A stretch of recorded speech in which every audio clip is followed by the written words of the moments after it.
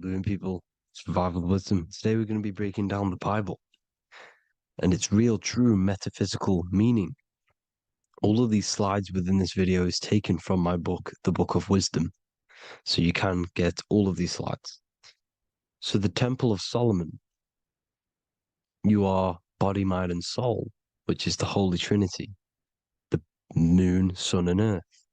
The sun is your soul because the sun is its infinite source of energy. It is its own source of energy. And that is what your soul is. It's its own source of energy. The moon is mind. This is why you call people a lunatic. You're a lunatic. Luna means the moon. And inside of your mind, you have a specific mood. Mood is moon. And mind in German is Mond. And the word Mond means moon. And earth is your physical body because your body contains of the four elements, the four physical elements. Well, the Temple of Solomon is the temple of the soul and the mon, the soul and the mon, the soul and the mind. And it's the temple of the Holy Spirit in the Bible. Everything leads back to one singular point in the center of the brain. The brain is not the mind. It's mind over matter. Okay? The brain is the physical manifestation of the mind. The brain is the electrical computer which decodes the light waves given to it by the mind. This is why everything in the body leads back to one singular point. And we'll go over this in a minute. But this is controlling the physical body. This is the within.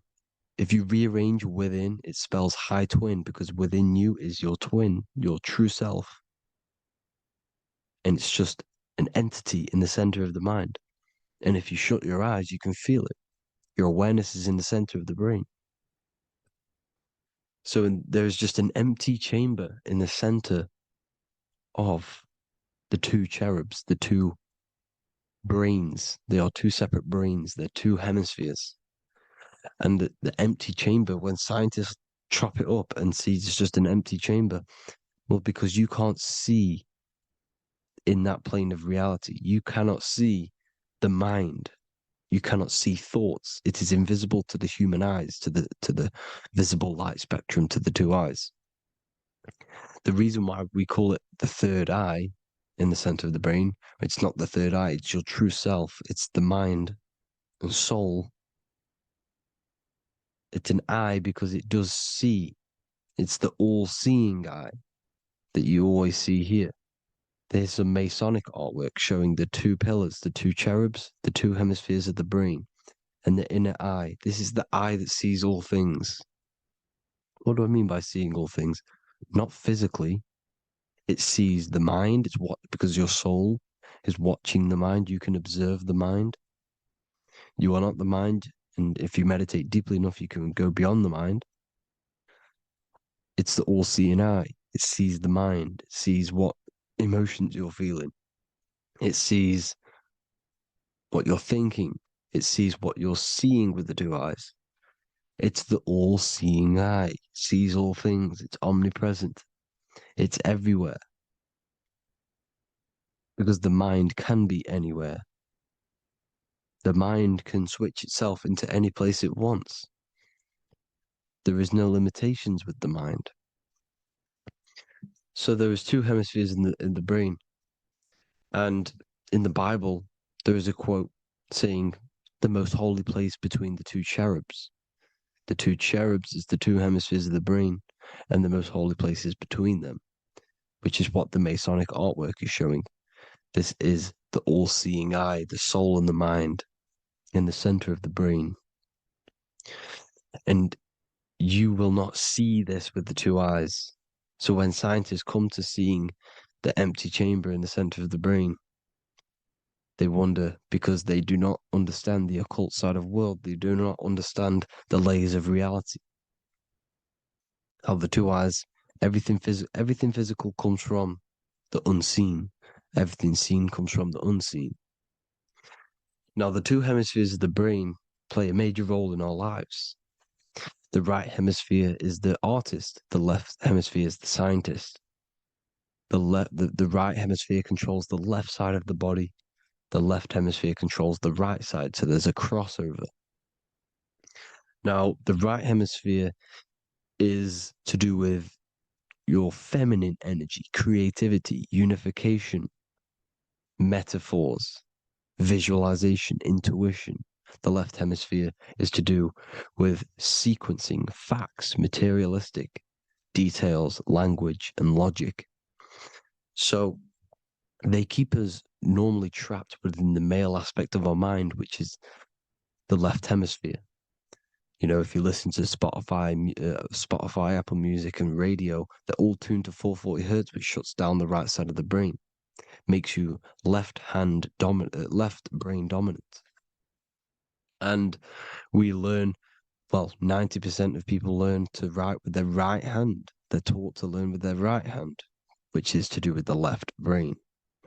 You see, so we are being trapped within this left side of the brain, which is all to do with logic, thinking logical, not creative.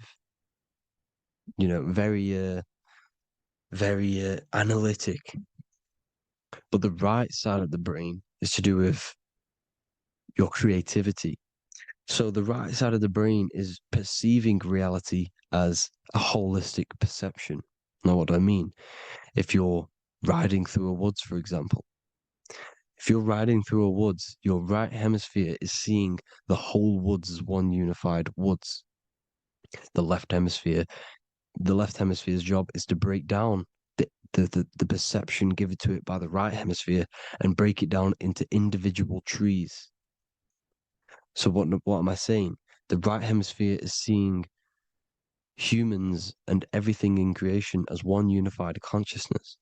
The left hemisphere is seeing individual egos. This is why the left hemisphere is the place of the ego, the right hemisphere is to do with the higher self. They're both needed, though. I'm not saying one's better than the other. It's balance. Now, they don't want you to see the unified picture, perception of creation. They want you to think everything is individual, everything doesn't come from the one, because all things come from the one. And we experience the two in this reality, dualism. In order to understand the one, we have to experience the two to advance. So, anyways, let's get away from the two hemispheres. The right hemisphere, like I said, is to do with the higher self. And this is why in John 21:6, it says, cast the net onto the right-hand side of the boat and you will find fish. Meaning, cast your energy, cast your perception into the right hemisphere of the brain, and you will find God, unification, and higher self. You will see things from a unified perspective. How we are all one, because we are all the same consciousness. The same spark that is in me is in you. This is why I am you and you are me. We are all the all-seeing eyes of God, just split up into individual bodies. We are all made up of the same essence, consciousness.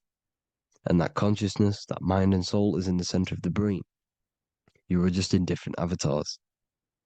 And until we see this, we'll forever be divided and conquered. Until we figure this out as a collective consciousness, we will forever be divided and conquered and ruled over. This is why the Bible says, ye are gods. You are the sons of the Most High, because we are. We are the Word made flesh. We are God made flesh.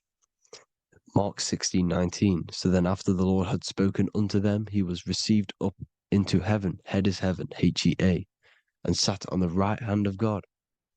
God is the consciousness in the center of the brain. Heaven is the head, and the right hand of God is the right hemisphere of the brain, meaning he sees things in unification, creativity, intuition, the higher mind, the higher brain. When Moses crosses the Red Sea is the corpus callosum, moving from the left to the right hemisphere of the brain to see unified perception of reality. Head, H-E-A, heaven, same root word. This is why the ancients always depict God in the center of the brain. Here you see ancient Christian artwork showing God in the center of the brain, the light. Here you see it here. Here you see Ganesh, an Indian god, which is the brain. Here you see the Father, the Son, and the Holy Spirit in the dome, the brain. This is the brain, because you are God made flesh. That's what consciousness is. The upper room where Jesus meets the 12 disciples. It's the upper brain on the upper room. The upper room is the chamber, the empty chamber in the center of the brain. That's the room. And the 12 disciples are the 12 cranial nerves in the brain, which pretty much rule the body, all the cranial nerves. The tree of life, the cardiovascular system. This is why in Genesis it says the tree of life was in the midst of the garden. Midst meaning middle, because the middle of the body is the cardiovascular system, which is controlling all of the systems in the body. The tree of knowledge of good and evil is the nervous system. It's the spine and brain. This is what's detecting good and evil. The brain is the electrical computer with the left and the right hemisphere, decoding the dualistic world, decoding the light waves given to it by the external world. It is an electromagnetic computer. It is artificial intelligence. It is very intelligent, the brain and the nervous system, the human body as a whole. But the tree of knowledge of good and evil is the nervous system, because it is the tree that detects good and evil, makes you learn good and evil in this dualistic reality.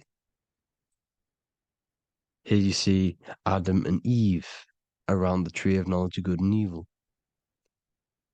Adam and Eve, male and female energies, but the serpent in the tree and the tree of knowledge of good and evil. Well, this is the spine, the brain, and the serpent is the kundalini of the spine. The serpent is the S. That's why S, serpent, S, the letter S is the serpent. Sex and serpents make an S noise. You know, the Bible cursed the serpent. So we don't figure out the true religion. The true religion is raising the Kundalini and becoming God-man and reaching our higher states, our true God self. Because once the Kundalini is saved and hits the pineal gland, it activates 100% of the brain when we're only using around 20 to 10% as of right now without the Kundalini awakening. So when you use it, you're activating 100% of the brain. You're activating all the dormant brain cells. You're regenerating the body. And this is the serpent in the tree of knowledge of good and evil. This is the spine, brain. This is Adam, Eve, the male and female energies. The light of the body is the eye. Therefore, if thine eye be single, thy whole body should be full of light. Matthew 6:22. This is the single eye in the center of the brain. It is not the pineal gland. It is what's inside the pineal gland. You have to go beyond the physical world, and there are no words to describe things that are not physical, metaphysics. And the whole body should be full of light. Well, this light is the same pyramid that you see. You are the pyramid with the all-seeing eye on top. This is why the ancients built the pyramids with the stairs in the middle symbolizing the spine, because once you open all the chakras and balance them and raise the kundalini, you activate all of the brain, which gives enlightenment. The word enlight in ment. Ment means mind, light in the mind. Enlighten the mind. And this is enlightenment. We are the temple. And Jacob called the name of the place Peniel, for I have seen God face to face. Within spells high twin. Within you is the God self, which you need to manifest into the external world. And he's seen God in Peniel, the consciousness. He's seen his true self, consciousness in the pineal gland. Genesis 28:10, Jacob's ladder. Jacob, he took a rock there and laid his head on it to sleep. Jacob had a dream. He dreamed there was a ladder that was on the ground and reached up into heaven. Head is heaven. The rock he fell asleep on is the sacrum bone, because he's symbolizing the oil that comes down the spine, hits the sacrum bone and rests there, falls asleep, and it looks up and it sees the ladder to heaven. Because when you raise this oil, you become God man. You become God in heaven. You can leave the body at will. Do you not know that your body is the temple, that your body is the temple of the Holy Spirit? Corinthians 16:19-20. Or do you not know that your body is the temple of the Holy Spirit within you?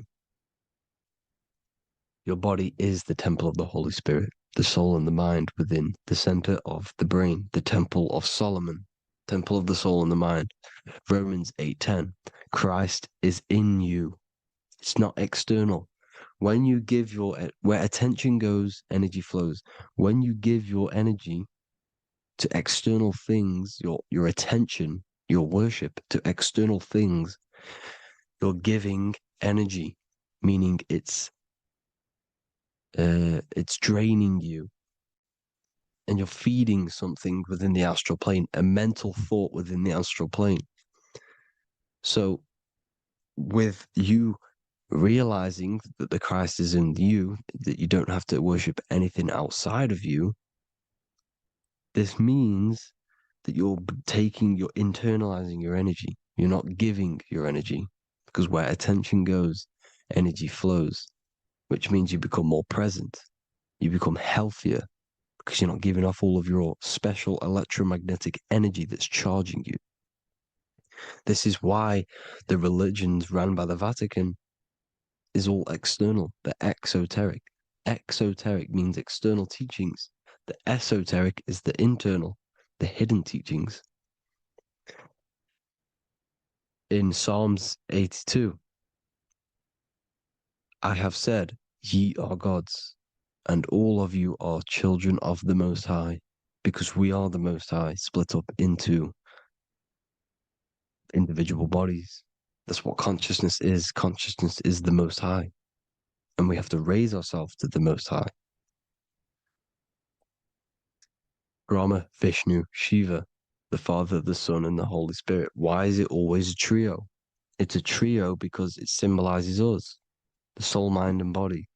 The mind is the bridge for the soul to be in the body. What is the soul? It's the life force. It's the watcher. It's the all-seeing eye. The soul sees into different realities, and it gives life to the body of every reality it goes in. This is why you always see light around the all-seeing eye, because it is the energy, the life force, the light, life, L-I. Life is light, and it's the eye because it sees into the different realities. It sees into the dream world. When you're going to sleep at night and you dream, it's not a dream. It's another reality. You're a multi-dimensional creature.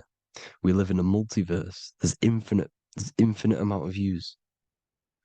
And there is a version of you which is the highest self in a reality somewhere.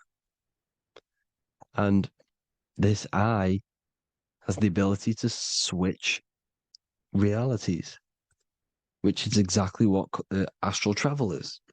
Astral travel is the ability to switch reality beyond the 3D construct of this world. The Father, the Son, and the Holy Spirit, Brahma, Vishnu, Shiva. Brahma, the soul, inhabits different bodies. This is why they have different heads. Vishnu, the mind, symbolizing gnosis, meaning knowledge. This is the serpent. The serpent symbolized knowledge. Shiva, the body. Father, the Son, and the Holy Spirit. The bird, the soul, because the bird symbolizes the soul. This is why you have here the Egyptians showing you the soul leaving the body. Here you see here with the twin head, the same head.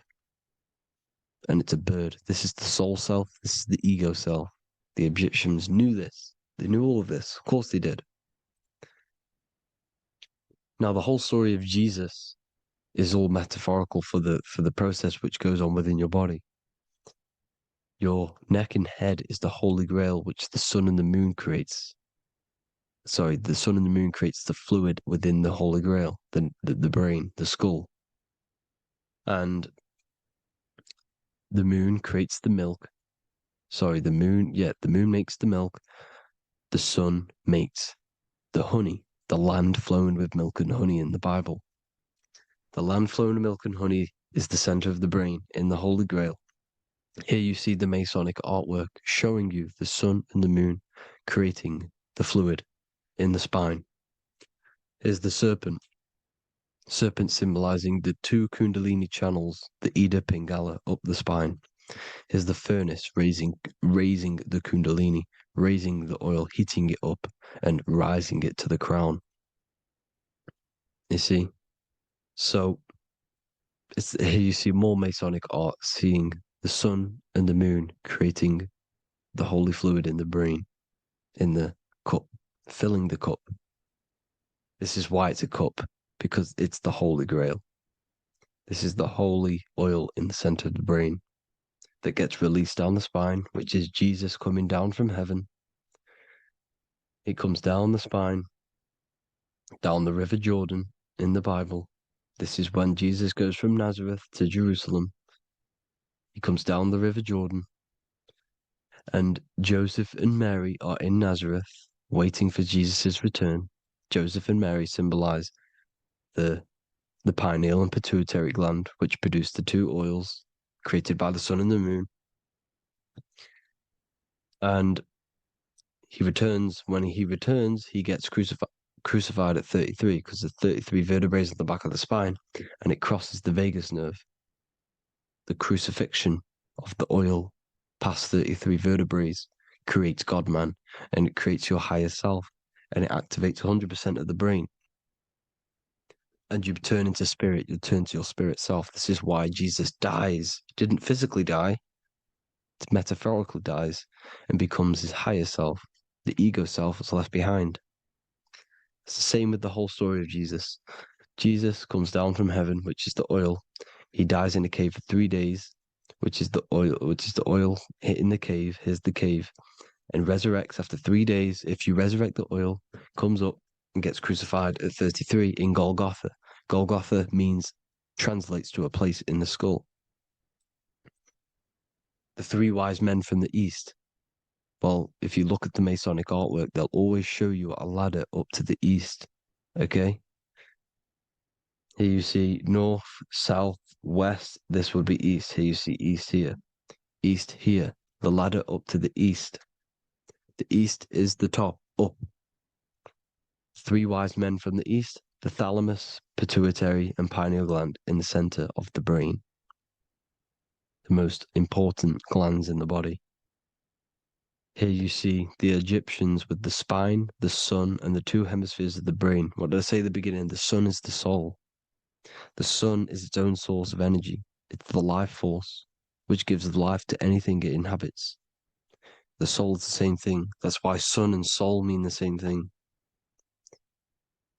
So, what I'm saying is consciousness is God.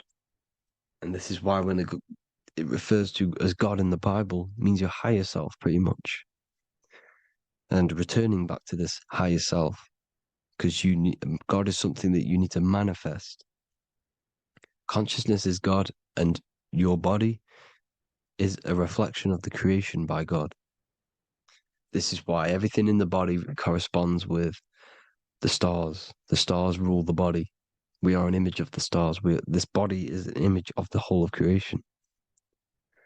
Aries rules the head. This is the cerebrum, the ram in the brain. Here's the ram, Aries. And we have something called the cerebrum, Aries, the ram. This is the Lamb of God moving to the higher mind.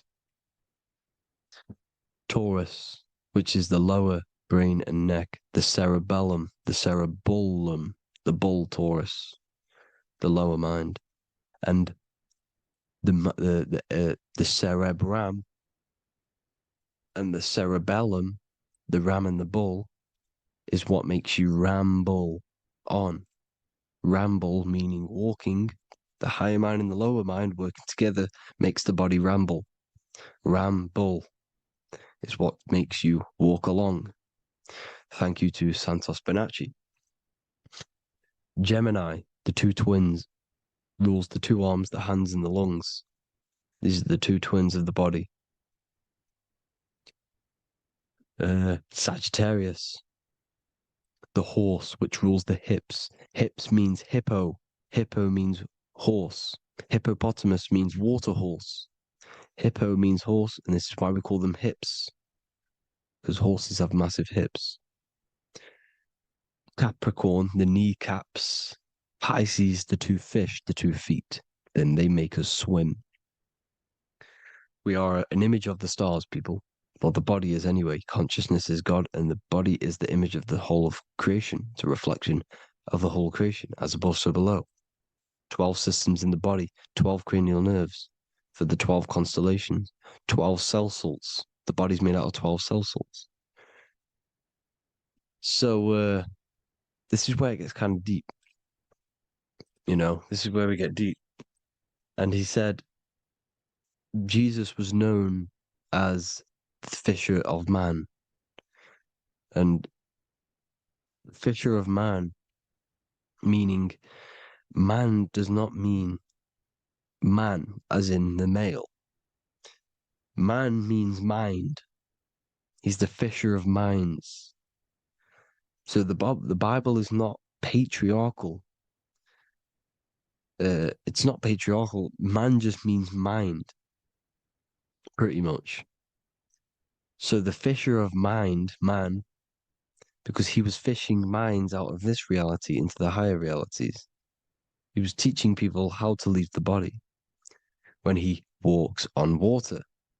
Walking on water is the physical, etheric, astral, and mental. These are the different planes of reality. The ether is the either, because the ether is the substance that's on either side, astral and physical. It's the fifth element, is ether. And the fifth element is the water, the same water at the beginning of the Bible when it says, let the firmament divide from the waters above from below. The water symbolizes the ether. It's the base of all physical matter. And the ether is known as the water. So when you're walking on water, you're walking on the ether, meaning you're leaving the physical body. So when Jesus walks on water and he's teaching Paul to walk on water, Paul becomes scared and falls back into the water. Well, when you astral travel and you become scared when you're projecting, you'll fall back into your body. So he's pretty much saying walking on water is leaving the body, and walking on the ether, because the ether is the veil between the astral, and that's what devil means. Devil has the word veil in it, because the devil is trapping you between one veil, which is this world. They're trapping you in this world, this thin layer of reality. Your dreams are different veils. The ether, the astral, the mental are different veils. Devil is the veil. The veil. You need to escape being stuck in one reality and live in between realities. And this is when you truly become a multi-dimensional being, because your soul is just the eye. That's what you are. You're just an eye, and you see into different worlds. And it also, when Jesus means the fisher of man, the fisher of minds, he is. I truly believe, because of my research, that there is other worlds. It's not just this one. There's higher worlds. There's an infinite amount of you, and you've been in them dreams you call dreams. Them dreams are other realities that you are in. That's why when you're there, you don't feel like you're in a dream. You feel like it's 100% real, because it is real.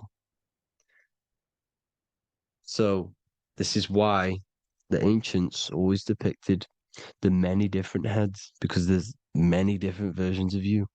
And this I, the soul, the watcher, is switching itself into different bodies at all times. Well, when you sleep, when you astral project. And this is what the ancients were doing. They understood the multiverse, and they could switch bodies at will. And this is what the 7 seals are in the Bible, also known as the 7 chakras. These are literally portals within us to these different worlds. We're in the heart at the moment. Earth, rearranged, spells heart, meaning middle. This is where good and evil exist. It's the middle point, the midpoint of realities. So, I hope you all enjoyed the video. All of this knowledge that I've give you in this video is inside of my book, the Book of Wisdom. The Book of Wisdom gets updated every single month with new pages. It's a one-time payment for a lifetime worth of research and knowledge by me. So if you do want to get it, the link will be in the description. But I hope you will gain some amazing insight. Please like, comment, and share to help the algorithm, and drop a subscription. And for more lectures, every 2 days, I drop lectures and knowledge within the Patreon. If you want to support the channel, join the Patreon. Everything's in the description, because we are not monetized on YouTube. Thank you all. Have an amazing day.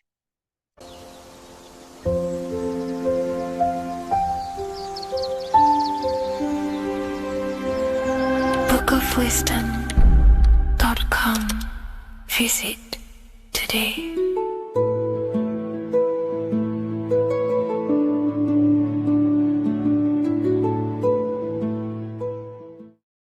What if I told you that the pentagram can unlock the secrets of creation and make you manifest any reality you want? Hence why the pentagram is used heavily in magic and witchcraft. We have to understand that the pentagram has been heavily demonized. Religions, churches claim that this symbol is associated with Satanism and witchcraft. I personally believe this was intentionally done so that people do not gain their personal power over reality and their life. The pentagram reveals so much about you, and it is one of the most important symbols to understand inside the occult studies. It is one of the most common symbols that you will see across all occult esoteric orders and different occult traditions, such as Freemasonry, Kabbalah, Rosicrucianism, alchemy. You will see this symbol everywhere. And in fact, you even see this symbol, the pentagram, on old church buildings, statues of Jesus next to church buildings. You will see this symbol used by Christianity itself, which is very contradicting about the church. But I'm not here to tell you to think anything. You can simply take this information with a pinch of salt and see if it benefits you. The pentagram used by the early Christians was said to symbolize the 5 wounds of Jesus on the cross. But this goes much deeper in an esoteric explanation. The pentagram ultimately represents the 5 elements of creation. All creation falls within these 5 elements. We have spirit on the very top, then you have air, water, earth, fire. This is the correct placement and order of the elements. Air is always on the left, water is always on the top right, earth very bottom left, fire bottom right, and spirit placed on the tip point of the pentagram. It's a 5-pointed star drawn with one continuous line. But this actually reveals much deeper things, and we're going to be going into how to use this symbol for magic and creating your reality towards the end of this video. But now we're going to give you a basic understanding of the pentagram. It's showing you the 4 physical elements symbolized as triangles and spirit symbolized as a circle. The 4 physical elements are made out of the base element, spirit, or what the ancients call ether. Ether is the underlying base of all physical matter. This is the substance that animates physical matter with life force. All physical matter has its origin in the etheric substance, or spirit, what we want to call it. It is simply the life force that animates the physical thing. However, if we go deeper onto this symbol, it also represents something personal to the individual who wears this symbol. If you wear this symbol, you're basically saying you're putting your divine nature over your material nature. Your divine self is in control of your material self. You put your spiritual needs before your physical desires and needs. Hence why the spirit is on top, looking down over the four physical elements. The circle is continuous, one line, eternal, no beginning, no end. The triangle has beginning and end and points. You can see the beginning and the end when you draw it. On a deeper level, this is pretty much showing the process that symbolizes the structure of the macrocosm, the universe itself, showing how the invisible spiritual planes condense and crystallize into the visible physical world, spirit turning into physical reality. But if you wear this symbol, you're basically saying, I put my divine nature over my material nature, showing that your spiritual nature rules over your earthly existence. You put your spiritual needs first. If you see this inverted, it is now the opposite, placing spirit on the bottom, basically saying, I desire the physical things over the spiritual. But what exactly is your spiritual nature? Well, your spiritual nature is simply your internal self.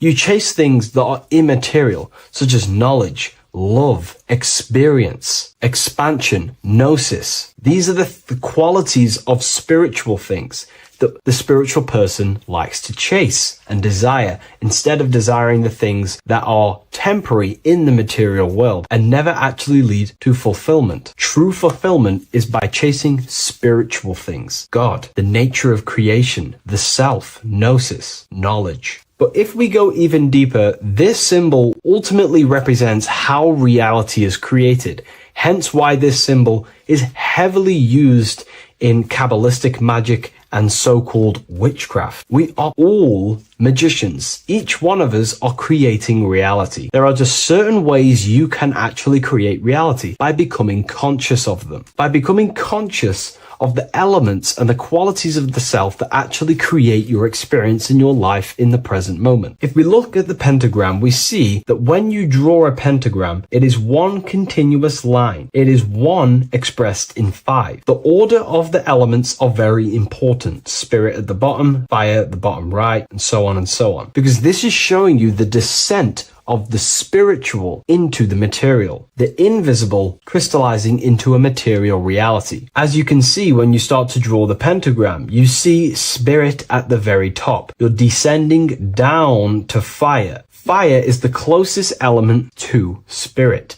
Hence why in magic and witchcraft, people like to use candles. So you're descending first into fire, then into air, then into water, then into earth, then back into spirit. Because of course, the cycle of creation unfolds itself. When you die, you return back to spirit, and then you reincarnate yourself back into physical reality if you wish and desire to. Everything is under this process of matter spiritual. In the daytime you wake up, you're in your material body. When you go to sleep, you enter your astral spiritual body. Everything's in this continual process, renewing itself in spiritual, then material. But the reason why this is associated with magic so heavily is because each one of these elements corresponds to a different body of consciousness, a different vehicle of consciousness. Consciousness has many different vehicles it uses to create the tangible self, the physical reality. For example, consciousness has a spiritual nature. The spirit element in this case symbolizes the emanation, the descent of the one power, the one force that we are all using. Each one of us is using this one power, the power of the source consciousness,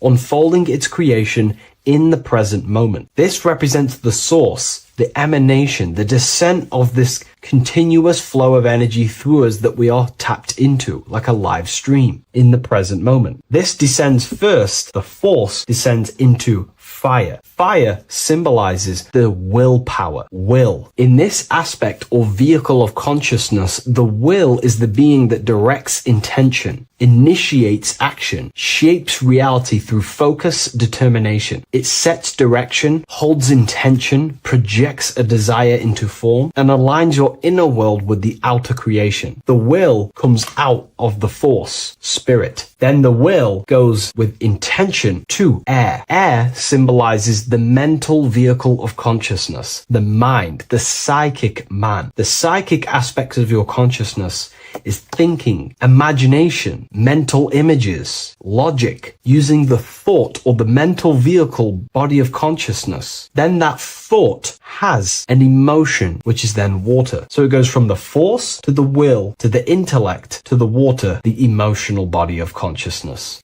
The emotional vehicle of consciousness amplifies the thought into an emotional desire that you want to take action on. No one takes random actions, and if we do, we say we're very bored and we don't care. The water is the energy, the emotion you have to fulfill something. And that emotion then descends into earth, which is the physical body to take the physical action in the present moment, to fulfill that desire, to fulfill that will, that thought, that desire. And that is how reality is created all the time. Now, there is much more that you can go into with the pentagram, because true magic is about changing consciousness at will, not casting random spells. It's the ability to change the direction of consciousness using the power of the will to direct these forces to create change in the internal world so it can project outwardly in the external world. Because consciousness creates the external reality. What happens within us, we see change outside of us. So true magic is about manipulating the forces and the vehicles of consciousness that exist within our own mind to produce a change in the material world. There are other ways you can use magic, by purifying each body of consciousness or banishing each body of consciousness. Other forms of magic, you can dissect each body of consciousness and work with that specific body. If you think you're using your mind too much, you can start using banishing rituals to banish the power of the mind, to stop overthinking, for example. Or if you have lack of emotional connection with your emotional vehicle of consciousness, we can dissect this body, tap into this body, and invoke this body and strengthen it. We're dissecting each body and vehicle of consciousness so we can work with it to create a specific change inside ourselves, then to be mirrored outside of us. So pretty much this pentagram represents the descent of the spiritual turning into a material reality. Hence why sometimes we see a human figure standing in the point of a pentagram, because it ultimately represents the microcosm. You are the microcosm.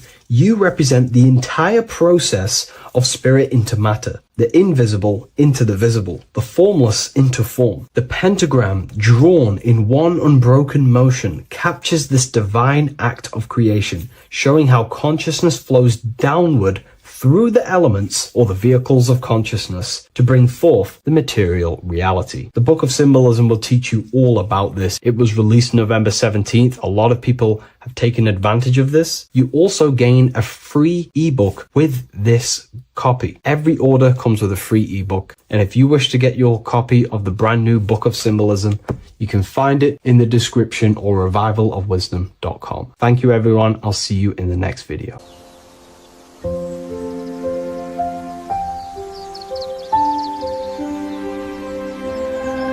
bookofwisdom.com.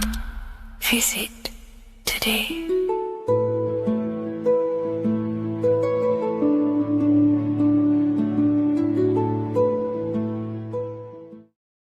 Welcome back everyone to another video.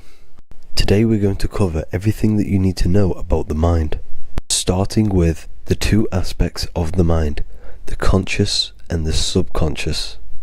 The male aspect of your mind is the conscious. This is the 10% of your mind. The conscious part of your mind is only aware of everything around you, your vision, your sight, your smell, your taste, your hearing, and your current state of emotion and thought. Every thought that you consciously think about has an emotion directly attached to it.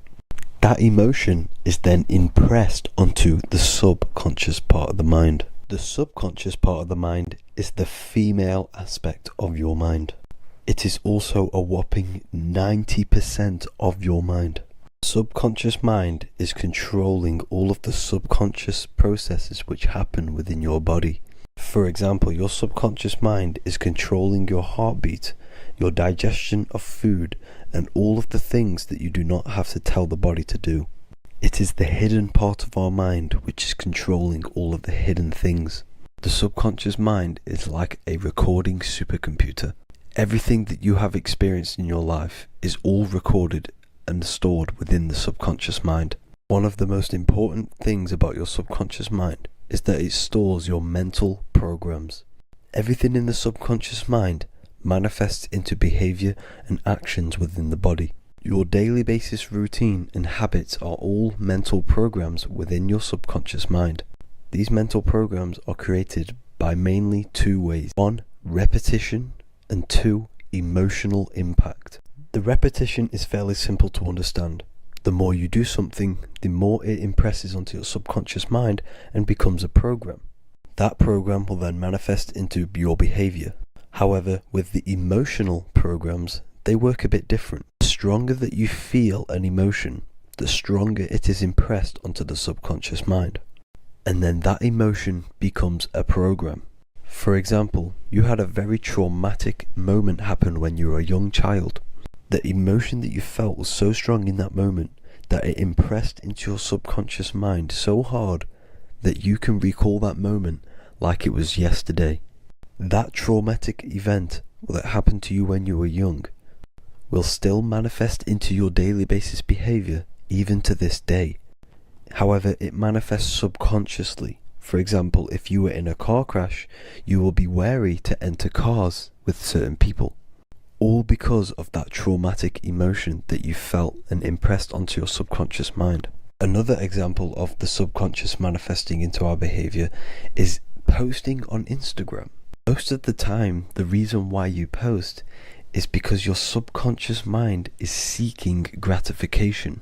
So before you actually do something, question yourself and find out the root cause of why you are doing this. Another thing that you need to understand about the subconscious mind is that it takes everything you say in here literally. So for example, if you go and say, "You are an idiot" to someone, your subconscious mind will only pick up the word idiot. It only knows yourself. It doesn't know anyone else. You are casting a spell on yourself just by saying that to someone else. This is why the golden rule is to treat others like you'd like to be treated. Now, you can rewrite these programs which are already in your subconscious mind. However, it does take consistency. You have to change these programs which have been running for years. And by changing these programs, you change your behavior, because these programs manifest into your behavior. The best way to do this, personally, is to listen to affirmations first thing when you wake up in the morning, and do this for 10 minutes every single morning. Then at night time, you want to think and feel that you are becoming the reality that you desire. The more that you feel this reality, the more it will become a program and impress your subconscious mind. For example, you're trying to gain financial freedom. If you trick your subconscious mind into creating a program saying that you are financially free, this will manifest into your behavior. You will start doing more work. You will start looking for ways to make money. Your mind will be set on the frequency of money and financial freedom.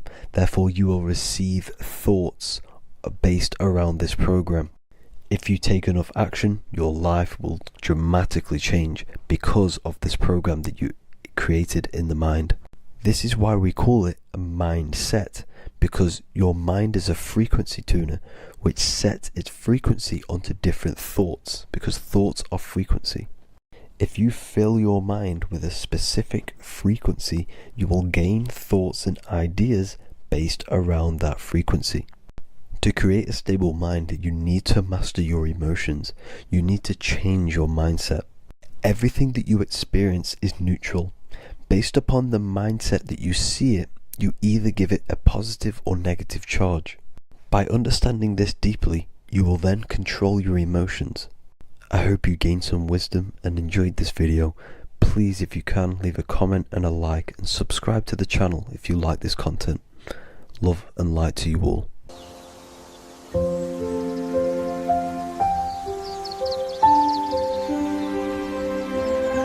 bookofwisdom.com.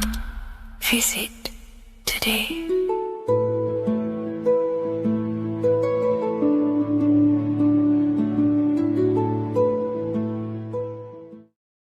Welcome to Revival of Wisdom. Welcome people, we're back with another video, and this video is about Freemasonry and their connection to the Illuminati. Please, as always, to make sure to hit that like and the subscribe button and turn on the notifications to never miss a video.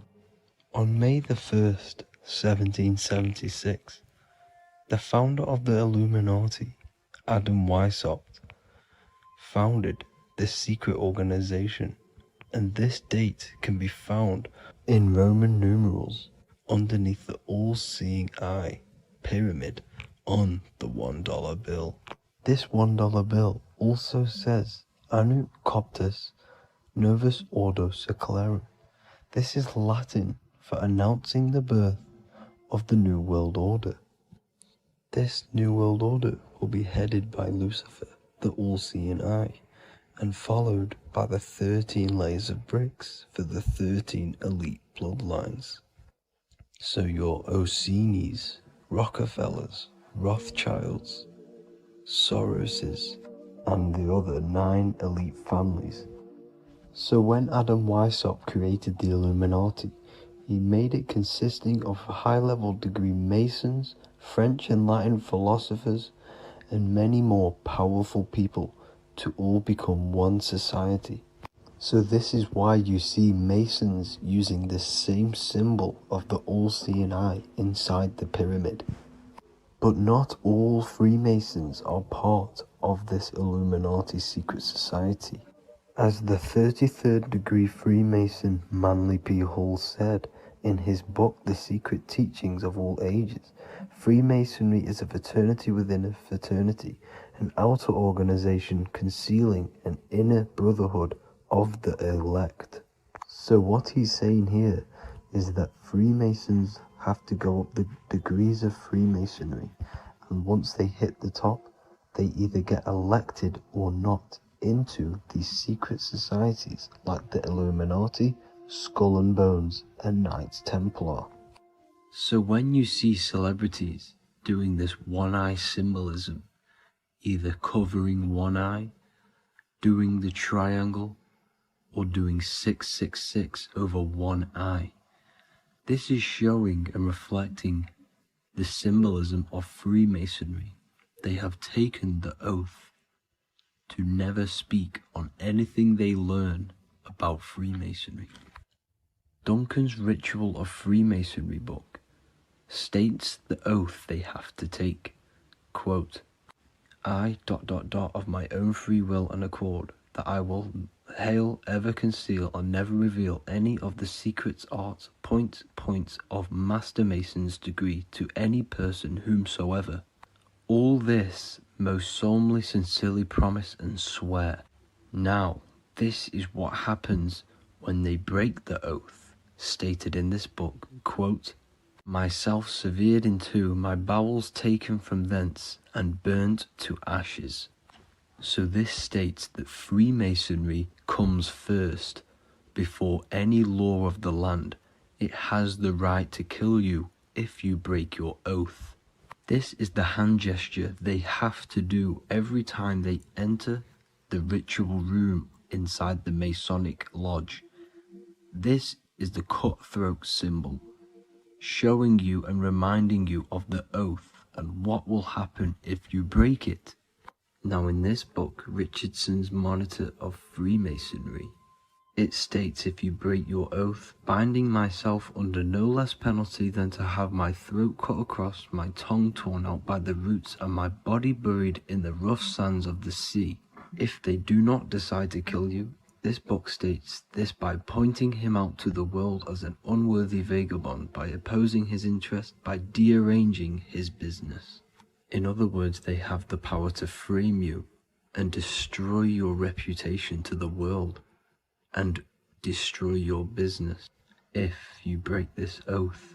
So yes, they do kill to keep this truth hidden, because this truth of this reality is what keeps them in power.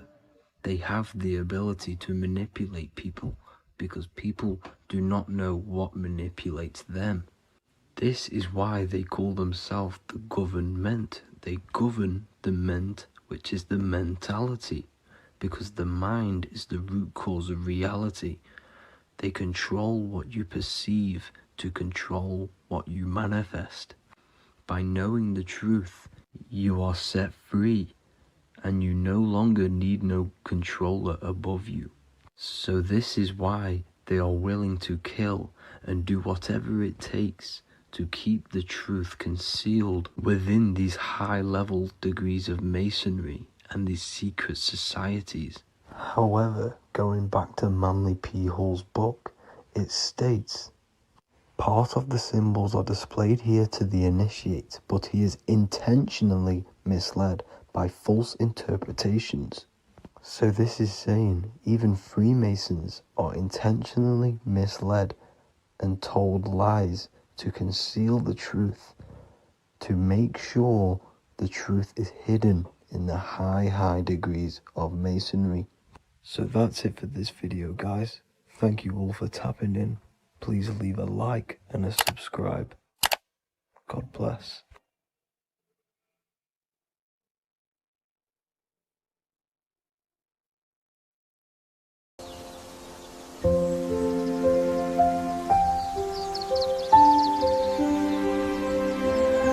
bookofwisdom.com.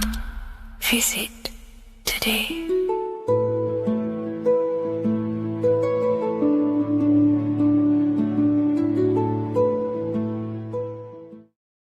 Religions were made to hide the truth about yourself, God, and the universe. You see, religion teaches there is a God separate from you. He created the universe separate from himself. They did this to truly disconnect you from consciousness, from God, and from yourself. Now let me explain. It's going to be very difficult to understand this from a left hemisphere dominated perception. The left hemisphere sees everything individual. The right hemisphere sees the whole. For example, if you're walking through a woods, the left hemisphere sees individual trees, leaves, twigs, and branches. The right hemisphere sees the interconnectedness of the whole woods. We've been trained our whole life to be trapped in the left hemisphere, to think logically, scientifically, with evidence. This way of thinking traps you in illusion, division, and separateness from everything. Plus, in science, they teach you the universe exists outside of you. You exist in a universe, and the universe exists whether you exist or not. This is completely false. You are the universe experiencing itself. There is only one person in the universe. There is only one awareness in the universe, and that is God. That is your consciousness. Not your name, your job, your reputation, your thoughts, your beliefs. That is not God. God is the infinite awareness that you are, the alertness, the essence of life. You are an individual. You have a dual nature, an inner world, consciousness, and an outer world, this physical body. The inner world is the immortal, consciousness, awareness. This physical reality is for the immortal within us to experience and enjoy. And the immortal consciousness, the immortal self, the individualized expression of the only thing that is truly real, which is God, consciousness, is seeking a way to understand itself through infinite vantage points. The same consciousness inside of you, inside of the dog, the squirrel, the plants, the stars, the same awareness is in absolutely everything. Only the right hemisphere can see this connection. The universe is one mind separated into the infinite bodies and life forms. This is why scientists tell you that the universe is forever expanding. It's truth in plain sight, because the universe is the mind. And the mind is always seeking more vantage points to understand itself.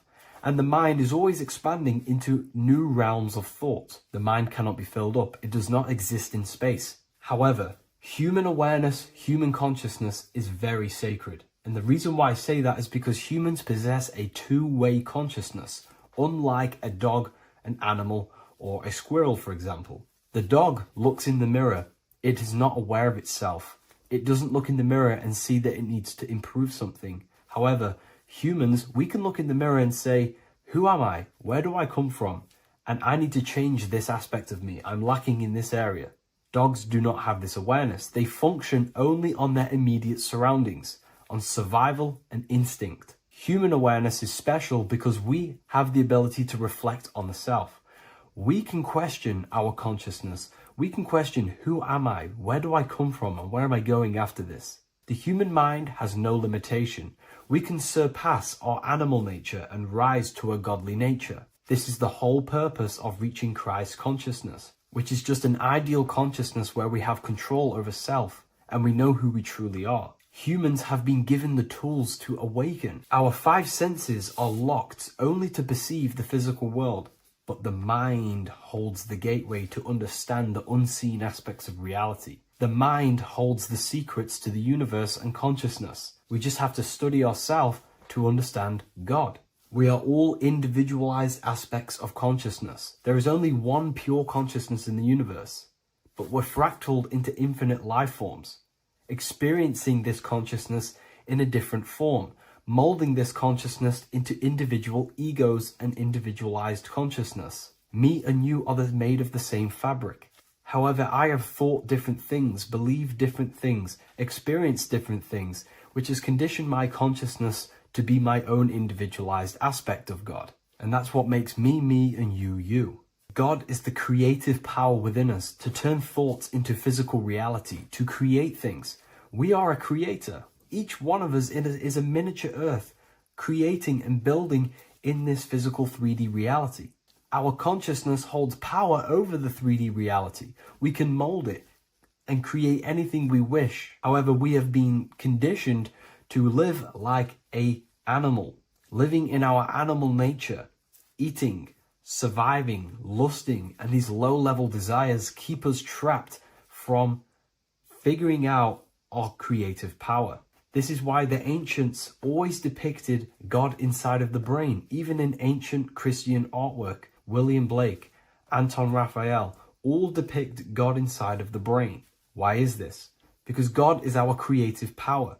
The spinal column acts as a type of ladder of consciousness. If you just think about sex and act on sex, eating, consuming, and living in a survival animalistic state, then your consciousness is functioning on the lower end of the spinal column, where your reproductive organs are and your gut organs are to consume food. In order to activate the God within us and to us to truly know God, we have to be aligned with the God consciousness. We have to unlock the God within us so we can truly actually experience God and understand it. However, God exists beyond our personal consciousness, beyond our human identity. In secret societies, satanic rituals and satanic societies, they are seeking a way to escape the human identity through ritual work, meditation, and trance-like states. A trance-like state is like the state that you enter just before you fall asleep, where there is no thought present in your mind, because you are not the mind, you are the observer, you experience the thoughts.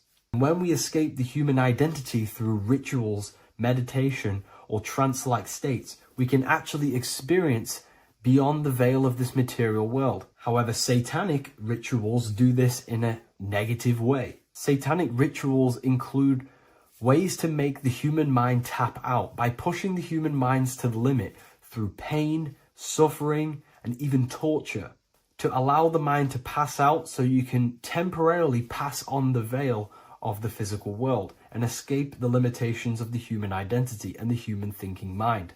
Now, you do not have to do it this way.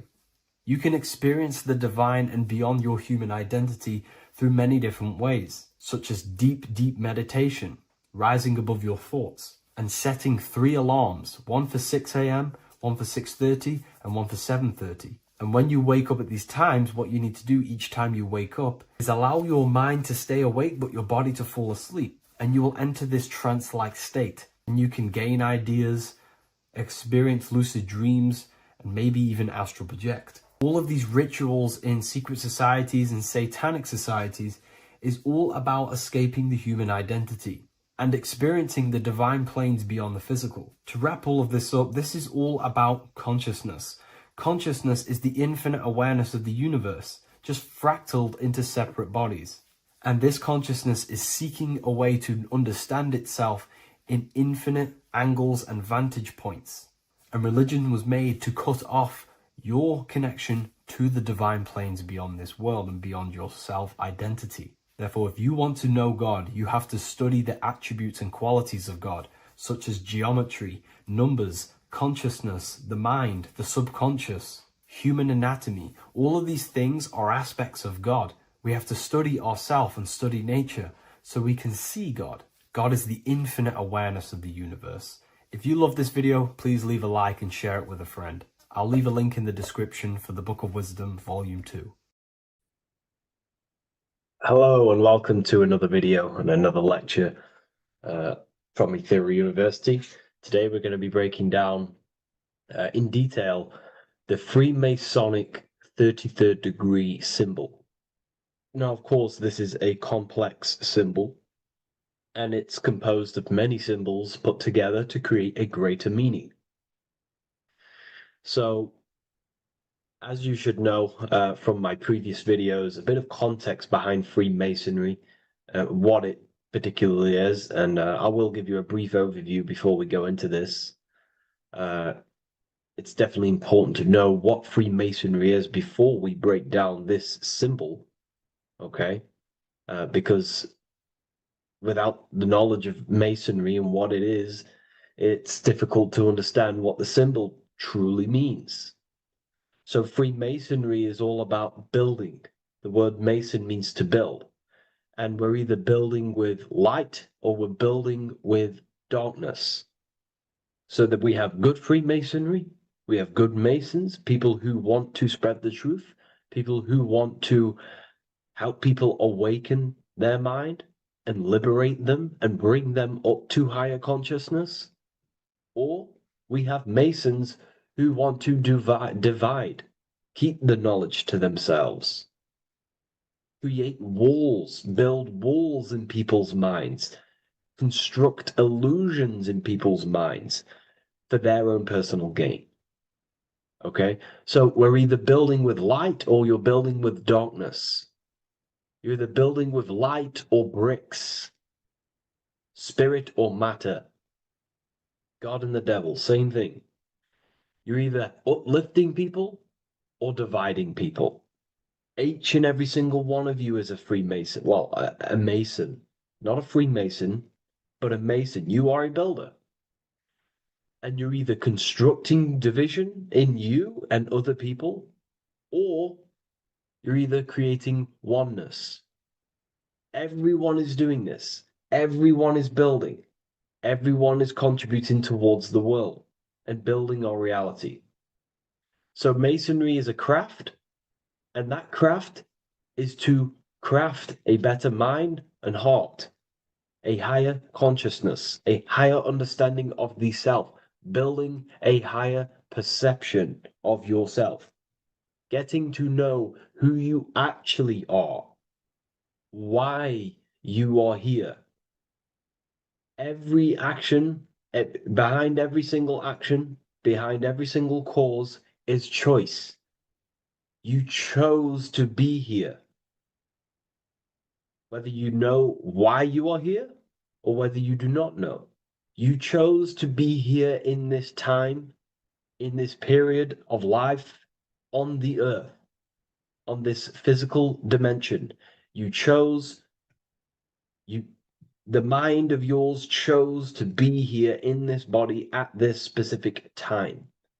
You are playing a role, you are building in this world at this specific time. So Masonry is all about getting to know the self, to know what you actually are through gnosis. Gnosis is direct knowledge obtained and extracted from direct experience. Knowledge extracted from direct experience. Knowingness. You know you have hands. You don't believe you have hands. You know you have hands. That's what knowing thyself truly means, to go within the self, to dwell in meditation for long periods of time. Not even meditation, to dwell, closing your eyes and thinking internally. Not thinking externally about anything outside you, but thinking and questioning internally, and you shall find answers. Seek and you shall find. If your heart is truly set on knowing, on getting to know true knowledge and knowing yourself, then you will find it. Okay, so because that's what the heart is. The heart is where we find our treasure. That's why it's inside of our chest.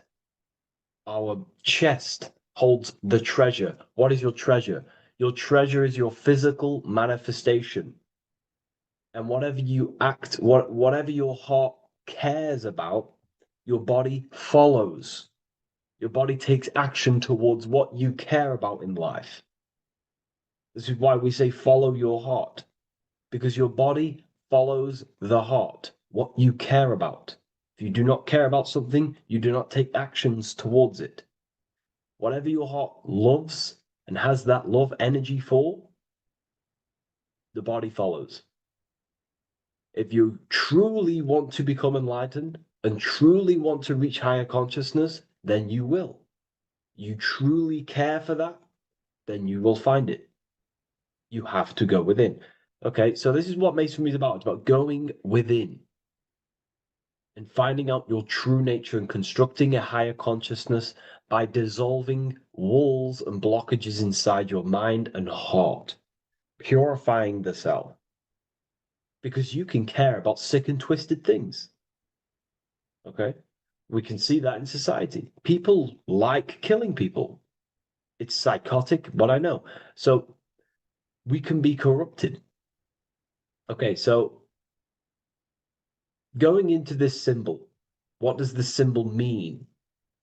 What is it trying to portray? Okay. Before we go into this symbol, particularly, we're looking at the Scottish Rite Freemasonry. So we have the the first degree all the way up to the third degree is Blue Lodge Masonry. Then from the fourth degree of Freemasonry to the 32nd degree is what we call Red Lodge Freemasonry, the Red Lodge degrees. So again, that is that symbolism of that red and blue, the left and right, masculine, feminine, water, fire. It's that symbolism again of the two polar opposites of reality, of masculine and feminine qualities, solar and lunar, the left and right hemispheres of the brain, the inner and out world, inner and outer world, the brain and the heart. These are all polarities, okay? Spirit and matter. We have to unify these. But we're looking at the 33rd degree. This is the end of the Scottish Rite of Freemasonry, and it's considered the illuminated degrees. Illuminated.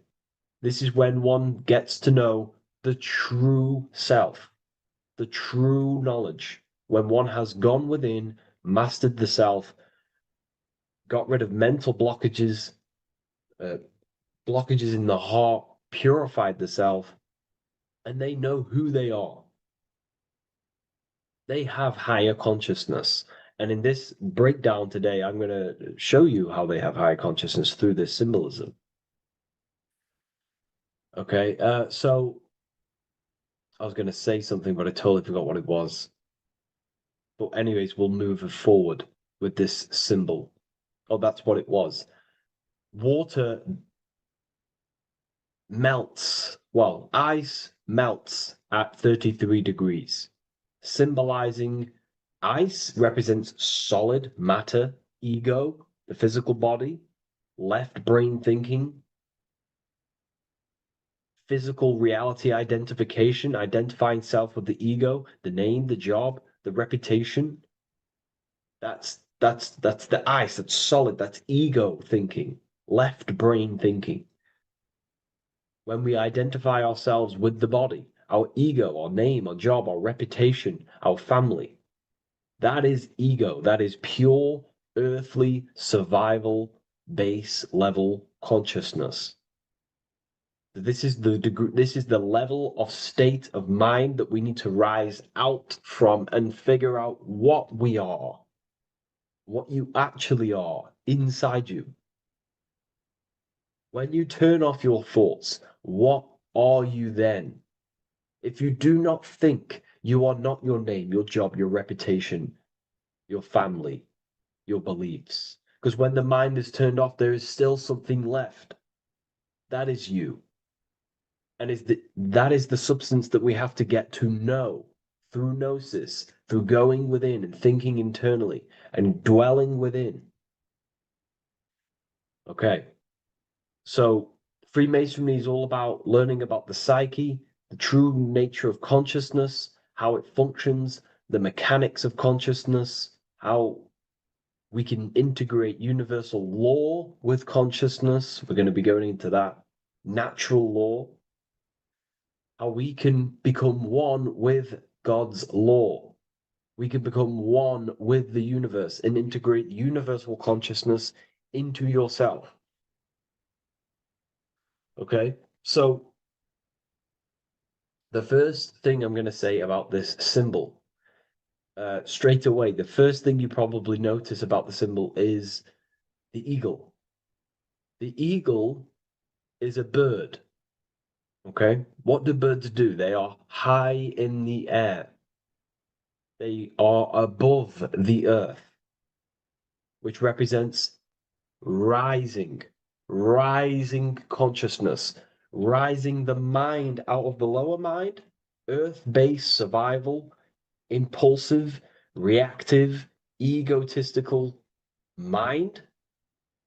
And we're pulling us up, we're rising from that. The earth represents that lower base survival consciousness, ego-driven thoughts. And we're rising up. The bird is free. It's free from the earth. Okay? It's free. It's elevated. It looks down upon the earth.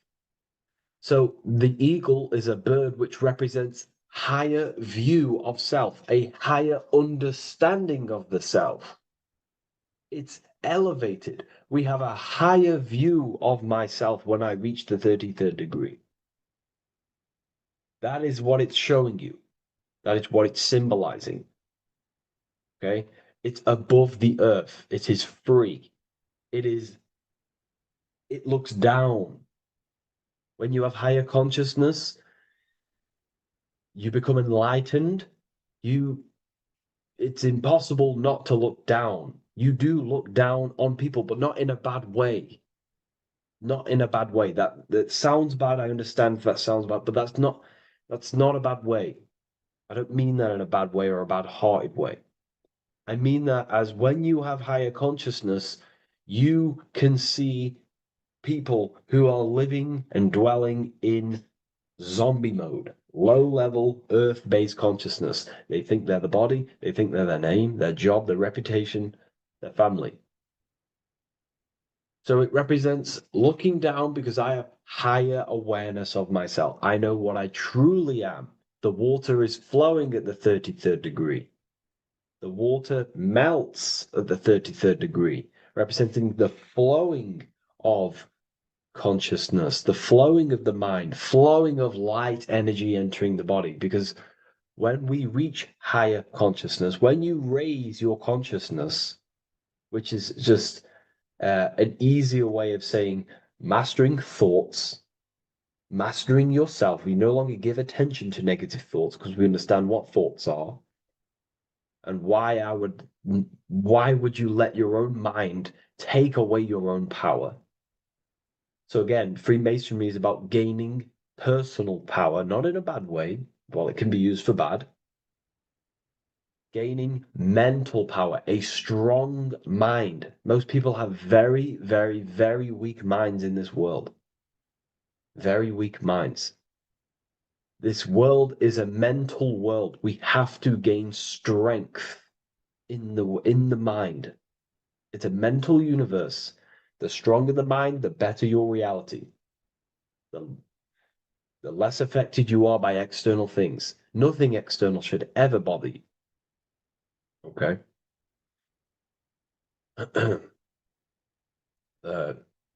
So it's about gaining mental strength, mental clarity. So again, the bird is elevated, it looks down, it has a higher awareness, it sees things from above, it sees the world for what it truly is. That's the eagle. Okay? It's the higher view. This is the illuminated degrees. So we're looking at now the sword. The bird, the eagle, the double-headed eagle is standing on the sword. Very symbolic. The sword is not above the eagle. The sword is below the eagle. The sword moves through the air. On a basic breakdown of the sword, it represents power. Power. Because if I have a sword, I hold the power over you. That's what it symbolizes. In war, you have a weapon bigger than someone else and more destructive than someone else, you hold the power. So it's a power symbol. To go even deeper on this, on its true meaning, the sword, I've already broke this down plenty of times. It moves through the air. It cuts the air. It's the mind. Air represents the mind. Water is emotion. Fire is the spirit. Earth is the body. So we're looking at the mind, the power of the mind. And the eagle is standing on top of this, representing, I am conquering my own mind. I am conquering my mind. My mind does not conquer me. My mind is truly mine. I hold the power over it. I stand on top of my mind. The mind does not rule me. Thoughts do not enter my mind that take away my power.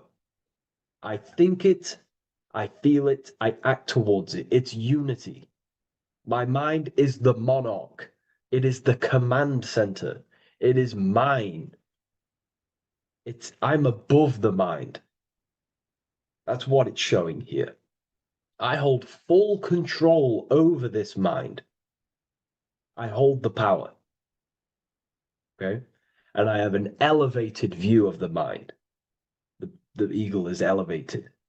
It looks at the earth from above. It's the higher perception of the mind. The mind has a higher view of the self. It is conscious. Most people are not conscious. Okay? Most people walk around, they act unknowingly, they don't even know they exist. They don't realize they have consciousness. They think they grew from a monkey. They're born on a spinning ball in the middle of space, and they think they're the body. That is the level of earth-based consciousness.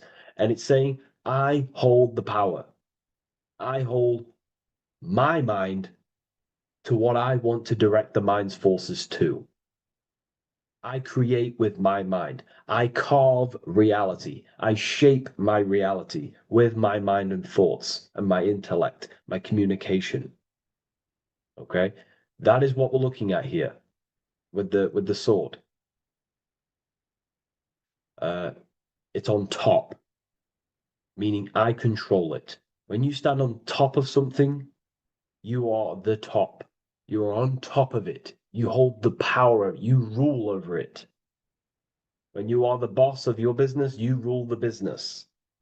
That's what we're looking at here. The sword needs sharpening. It always needs sharpening. You can't use a sword forever.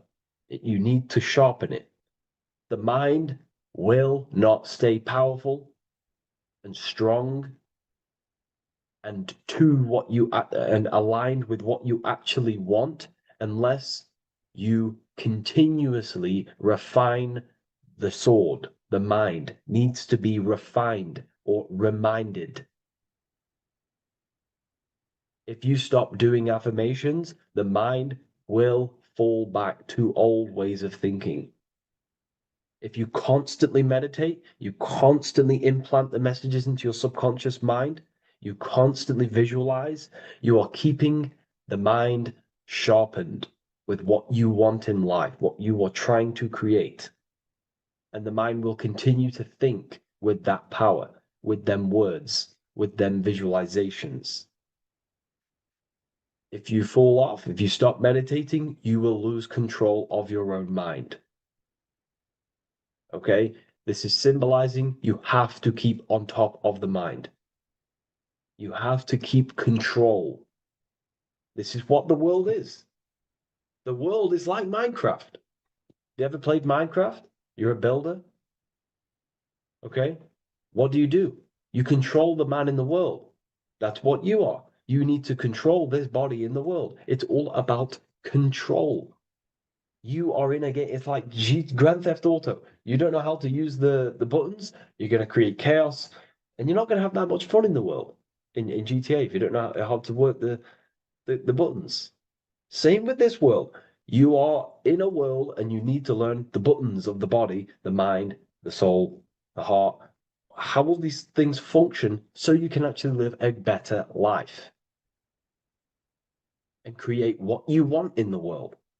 Aligned with natural law, of course, unless you want to walk down the path of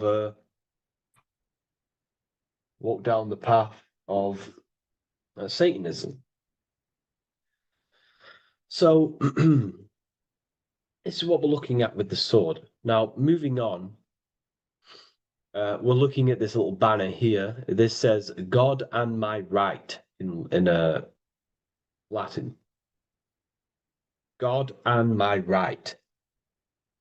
What is your right? Natural law is your right. What is natural law? You already know the natural laws. We all intuitively know the natural law. What is natural law? Do good. We all subconsciously, on a soul level, we know to do good. We know to do right. It is wrong to hurt people. It is wrong to control people. What is your natural law? What are the forces that you hold power over, that you have full control over? You have full control over what you think, what you feel, what you act. Thought, emotion, action. If you start to try and control things outside of them three forces, that is now you breaking natural law. If I try to control and manipulate someone else, that is now breaking natural law.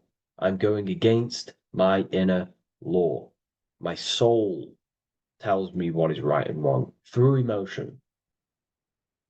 So it's about aligning the self, my actions, my thoughts with my emotion, my intuition, my natural law. These are your rights. Your rights is to think, feel, and act with the law, with good, with God, with love, with care for one another. Am I building with light to bring good things to the collective? You see, most people are stuck in their left brain, and the left brain only sees me, ego-driven thinking. That's why they trap us in our left brain. They train us to be left brain. They tell us to write with our right hand to strengthen the left brain. They call it writing. Everything in this matrix is to activate your your left brain. Why? They need you in ego consciousness so you can be controlled and manipulated. So you do not recognize patterns. That's the right brain. The right brain recognizes patterns, symbolism, metaphors. They don't want you reading between the lines. They want you logical. They want you divided, because the right brain sees the whole. The right brain sees the woods. The left brain sees the trees. And that tree is your ego. And the woods is the collective consciousness. They want you only thinking about you. Because that way you are divided from the collective consciousness. And we're all one consciousness family. We're all God. We're all God experiencing himself. And we are all building this world. So it's about aligning the self with my right, with God, with natural law. It's what Freemasonry is about. True Freemasonry, light Freemasonry, not dark Masonry or evil Freemasonry, whatever you want to call it. The crown, royalty. Royalty wear crowns. And what do the royalty have? Again, this is another power symbol. They hold control. Yes, royalty hold control. And that's why this crown is at the top of the image, not at the bottom of the image. It's at the top, representing I control the left, I control the right. I control my left brain and my right brain, the two eagle heads, the two views. The eagle has one eye on each side. It's looking, it's seeing. And that's symbolic of the left and right brain. We see, not physically see, but I mean perceive. We perceive reality with the left brain and we perceive reality with the right brain. And it's about unifying these two brains so we can see and perceive reality from a true lens. Because if we see reality only from the left brain, and a left brain dominated brain, we see everything as divided. But if we see everything from a right brain perspective, we see everything as whole. When everything is in the middle, you need to see reality from the middle. Yes, I have my own personal consciousness, and yes, there is a collective consciousness. So I need to balance between that. I need to see reality between the line, between the left and right brain, and align this worldview, and align my thoughts, align my actions with this. Because if you're left-brained, dominated, you're only going to take action on ego. You're only going to take action on me. You're only going to think about me, me, me. But if you're right hemisphere brained, you're only going to take action for the collective, which is, yes, that's good, but you also need to think about yourself. Why did you come here? Your life has a meaning as well. It's not just about the collective, it's about you as well. But we need to balance this. You see? This is what we're looking at. The crown is in the middle, representing the balance, the power over the two. Okay? It's the balance, it's mastery, it's control. Royalty hold control over society, royal families. So it's about controlling the self. It's control over the eagle, control over the sword, over the mind. It's about personal power we're looking at here, self-control. Now we're looking at a upright triangle, which represents the element of fire, which is masculine. Masculine is all to do with action, the physical body. We're looking at fire, which represents spirit or transformation. Fire is a very transformative element. It transforms things. Okay, so we're looking at self-transformation through action. This is what we're looking at here. Fire is a very, very masculine force, a very penetrating and transformative force. So we're looking at transforming the self, not through knowledge, but through action. We have transformed the self, 33rd degree. I've reached the 33rd degree and I have now fully transformed. Now, there are higher degrees than 33rd degree, but we're just breaking down the symbol. That's a whole other lecture. But this represents full transformation. 3, another, if you watch my video on numerology, you know 3 is all about what? Transformation. thoughts, emotions, actions. These are the transformative forces that turn and create reality. Jesus dies and dies and resurrects after 3 days. Transformation from dead to the awakened. Brahma, Vishnu, Shiva. God is threefold. Three. Electricity, magnetism, dielectricity. The three forces that pretty much create physical matter. Transformation is 3. So we're looking at transformation through action. Action is a very transformative force. There's no point learning this knowledge if you're not going to act upon the knowledge. A lot of people join the university, they learn a lot, but they leave because they don't want to take the action. They don't want to do the hard part. They don't want to act towards higher consciousness. They want to dwell in their lower mind. That's fine. That's your path. That's their path. But if you truly want to raise your consciousness, you have to act upon it. You have to actively not take the action. It's about what you do and do not do, because not doing something is also an action. If you are not participating in the low-level pleasures like sex, casual sex, masturbation, going out and getting blind drunk. These are low-level pleasures. It's going to keep you on a low-level frequency and a low-level consciousness. That is also an action, not doing that. It's about what you not do as well, which is very important. You have to act upon it to reach this degree. You will not reach this degree if you have not taken a lot of action towards reaching higher consciousness, reaching self-mastery over the mind, controlling the mind. This is what, again, it's about taking action on actually controlling the mind, controlling the self, gaining your power. Okay? Okay. This is another fascinating part about the eagle head and wings.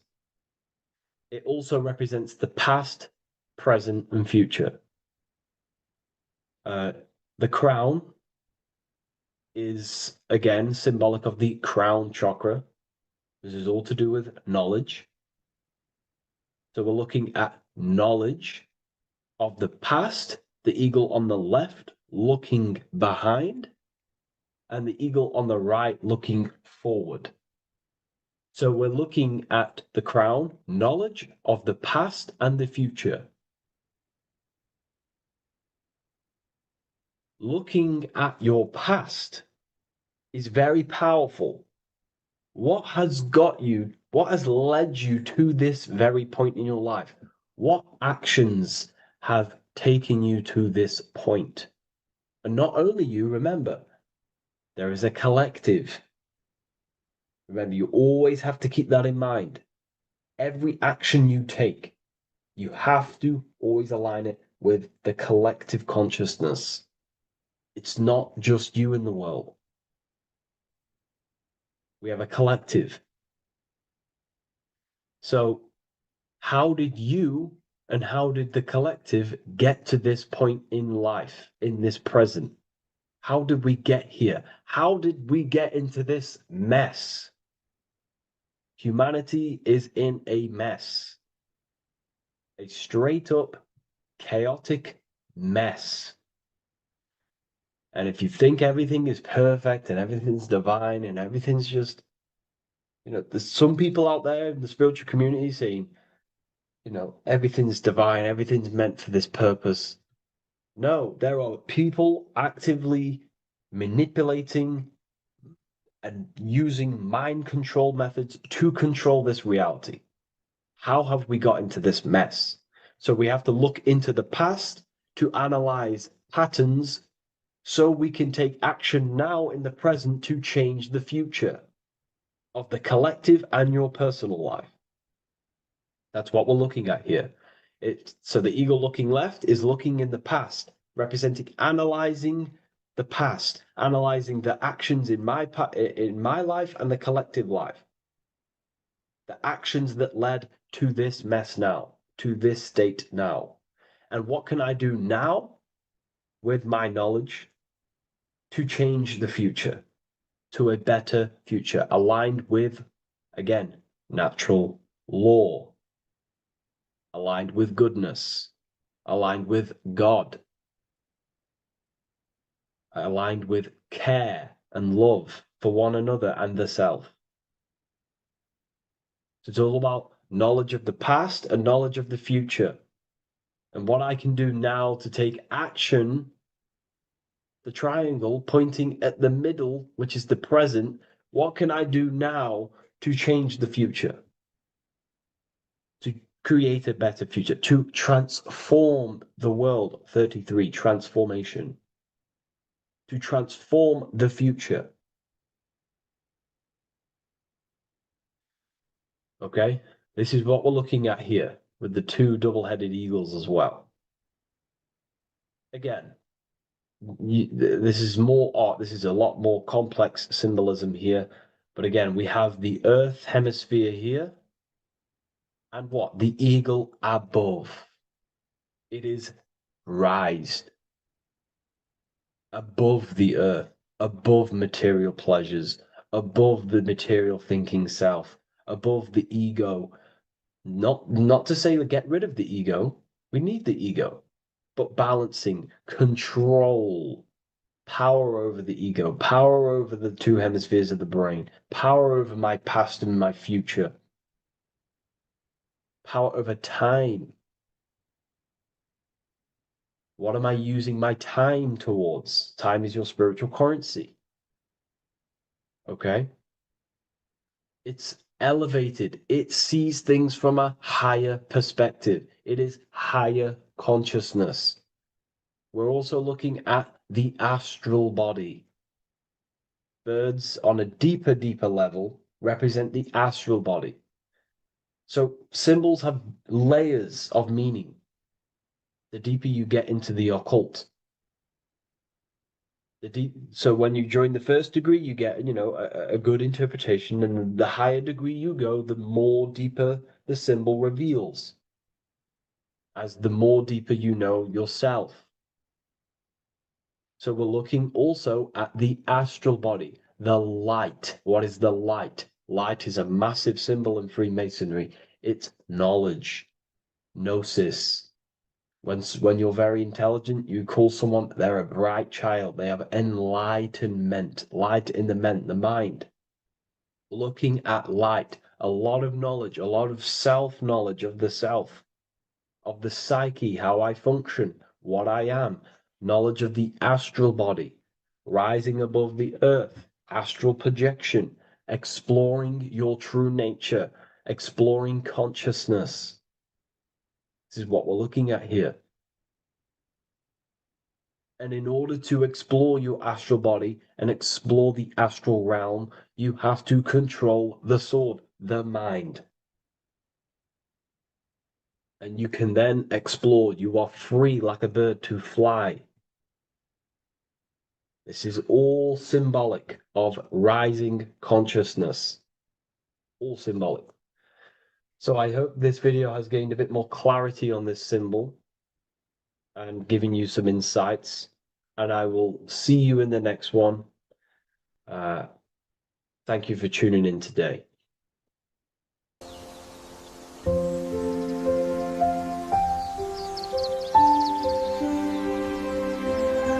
bookofwisdom.com. Visit today.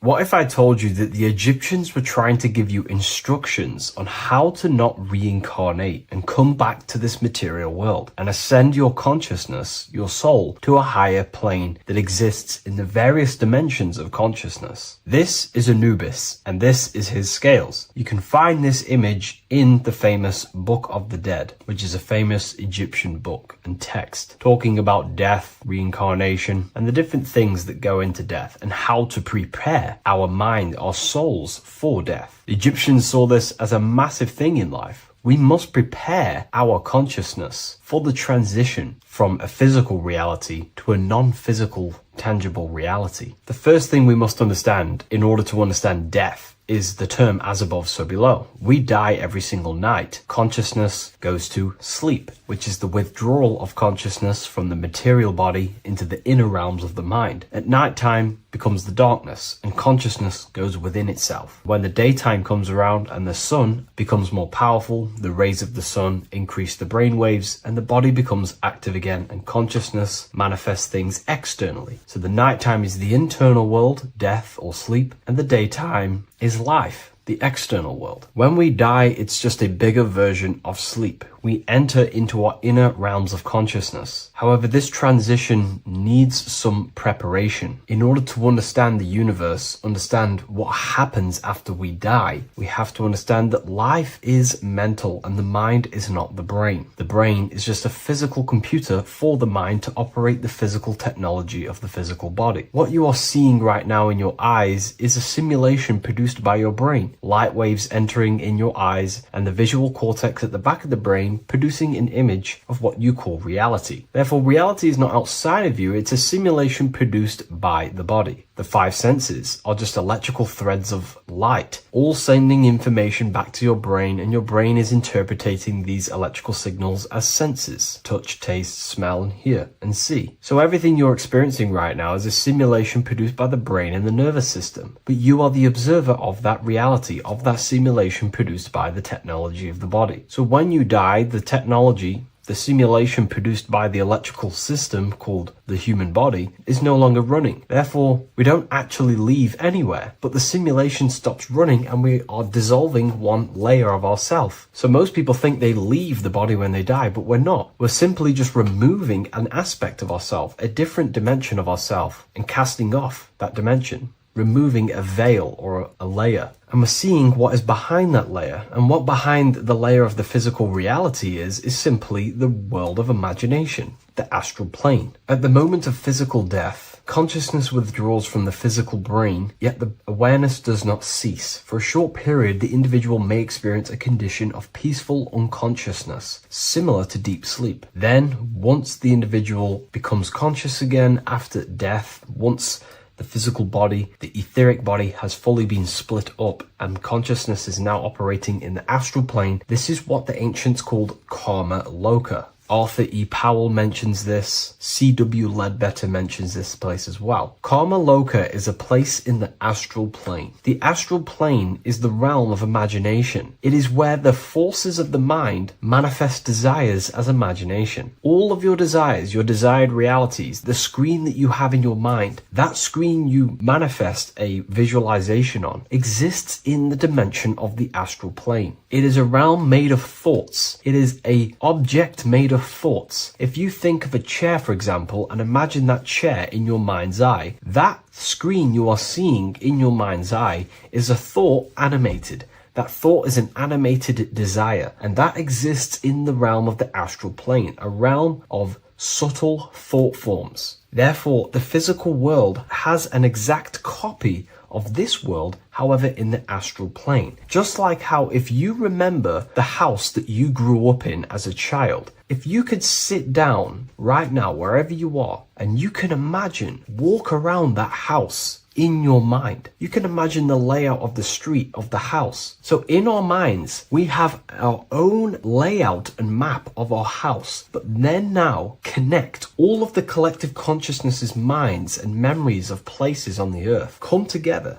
to create a collective astral plane, a world made of thought forms, but it's an exact copy of the material world. To go into a bit more detail, this would exist on the lower astral plane. On the lower astral plane, there is an exact copy of the earth, made of everyone's memories, imaginations, and things along them lines. Karma loka is where the word karma comes from. This is the region of desire and emotion and imagination. This place is not a place of reward or punishment, but a state of consciousness corresponding to the emotional nature of the person who passed on, who transitioned from the physical to the astral. Your state of consciousness, the thoughts you think every day, the fears that you face every day, the belief systems you have in your mind every day, still is passed on from the physical into the astral. The astral plane, you will go into an astral plane that directly corresponds to your state of thought, just like a dream. In your dreams, you will see materializations of your fears, belief systems, and things going on in your subconscious mind. You will go into an environment and a landscape when you die in the astral plane that match your desires, habits, and your state of mind. If you believe in Jesus, you will go to a place where then thought forms manifest in the astral plane. If you believe in Buddha, you will go to a place where then thought forms manifest. That is the environment. It's mental. Reality is your level of realization. You are seeing through the lens of your mind, of your beliefs, and you see the world tinged with your belief systems. Karma Loka is a place where you balance out your desires, sensual cravings, ambitions, jealousies, fears, emotional fixations continue to assert themselves in your mind when you die. Yet because there is no physical instrument through which they may be gratified,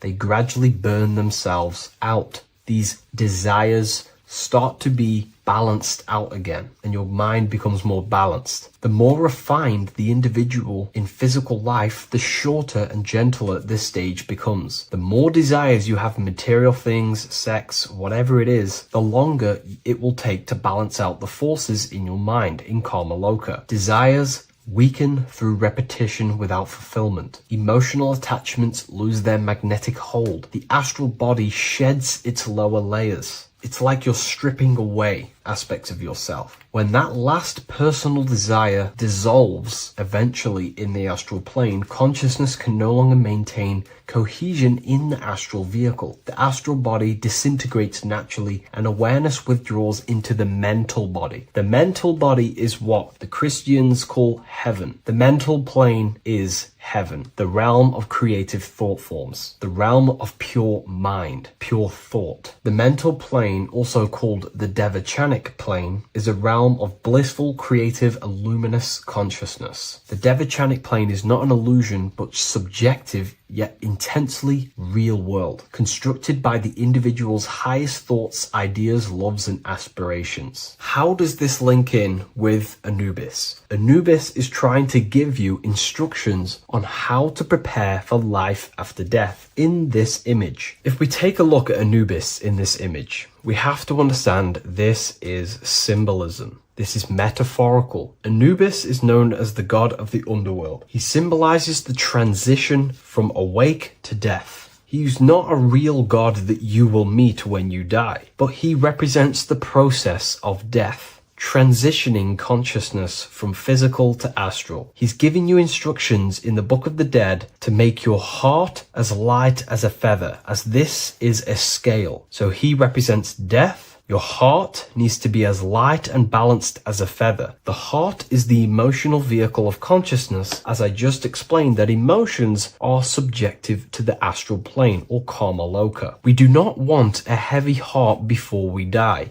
We do not want addictions to smoking, addictions to pornography, addictions to status, the ego, material gain. If we die with these things, this means we have a heavy heart, and this will manifest in the astral plane when you die and take longer to balance out them emotions and desires. So this is telling you to remove any addictions, any emotional attachments, mental attachments you have to the material plane. This does not mean go full monk mode and don't have anything physical, don't chase after anything material. We should definitely have material things as we are spiritual and material. However, do not place your heart on it. We should all aspire to have the best possible life, have the most possible resources as possible in our lives, have an abundance in everything. That's completely fine. But placing our soul on it, your desires on the material world, will only pull you down in life after death, take you longer to balance out them forces and desires. This is why transformation during physical life is essential. We need to release attachments to master our thoughts and emotions and align with truth. We don't want to die with false identifications, that thinking and believing that we are the physical body. We need to balance out our heart. Yes, have material things. Yes, chase the best possible life for ourselves, but also have connection with the divine and practice detaching from the material world, maybe even fasting from any addictions that you have, the phone and things along them lines. When this is achieved, when you are fully balanced and have no more addictions and attachments to your mind and consciousness, the scales are balanced. The soul becomes free and rises beyond the lower planes of existence when you die. It transcends the physical body and more than likely enters the mental body. We can't take anything physical after this life. The only thing we can take is spiritual things, such as wisdom, understanding, and connection. We can only take internal things. So we have to master our internal world before we pass on to a world where we cannot fulfill our physical desires. Now, this is kind of what heaven and hell is. There is a hell realm in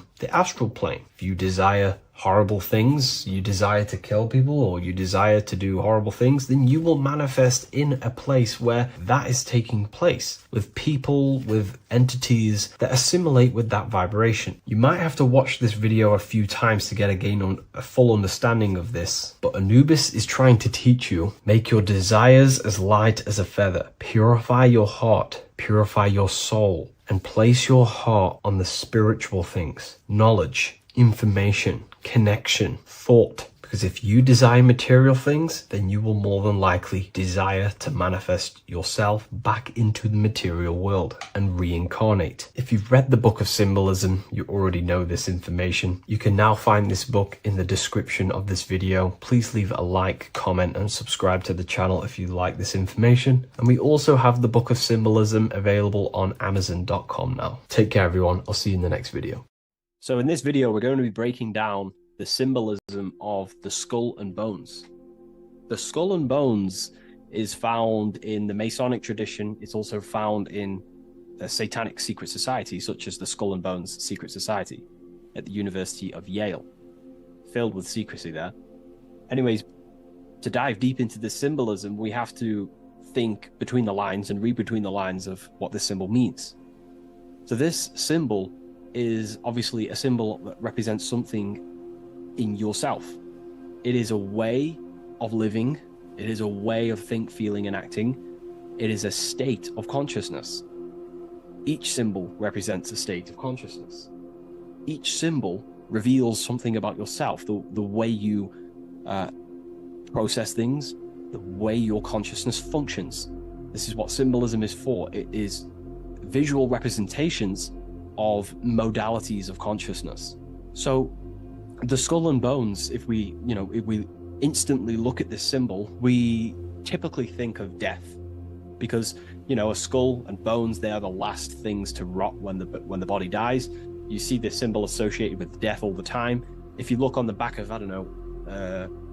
of a product such as cigarettes, or what else, vapes or vape liquid, you will see this symbol. Why? Because it represents poison, or something that can kill you, or death, something that is toxic.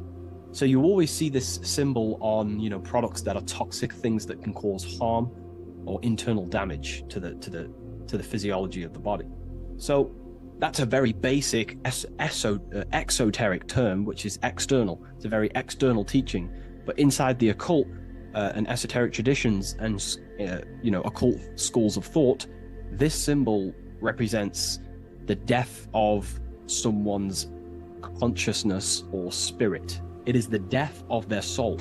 Now, what do I mean, the death of their soul? This is used in satanic societies, or it's used in Masonic traditions. Two different meanings, okay? So inside the Masonic tradition, this symbol of the skull and bones is always found on a coffin, on a Masonic coffin. The coffin will have a symbol of the skull and bones. And if we observe the symbol, we have two interesting sections. We have a skull and we have bone, okay? These are two symbolic aspects of consciousness and forces of consciousness. The skull encloses the brain, and the brain is all to do with intellect and thinking, intelligence. However, these bones are for the limbs such as arms and legs, and the arms and legs are specifically for action. The body uses these bones for taking action in the external material world, in the manifested world. So it's a symbol of thought and action, intelligence and action. But what is that the death of? If this symbol represents death, it is a symbol of, the death of something, which is the soul. Okay? You can have very high intelligence, and you can also act upon that intelligence. However, you could also have no connection with your divine nature. So the thought and the skull and bones is a state of consciousness representing someone who is in the coffin. The Masons use this on a coffin. It is a symbol of thought and action. Mainly, it represents base consciousness. In the Masonic tradition, it represents base consciousness. I'm going to explain the Satanic tradition of the symbol after. But in the Masonic tradition, they use this symbol to represent someone who's on base consciousness, which means they only think and act. They have no connection with the divine self, no connection with their higher self or the spirit or the divine nature of themselves. They only use their intelligence and they only use their body. They have no connection with emotion. There is no emotional symbolism in this image here. Hence why the image is either gray or black. It's normally gray because gray symbolizes dullness.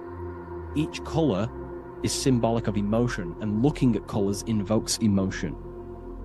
However, gray has no emotional tone. It's dull, it's dead. So it represents disconnection from the emotional body of consciousness, but it represents thinking and acting without the emotions. Why is that significant? It represents the death of emotion. Someone who is in an unconscious state of living. Why is emotion important? Because emotion is basically the connection to law, moral law, natural law. When we're given birth into this world, we have a natural state of consciousness of innocence and love. As a child is not born racist, a child is not born a killer, a child is not born chopping people's heads off. A child is born with love and living in peace in a natural condition of consciousness. Therefore, the skull and bones is the inversion of this. It represents someone who either has high intelligence and they take action, or it just simply represents someone who is unconscious and they only think and act. They have no connection to their heart energy, emotional energy. This is very important, okay? They have no connection with their heart energy. And the heart energy is what allows you to take action on things that are good. For example, if you think of stealing an old lady's purse, the feeling will tell you it's wrong.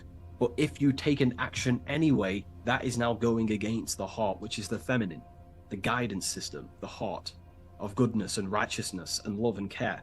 So in the unconscious state, in base consciousness, symbolizing the first degree of masonry, base consciousness, the checkerboard floor, you'll see a coffin with a skull and bones on, symbolizing an unconscious way of thinking and acting. They have no connection with their feminine qualities of consciousness, which is the heart energy. Look around in the world today, you will see this everywhere. People only think and act. They have no connection with their intuition, their feminine side.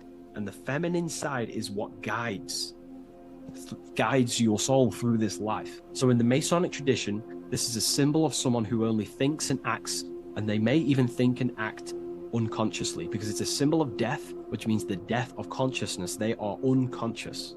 They don't even know they exist. They don't question life. They don't question what is this world. They don't question, they think manifestation is just a fairy tale. They unconsciously think and act and create their reality. They wonder why there's so much negative in their reality because they are unconscious. So this is a symbol of the death of consciousness. They have no connection to their internal self, the qualities of the heart, and they only think and act, an unconscious state of living. Now, to go into the satanic side of this, the Skull and Bones tradition, the Skull and Bones is a satanic society, allegedly. We don't actually know what goes on in there, but it's allegedly a satanic society. this symbol has a complete different meaning. Well, it's the same meaning, but it represents high intelligence, someone who is very, very, very intelligent in the mind, intellectually, and they take action. Because Satanism is not worshipping Satan. A lot of people won't understand this, but Satanism is not about worshipping Satan. Satan, therefore, is an allegory, a metaphor, or a symbol that represents the egoic force of an individual's mind or consciousness. Satan is a symbol representing the ego of man, of an individual. And like I broke down earlier, when we think about stealing an old lady's purse or punching someone in the face, the heart tells you that's wrong, but the body takes an action anyway. That little voice inside your mind that says do it anyway, even though you know it's wrong internally, that little voice that says do it anyway, that is what the ancients or esoteric societies call Satan. It's not a deity, but it's an aspect of our own mind, an unchecked aspect of ourself that is always trying to rule and gain is trying to conquer you. This ego tries to conquer and take full control of you. And that's what we see in today's world. So therefore, in the satanic society, this is a symbol of head consciousness, no heart consciousness, because satanic societies do not want to connect with their heart. They prefer to live in their personal consciousness. What do I mean? The universe is one consciousness, one giant being expressed in individual forms. And that universal essence beyond your ego, beyond that universal consciousness, is the heart. But the head is the personal consciousness. The head is where your perception of yourself is. You know, that false character of who you think you are, your beliefs, you know, your name, your job, your status, your reputation. That is all head ego consciousness. It's not necessarily evil.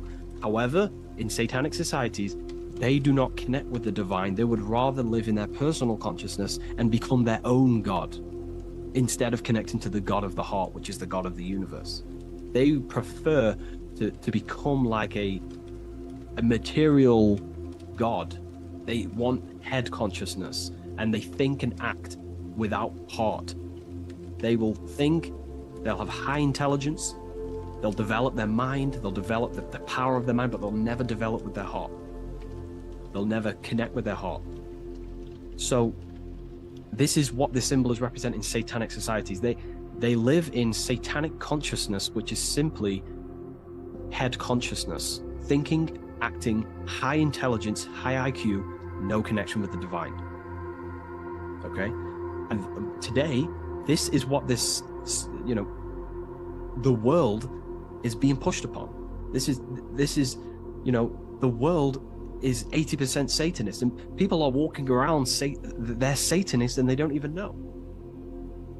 This is how the dark occult has influenced the world to become so vain, lost in vanity, ego, lust, materialism, status, money. They've made the world unknowingly become satanic. Most of the people in the world are walking around Satanism. They're satanic. And what they've done is purposely tricked people to believe that Satanism is about worshipping worshipping Satan, when actually it's a state of consciousness. They think Satan is a deity. Yeah, very well said, esoteric. Yeah, they think Satanism is about worshipping this man in the sky or this negative force. But it's a state of being, because we are all God. We're all co-creators of God. We're not the God, but we are expressions or emanations of God. And our soul is the thought force of God. Just like when you think about a certain thought and you dwell upon it for a while, that thought becomes literally an entity or an energy form within the astral plane, and the soul of that elemental being or a thought force is your thought force. That's the soul of that being. Your soul is the thought force of God. You were thought into existence by the mind of God. I hope you gain an understanding of what this means in the two different ways, the Masonic tradition and the Satanic tradition.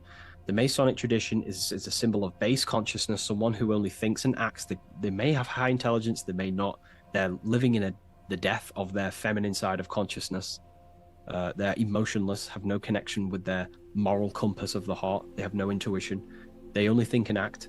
They go against their heart. They take actions against their guidance. Someone who lives unconsciously creates their reality unconsciously, thinks, feels, and acts unconsciously. And then in the satanic tradition, well, going back to the Masonic tradition, that base consciousness that I've just explained is the state that we must arise from, because that is the coffin.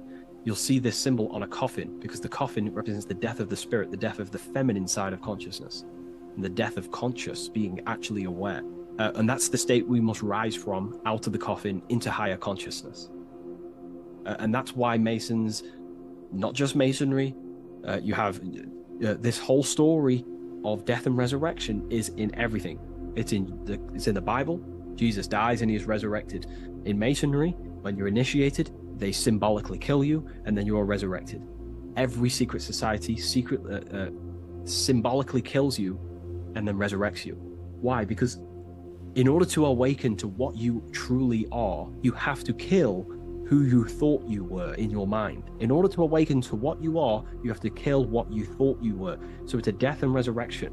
Okay, so this is the state we arise from, but in the satanic tradition, this is glorified, this state of consciousness. They are conscious, they have high consciousness, but they only have intelligence and action. Their intelligence and action are one. They think and act instantly, but they think and act at the expense of others because they have no connection with their heart. There's no heart symbolism here. It's a symbol of intelligence and action, the mind and the body. So the satanic tradition, they think and act at the expense of others. They seek to control other people because they have no connection with their heart. They have no connection with empathy, love, or care. They only care about themselves and the brotherhood of their secret society. This is what true Satanism is. It's not about worshipping Satan. It's about serving Satan, which is your ego, the egoic force that tells you not to go with your heart. So yeah, I hope that clears some things up about this symbol.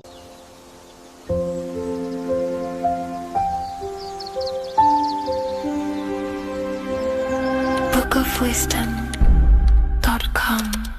Visit today.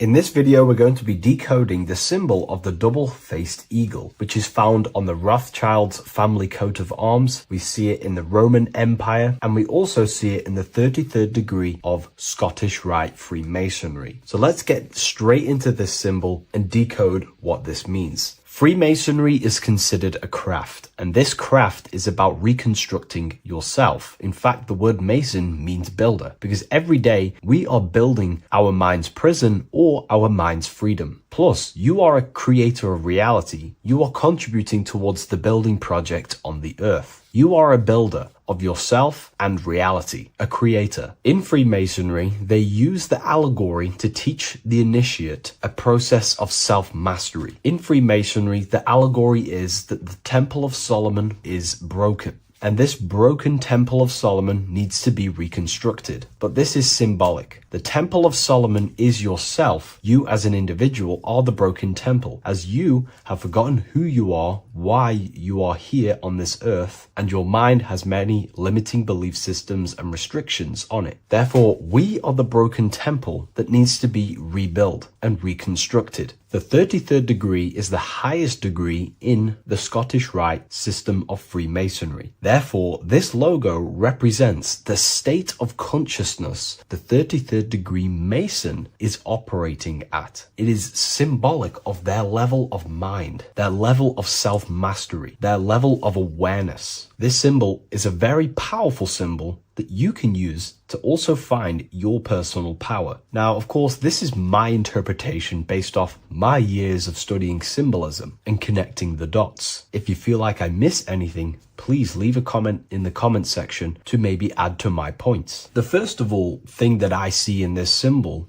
that reveals a great power of mind is the eagle. The eagle itself is a bird, and a bird can go on the ground and in the sky. In a symbolic sense, this represents the body and the spirit, the ability to transform from this earth body and then also access astral projection and the spirit. The bird sees things from a higher perspective while it's flying in the sky. If you're only in the physical body, your perception of reality is limited to the ground. We do not see much from the ground. This is all symbolic to a level of mind. The bird can see things from above. It sees the earth from a top-down view and sees the whole, sees things from a higher perspective, symbolic of the mind of a 33rd degree Mason who understands who they are, what reality is, what consciousness is, and the human psyche. Their level of intelligence allows them to see reality from a higher perspective, and they also have the mindset of seeing things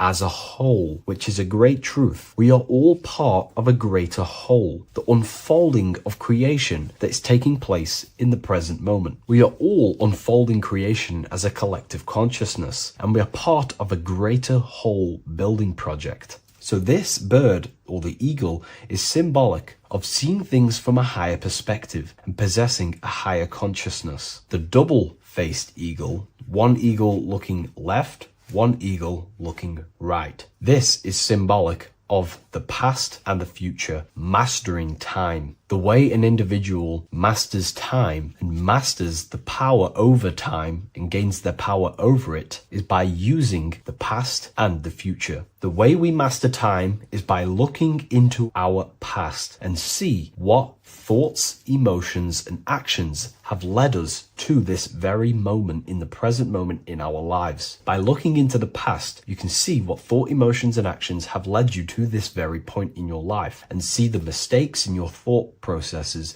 the mistakes in your emotions, and the mistakes in your actions. You can extract wisdom from the past of your past and apply that wisdom in the present moment to then change your future to a better future for yourself and the collective consciousness and your contribution towards the creation taking place on the earth. That is how an individual masters time. You can do this through memory work. Every time you go to sleep, go through your day backwards. Follow the events backwards. What this does is literally create new neural pathways in your brain and allows you to strengthen your memory so you can remember more. Memory work is massive in Freemasonry based off my research. They make you do rituals, memorize rituals, because they're trying to develop these different aspects and cognitions of the human mind. We see that the double-headed eagle is looking left and right, but then joins. This is symbolic of unity of duality, unifying duality. And the only way you can do that is by connecting with pure awareness without distortion of the mind and body. If you turn off your body, it goes to sleep. If you turn off your mind, you go to sleep. But if you can turn off your mind and body, then who are you truly? When you turn off your mind, you're no longer your belief systems, your name, your job, your reputation, your status. You are this pure awareness who's observing the mind. So in meditation, you realize you are not the mind. You are the awareness, and the awareness is singular, and the mind thinks in dualism. So this is symbolic of unifying and seeing things through the lens of the awareness and not the mind, because the mind can produce illusions. So this is symbolic of a state of consciousness of the 33rd degree who sees everything as oneness. We are all one witnessing consciousness experiencing itself. However, this witnessing consciousness is molded differently through the mind. My mind has gone through memories, traumas, events, and belief systems, which makes my mind unique to you. But when we all turn off the mind and connect with pure consciousness, the pure awareness, then we are all, on the deepest level, actually one. The universe is one. This is symbolic of seeing and perceiving that reality and truly maturing that understanding in your consciousness. We also see that the double-headed eagle is standing on a sword, which is a tool. The tools that you possess in life are aspects of your consciousness. Your thoughts are a tool. Your emotions are a tool. Your actions are a tool. These tools are creating and building your reality, and they're also building your soul, building your consciousness. But we see that the double-headed eagle is standing on top of the sword, the tool. The sword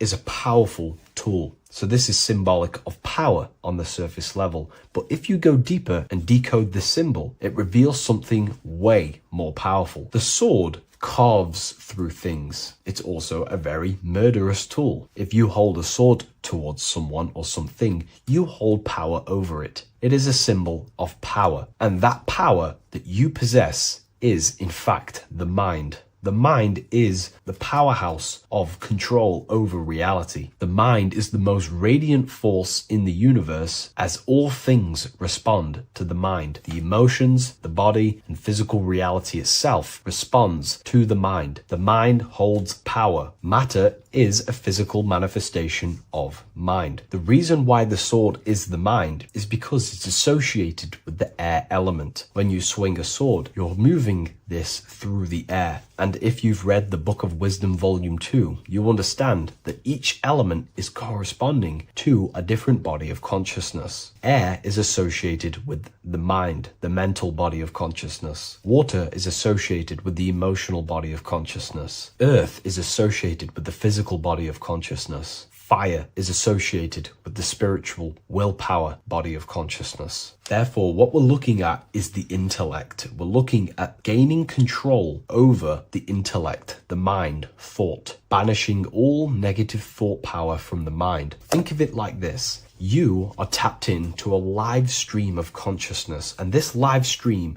is flowing into you in the present moment. Your mind directs this creational force, this flow of consciousness and power. You can use that mind to think about negative things, anxiety, depression, or you can use that power that's flowing into you for the positive only. The universe does not create what you want. It creates what you are. What you put in is what you get out. Your reality is a reflection of your mind. So it's about using this tool for the good. For example, no negativity even has any space in my consciousness. There is no negative thought that pulls me down. And if there is, I banish it instantly and remove it. So this is about gaining power over the mind and using the mind as a tool to carve your reality with the sword. This is your power. This is your sword. Below we see a banner that says Ordo ab Chaos. Most people see this and understand it as order out of chaos. And yes, it is linked to, obviously, molding society, manipulation. However, on an internal understanding of order out of chaos, it's something much more powerful to the individual. Most people see order out of chaos and see the manipulation that takes place on human consciousness, which is very true. The ruling powers create chaos or a problem in society, then they produce an order and a solution to mold society towards their agenda. That's order out of chaos. However, to the individual, this represents something much more powerful that you can take advantage of. Ordo ab chaos, order out of chaos. This is understanding that reality comes from chaos and physical creation is the order of that chaos. The mental plane is chaos. It's just simply pure thoughts, random thoughts. But the physical world is the order out of that chaos, the darkness coming into light. To you, for example, when you first start your journey of self-mastery and spiritual awakening, you are in chaos. My mind was in chaos. My mind had many limiting belief systems. My mind used to think random thoughts unconsciously. I used to take random actions, unknowingly create my reality, and produce chaos. That chaos needs to be ordered. So when there is chaos in ourselves, with different aspects of our minds and subconscious, we need to produce an order so that we can gain power over the mind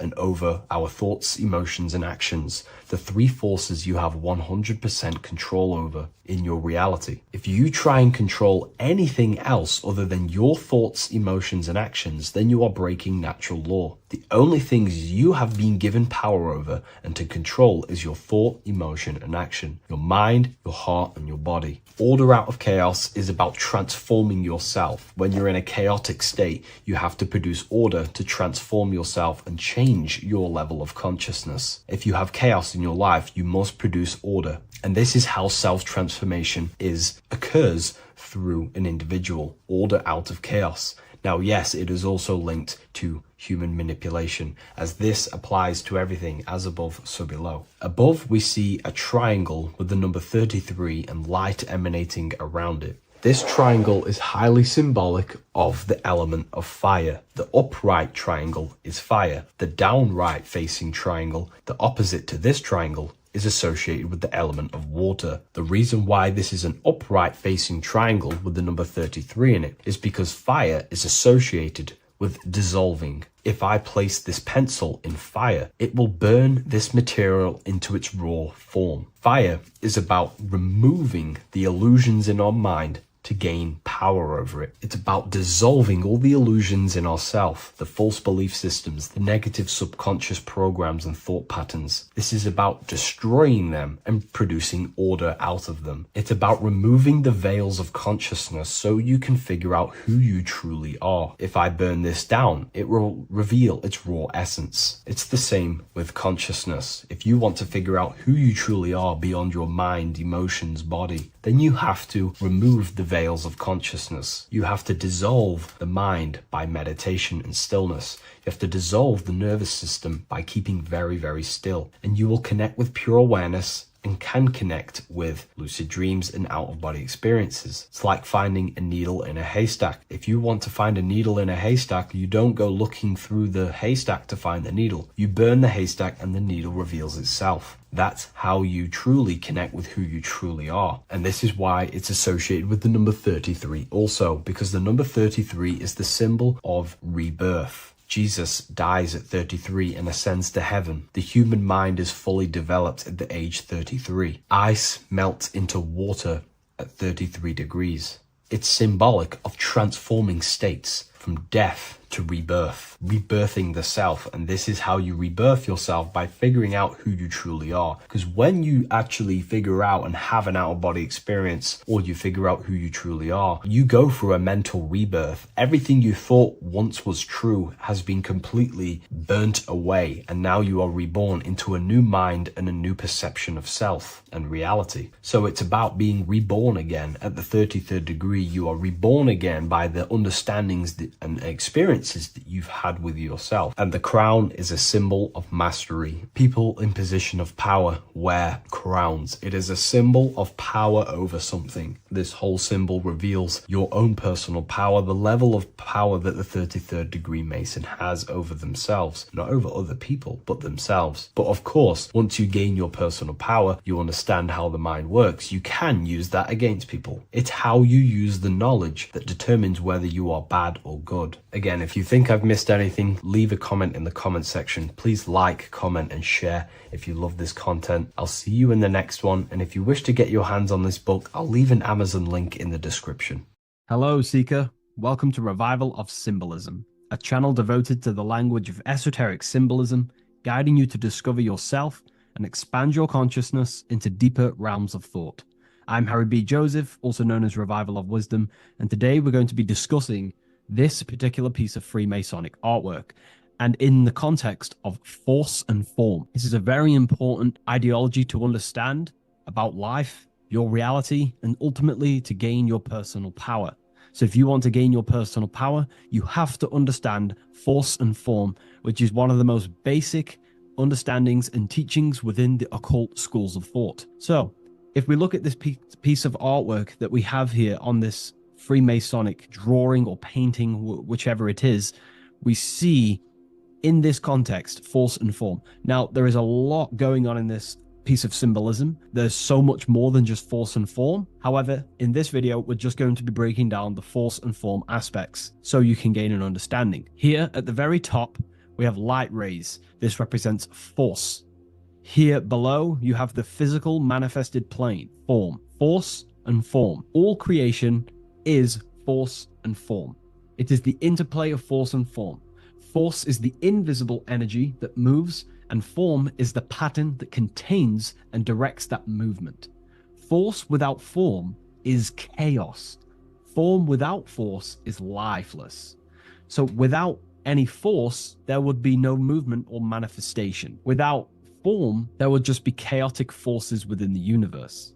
So force and form are the opposites in duality, force and form, okay? So without any force, which is your spiritual life force, your consciousness, which is force, your body wouldn't even exist, because your body is the formation of the spiritual forces. Your life is a creation of your forces, such as thought, emotion, imagination, desire. We're going to be breaking that down in detail so you can use these forces in your life, okay? So we have light rays here. This is a force. This is light emanations coming down from above into the world of form. We have to understand, no physical action on the physical plane, there is no force. All force takes place within the astral and etheric realm. So that's what we must understand. Force takes place in a higher dimension. What you see in the material realm is the formation of that force. So every movement in the material is made manifest through the invisible forces.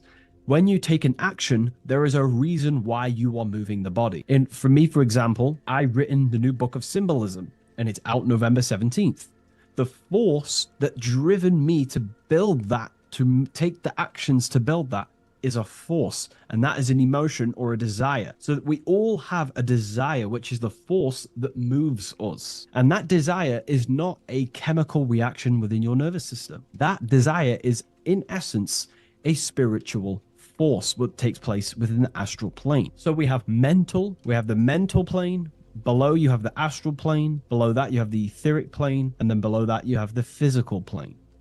All creation begins in the mental plane, what we think about. But then if we have a desire about a specific thought, we have a specific emotion towards a specific thought, such as, I don't know, making money. We all have a desire to make money, right? That desire then focuses down the mind, because you can think any thoughts you wish, but if you do not have a desire or an emotion towards it, the mind will not be narrowed down to one specific thought. So then that thought has an emotion or desire behind it, which then manifests itself. The thought descends into an astral form. The thought takes the body of an astral desire or imagination. That imagination and desire feeds the human heart. That human heart feeds the force through the physical brain, through the nervous system, and then allows the body to take physical actions. So each one of us has forces. So it's very, very important that these forces, such as desires, are not random and they are controlled. Because if you desire many different things, you are uncontrolled, you will have many issues in your life. You will have, if you have uncontrolled desires of lust, uncontrolled desires of vanity, uncontrolled desires of low pleasurable things of the flesh, your desire will not be controlled. Therefore, your force is scattered. So in order to gain self-mastery and to get what you want out of your reality, you have to control your desires, your force. So you have force and form. This is why down here you have people taking physical actions. You have, people running around taking action. And up here you have the forces. So it is the astral forces that is in constant rotation and interplay with the physical material realm, force and form. Force originates in the higher planes of consciousness and descends through the mental and astral into the physical. Within the mental plane, force takes the shape of thought. Thought is the first outline of form, the archetype that gives structure to creative currents. When one conceives an idea, the pure spiritual energy flowing through the consciousness becomes clothed in mental matter. This mental form is the mold through which all subsequent energies must pass. It defines the direction of movement and determines the quality of the outcome. Within the astral plane, the same force becomes emotion, desire, and vitality. Here, the mental pattern receives life. The astral body, being composed of the substance of feeling and magnetism, fills the thought form with motion and color. Force in the astral plane is dynamic, fluid, and responsive to rhythms of desire. If desire is pure and unified, it directs energy faithfully into the form conceived by the mind. If desire is scattered or conflicted, the astral force distorts the form, producing confused results in the physical world, confused actions, chaotic actions, if you do not have your desires and your heart under control and your emotions under control. Thus, the quality of one's emotional life determines how effectively forces passes through the pattern of thought. So the emotional quality of life, of your life, is determining your actions, because we all take action on what we care about, on the force that is driving us. So we must unify our heart with the higher mind, with higher thought. Thoughts that are not selfish, thoughts that are not egotistical. In the mental plane, there are three subplanes. We have higher mental plane, middle mental plane, and lower mental plane. Higher mental plane is higher thought. This is what people call the higher mind. A lot of people say the higher mind, but they don't know truly what it is. A lot of spiritual people will just throw these words around. The higher mind is simply the mind that exists within the higher mental plane where higher thoughts take place. Thoughts that are guided with love, with that are guided with selfishness, without being selfless, thinking without being egotistical. For example, if you think, how can I make money? How can I gain? How can I do all this stuff? And you're thinking how to make money for yourself, for personal gain. That's a selfish thought, and that will manifest in the lower mental plane. If you want to become more of a powerful mind and gain your personal power, you want to think in a different way to penetrate the higher mental plane, because the lower mental plane, most minds in the collective consciousness operate in the lower mental plane, because that most people think unconsciously. Therefore, their minds are not trained to think in the higher mental plane. So most people dwell in the lower mental plane. This is where all the lower thoughts are. There's not very good ideas because the collective consciousness is there. Once you start to raise your mind, you then start to learn to think differently. Instead of thinking, how can I make money? How can I gain? How can I, get this? Think differently. Think on a collective scale to penetrate the higher mental plane. Think, how can I benefit the world? How can I do something that's going to benefit people? Because money will come as a side effect of that. That's just one example. So when you shift your mindset to use the higher mental plane and train your mind, you're gaining willpower. You're also penetrating the higher mental plane where better thoughts are. You receive better thoughts, better guidance through thought forms. That's a whole other lecture I can make. Thought forms, which are basically demons and spirit guides, what people call. They're just thought forms. So we truly do live in a mental world, and everything is force and form, symbolized by the light and the material reality. The individual who understands this relationship between force and form begins to work consciously with the descent of energy through the different planes of consciousness: mental, astral, etheric, physical. When you hold a clear mental image, you create the form. You fill that image with emotion and desire, you generate the force. When you act upon that energy, you complete the circuit of creation. The process is simple yet exact. Force always seeks form, and form always requires force to live. If the mind is undisciplined and the forms it creates are vague, force dissipates into confusion. Energy without direction creates turmoil in the astral body, manifesting as restlessness, anxiety, or inconsistency.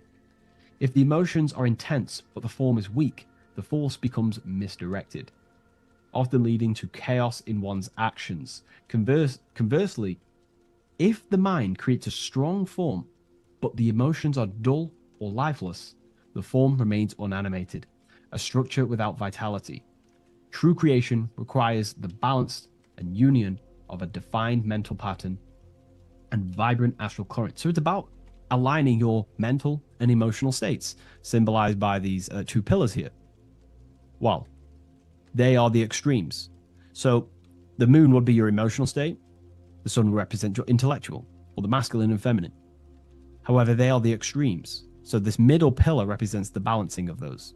So when we balance our mental and emotional state, we become conscious co-creators using force and form. It's a very important lecture, and I know this is a quite complex and advanced lecture, but this is what this channel is about, Revival of Symbolism. It's about more advanced teachings.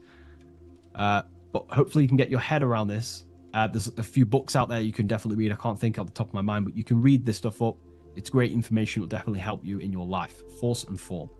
And if you haven't already, join the waiting list. I'll leave a link in the description for the Book of Symbolism, November 17th on revivalofwisdom.com. If you wish to be notified, I'll send you an email. I just want to say thank you for your support. Please like, comment, and subscribe, and share to a friend. I'll see you in the next one. Absolutely. Let's refine that into your signature deep and esoteric.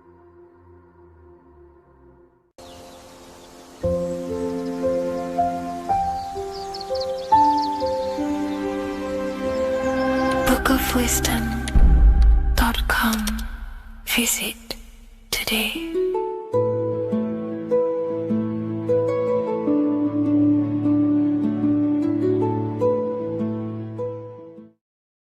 How are we doing, people? It's Revival of Wisdom. We're back today talking about sun worship. Okay? And please enjoy. Sit back and enjoy the video. First thing we need to understand is that the sun is the risen savior. It's the light of the world. Without the sun, we have nothing. Now, the sun is the Son of God. We didn't make the sun. No one owns the sun. But who created the sun? Obviously, the Creator created the sun. Therefore, it is the Son of God. And that is what Jesus is symbolizing in the Bible. The Bible is a metaphorical story. That's why it's called the greatest story ever told, because it is a story about the sun, the zodiac.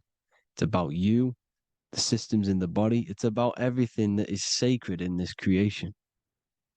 Now you can see the suns behind Jesus' head in all of the ancient portraits, even the ones that are more modern. You still see a sun on the back of his head because he is the sun. He's the light of the world, our risen savior. And this is what Christians are lost because they don't realize it's a symbolic story and they think Jesus was a historical person. He's not a historical person. Okay, this is what we need to get out of our mind. This wasn't a historical person. It's the Son, our risen Savior. The Son is the soul. It's the soul of this creation. Because what is a soul? A soul is pure life force, pure energy. Whatever a soul inhabits, it gives life to. Like our soul feeds our body. The sun feeds the earth because the sun is a soul, and that's why the ancients called it Sol. Because it's the soul and it's in you and it's the light of the world. It's the light of everything. It gives life to all things. Here's Jesus and his 12 disciples. The 12 disciples symbolize the 12 zodiac signs. Aries, it rules the head region because the 12 zodiac constellations rule specific regions of your body. Aries, the ram, you have a cerebrum in your head. This is Aries on the head of the table. His Gemini rules the arms and the lungs. The two twins, Gemini. He's holding up two hands for the two hands and arms. The twins. Cancer has a knife in his hand. It's not so clear, but he has a knife in his hand. Cancer is the crab. Crabs have claws. And he's pointing at Virgo's Adam's apple, saying there's no Adam's apple there. It's a woman. Who's the sixth sign? The sixth sign is Virgo, the Virgin, the only woman in the painting. Now, notice how there are 3 people in 4 groups for the 4 seasons and for the 3 months and 3 zodiac signs in each season: spring, summer, fall, winter. Matthew, Mark, Luke, and John with the suns on the back of their heads because it's the 4 states of the sun. The 4 states of the sun. Now, 6th sign, Virgo, the Virgin, the only woman in the painting with no Adam's apple. Then we have the sun, Jesus, red and blue, red shift, blue shift, electromagnetism. The ancients knew this. He's got one hand open, one hand down, because the sun gives and retrieves. The sun rises and it falls. It gives, then pulls away. That's what the sun does, and that's what he's doing. His arms are out, symbolizing the rays of the sun, casting down onto the earth, giving and then receiving. Libra, his 2 hands are equal. He's holding his arms out equally because Libra is the 2 balanced scales. Libra is when the sun is balanced between the summer and the winter. It's being judged. The sun isn't balanced. That's what Libra is, the 2 scales. Capricorn is the goat. Goats have 2 horns, and you can see the 2 horns on his head here. See? So this is astrology. This what Leonardo da Vinci is depicting here. It's astrology. He knew the story of the Bible is all astrology. It's all based on astrology. The Son of God, the real Son. Now here are some Bible verses. I am the light of the world. Obviously, that's the sun. What other light is there that lights up the world? The moon can't do it. It's the sun, the one and only Son, our risen Savior. Because if the sun didn't rise, we'd all be dead. So it's our risen Savior. And it dies for our sins every night and then gets reborn every day. Now, Jesus calms the storm. Mark 4:35-41.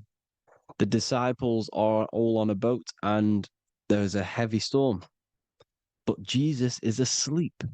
The disciple says, Jesus is asleep. We need to awake him. They wake up Jesus And Jesus got up and rebuked the wind and said to the waves, "Quiet, be still." Then the wind died down and it was completely calm. Well, when Jesus was asleep, this is the sun not being risen. It's not risen yet. Because in the night times, that's when the storms happen on the sea, in the ocean. And when they awake Jesus, Jesus rises because he's the sun. He rises and everything calms. Because when the sun comes, the storms go. You see? So it's the sun. It's all about the sun. Here's another, Luke 22:10. A disciple asked Jesus, "When will we know it's the end times?" And Jesus says, "As you enter the city, a man carrying a jar of water will meet you. Follow him to the house that he enters." Well, this is clearly talking about astrology, the topic that Christians think is satanic, when they don't realize the whole thing's based on astrology. Because the end times is the end of Pisces, which is the two fish, which is the age we've just gone out of. And you can see all these ancient churches here with two fishes, because they knew it was the age of Pisces. There's an ancient photo, ancient artwork with the two fish, Pisces. And the end times, as it talks about in the Bible, and Christians think the world's going to end or something. But no, it's just the end of Pisces. As you enter the city, a man carrying a jar will meet you. Follow him to the house. The house is the zodiac sign that he enters. And the zodiac sign is Aquarius, because that's what it is, a man carrying the water. We know this is astrology because that is a woman's job in the ancient times. In the ancient times, the woman used to get the water. You would never see a man collecting water back then. That was the woman's job, whilst the man builds the houses, for example. You see, so we know it's talking about astrology because astrology is the man holding the bucket of water. It's the end of Pisces. Now we are in Aquarius. And of course, Luke 24:36, the risen Savior, the Son. Now, the Son is also born on the 25th of December, a virgin, just like Horus, Mithra, Buddha, Krishna, Hermes, and thousands of other gods, all born on the 25th of December. Well, it's because the sun moves 1 degree northward on the 25th of December. And on the 22nd to the 24th, it stays in the same degree because it's moving south. But then on the 22nd, it stays in the same degree on the Southern Crux constellation. And the ancients called this the sun dies on a cross, because the cross is the Crux constellation, the Southern Cross. And it stays on that same degree for 3 days on the cross. The sun dies on a cross, and then on the 25th, moves 1 degree northward, bringing back the summer, the light, the warmth, the growth of crops. And this is the sun being reborn again, a virgin, because it's pure. And here's Mithra, another sun god before Jesus was around, before Christianity. It was Mithraism, and Mithra, Ra is Ra, the sun god, Egypt. It's all about Ra, the sun. You can see the crown of thorns on Jesus' head, symbolizing the rays of the sun. And here are the rays of the sun on the back of Mithra's head. Krishna, the sun. Buddha, the sun. Horus, horizon. All born virgins, all did miracles, all resurrected. Dead for 3 days. Well, here he is, dead for 3 days on the cross. And resurrected, because it's the most ancient religion ever been on the face of the earth, the worship of the sun. And we should worship the sun, because without the sun we are nothing. The sun feeds us, feeds the earth, feeds everything. Without the sun we are nothing. It's been reversed, and now we're worshipping man, when we're worshipping a man called Jesus, was never real. It's all about the sun, the most high, the most powerful, potent, celestial body in the sky, the orb that feeds us every day. It dies for our sins and rises every day. It's the sun. Now on the Holy Communion Day, it's the worship of the sun. They give out mini suns. Here's Jesus holding a sun. And they raise the sun on Sunday, because they go to worship their sun god on Sunday. Not Saturn Day, not Moon Day, Monday, But on Sunday, when the sun is exalting, and they hold suns up above their heads because the sun rises, they're symbolizing the sun rising above their heads as Savior. It's the sun. It's the Holy Communion Day. And here's Jesus giving a piece of himself to the children. It's the sun, the light. Judas was known as a backbiter, a backstabber, because he stabbed Jesus in the back. He betrayed Jesus. Well, this is just another astrological story about the constellation Scorpio, because the Scorpio is the J, looks like a J. J for Judas, the scorpion, the backbiter. Scorpions backbite, they bite with their back. And what does Judas do? He betrays Jesus by kissing him to let the warriors know who they need to get. So he kisses Jesus, and Jesus gets stabbed in the back. Well, when you get stung or bit by a scorpion, they leave like a kiss. So Judas kisses him and gets betrayed. Well, this is because the sun, when it hits Libra, it's balanced. The sun is balanced because it comes through summer. Now the sun's starting to die. The sun's starting to die. It hits Libra. And then as soon as it hits the scorpion, the Scorpio, it gets betrayed because now the sun has to fall to winter, and Saturn is there waiting to take over the darkness of the winter. So he gets stabbed in the back by Scorpio, Judas, the scorpion, the backstabber. You see, it's an astrological story. Here's Mary. Mary means marry, which means pure. The sun is pure. No one gave birth to the sun but the God. And it's born every day. It's born every day on every year. It's born pure. There was no controversy. There was no, activity for the sun to be born. It's pure. Now, the 7 metals come from the 7 planets. The sun gives you gold, and this is why the sun is golden. It looks gold. And this is why the banks are backed by gold, because gold is the most valuable metal, because it's the sun, the most valuable celestial orb in the sky, in the heavens. Well, here's Jesus, another ancient symbol of him being crucified on the cross with the big sun, the Southern Cross constellation. The sun dies on the cross constellation. And if you go to the old etymology dictionaries, you will see sun and son is the same word.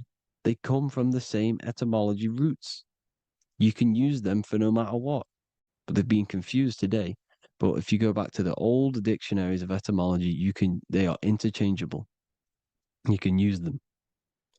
Son, sun, sol, it's all the same thing.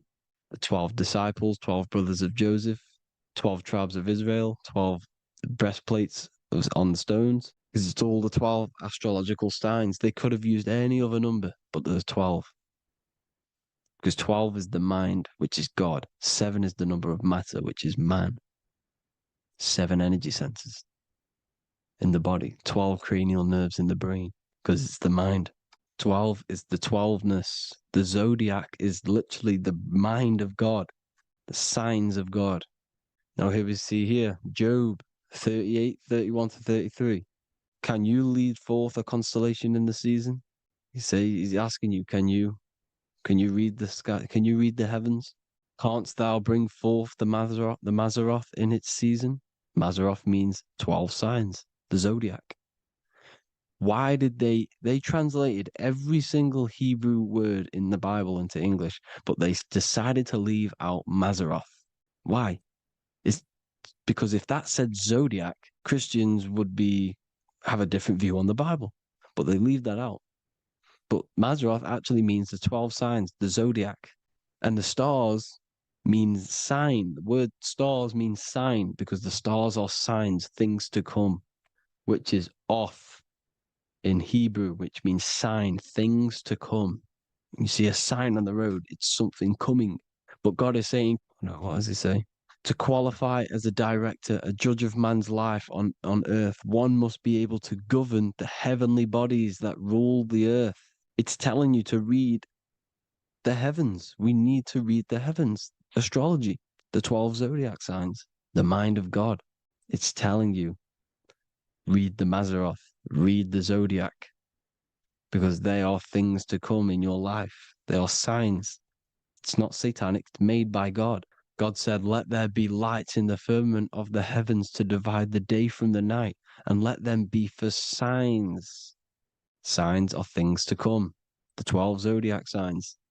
It's all about astrology. Here's Mary holding the sun. His son, her son.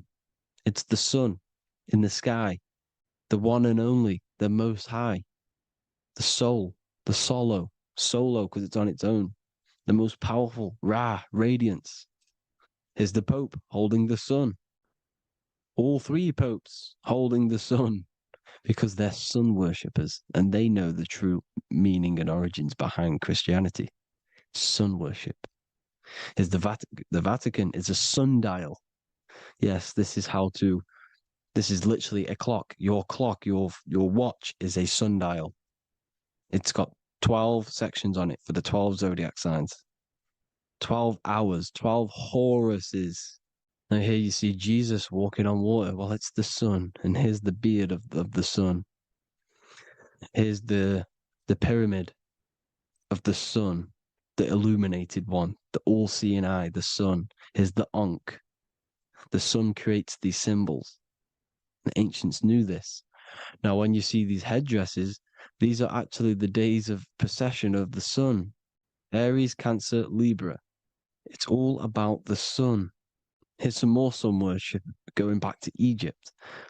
Ra, Horus, Osiris, and Set. Jesus and Satan is Horus and Set. The sun and Saturn. Saturn rules the winter, Satan. Jesus, the sun, the light of the world, rules the summer, rules the day. Satan's the night, Saturn's the night, the sun is the day. The evil brother, Satan. Well, Horus comes, well, this is where we get the word hours from. There are 12 Horuses. The sun moves in 12 Horuses, 12 hours. Where's Horus? What hour is it? Where's Horus? His Ra, 12 noon, Ra, radiates, powerful, the most high sun. That's why he has a sun on the top of his head. These are the four states of the sun. Set, sunset. This is why we say sunset, because the sun is setting. His sunset, his Horus, horizon, the Horus is rising, Ra radiating, and the sunset. Then midnight is Osiris. Here's another ancient symbol for the sun, the scarab. Ra, the sun, scarab. It's got the word Ra in it because it's the sun. And here's the sun on top of the scarab with the wings. Because scarabs roll dung up hills, and then they'll let it fall down the hill to gain more matter.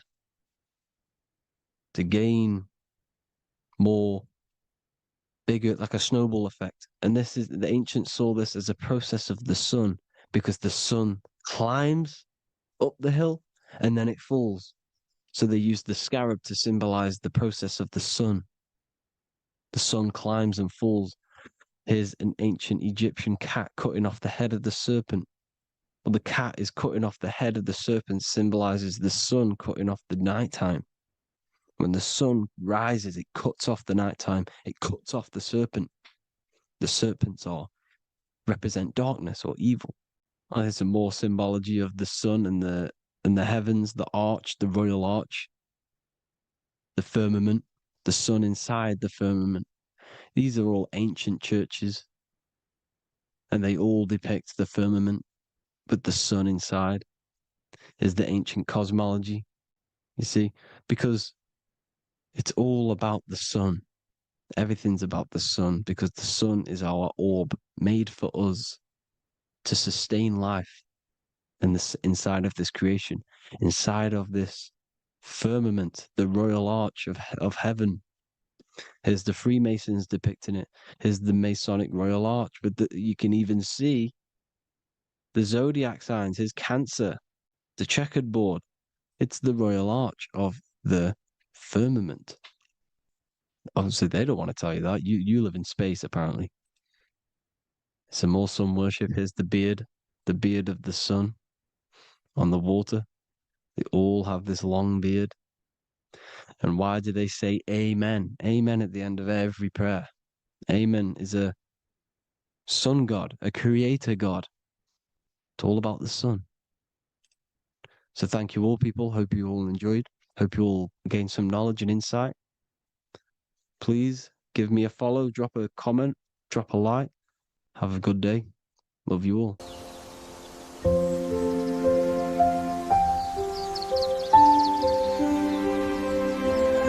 bookofwisdom.com.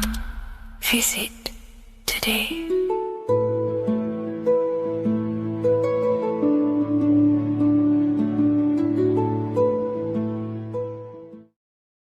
So depression doesn't actually exist, and in this video I'm going to show you how depression is actually a choice. And I'm going to give you some solutions on how to deal with it. And this is probably going to change your life forever just by doing this alone. Okay, so the first thing you need to understand about depression is that it exists in your conscious mind. It exists in your thinking mind. So what is inside your thinking mind?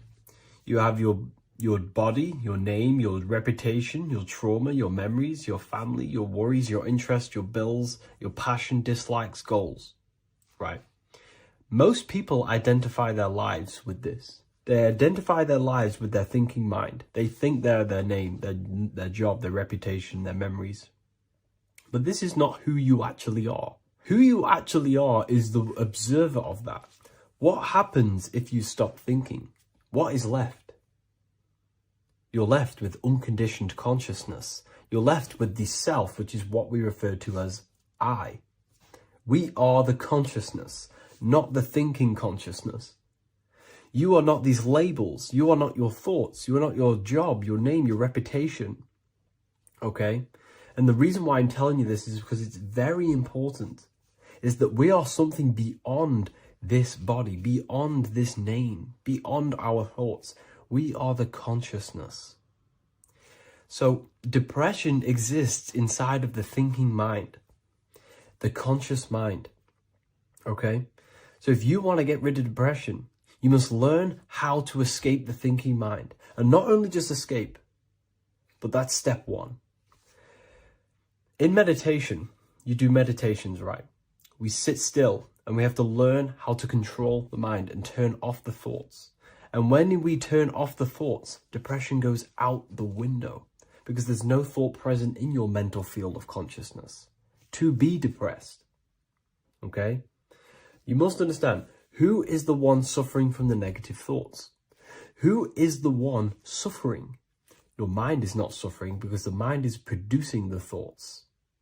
Your body's not suffering from the negative thoughts. You are suffering. And who is you? You are a soul. You are that feeling. You are that person beyond the thoughts, beyond the feelings, beyond that. You are the one experiencing. You are that. Meditation gives us the ability to turn off the thinking mind. This allows us to escape our thoughts. Okay? And it gives us, over a long period of time after meditation, you'll be able to turn this switch. And this switch will be able to turn off your thoughts. And by doing this, we will be able to control our conscious mind directly by the hand. So when you notice yourself gaining them negative thoughts, we can then turn off the switch of turning off the conscious mind and rising to our authentic self and knowing the thoughts are just illusions. Now, let me tell you something that's very powerful. Most of your thoughts are coming from beliefs. Most of your feelings are coming from beliefs. So if you have a feeling of lack, this is coming from a belief that you don't have much. If you are feeling alone, this is coming from a belief that you are alone. So what we must do is restructure ourselves. We must restructure the subconscious mind. And we do this in many different ways. We can do this with meditation. We can do this with visualization, visualizing our desired reality as if we are living it. We can do this with affirmation. Now, a lot of people think, oh, I'm trying to speak something into existence with affirmation. No, you're not using vibration to try and change reality with what a lot of these new age people will teach you. Vibration, your words will not have much an impact on reality. That's the truth. But what they do have an impact on is reprogramming and recrafting and refining your mind. If you repeat, I am wealthy all day long, your subconscious mind, that word will be lingering inside your subconscious, and you will start to mold that into your conscious. You'll start to be consciously thinking about this. Most of your thoughts are coming from your subconscious. So if you want to get rid of depression, you got to figure out the trigger. What are you depressed about? What are you feeling? What are the beliefs that are making you feeling and thinking this way? And that's what you must restructure.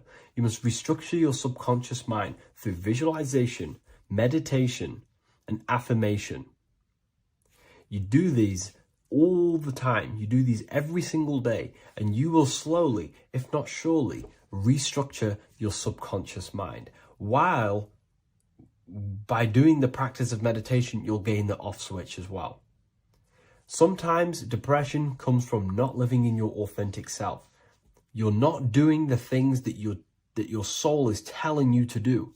We all know what we should be doing at all times. I don't care what you have on. We all know we should be doing something. We all know that we have there's a higher aspect of our mind that tells us, oh, we need to be doing this, but I'm actually sat here on my phone. Oh, I shouldn't be eating this, but I'm doing it anyway. There's always that higher voice. And that is the voice that has to be connected to. And when your body's not acting out the voice of the soul, then the soul becomes sadder, and suffers more and more and more. There has to be a connection between the soul, the mind, and the body. They have to work in unity. Okay? So I hope this video helps with depression, with whatever you're going through mentally.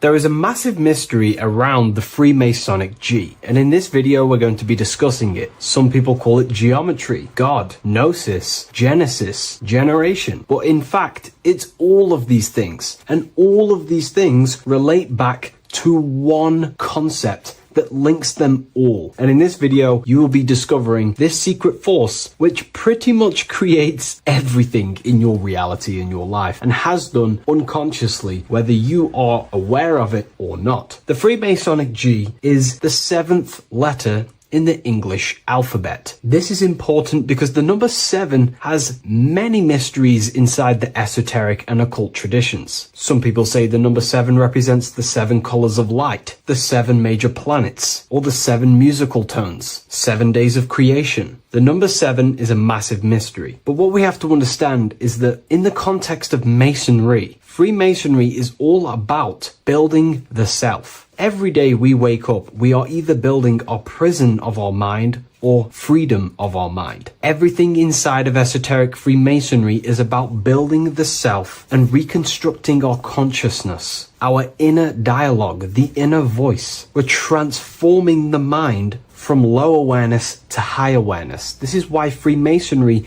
uses the allegory of stonemasonry, stones, chipping away at stones. The stone is in fact you, and we are perfecting the stone, which is your very own mind. Because the universe is a mental construct. Life is happening to us inside our minds. We are all the universal mind expressed and clothed in a different body. Therefore, now we understand that everything is about the internal inside of Masonry. This G relates to something inside of you. Hence why you see the G inside of the square and the compass. It's something internal in you. G is the 7th letter of the English alphabet, and the number 7 symbolizes the 7 cognitions of the mind. In esoteric and initiatory traditions, the 7 psychological cognitions of the mind refer to the 7 distinct modes through which human consciousness perceives, interprets, and transforms reality. Different schools use different names, but across Hermetic, occult, Gnostic, and mystical systems, the same underlying pattern emerges. The mind has 7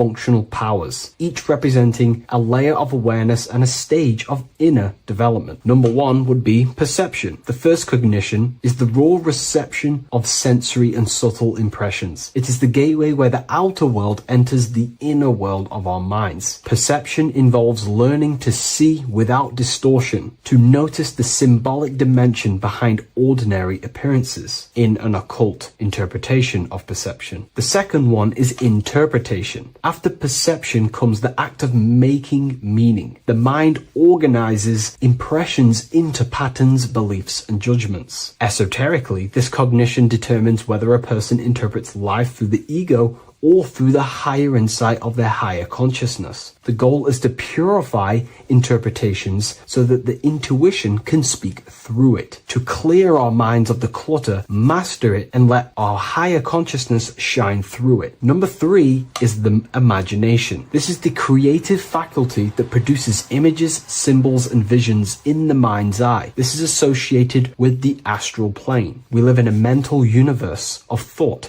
Thought wraps itself inside of imagination. The thought alone has no true form, but then the thought wraps itself in a vehicle of consciousness, what we call imagination, and we give form to the thought. Imagination becomes active. Imagination becomes active imagination, the foundation for rituals, alchemy, meditation, and visionary insights inside of occult traditions. Working on your imagination is a key part on developing your consciousness, as it is literally the sight into the astral plane, your internal vision of the mind. The fourth cognition of the mind is emotion. Emotion is energetic response that gives intensity, direction, and magnetism to thoughts. Emotion fuels the magical will. Unrefined emotion binds us to lower impulses. Refined emotions become devotion, compassion, and the inner fire to transform thought into a tangible reality, to become a conscious creator. The fifth cognition is will, the faculty of intention, decision, and directed energy. Will is the power that aligns personality with the higher self. It is the driver of discipline, transformation, and the capacity to act consciously rather than react unconsciously. Most people walk through life as an unconscious zombie, living day to day, running off subconscious programmings, never actually using their conscious mind. We develop our will and try to align our will with the highest will possible so we can align our will with our higher mind, so the higher mind can manifest through us in the material plane. The sixth cognition of the mind is memory, the storehouse of experience, impressions, and archetypes. It shapes identity, determines how one repeats and transcends past patterns. Memory includes not only personal memory, but also a deep strata of the subconscious and the collective subconscious field, what we call the Akashic records. Memory is a massive quality that you must work on inside the Masonic system. You are required to remember certain rituals and certain things so that you can regurgitate them to pass on along the degrees. Based off my research, I myself personally am not a Mason. The seventh cognition of the mind is intuition, the highest cognition possible. It's direct knowing. It bypasses the linear reasoning and reveals truth as the inner illumination. Intuition is the voice of the soul. It is the guiding force, guiding our physical vehicle of consciousness through this physical experience, providing revelations, insights, and even sometimes gnosis and higher understandings. They are the 7 principles and cognitions of the mind that we should work on. Sometimes they're symbolized as 7 luminary planets, because lumen is light. The planets are light. Light is consciousness. Consciousness is light. Now moving on to the true understanding of the G, the higher understanding of the G, as I mentioned previously. This is what we call the generative principle, the care principle, the human heart principle, the female aspect of consciousness within yourself. All creation is built upon a care. All action is built upon a care. You only act on what you care about. You care about paying the bills and staying inside your house and looking after your family, for example. Therefore, you take the action to generate the reality and generate money to pay the bills. Them actions are driven by the force of care. If you care about a plant, you take the action to water the plant and it grows. If you care about your partner or relationship, you give them attention and care and love, and you grow the relationship. As soon as you stop providing care, watch the relationship crumble and the reality destroys itself. Care is the generative force of reality. This is the generative principle that generates your experience in this world. We are in a continual state of becoming. Each cause gives birth to an effect, and that effect gives birth to a new cause. The G is the generative principle that drives creation in the present moment. Reality is creating, unfolding in the present moment, and the G is the force inside of you that generates your experience. You're watching this YouTube video right now because you have a care in your heart for the information I have provided in the past, and you have a care about watching this video. As soon as you don't care, you take action to do something else with your time that you actually care about. The G is the generative force of the heart. It is the love energy. You only take action on what you love or care about. The whole world is built upon this principle. This is why we say money makes the world go round, because the whole world has a G or a care for money, and it's making everyone wake up in the morning, take actions, and make the world go round. It is the G, the care for that principle or money object to generate that reality. It is the force that drives you, hence why the G is sometimes surrounding with light rays, because it represents a force, emanation, something that is invisible but driving the physical body. The G is the internal force that focuses thought into an action. We can think many thoughts, but the thoughts you don't care about, you don't take action on. But the thought you care about, that you have a G for, intensifies that thought, focuses and directs it into an action to generate that experience and reality. The whole world is built upon this principle. The sun is a perfect example of the generative principle. The sun gives all of its life, light, never asking for anything back, making everything grow and generate on the earth. Everything in your life is built upon this principle, and gaining control over your care gives you control over your actions and your reality and what you generate. Once you see this, it is truly beautiful that the world is actually built upon love. This is why they say love is the force of God. It is. Truly. This is the reason why God begins with a G. It's about Genesis. Genesis means creation. G, generation. Anything that generates and creates is all to do with a care or a love energy. But don't get me wrong, people can love sick and twisted things, and they act upon them sick and twisted things. This is why purification of ourselves is important by understanding this principle, as it is a very powerful principle to understand. This is the reason why the word gift begins with a G. You're giving something. I care. I'm going to give you something, a gift. Or guidance. This is what guides you into becoming something, what you love. This is why also gnosis begins with a G. Gnosis is not actually knowledge. Gnosis is knowledge obtained, attained by direct experience or through direct experience. For example, you're not believing you're watching this video right now. You know you're watching this. Know, gnosis, same phonetic sound. It's about knowing. Gnosis is about gaining knowledge of the self. Self-knowledge through direct experience. Instead of believing in God, I seek to know God through direct experience by altered states of consciousness, transcendent meditations, understanding human anatomy, understanding the laws that govern my mind, understanding creation. That is direct gnosis, knowing that God exists instead of believing he exists. By going within the self, questioning the self, and gaining a deeper relationship with the inner observer, you start to gain gnosis, self-knowledge through direct experience. And in order to gain gnosis, you have to care, because gnosis requires action. It requires you to meditate and go within yourself. It requires you to study yourself. It requires you to go within yourself. And in order to do that, you have to care. If you don't care about knowing yourself, you won't take the action to generate the gnosis. If we take a look at this piece of Freemasonic artwork, we can see a whole lot going on here. But if we focus down here with the temple with the letter G on, and when you walk through the temple, there is a pathway leading up a hill towards the light. The light reveals things. If something is in darkness, you can't see it, but the light reveals something. It's symbolizing truth, the light of gnosis, knowingness. And in order to walk this path, you have to go through the temple, which means entering in yourself. This is symbolic of the path. The Masonic path is about the self, reconstructing and learning about the self. In order to walk up that hill, it takes a lot of effort. It's not easy walking up a hill. You're going to be tired. It's not easy. It's horrible. Who likes walking up a hill? I know I don't, but people like hiking and stuff. I understand that, but it's symbolizing this is hard work working on yourself, because the labor of working on your mind is the hardest labor you will ever do. It's called the great work or the Masonic work. And in order to climb that mountain, you go through the G. You have to have the care. If you do not have the care,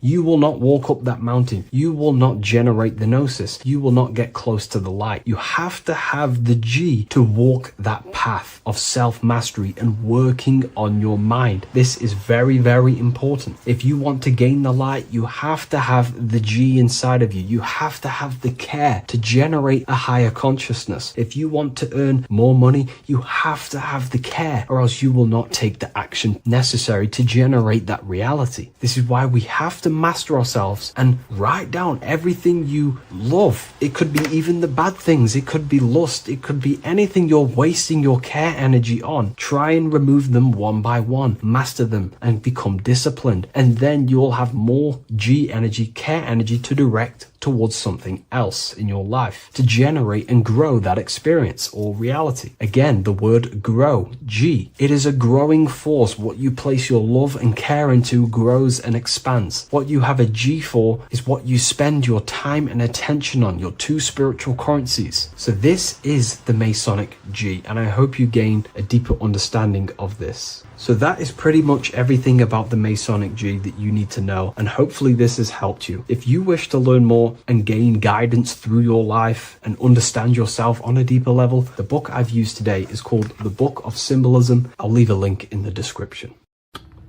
Okay. Is manifestation real? Of course it's real. You've just manifested that sentence. You turned a thought into an action and then generated a physical experience. You turned the invisible thought into a tangible reality. That is manifestation. You just have to learn how to do that on a mass scale, on a bigger scale, to generate something bigger. So yeah, of course, manifestation is real. That's all you're ever doing. Creation is not created. It's in an ever state of becoming. You are in a continuous state of becoming something in the present moment. So you're always molding creation through thought, emotion, and action.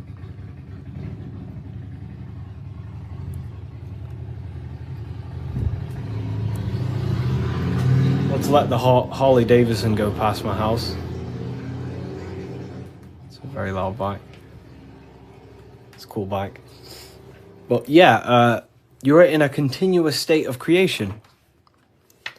And that's what this symbol ultimately represents, right? Hi, if I order your book today, will it be here before next Friday? You mean not this Friday, but next? Yeah, it should be there, for sure. So, this is what this symbol ultimately represents. Because the snake can shed its skin, which means it renews its layers. It transforms from old layers into new layers. It removes old layers of skin, symbolizing transforming. But the snake is eating its tail. The end gives birth to a new beginning. And this is what the present moment is. The present moment is the continuous state of becoming and unfolding of creation. We're all tapped into the live stream of consciousness, like you're tapped into this live right now. And you are directing them life forces in the present moment through thought, emotion, and action. You direct the life flow, the life force that you're tapped into. And wherever you direct it through thought, emotion, and action and your time and attention, that is the reality you generate. And you create that reality. And that's what the symbols are here for, people. The symbols are here to awaken you to things that you just realize about yourself. I'm not teaching you anything new. This is just something you realize. This is solid truth that you can't, escape. You can't escape the law of cause and effect. The force is too powerful to escape the force and the law of cause and effect. The law of cause and effect is over you. It governs you. So you have to work with that law consciously. Most people are not conscious of the laws that govern their life. They're not conscious of the laws that's governing their mind. Your mind is governed by laws, not man-made laws, but universal laws you cannot escape. It is impossible to escape cause and effect. So you must work with the law. God law, basically. Yeah, they're called, occult societies, secret societies, they call the laws natural law. Then, of course, you have man-made laws.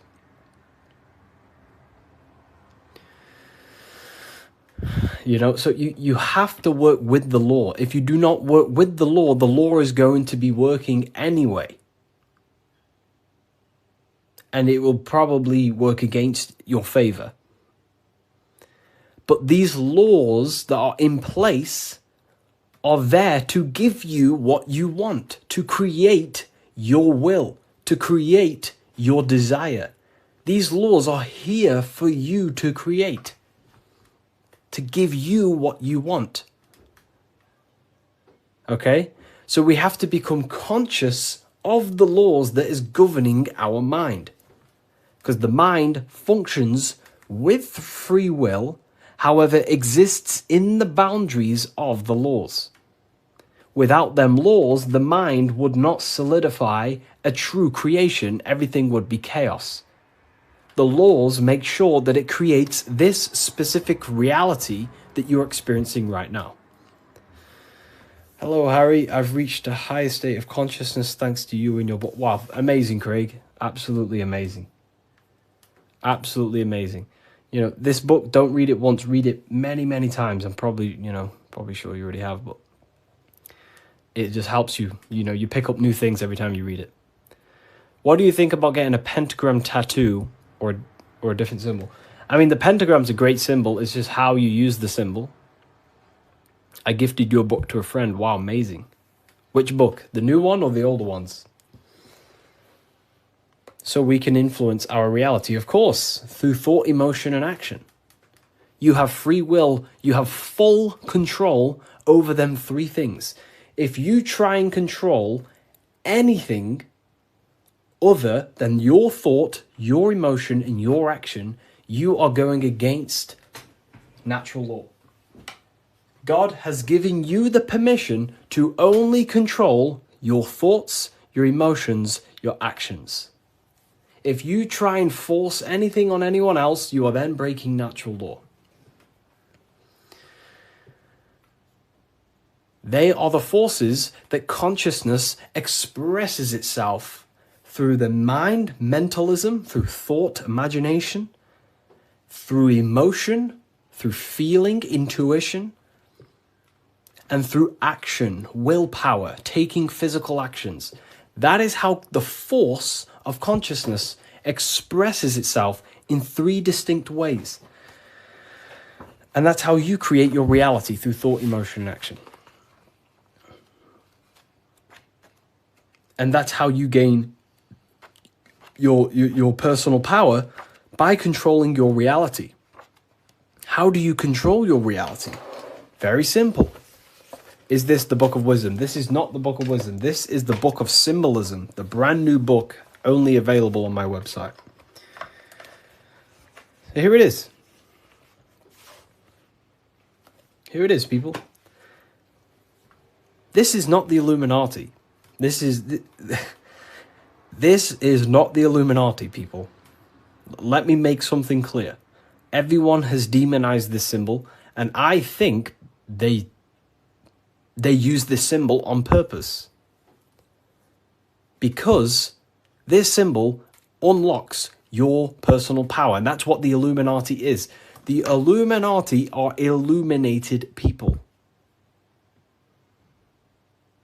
That's ultimately what it means. Illuminated. What is illumination? Light. That's why there's light surrounded around it. Light in the eye. What is the eye? The internal perception. The mind that allows you to perceive information. The internal eye. The person in your mind who thinks. That's the real you. That is the real you. The person in your mind who thinks is truly formless. Okay? The Illuminati are illuminated people. They understand the secrets of the human mind and human consciousness. And other people who do not understand the secrets of the human mind and human consciousness are ignorant, and the people are using the knowledge they know against them. If you know psychology, right? If you know the deepest secrets of psychology, you can then use that against someone to manipulate them. That's how the system works. It runs on information, knowledge, and power. And the power comes through the information. The people who have the most information about how you function have more power. Why? Because they can use you, because they understand you more than you understand yourself. You see? That's what the Illuminati is. The Illuminati are people who understand the secrets of the human mind and how to manipulate the secrets of human consciousness to make them do something and create something in their agenda.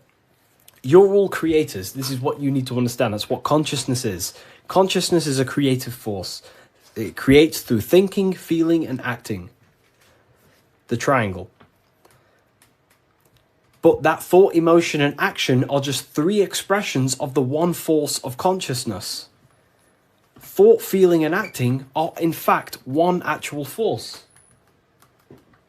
Because it's the force of the universe. We're all using the same force. And that's the same force that Yoda uses in Star Wars. In Star Wars, is all talking about the force. That is the force, and that force is running through you right now in the present moment.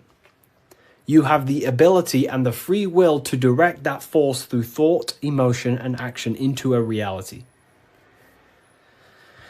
So, the Illuminati is just simply people with a high understanding of consciousness and the human psyche, and how to actually create reality.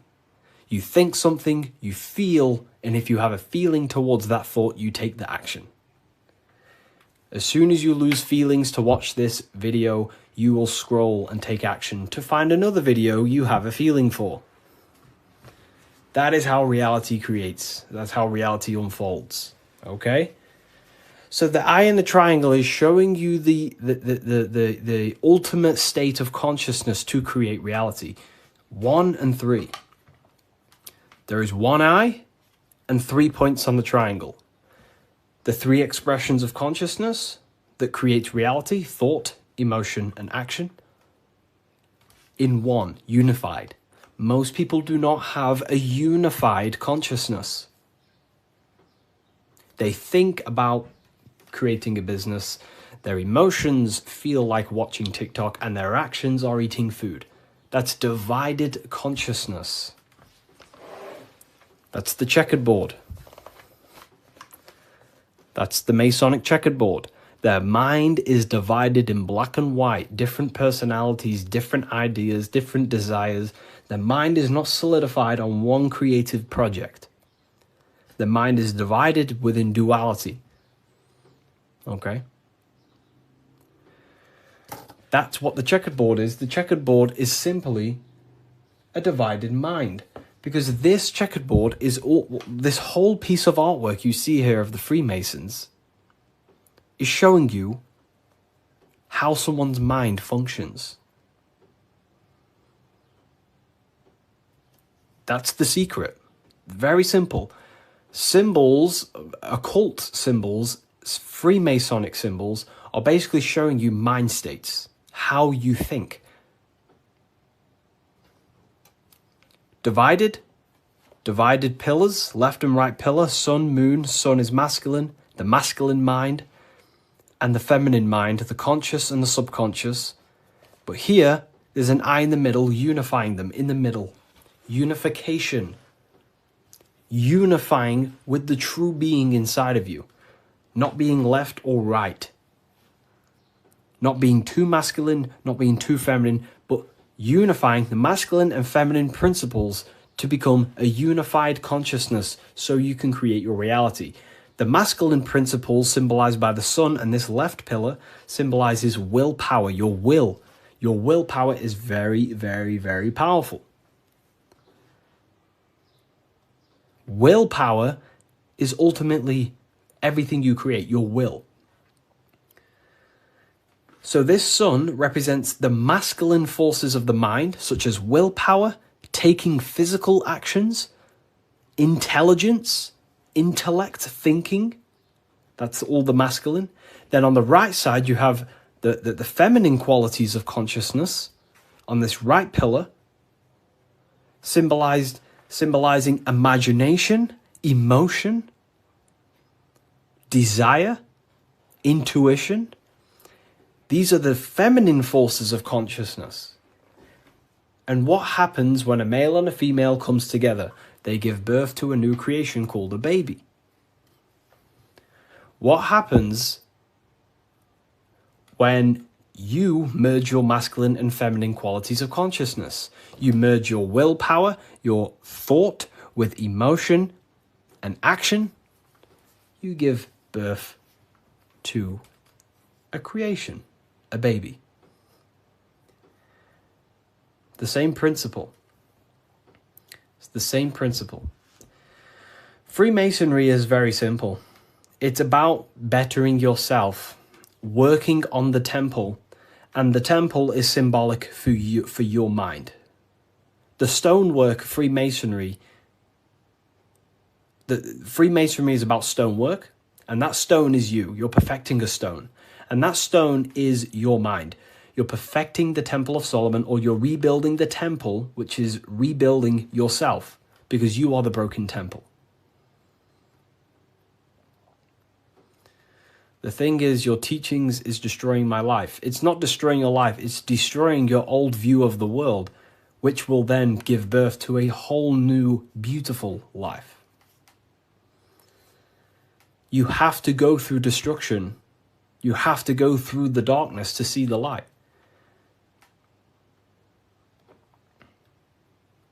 Destruction, creation demands destruction. And it's up to you how you interpret my information. Take it with a pinch of salt. Go and do your own research. I'm not saying everything I'm saying is, take what I say and apply it to your life and see if it helps. But everything I'm telling you here is helping me build myself and build my own reality. But it's very simple. It's about building yourself, because when you create change in your own psyche, you see change in your world. What happens when you start to awaken? You start to think differently. And when you start to awaken and spiritually awake, what happens to your friends? Your friends say, oh, you've changed. You see? So the external world is always mirroring your internal world. If you create change in yourself, you will see a change mirrored outside of you. That is as above, so below. Okay. So, Freemasonry is very simple. It's about yourself. It's about the Temple of Solomon. You're rebuilding the Temple of Solomon.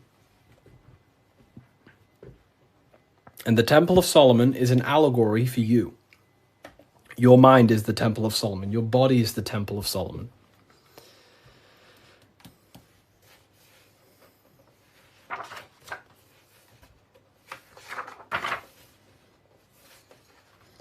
So why is it the Freemasons wear this apron, right? So you see the Freemason here wearing this apron. Well, this apron originates from stone masonry. Stonemasons. What are stonemasons? Stonemasons chip away stone, and then they use the stone to put on a building or, wherever. But Freemasonry teaches in metaphors. So this stone, this apron, was worn by the stonemasons to protect themselves from flying chips of stone hitting their genital area. So this is symbolic of doing the Masonic work, perfecting the stone, perfecting your mind. Every day you are either building your mind or building your mind's prison. Every day. You wake up, you're either destroying your mind or either help freeing your mind. You have the option, right? And they also wear this apron on the lower half in the genital areas because you think with every chakra. The chakras are basically spinning energy vortexes. This is what you see here, right? These chakras.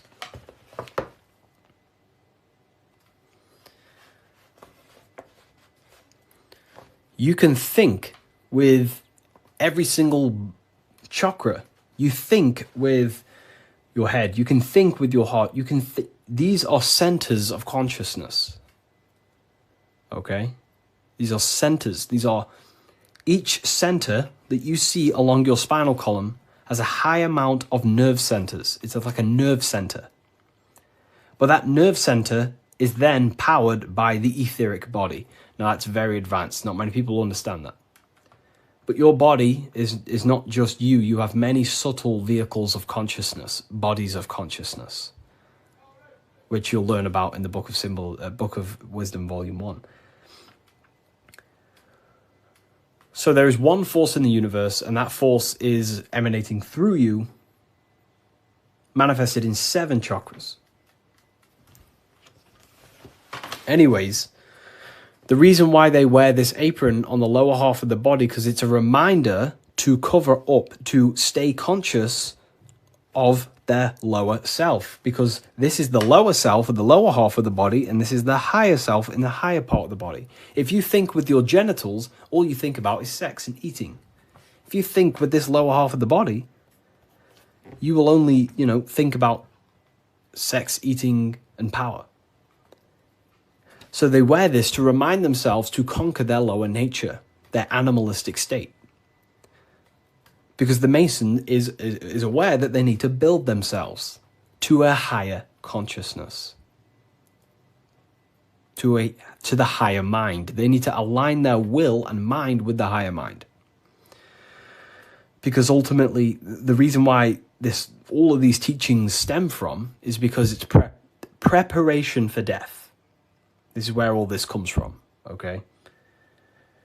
You never die. This is the truth. In the daytime, you're in your physical body, and in the nighttime, you're in your astral body, and it's just a massive cycle. So daytime is life, nighttime is death. Wintertime is life. Wintertime is death. Summertime is life. As above, so below. It's just bigger and smaller, right? So, with that being said, you never truly die. You are not the physical body. You are the internal being in your mind who thinks. You are not the thought. You are the one who hears the thought. The thinker. The knower. You are the being inside your mind, not the being outside your mind, which is this physical body. So Masonry is about working with that internal self, mastering that internal voice, because that is the architect of your reality. The internal dialogue. That is the stone that they're working with. They're chipping away at, they're perfecting, they're smoothing the inner dialogue. No one pays attention to this. The inner thinker, the being who is thinking in your mind. Who is that being? Who is the person in your head? It's not your body. Your body is acting out the commands of the internal being.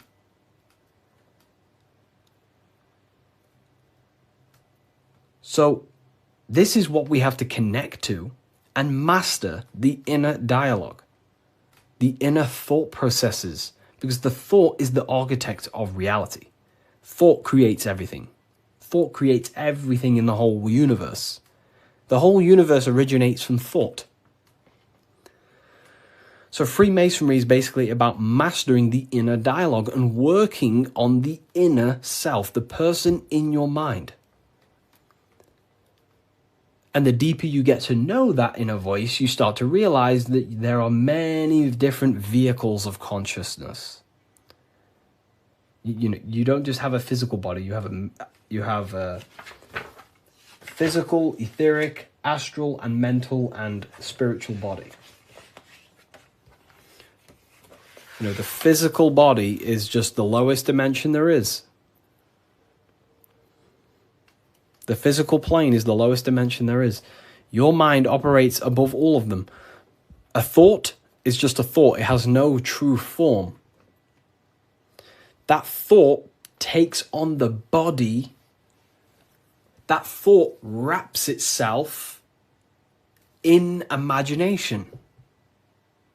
So the thought alone is just a thought. But then that thought then wraps itself in something we call astral matter, which is your imagination. The light, the screen in your mind that allows you to vision a specific object. The thought wraps itself in astral forms. That astral form becomes like an emotion in your heart because you want to then take action to generate that mental image you created. Then it turns into a physical reality once you start to take the action to fulfill the desire of that mental image you created. So these are the many different vehicles of the mind. And the mind is not just in the brain. This is the whole wrong thing with science. The mind is not the brain. The brain is just a physical computer to decode the commands of the mind. The mind is not even touching the physical world. The inner dialogue is not in the physical world. The true you is a higher dimensional being. Okay? The inner dialogue. And we're working with that inner dialogue to master it, to ultimately master your reality. So again, Freemasonry is all about cutting stone, but it's not about actual stone. This book by Harry B. Joseph, right? Yeah, I am Harry B. Joseph. I wrote these books myself. This book is my brand new book, the Book of Symbolism.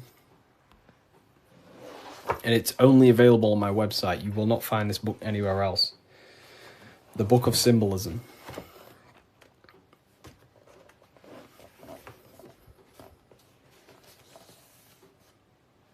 So, nice to meet you. Welcome. Okay, so, again, what does this represent?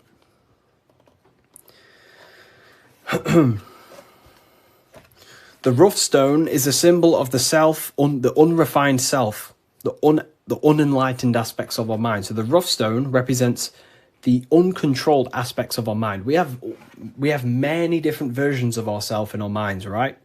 We have a version of ourselves who's perfect. We have a rough version of ourselves that we can become. There's many different things in our mind. But the aim of the Mason is about unifying all of them different personalities into our higher self. It's about learning the secrets of the mind.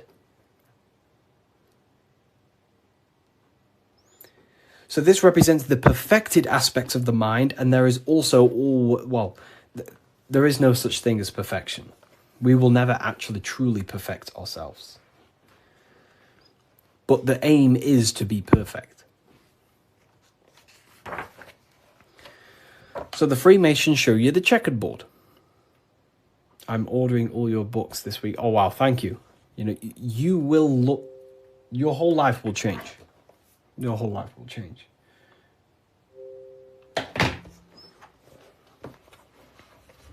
Okay.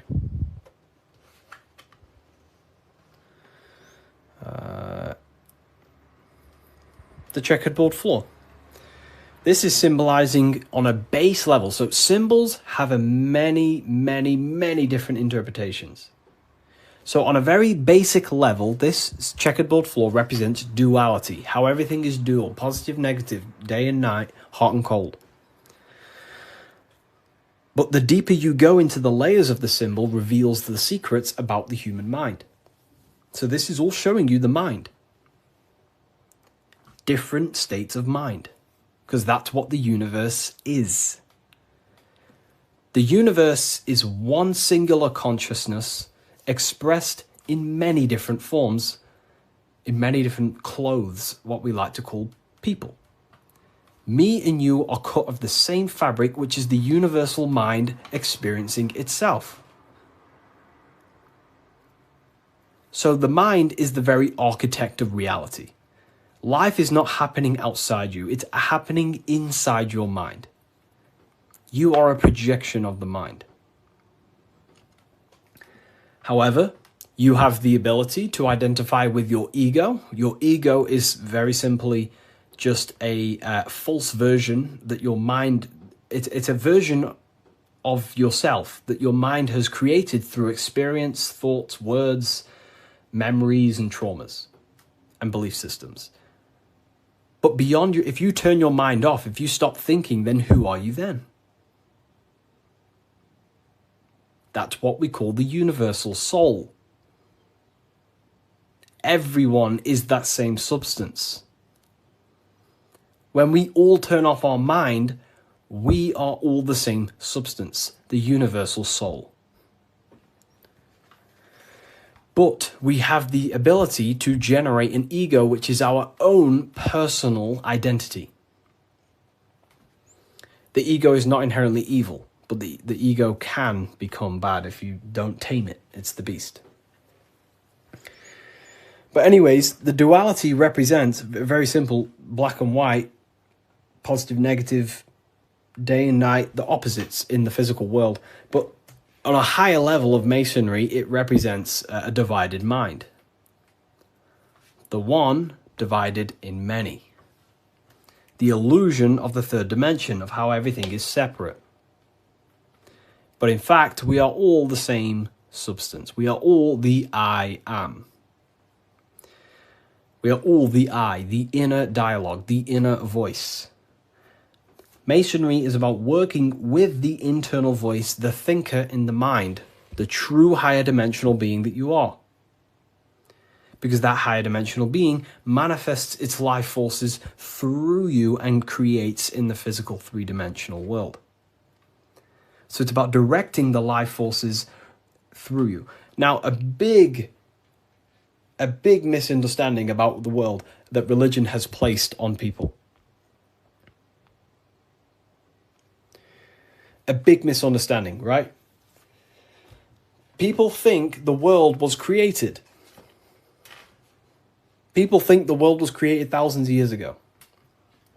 It's the biggest lie ever. Step back, remove that belief out your mind just for a second, and realize the truth. The world was not created thousands of years ago. The world is creating now, in the present. It's unfolding now. Creation is unfolding in the present moment. God is thinking reality into existence right now, and you are thinking your reality into existence right now through thought, emotion, and action. You are crystallizing reality now in the present, and you can become a co-creator with the creative force of the universe. But we've been taught the complete opposite because the powers that be in the world do not want you to become a conscious creator. They want you as a slave and a worker.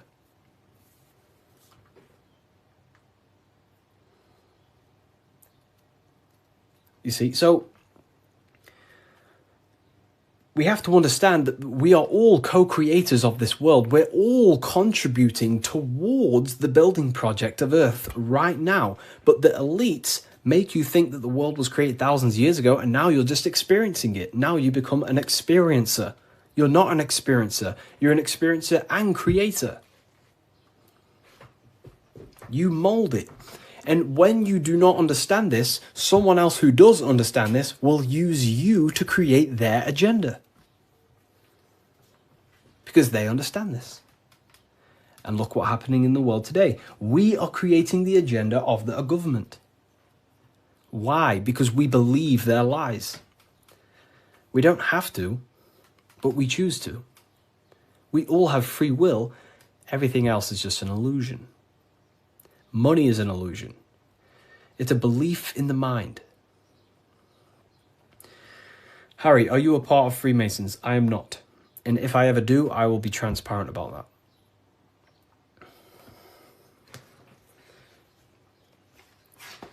So this is representing your mind divided. Divided consciousness.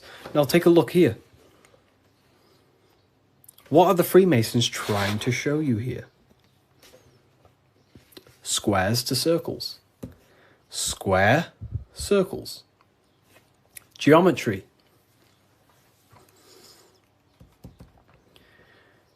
Geometry.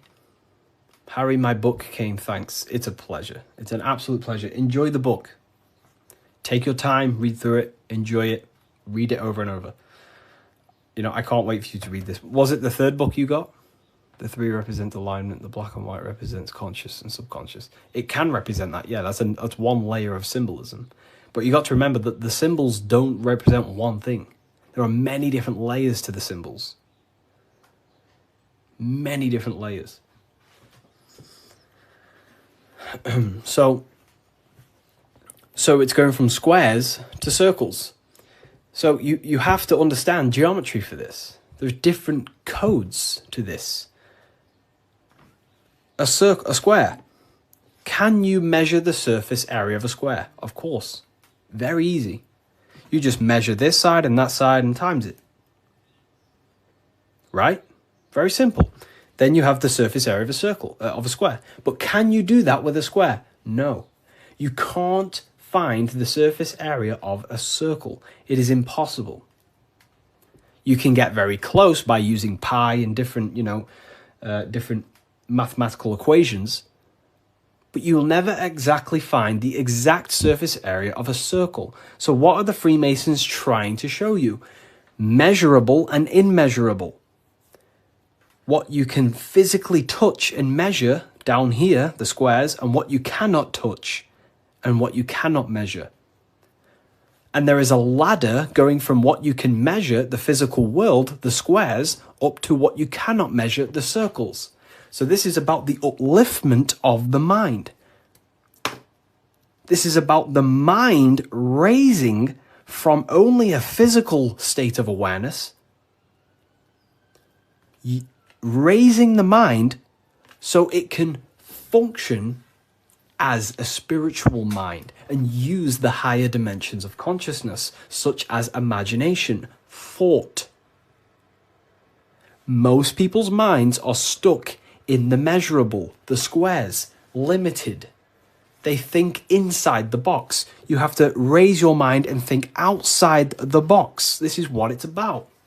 Raising your mind and using the higher dimensions, which is imagination. You cannot measure imagination. It does not exist in the physical plane. You cannot measure thought. It does not exist in the physical plane. So it's about raising consciousness to actually use the cognitions of the mind. Most people are not using the mind. Climbing in consciousness. We're going from squares to circles, measurable to the immeasurable. Okay? And that's the key. Look at the key. How do you go from the circle the squares to the circles. You got to go through the woman, the green woman. Who's the green woman? Who is the green woman? The feminine. The feminine aspect of consciousness. You cannot just go from low consciousness to high consciousness. It is impossible. It takes a lot of work. Doing work on your mind is way harder than any labor or work you could possibly imagine. The work on yourself is not easy. And I never say, I never have, never will say it's easy. It is very, very, very difficult to change your mind because it is literally programmed. Very difficult. So you have to go through the woman. And what's the woman? The care, the desire. You have to have a desire to climb the ladder. You have to have the love and the care to do so. If you do not have the care, you will not climb the ladder. If you do not have the care to watch this live, you will continue scrolling.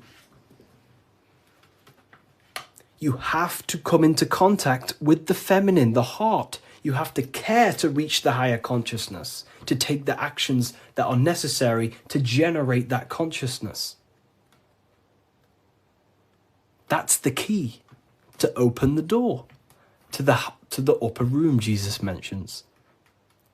Jesus is always talking about the upper room, the kingdom of heaven. This is what it is. It is a higher state of understanding. A higher state of self-mastery. That is what it's all about. So in order to climb the ladder from the immaterial to the material to the spiritual, you have to care.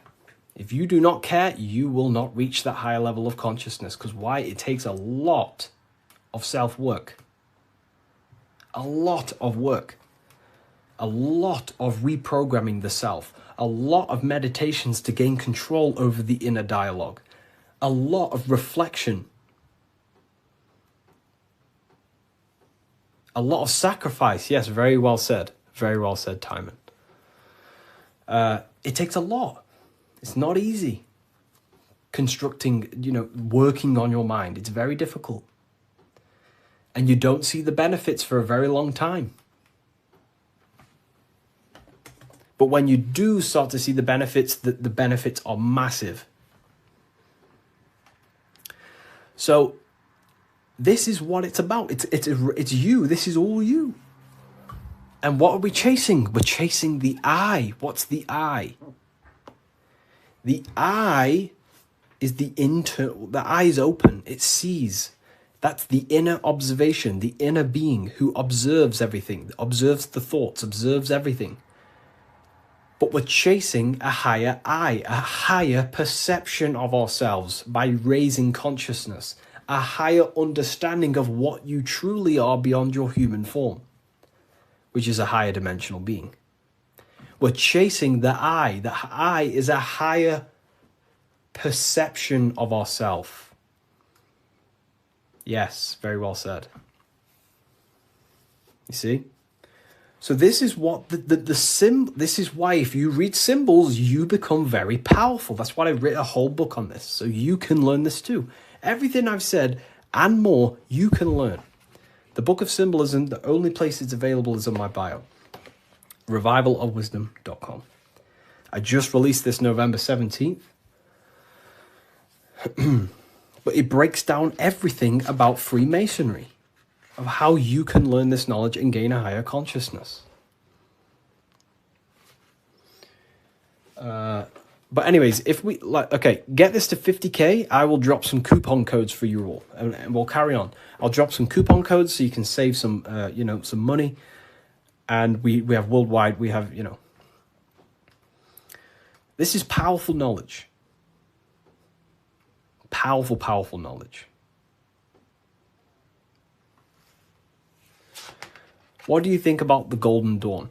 I have a friend, well, not a friend, but I know him through, he's an Instagram creator, and he went through the Golden Dawn system, and he is a very famous author now. You've probably heard of his stuff. It's called The Serpent Rising. He went through the Order of the Golden Dawn, learned about Kundalini and stuff like that. Golden Dawn Society, yeah. How can I buy your book? There's no link in your bio. There should be. There's a link in my bio. Revivalofwisdom.com is the only place you get the Book of Symbolism in English, French, German, Italian, Spanish. Okay, so let's carry on, right? So we've broke this down. You now understand that we're going from squares to circles, which is going from the measurable to the immeasurable, changing the mind from a state of reaction, because this is, okay, the circle cannot be measured, but the square can be measured. So this is the material, this is the spiritual, this is the seen and the unseen. This is the cause, this is the effect. The cause, effect. What does the sun do? The sun causes effect on the earth. That's why there's a sun here. It's showing cause, effect. The sun produces changes in the plants and the nature on the earth, which means as above, so below. The cause is above, the effect is below. So this is talking how to change the inner dialogue of yourself, the inner self, the inner voice, from a reaction mind to a demanding causal mind. Most people live in reaction mind, the square. They're reacting to the world outside of them, when the world outside of them is simply the effect. You cannot change it. It's already affected. It's already manifested. The only thing you can do to change the world is to change the cause. The inner world is the cause, the mind is the cause, the external world's the effect. The inner world is the cause, the external world is the effect. Most people have something bad outside them. You know, I'm not perfect. I'm not saying I've reached the highest level of consciousness. You know, I'm still working on myself, and I'll always say that.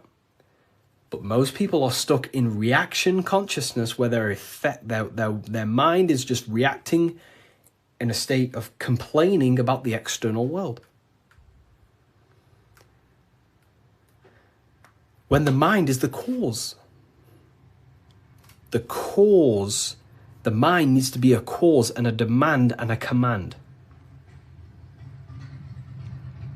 But that's fine. You know, I was in that state. And I still catch myself now and then being in that state.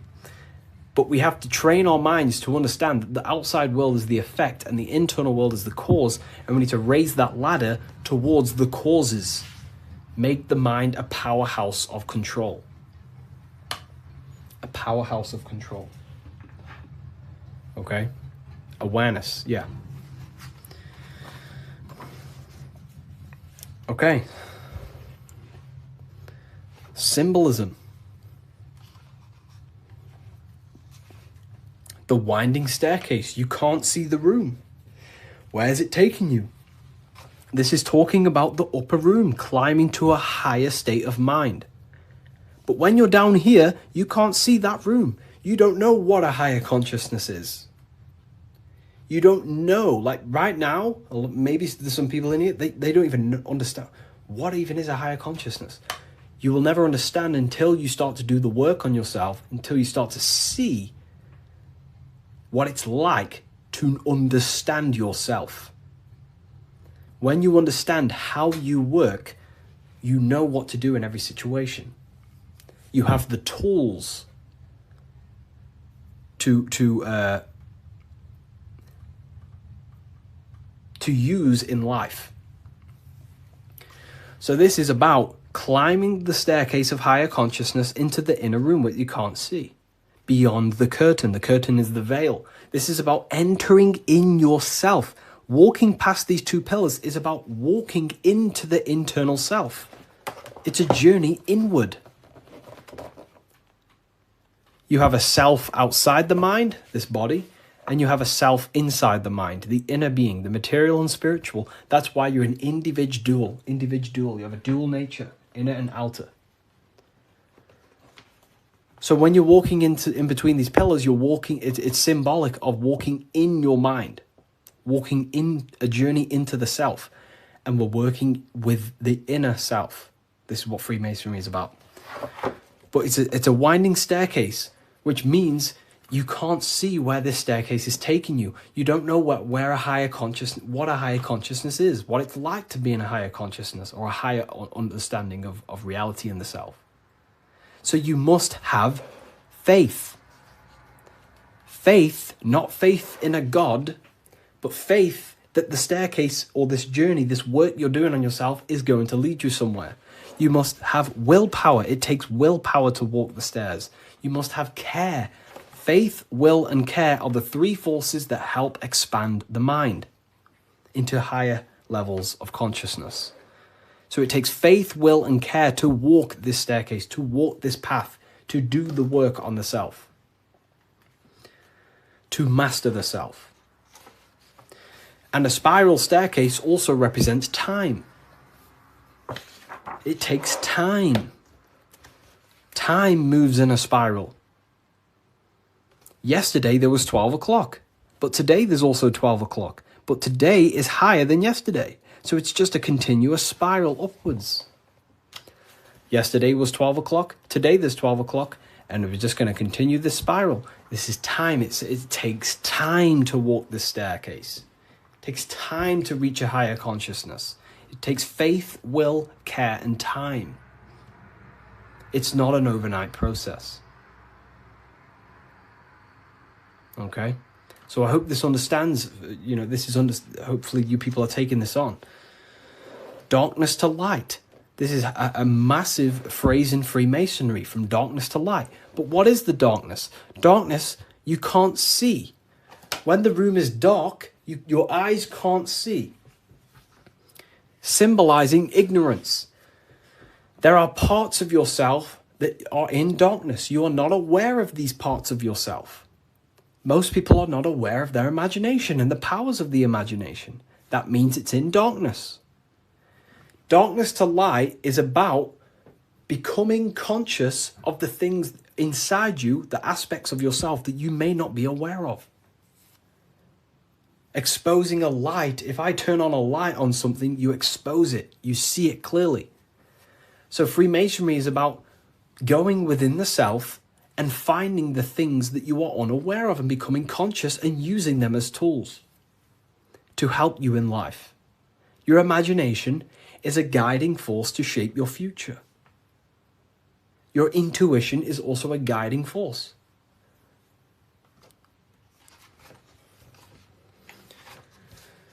This is the hammer, the Freemasonic hammer. Why do Freemasons use hammers? The hammer, the force. What is your hammer? What is the force that drives you? What is the force? What is the desire in you that makes you go through life? We all have a hammer. My hammer is to help as many people understand themselves as possible. That makes me take my actions. That's the force inside of me that takes action. The reason why I'm on this life is to take action to help people. That's my force. That's my hammer. You have to have a hammer in life. This is a tool. You have to have the hammer. Here's some more secrets. Force, form, very powerful. Not many people understand this one. But like, I could sit here all day and talk about all the different symbols in this, but there's many different symbols that you can go over. Force and form. Okay, so we have hit 50k, by the way. I did promise people earlier, we have hit 50k, that I would give out a coupon code. I did promise people. So I'm going to have to give that coupon code, and then we'll carry on with this, breaking this down for you. Okay? Let me know in the comments if you want a coupon code. Just say the word yes or something. And if I know people want it, then I'll give one out. If not, I'll just carry on. Okay. I'm going to give you a 20% code. In fact, no, I'm not going to give you 20%. I'm going to give you 30% off. Wait, let me just test something. I don't want this to mess up for you. I want to make sure it's working properly. Okay, 2 seconds. Let me just test the website to make sure the code works. I don't want to give it out and then people, don't end up working and then people start, So let me just test it.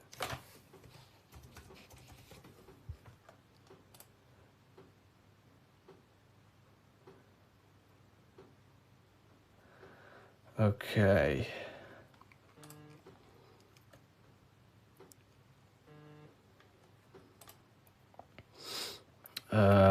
2 seconds, people.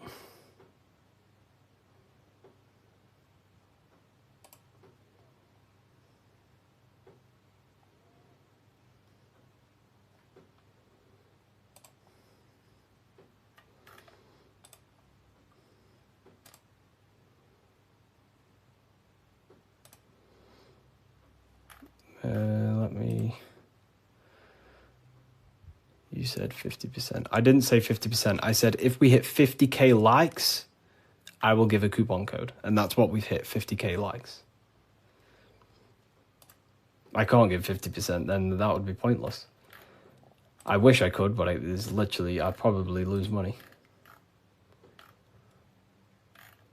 I'm just testing the code out for you.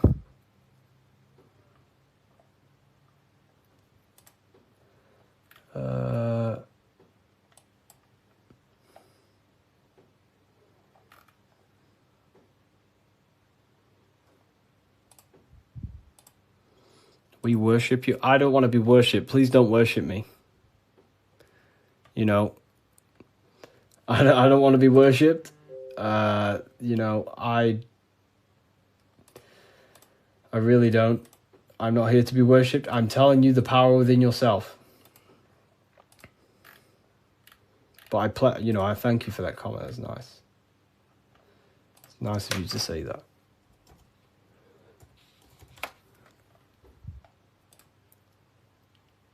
Okay, so it is working. Okay, nice. So the code is working, and the code is, I'm not giving you 20%, I'm going to give you 30%.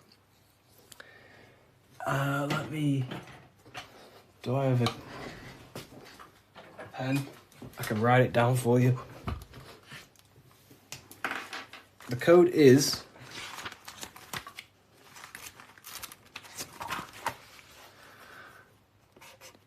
light. All caps. That's the code. All caps, capital letters. And you'll save yourself 30%. This is the brand new book of symbolism. You're going to save yourself 30% on the brand new book of symbolism. Is this where 607 Onk gets it from? I don't know. I've been around for a long time talking about this stuff.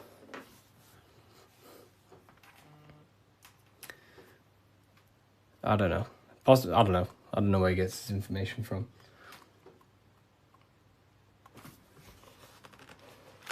Fulson form. Here it is. Website name, revivalofwisdom.com. Revivalofwisdom.com, or the link in the bio. No book is going to help you just meditate. I used to think that exact same thing. But unfortunately, that is I used to think that, but then I realized my ego was keeping me back. The ego wants to say, I don't need anything. I don't need someone else to tell me anything. But then you have to come to a realization that there are people out there with knowledge way beyond what I knew. There are books out there that I need to read. There are people out there with knowledge way beyond mine. And you have to suffocate your ego and let go of that to actually grow. I used to think that exact way. But depends what you want, you know. You don't have to go down this path. You can just meditate. That's completely fine. You know, it depends what you want, I guess, as well. So you are completely right.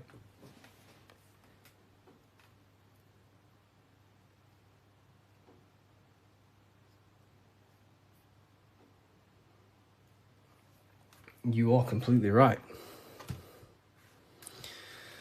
Is there a PDF? No PDF. Physical books only. You know, we ship worldwide. What's your fave part of the book? Oh, you know, no one's ever asked me that, you know. That's a very good question. What is my favorite part of the book?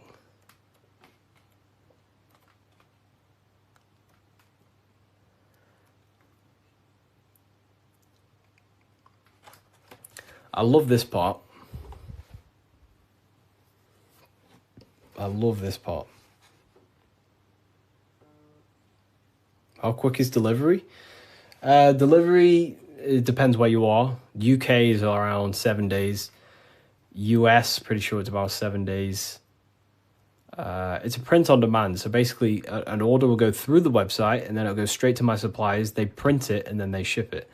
And then they obviously send you emails with the tracking information and stuff like that. You know. But this is probably my favorite part. Is it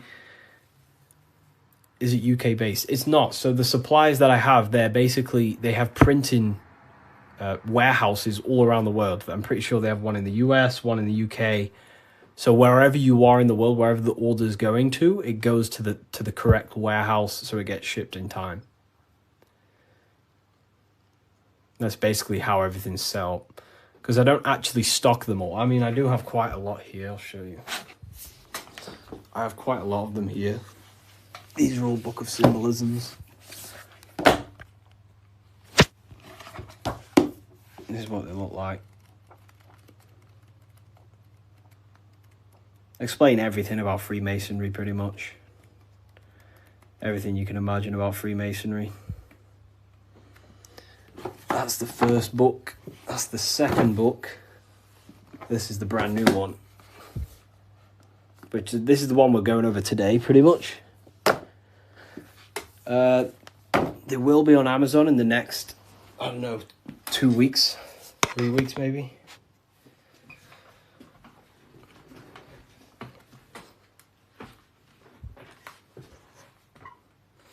How can we use the book to live a fulfilling life? That's pretty much, the book teaches you, it's a guide to higher consciousness. It helps you understand and unlock aspects of yourself that you never knew was there.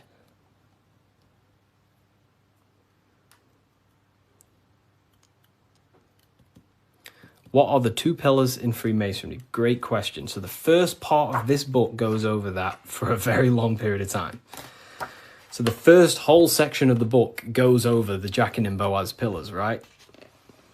The different symbolism. So it basically represents the masculine and feminine forces of consciousness. But it ultimately represents division as well. The number 11 is a dividing number. It's left and right, right?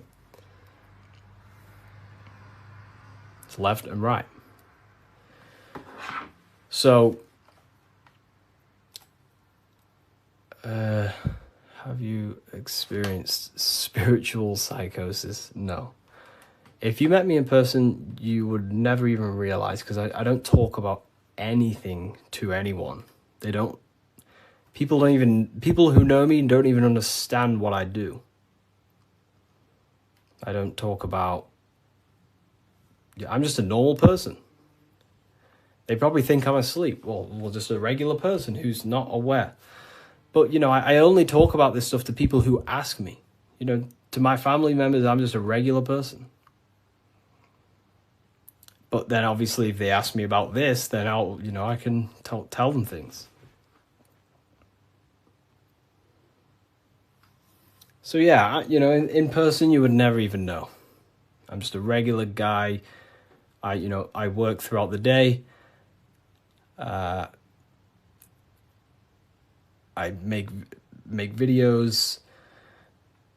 I work on my YouTube. I help my affiliates. I help I come on live, I help people, I speak to my university students, and then I go to the gym, see some family members, and, you know, I'm just a regular person.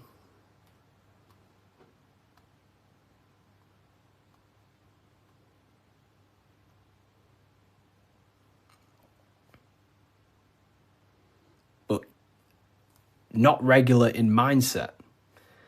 You know, me personally, I don't agree with, you know, making everything your whole person. You know, that's fine if you do that. That's completely fine. We all have different ways of living and expressing ourselves. But, you know, I don't want to make this my whole personality.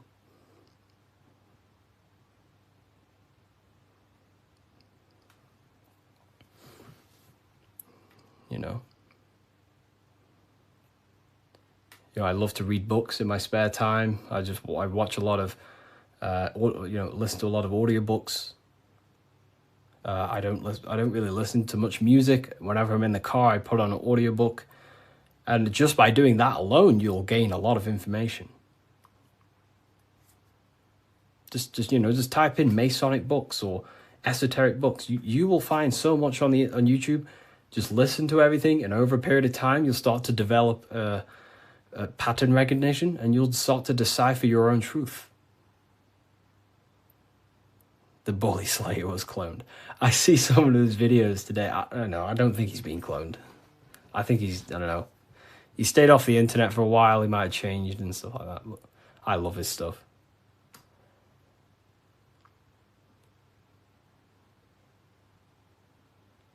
How long did it take to change your reality to your desired reality? Good question. For me, it was, I wouldn't say got lucky, because I work very, very hard. I work at least 10 to 11 hours a day most days, but not recently, but before. But for me, there was not many people in this space talking about the things that I do at the time. So for me, it sped up very fast because of that. You know, there's not many people who can give you this information I give you. Well, there's a lot of people who can give you this information, but they're not, you know, well known or outspoken about it, you know, respectively to them. And luckily, my stuff started to gain a lot of attention, and my life changed in a matter of a year. But, you know, it can take longer. For years before that, I was trying many different things. Many, many different things. But whenever you preach about mind control, I realize I'm in a prison of my own thoughts. Yeah, a lot of people live in their own prison. Like I say, every day you wake up, you're either building your mind, you're either building your freedom of your mind, or building the prison of your mind. Every day. You're either building your prison or your freedom. How long have you been on this path, Harry? Long since way before 2020. Way before 2020. I was talking about, I can't say the thing on here, but you know, the virus. I was talking about the virus way before 2020. And there may be some people in this live who watched my very first lives. I used to go live all the time. But I was looking into conspiracy theories when I was year 7, year 8.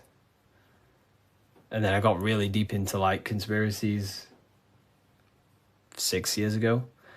And then after about a year of that, I started to switch into like esotericism. And then for like the past 5 years, since 2020, it's been all esoteric stuff, pretty much. You know, like Masonic, the psyche, human psyche, human consciousness, metaphysics, symbolism. So the last 2 years, it's mainly been symbolism, because I'm obsessed with symbolism at the moment. But yeah, Do you believe in God, Harry? I believe in a form of energy that gives rise to all things, yes. And we are a part of that energy source, that conscious energy. We are an emanation of that. We are cut of the same fabric of that. It is one consciousness clothed in different beings. Harry, you said faith, will, and care and time. Didn't you say time doesn't exist? Can you explain this? You know, time is the present moment. It's an eternal now. But, you know, it takes, that's what we call time, the movement of that.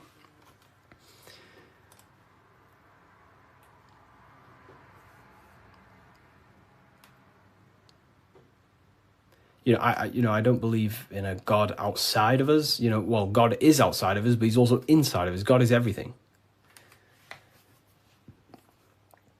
I like how you put that. Oh, well, thank you. If we visit a Masonic temple, we'll see a lot of these symbols in the building arch. Oh, yeah, of course. Everywhere. You'll see this everywhere.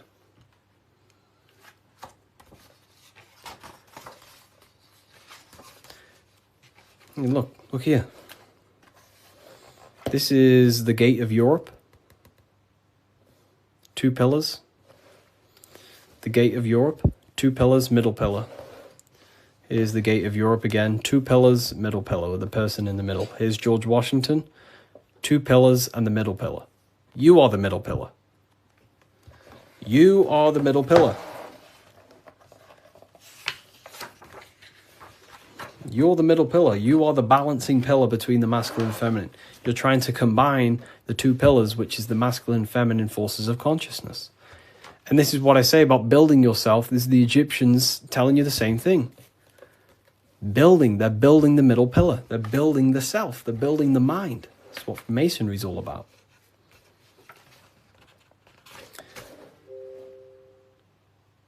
You know? So look. Here's the Anunnaki showing you 2 pillars, Jachin and Boaz. And look at the person in the middle pillar, which is balancing the masculine and feminine forces of consciousness, trying to become whole and unified, a unified mind. And he's stepping up, symbolizing raising consciousness. Stepping up to a higher level of understanding. Here's Buddha, same thing. Buddha, Vishnu, Sumerians, Egyptians.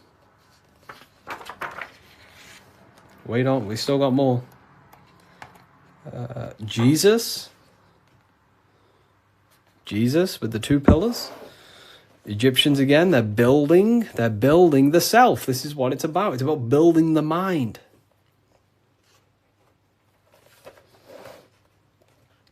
Royal Arch of Freemasonry. Knights Templars. It's everywhere. This symbolism is everywhere. It's in every tradition because this is the universal system of constructing the mind. This was way before religion. This is what it was about. It was the religion of the serpent. The serpent used to symbolize this knowledge about the serpent can shed its skin and transform. So it's about transforming the mind. The serpent was the universal symbol of this spiritual journey. What does the G mean? So here, you see the G. It wasn't a religion of the serpent. I wouldn't say religion, but I in my conclusion, you can take this as a pinch of salt. In my conclusion, I think the serpent, found in every religion. It's the Vatican. It was in the Garden of Eden. It's in every religion you can possibly imagine. There's a serpent, and there's serpent symbolism all around the world. I personally think the serpent was the symbol for gnosis, for the well, I don't like calling it religion, but a spiritual system that was universal before religion. It was the wisdom of Kundalini. It was the wisdom of awakening. It was the knowledge of the self. And then I think the serpent got demonized because then religion took over and started to externalize all the spiritual teachings and then following man-made gods and gods in the sky and stuff. But before all of that, I believe that me personally, I believe the serpent was a symbol for the universal spiritual system of knowledge that was before all the religion. That's my interpretation. It's about self-transformation. Yeah. Someone asked about the G. And now they say serpent is Satan. Yeah, very well said. Now everything about the serpent is demonized. And it's crazy to me when you realize, well, everything's inverted nowadays. So, I guess we'll never know. But based on my symbolism studies, that's what I think it is. I could be wrong, but...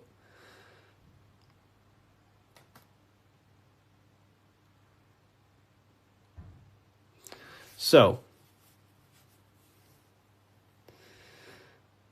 okay, why didn't you join Freemasonry if you believe their teachings? It's not believing anything. These symbols are self-awakening. It's not... Everything I teach you is not about believing anything. It's about shedding light on what was there, but you just may not be conscious of it. So, for example, the G, this is a Masonic symbol, and the G represents the force of care, the force of love, the heart, the generative principle, the G, the generating force of reality. That is love. The heart generates your reality. You right now are watching this live because you have a care. You care for the information I'm sharing. So that care is allowing you to take the action to generate this experience you're having right now. So in order to go through the Masonic temple and walk the path towards the light, you have to have the G inside of you, the care to walk that path. If you do not have the care, you will not take the action. If you do not have the care to watch this live, you will continue to scroll. G also doesn't have a numerology meaning. Yes, 7. 7. G is 7. And there are 7 cognitions of the mind. So the G is also gnosis. Gnosis about, knowing, gnosis. Gnosis is knowledge gained through direct experience. So you right now, you're here. You don't believe you're here, you know it. Instead of believing God, you can get to know God by gnosis, by studying the self, by entering trance-like states of meditations and understanding the self. That's gnosis. And in order to gain gnosis, you must have the G. That's why gnosis begins with a G. Because you must have a care to meditate. If you don't care about gaining a higher consciousness, you won't meditate. If you don't have a care to reach the light, which is just a higher state of understanding, you don't have the G. If you don't have the G inside of you, you will not take the actions to walk up this path, up the mountain. It's a difficult path of self-mastery. So that's the G. It's the driving force of your reality. And if you don't have the G, you won't walk up this hill. So the teachings that I teach is, it's about shedding light on something that was already there. Does the Book of Symbolism teach us how to get the G? Well, yeah, the G is just simply your care. Do you care about gaining information? Or do you not? You either have it or you don't, and you can cultivate it. We do talk about it here, all about the G and different symbolic here. So in order to get off the checkered board and rise towards the light, so we're going from base consciousness to high consciousness, from material to spiritual, in order to do that, you have to go through the woman. And what is she doing? She's caring. She's caring for the little baby. So it's symbolizing, in order to go from low consciousness to high consciousness, you have to care. You have to go through the feminine, the heart. You must have a desire in your heart to truly raise your consciousness. That's why there's a woman here caring for a little baby. You have to go through the feminine to reach a higher consciousness. So anyways, is that why religion is against women? You know, there's so much that goes into that. I believe they don't want us in contact with the feminine energy of consciousness. We're all masculine and feminine. We all have feminine qualities. We all have masculine qualities. They suppress the feminine aspect of consciousness because that's what unites. If we all loved each other, we would be united. They don't want us to love each other because that creates division. And divided people are easier to control. If we all united, we'd all realize we can take over the government. So they destroy the feminine because that's all about caring, nurturing, growing as a community and as humans with the earth, caring for the earth and things, but it's just completely demonized nowadays. And now it's just a masculine-dominated world. But Freemasonry says that the G is geometry or God. It's all the same. God, what is God? God is a creator. How do you create something? Through the G, you have to care. If you don't care about something, you will not create it.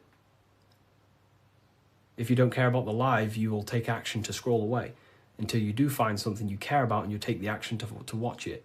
So it's about generating reality. God, which is a G, which is about care, creation. Geometry is the same. It's all about creation. The mathematical codes. But it's all to do with the G principle, the generative principle. If that makes sense. So most words with G are all to do with care, gift. If I gift you something, it's because I care. I have a G. I have a care towards you, and I'm gifting this.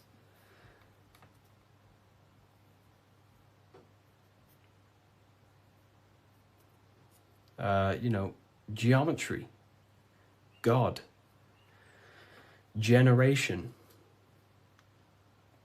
Genesis, all about creation and care. The whole world is built on love, and when you see it, you can never unsee it. The whole world is built on love. All creation is built upon the principle of love. That's why the earth is called heart.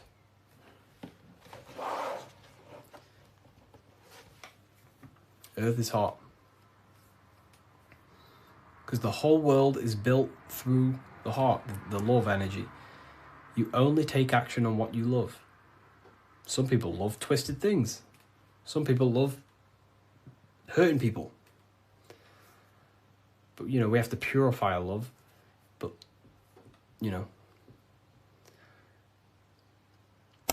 The Book of Wisdom by Harry B. Joseph has really piqued my interest. It's 119 pages of curated spiritual insight. This book has really piqued my curiosity.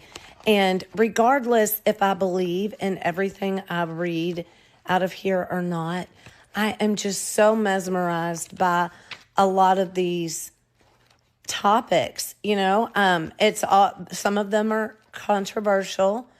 Some of them are based in Christianity. Some are not. But it's just a really insightful book. And I'm super excited to check it all out. If you want to check it out too, I'll link it for you. Get your copy. Visit bookofwisdom.com. What if I told you the devil is closer than you think, and it's not actually a real person, force, or spiritual entity outside of you, but a being and an aspect of your own mind and psyche? In this video, you will learn exactly what the devil is and the true esoteric meaning of the devil. The first thing we need to understand is that the universe is a mental universe. Look around you. Every action, every building, everything you see around you was begun first as thought in the mind, then manifested. We use the mind to build and shape our reality. The universe, the world, only exists inside of our mind. Therefore, God and the devil exist inside of our own psyche. So first of all, the devil is not a literal being, but a symbol of the lower self. It represents the unmastered, ego-driven part of the human mind, a symbol of destructive thoughts, emotions, behaviors, lives in realms of chaos, fear, hatred, lust, and ignorance. This is why we see the devil as red, because red is the lowest vibrational color on the color spectrum. It also corresponds with the root chakra, which is all to do with survival instincts. Red represents chaotic and intense emotions like hatred and anger. When we are angry, our face turns red. The devil represents our animalistic fundamental needs, our instinctual needs, our survival state of consciousness. We have a survival state of consciousness and a godly state of consciousness. Our godly state of consciousness is creating, not just experiencing in the animal state, but consciously creating reality.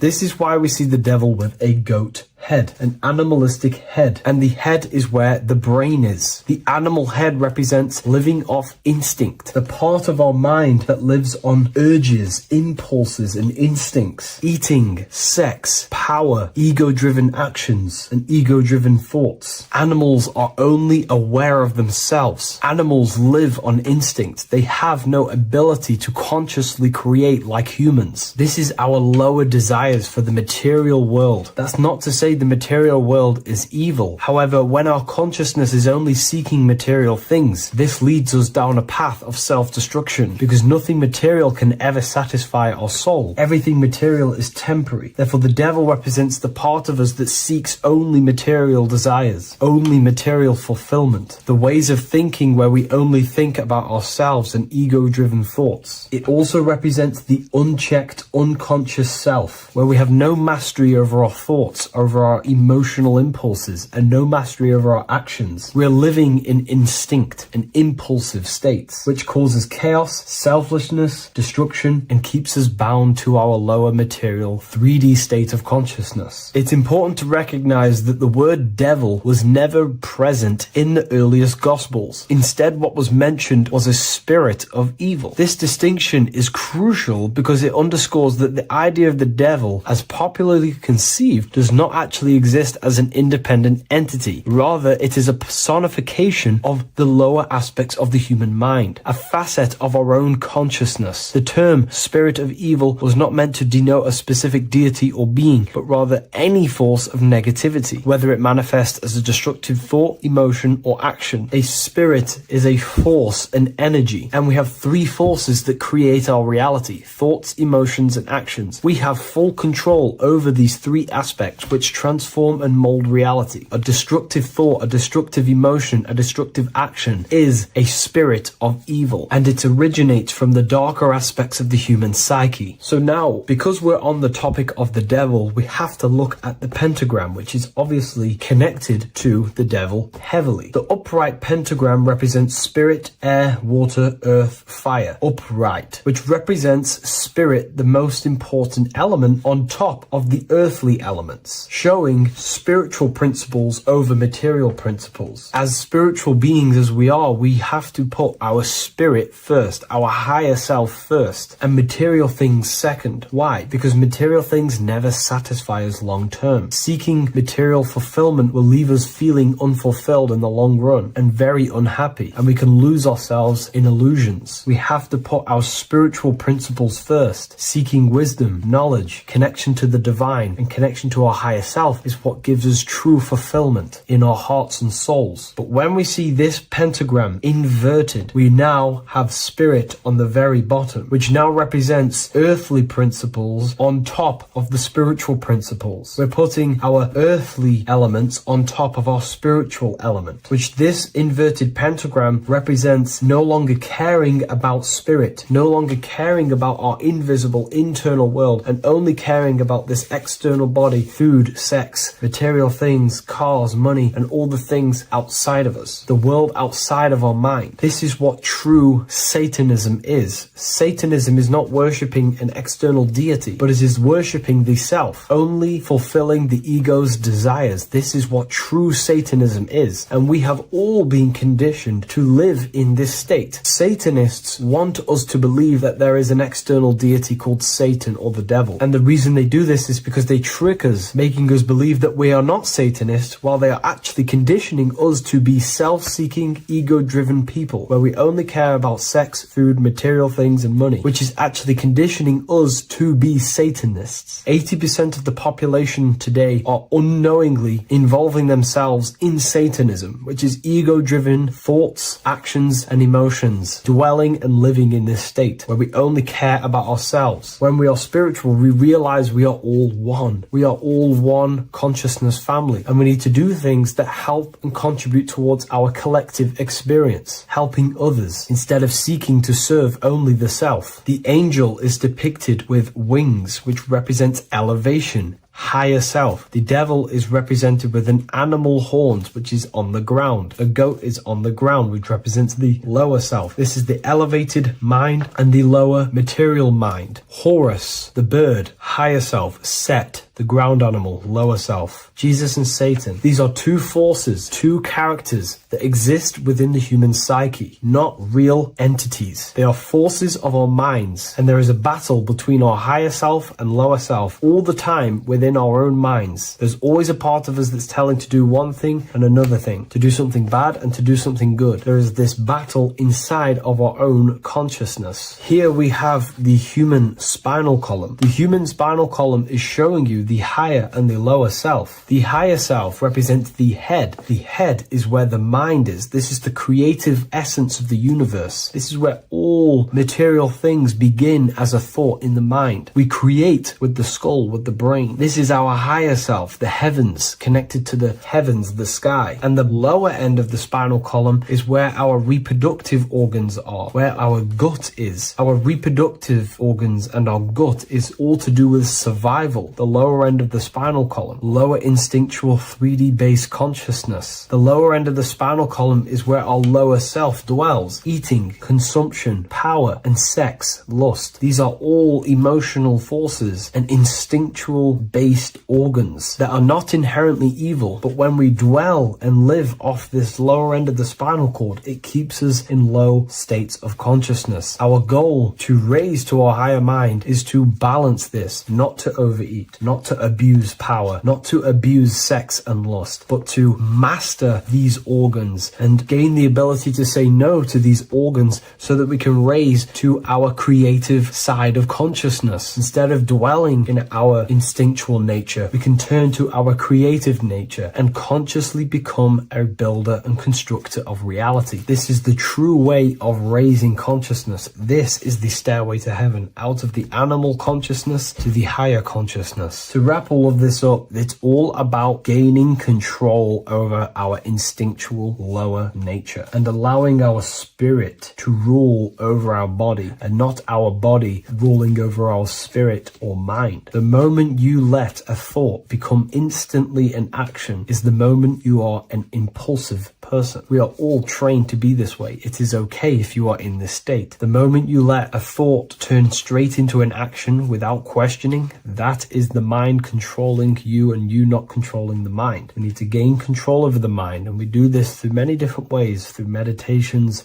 affirmations, and discipline. We slowly gain control over our minds, and once we gain control over our minds, we gain control over our thoughts, and we gain control over the attention that we give certain thoughts. We can then start to uplift our mind, our thoughts, out of our instinctual state to the higher mind. If you wish to learn more about consciousness, I'll leave a link in the description for the Book of Wisdom, Volume 2.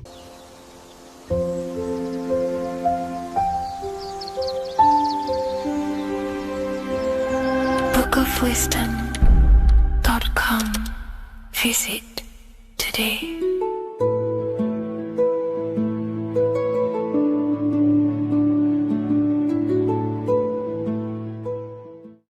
What is good, people? It's Revival of Wisdom. Today we're going to be talking about Saturn. I've done this video in the past. However, this video is going to contain a lot more in-depth explanation of Saturn. So the 33rd degree Mason Manly P. Hall said, Saturn is the key to crystallization, physical matter. Light is matter, matter is light. They are interchangeable. Low vibrating light turns into matter, high vibrating matter turns into light.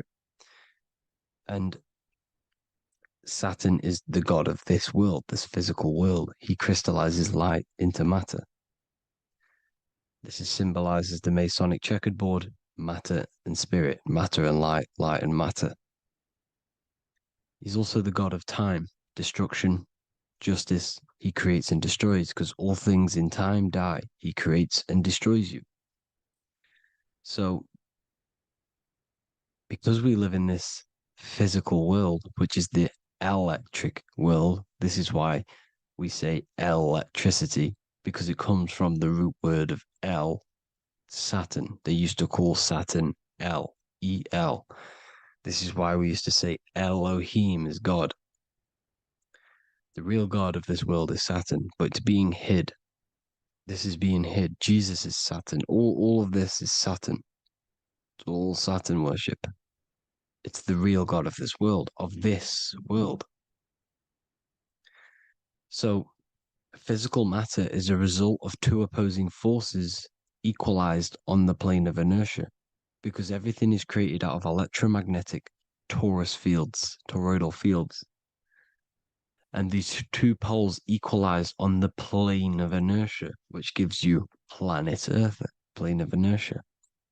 The plane of inertia is what Saturn is. It's the ring around the center of the plane of inertia. Thank you to Walter Russell saying, physical matter is a result of two opposing forces on the plane of inertia. This is what Walter Russell says, so please check out his work. He's got many books, many books on light and electromagnetism and stuff like that. So I advise you to check him out. So the torus field gives you the binary code 0 and 1, the female vagina and the male phallus. This is the code for this world.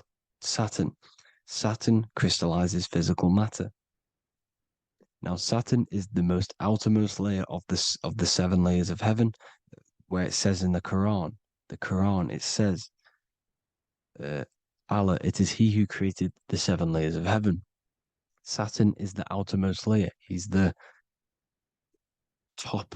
He's the most high. So when we say the most high, we're referring to Saturn. He's the most high before the firmament, before the stars. So Saturn is the god of this world. He's the Lord of the Rings. He wears the crown. The crown is the rings. Crown, Kronos. So the planets are luminaries. They are lights. They are beings. They are energy, conscious energy. And we're in the heart of the solar system. Saturn is the outermost layer. He is the one of this world. He's the god of this world. Now, on the North Pole of Saturn, you have the hexagon. Add up all the sides. It creates the 6-pointed star. Or it can be created as a cube. The cube is very important. The 6-pointed star is very important. 6 points, 6 triangles, 6 side, 6, 6, 6. Black cube adds up to 6 in gematria.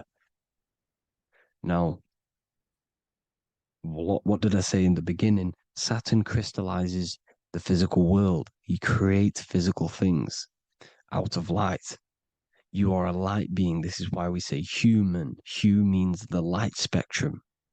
Hue, man, we are light manifested into physical forms, human. And we are incarnated through Saturn. Satan, same thing. The number of the beast is 666, and the 666 comes from the 6 points, 6 triangles, 6 sides of Saturn, 666. We are all known as carbon-based life forms. Carbon, the atomic structure of carbon, is 666, 6 protons, 6 electrons, 6 neutrons. We are materialized into our physical bodies through Saturn, through the number of the beast. These bodies are the beast, it's the animal. The divine, the Christ, is the consciousness within, because you are a physical, spiritual being combined into one, hexed into one, hexagram. This is a hexagram. You're hexed into physical matter, spirit and matter, light and dark, combined into one. Now you contain of the mark of the beast, the mark of your body. Your body's the beast. It says in the Bible, Satan, who is the God of this world. This world. There are many different worlds, but this world is run by Satan, and it says that in the Bible. Saturn is Satan. It's the same thing. And look at the crown of thorns are wrapped around the heart. The soul is in the heart. The mind is in the brain. The soul is wrapped around the rings of Saturn. You're wrapped in physical matter. This is what it's showing you. This is symbolizing the rings of Saturn wrapping you. And the cross on top is the cross of the cube. The cube, the black cube of Saturn, unfolds into a cross. So Satan, who is the God of this world, Corinthians 4:4 in the Bible, Satan, who is the God of this world, has blinded the minds of those who don't believe. Satan blinds your mind because the God of this world materializes you and he blinds your mind when you incarnate into physical matter.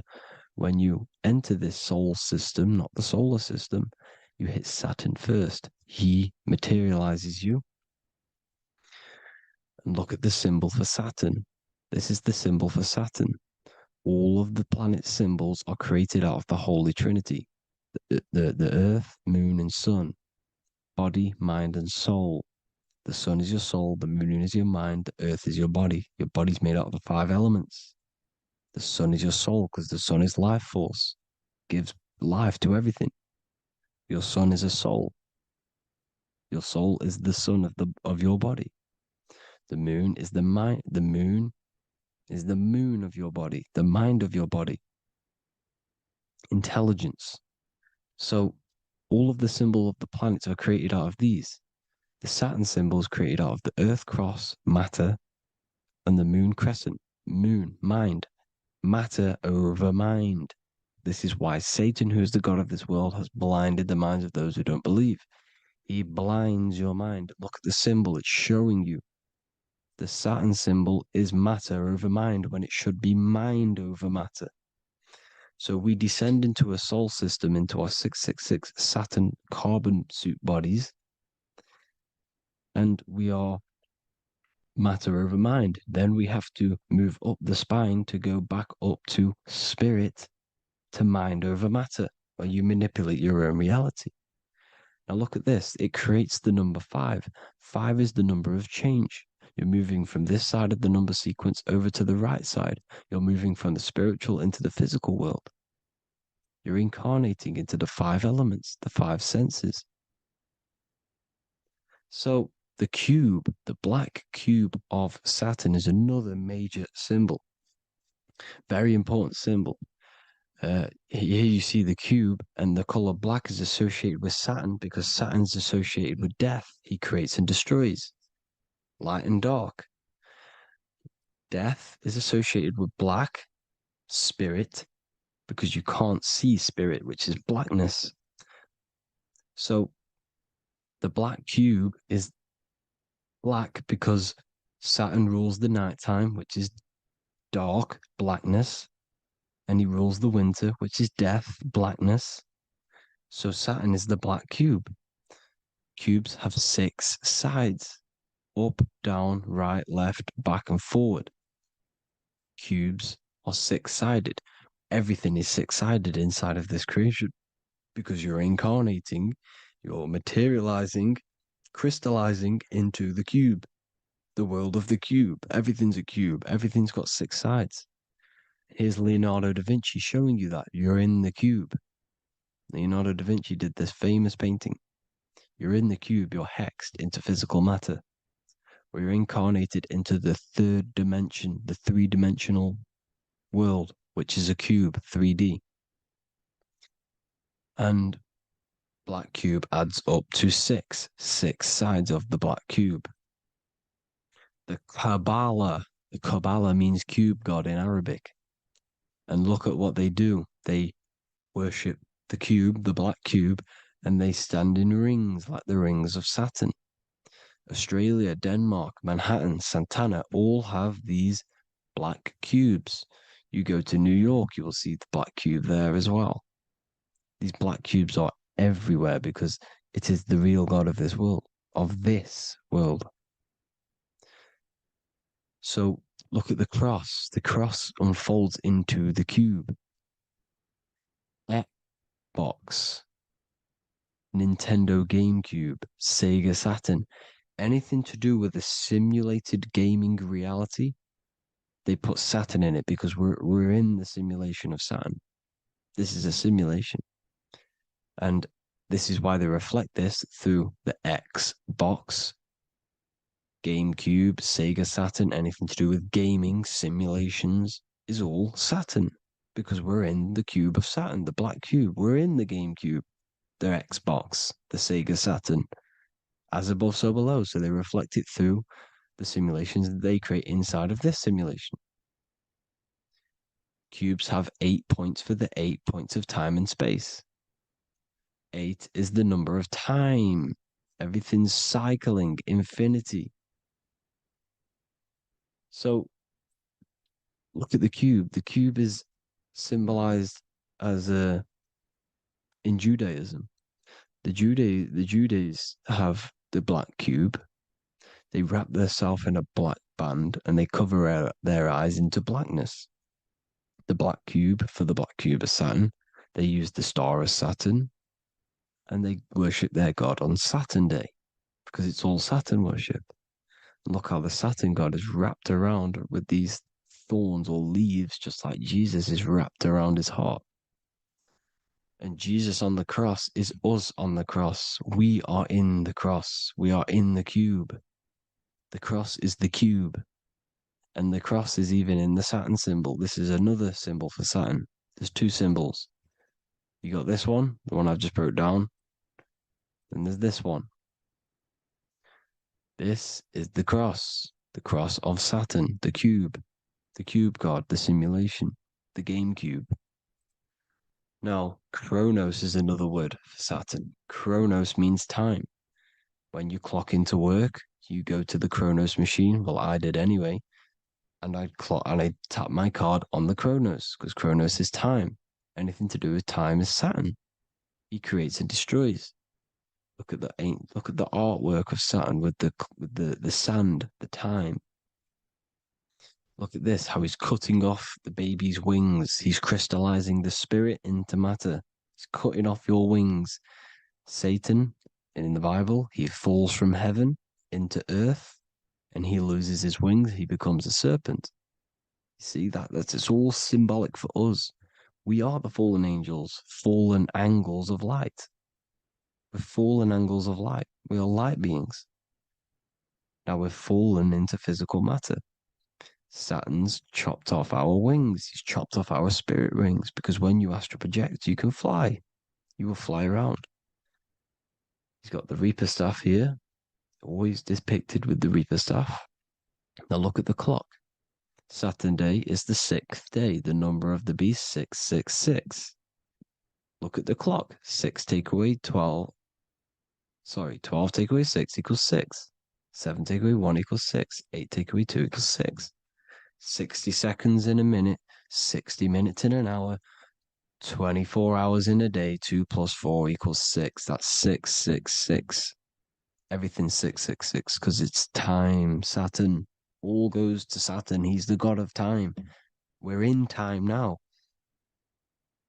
We're in time. We're in the time, which is God, the god of this world, the god of time.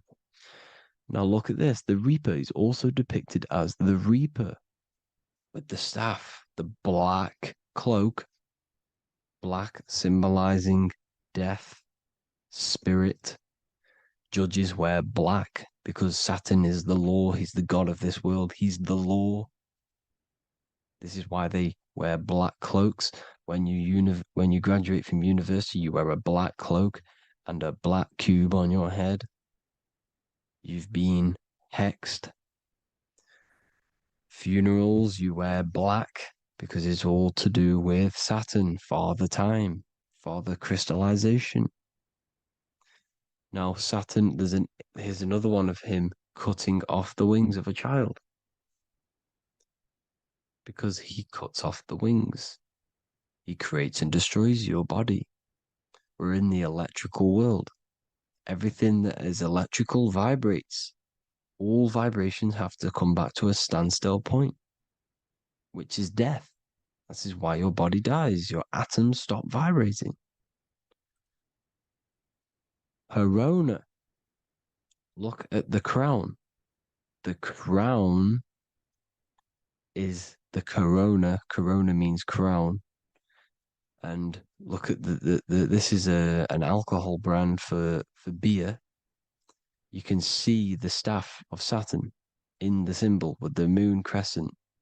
Corona, which is the crown, Saturn, the crown on Saturn, the rings.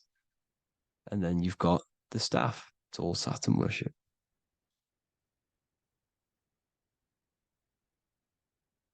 Is the black cubes of 9/11. 2 black cubes. This was a ritual for Saturn. It's all ritualistic. And look at the Star of David, the Star of Saturn. It's not the Star of David. Creates IXXI, the sigil of Saturn. IXXI means 9/11 in Roman numerals. 9/11. It's all a ritual for Saturn, and they have the 2 black cubes of Saturn. Now look, XX. There's more symbolism of Saturn now. We're going deeper. XX is more symbolism for Saturn. The sigil of Saturn is XX, as above, so below. Same with the Star of David. You split it in the middle, as above, so below, as above, so below. XX, this is a Knights Templar cross of Lorraine. XX, Knights Templar, high order of masonry. They all worship Saturn. Well, Saturn's the real god of this world. X Eon with the XX, XXL magazines, which is all to do with famous rappers and stuff like that. When you die, you put XX on the eyes because it's Saturn. He's the Reaper. Is Jesus with the XX crown with the thorns around his heart, around his soul, with the cube on the top, the cross cube. Lil Uzi Vert with the XX cross of Lorraine. Jay-Z with his alcohol brand, XX cross of Lorraine. The X Factor with the rings of Saturn. All Saturn worship. The seal of Melchizedek is also Saturn. This is the cube. This symbolizes the cube with the 8 points for the 8 points of space and time. And this is the cube. It's another ancient symbol for Saturn. Here you see the star of Saturn with the Melchizedek symbol around it, which is all to do with Saturn. Here you see an altar, the Holy Grail, the Melchizedek symbol on it, and they're worshipping it. This is why we wear rings, wedding rings for the rings of Saturn. It all goes back to Saturn. Earrings. The 8-pointed star of the ancient Sumerians is all Saturn. It's all Saturn. So the ancients, the symbols of Saturn goes on forever. It's in all of the major corporations. You can see it everywhere, the rings of Saturn. Toyota is an obvious one. Internet, Nike, Target, Sega, Saturn. It's all Saturn worship. All Saturn worship. Because he is the real god of this world. Here's Kanye West's album with a Saturn here. Here's Michael Jackson's album saying X, escape. There's the X again. The X, escape. You have to escape this reality.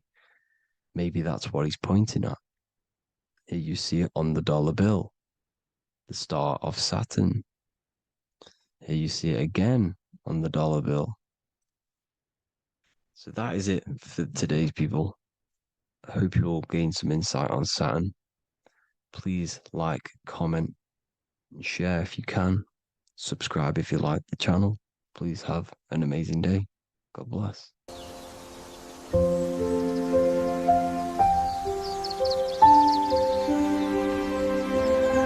bookofwisdom.com. Visit today.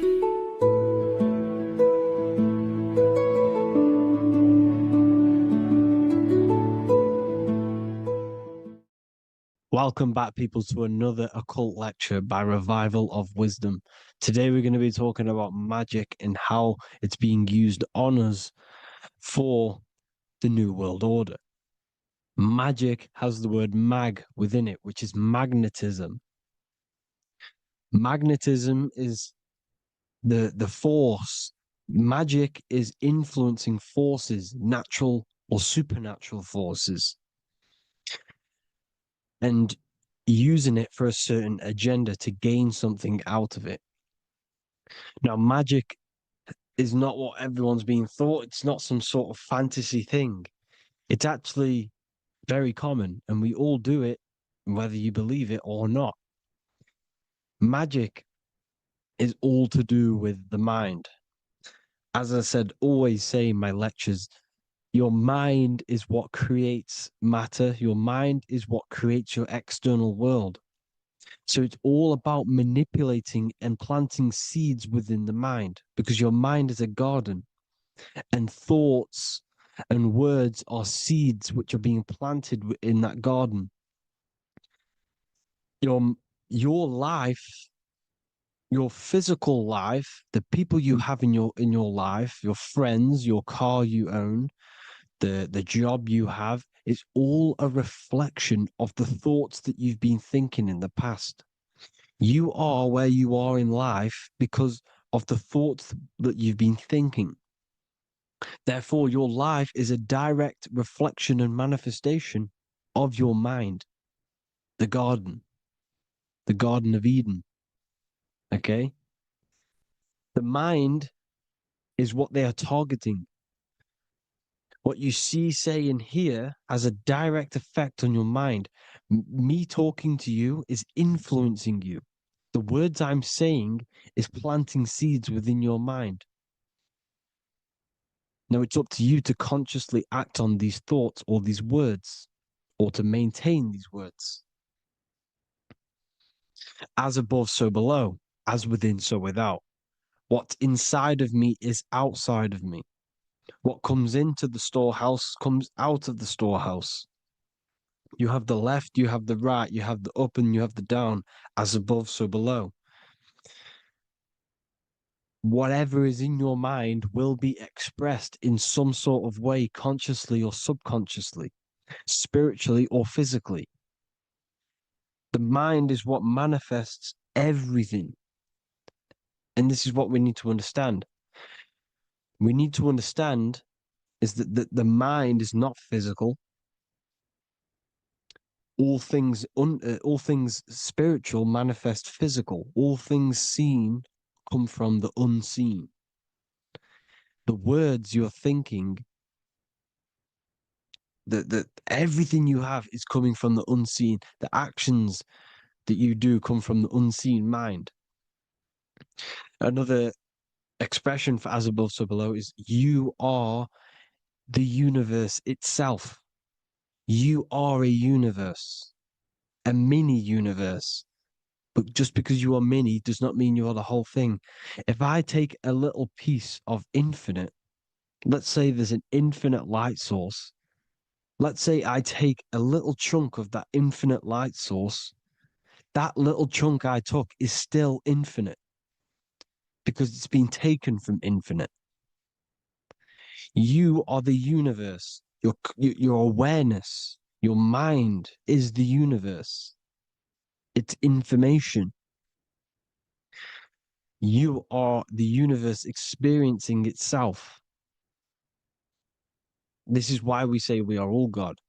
As above, so below. What is in me is outside of me. The sun, the physical manifestation of the sun, is your soul. the 12 constellations are manifested in the physical body. The 5 elements are manifested in the physical body. They're manifested in the 5 fingers you have. As above, so below. This is manifested, well, this is a symbolized in Freemasonry and secret societies as the 2 pillars. The mirroring reflection, the reflection of reality, the mirror, as above, so below. What happens in the mind, what happens in the astral, happens in the physical. This is Aleister Crowley. This is all symbolism. This is the 2 pillars with the all-seeing eye and the triangle at the top. Aleister Crowley was a master magician, very powerful dark magician, black magician. There's 2 types of magic. You have white and black, just like the checkered board, the Masonic checkered board. You have white and black. You have good and evil. White magic is influencing natural forces to gain something that will help the collective consciousness, help the collective, help the earth, help other people. Black magic is something you manipulate something so you can get something personal out of it. Doesn't matter if it's good or bad. It's still considered as black magic because you're being selfish.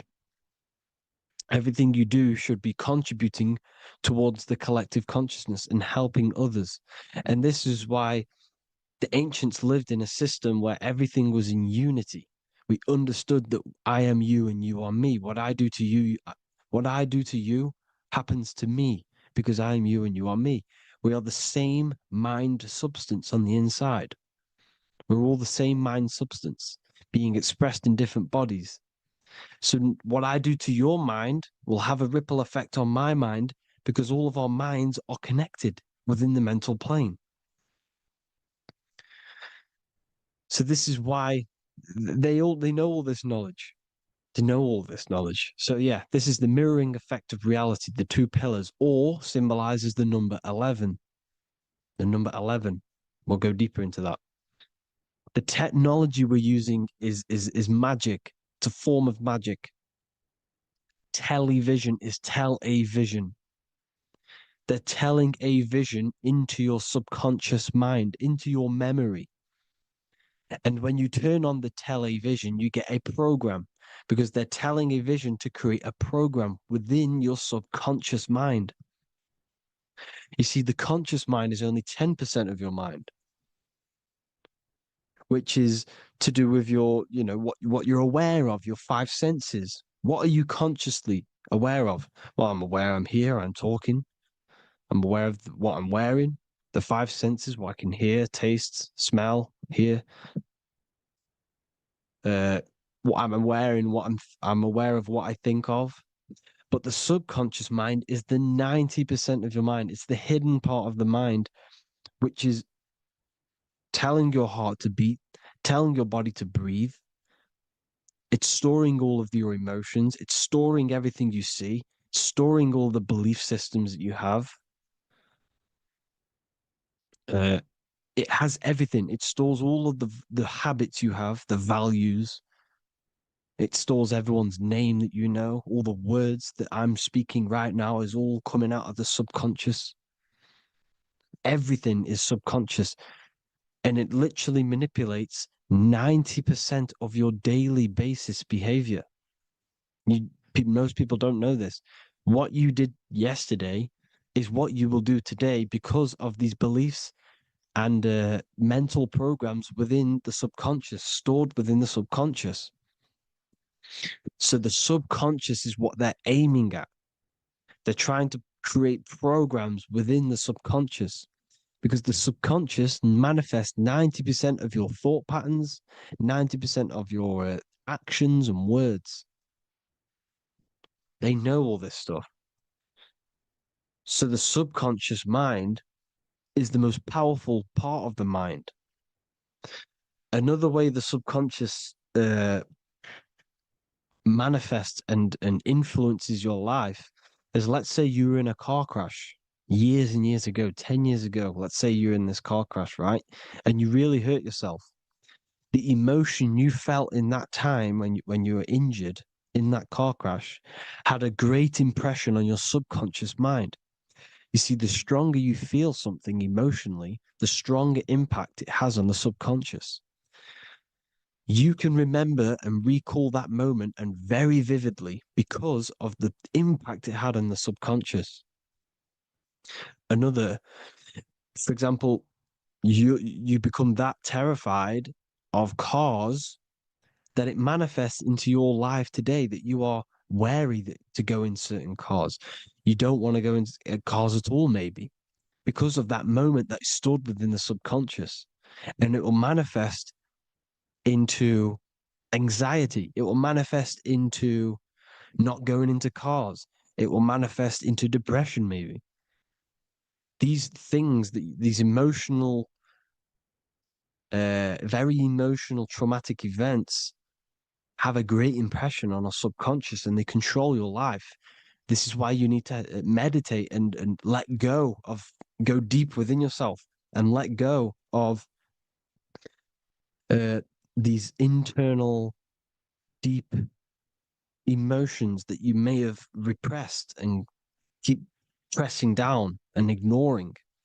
But you need to address it and let go of these subconscious impressions you have, which are controlling your life, like anxiety, depression. All of these things are stemming from things that are stored within your subconscious years and years ago, more than likely.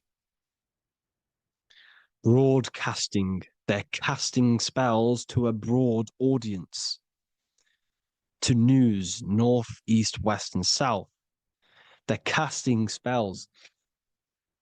No, if you watch the news, everything's red. Breaking news in red writing or the red background, everything's red. Why? Because red's the root chakra, which is all to do with survival. They want to stimulate this root chakra because they want you down there in survival mode.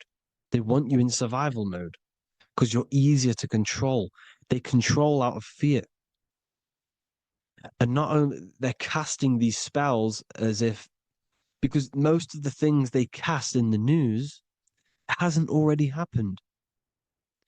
They're constantly bombarding you with there might be a war breaking out, war this, war that, kill here, kill there, murders.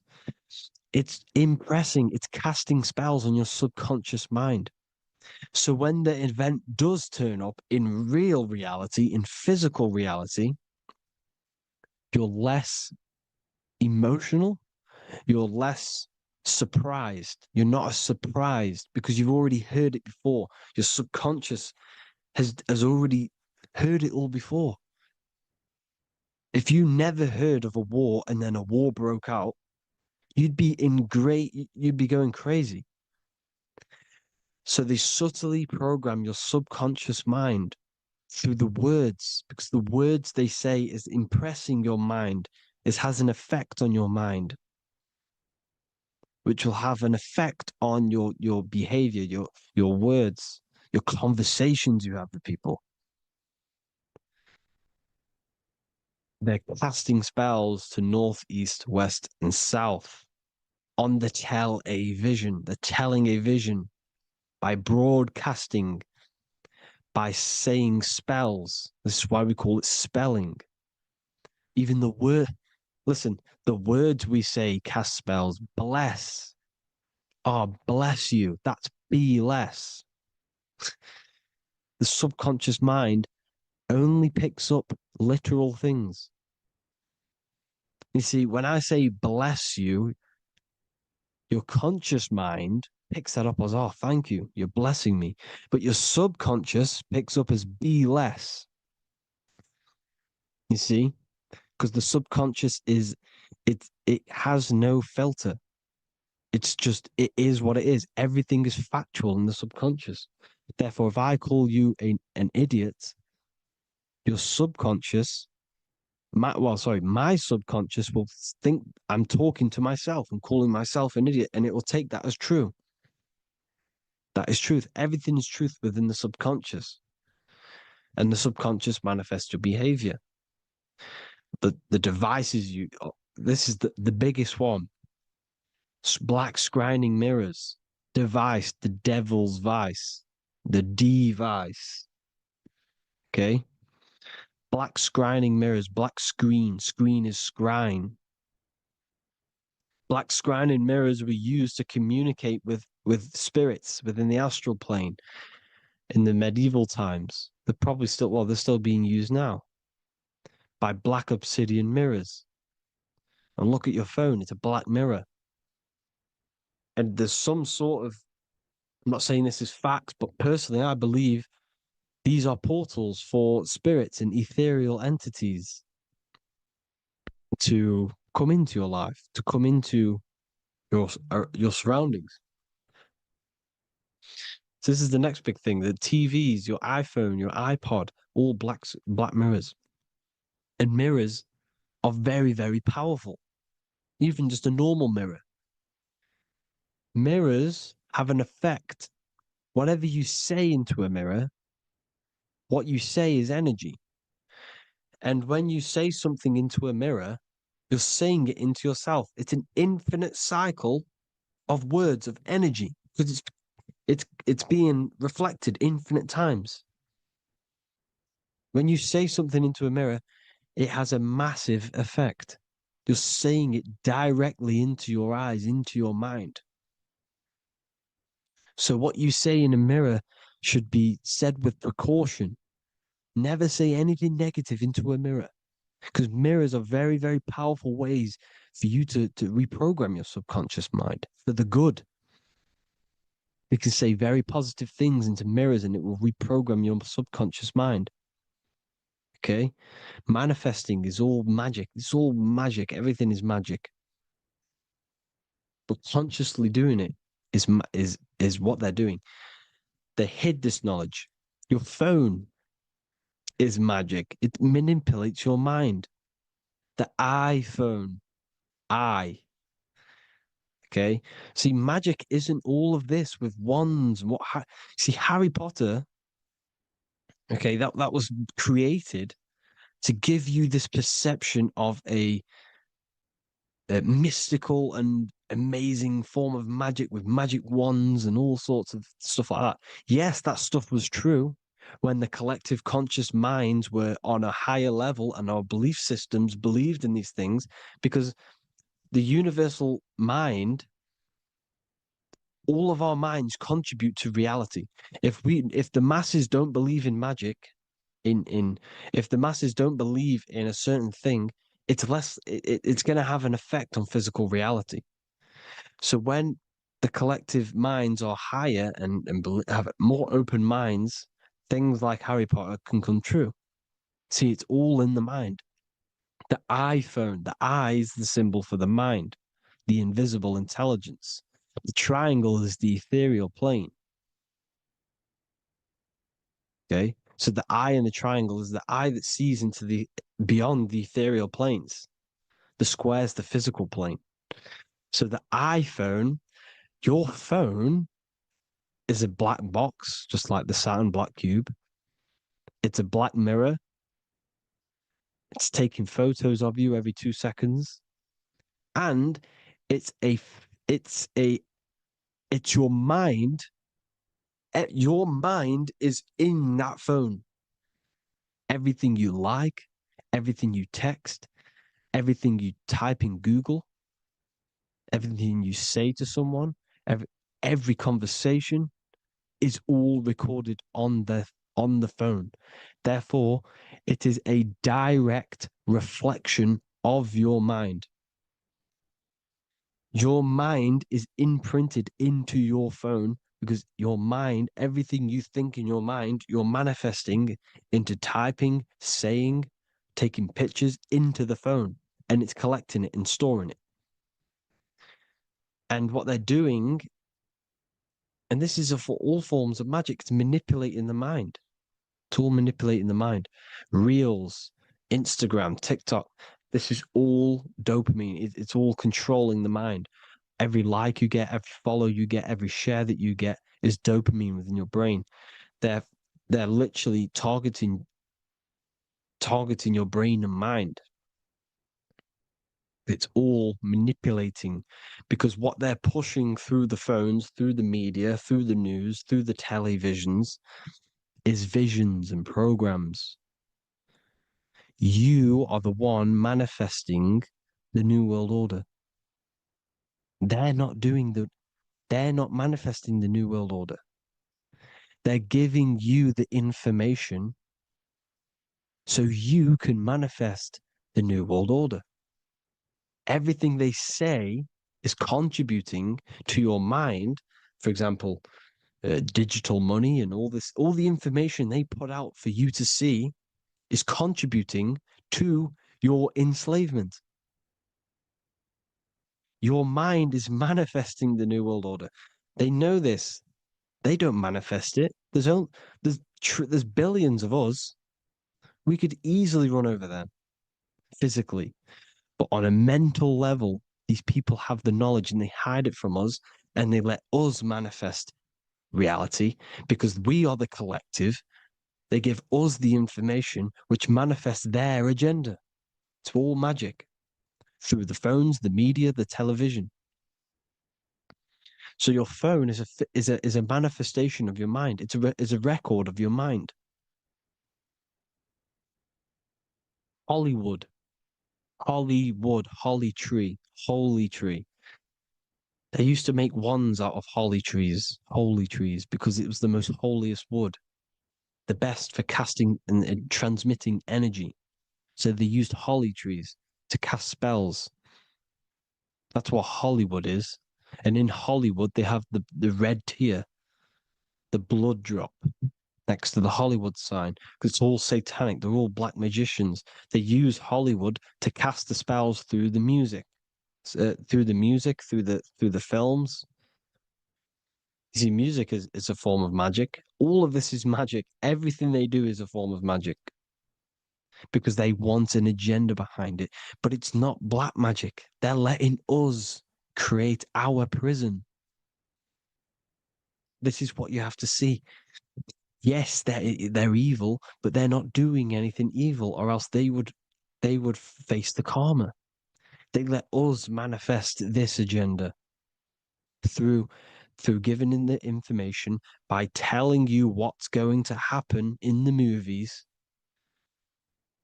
Everything that happens in a movie, it's all there on purpose to program your subconscious, to plant a seed within your garden, your subconscious, your mind. Because when the mind is already seen something, when it comes up and turns up in physical reality, you will be less shocked and you won't rebel.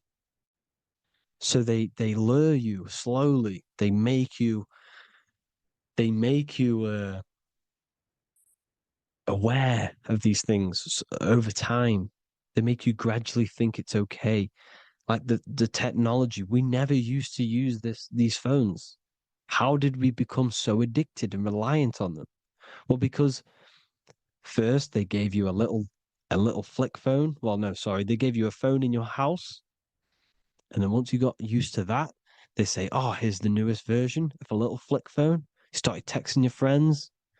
Everyone was loving it in high school. They could now meet up without saying, "Let's meet on the weekend at this point at this time," like your parents probably did, or maybe some of you watching this, you probably had to tell your friend to meet on the weekend at a certain time because you had no way of communicating.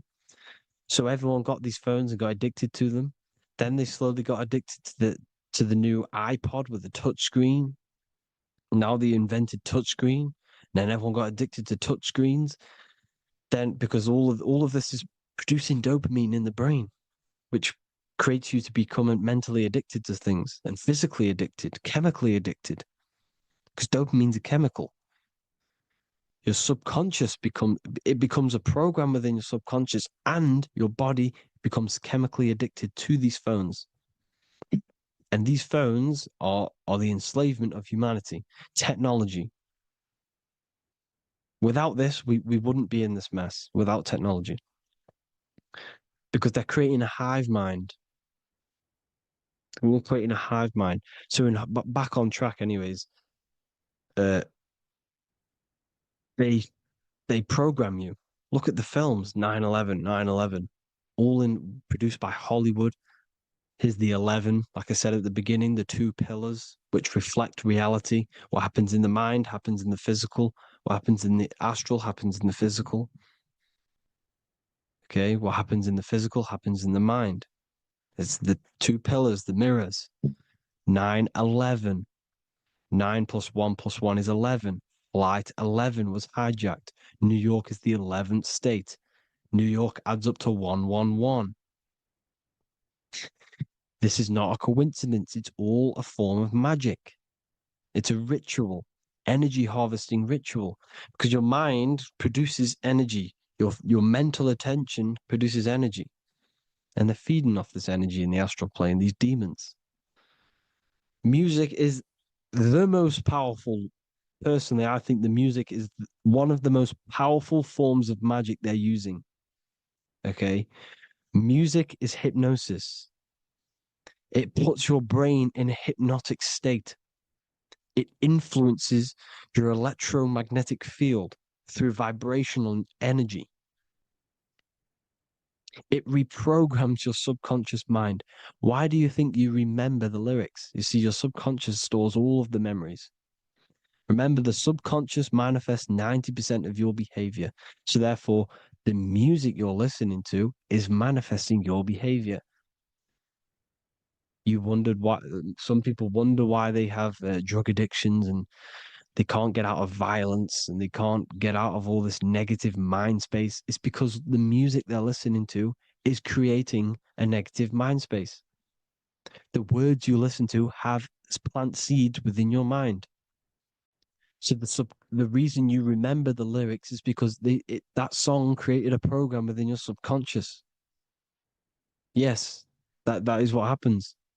You can use magic to reprogram your mind, but you can use music to reprogram your mind because it's all forms of magic. It's using natural mental energy forces to manipulate the physical reality. You manipulate your mind, you manipulate reality, physical reality. Okay.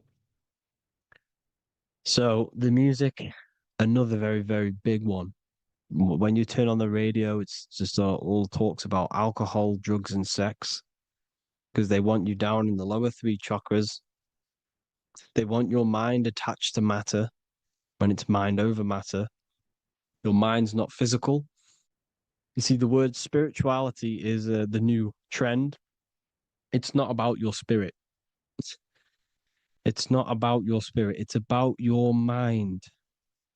It's not about, you know, uh, spirituality and looking after your spirit. And they've got you focused on your spirit. Why? Because they hide your mind from you. You see, a lot of people think their mind is their brain, but the mind is everything. There is no physical reality without mind. You can have a brain.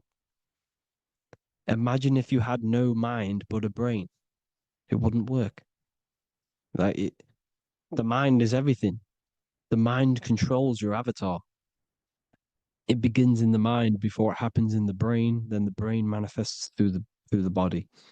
The brain's just an electrical computer. So that they've got people scared. Or do I have a soul or not? And all this stuff. Listen, if you have a mind, you have a soul, because you are not the mind. This is why everything is sort of an illusion, because beyond the mind is your soul. But what is the soul without a mind? You can't have a soul without the mind. But if the mind didn't exist, the soul doesn't exist. You are the person listening to your mind.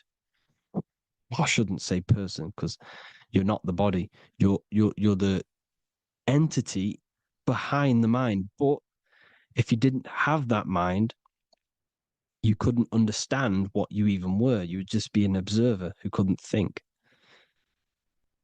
So yes, we all have a soul. If you have a mind, you have a soul. Everything is mind. Everything has mind. Mind creates everything. God is mind. And they're manipulating your mind through TV, your phone, every little thing. The school, it's all about the mind, people. Control your mind, you control your reality. Just the last thing, here you go. Aleister Crowley, the Dark Magician, Kanye West doing the exact same thing because they're implementing magic in the music.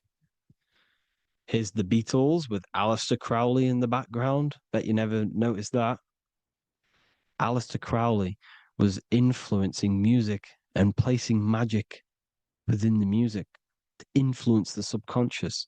This is what Baal worship was. This is why they killed children. They sacrificed these children. Why? Well, because in order to ascend, in order to raise your consciousness internally, godly, by being good, God, or being in order to be good and raise your consciousness and to get something in the physical world, you have to sacrifice yourself. And what do I mean by that? In order to raise your consciousness and ascend, you have to sacrifice the lower nature of yourself. You know, you got to abstain from having sex to retain your sexual energy, to transmute it, or staying away from negative, some poisonous foods like meat. So, staying away from blood. We shouldn't be consuming other animals' blood. We should be keeping our blood pure. We are humans. We shouldn't consume chicken blood, chicken germs. We are the most divine creatures on this creation. We are the most intellectual creatures in this creation. Therefore, we should keep our temples pure. We are not animals. If you want to associate yourself with an animal, go out in the wild, go and find a wild boar and go and try rip its guts out with your bare teeth, because you can't do it. You're not a cat. You're not a carnivore. Okay? So in order to ascend, you have to kill and sacrifice your lower part of yourself to ascend up to your spirit self, your mind self, the highest version. And the elites don't want to do this. So they sacrifice other things like babies to kill them, to exchange their life over to the astral plane, so these demigods in the astral plane can give them something in return in physical. They don't want to sacrifice their lower self, so they sacrifice other things for exchange, for physical pleasure. But the godly person sacrifices their lower self for their higher self to do good and ascend. So this is what all the Baal worship is, people, and this is why they're doing it. Hope you all had an amazing lecture. If you haven't already, go and get the Book of Wisdom for more information. You know, I don't go into dark stuff in this book because all I do is enlighten people in this book. You can get it in Spanish, English, German, Italian, and French. Worldwide shipping, you can get the PDF or paperback. Or there is also a new one called the Human Health Guide 2.0. It gives you a list of all the foods, grains, oils, and nuts, you know, everything that's alkaline and positive for the body and not man-made and hybrid. It tells you all the products to stay away from, how to fast, how to improve vision, how to improve everything, literally. So the Human Health Guide has been released. If you want that, I'll pull all the links in the bottom of the description. Hope you all enjoyed the lecture, people. God bless you all.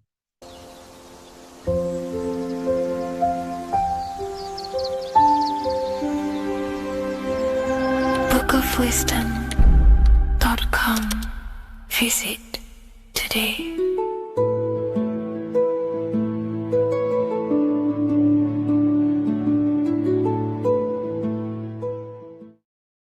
In this video, we're going to be talking about the evolution of consciousness. You are born human, however, you possess consciousness, which is the awareness behind your being, the awareness behind your thoughts, the experiencer behind your five senses, the experiencer, the observer behind your thought, emotions, and senses. You are an eye, an invisible consciousness looking through a lens which is your body. Your body produces this physical world that you experience. Your brain produces this world. Your brain and body is a technological computer. However, you are an infinite, ever-expanding consciousness behind this physical body. And there is an evolution of consciousness, a cosmic journey of expansion. And this is why we see so much pyramid symbolism in the occult and esoteric world, and especially within Freemasonry. Because the pyramid represents climbing, an evolution, a raising state of consciousness, a journey. Steps symbolize a journey upwards. This is the raising and the evolution of consciousness, our inner world. The transmutation of our inner selves, of our souls and consciousness and our minds. So when we see this pyramid, we're seeing a evolution, a way up to source consciousness. And the eye in the pyramid represents your source consciousness. It represents illumination. It represents divine guidance through this evolution of consciousness. This is why we see the ladder. Consciousness is ever expanding on an infinite journey of evolution. Each individual is a part of this cosmic process, contributing towards the ongoing expansion of both mind and awareness. As we evolve, we collectively explore deeper levels of existence, expanding the boundaries of thought and consciousness. The mind has the ability to expand infinitely into new realms of thought, into new dimensions of mind. The mind cannot be filled up. It is not a physical substance. The body can be filled up because it is a physical thing, but you cannot fill the mind. Therefore, the mind is constantly expanding, ever expanding into new fields of thought. So what we see in Freemasonry, the ladder, is again a journey, an elevation of consciousness. When we are born with an infant consciousness, and as we gain older, we gain an adult consciousness. Our inner world, our inner mind, and our emotional intellect changes and evolves. We are significantly different from when we were very young as an infant. It's because our consciousness evolutes, it changes, it alters like water. So just like this evolution of your own consciousness as growing up, there is consciousness of beings existing in cycles beyond our own. And their consciousness is unimaginably different from ours. They operate on a higher level of understanding and knowing, experiencing reality in ways that transcend our current comprehension. Our minds right now cannot comprehend the highest states of consciousness. There are entities, there are beings beyond our own, existing in higher dimensions of consciousness that we cannot comprehend because they have expanded. They are on a further way up the ladder of consciousness. However, we are all on the same journey. None of us can take the same journey. There is one ultimate goal, reaching source consciousness. However, this is always ever expanding. However, we are all on a different journey. There is one truth, one source, one goal. However, there are billions in different ways of reaching it, and we are all on these different paths to source consciousness, to this ladder, this evolution of universal evolution. Okay? Their awareness is attuned to new dimensions of existence, reflecting a more advanced stage in the cosmic journey of consciousness evolution. So when you take DMT, you are shot into these higher realms of consciousness where you meet these beings who look similar to these images. They are not speaking to you physically. They don't speak to you three-dimensionally through vibration and words. They speak to you mentally. If you have done DMT, then you know this. And if you have met these beings, then you know this. You might have even met some of these types of beings on mushrooms or any psychedelic drugs. Because ultimately, when you take these mind-altering substances, it's altering your consciousness. It's merging your consciousness with the spirit of that substance. And you are essentially attuning your mind to higher dimensions of consciousness. That's why we say we're getting high when we take these substances.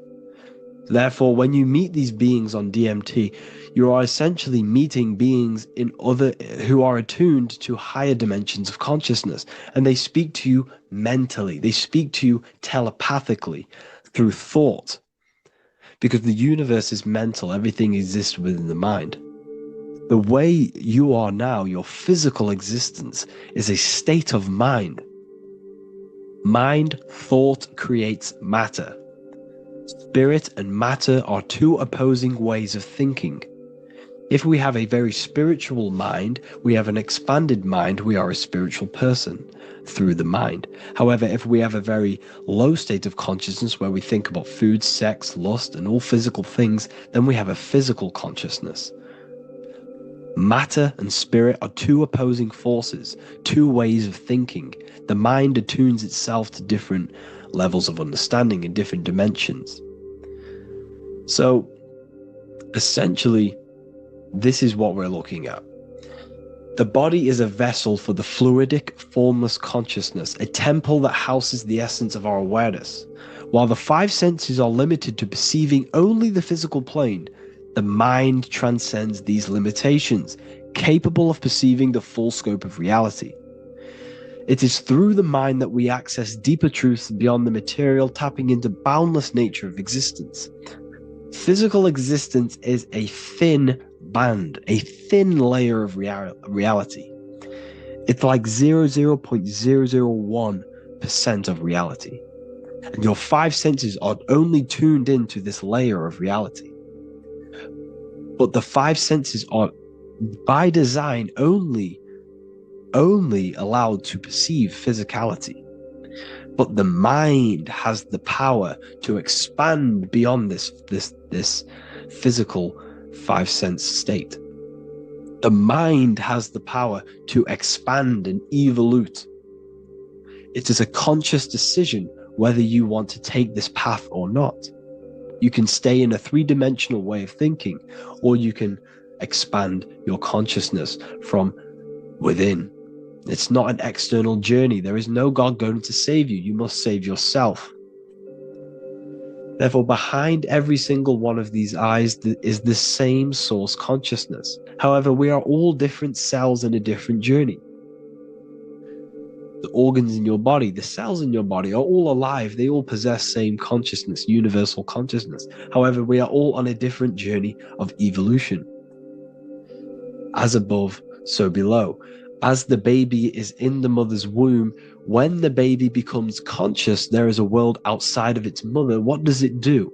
It presses and seeks a way out to be born in the other world outside of its mother. It is the same with your consciousness, your mind. When your mind becomes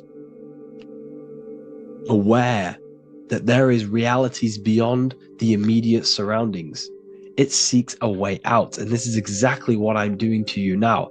I am now expanding your mind and telling you there is other ways of reality. There is other dimensions of consciousness which you can access through inner transmutation, through different ways of thinking, spiritualism, and meditating and connecting with yourself and detaching from external things. We can upgrade our consciousness. Your body is a womb. Why Jesus says you must be born again to see the kingdom of God, because you are born physically and then you must be born again spiritually, awakening your inner consciousness. So like I said, as the baby is in the womb, it's the same principle. As above, so below.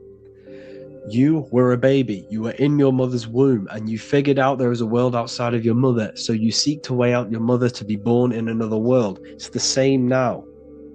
You must do this now. This is your spiritual evolution. This is the evolution of consciousness. It's ever expanding. When you die, this is a transition. You must learn to not fear death. This is another part of your spiritual journey. You must master death. Therefore, like I said before, the mind has limitless capacity to expand into new realms of thought, continuously exploring uncharted ideas and concepts without boundaries. The mind can ever expand. It can never be filled. It can never ever know everything. There is infinite fields of knowledge, infinite fields of thought. Your current state is just one stage on an infinite pathway. You won't remain human forever. The human experience is a crucial phase where we learn to balance polarities, master the fundamental laws of the cosmos. It is a period of growth and transformation, preparing us for the next stages in our cosmic evolution. The goal is to strive for perfection, yet the true perfection is unattainable. It's like a tunnel, and there is a light at the end of the tunnel. And as you walk through this tunnel, the light is ever moving backwards. You should forever seek to meet that light, but you will never meet that light because consciousness is ever expanding. You should strive for perfection, yet knowing that perfection is forever unattainable. The journey is endless, with each step revealing deeper layers of understanding and experience. The pursuit of growth and expansion is itself the essence of our evolution.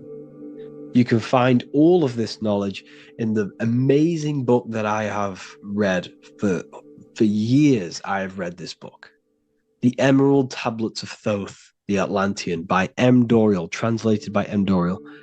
I'm telling you now, this book, now that I've told you this, you have some context on the book. The whole book is about evolution of consciousness. He's talking about higher dimensions beings. He's talking about how you can transcend this physical plane. It is truly the most amazing book you will probably read. One of the best spiritual texts you'll see. It's hard to understand, so you must read it over and over again.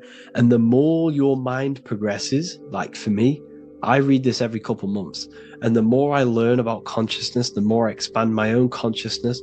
And every time I read this book, I pick out something new that just completely blows my mind, because you can only understand this book to your level of consciousness, to your level of understanding. So now that I've told you all this information, go and read this book and it will absolutely blow your mind. And so will the Book of Wisdom Volume 2, which is now available. I released it the other day. I'm just going to read a page out now. This page is called Spirit and Matter. The Earth is not merely a dense, lifeless rock drifting through space. It possesses spirit, a living essence that animates its form. But what do we mean by spirit? Spirit in esoteric terms refers to the energy, the life force, animating the principles infused in matter. So essentially, what this page is talking about is how everything has spirit, consciousness within it. You are the middle, you are spirit and matter. You have the ability to expand your mind to the God self and raise above our animal instinct, our material self, and know the divine and expand. Animals cannot do this. Animals are not self-aware. Humans possess self-awareness. We can observe our consciousness. We can say, why do I exist? We can look in the mirror and know that we need growth. And this is what Anunnaki means. Anu means above. Anu was the supreme god of the sky, which is a metaphor. He represents spirit above, heaven. Anu came down to earth and married Ki, the goddess of the earth, which represents matter. It's a myth, it's an allegory. Anu married Ki and gave birth to the Anunnaki. Spirit came down and infused with matter and gave birth to the human, which is you. You are spirit infused in matter, Anu and Ki, Anunnaki. You are the Anunnaki. And this is just one of the teachings in my book. Honestly, this book is absolutely amazing. If you truly, truly want to expand your consciousness, give this book a read. And obviously, if you're inside the university, I give you this book for free. a paperback version. If you join the university, follow the steps inside of the general chat, you'll be able to download this book. Or, sorry, not download it. Order a paperback for free. All you have to do is pay for the shipping. You'll also gain amazing knowledge inside of my library, where your mind will just be overblown with the amount of esoteric books. There's over 45 rare occult books, plus you get a PDF of the Volume 1 and Human Health Guide. You get reoccurring updates where I expand on symbolism, occultism, where you will just feel absolutely amazing once you understand esotericism in yourself. You'll also learn how to create the dream reality that you want with the Manifestation Mastery course, where I teach you how your consciousness creates reality. You'll have a real lectures where I post lectures on symbolism, occultism, esotericism. There's a conscious community and live calls and Q&A where you can ask me questions and I'll answer your questions. I just want to say thank you to everyone who has joined the university. Thank you for even liking and watching this video. Any support I just appreciate every single one of you. Please, if you can, leave a comment and a like on this video and let me know any videos you want me to make in the future. And I will start uploading a lot more to the YouTube. So yeah, thank you all for tuning in today. Have an amazing day.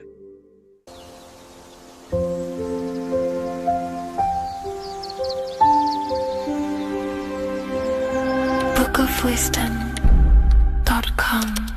Visit today.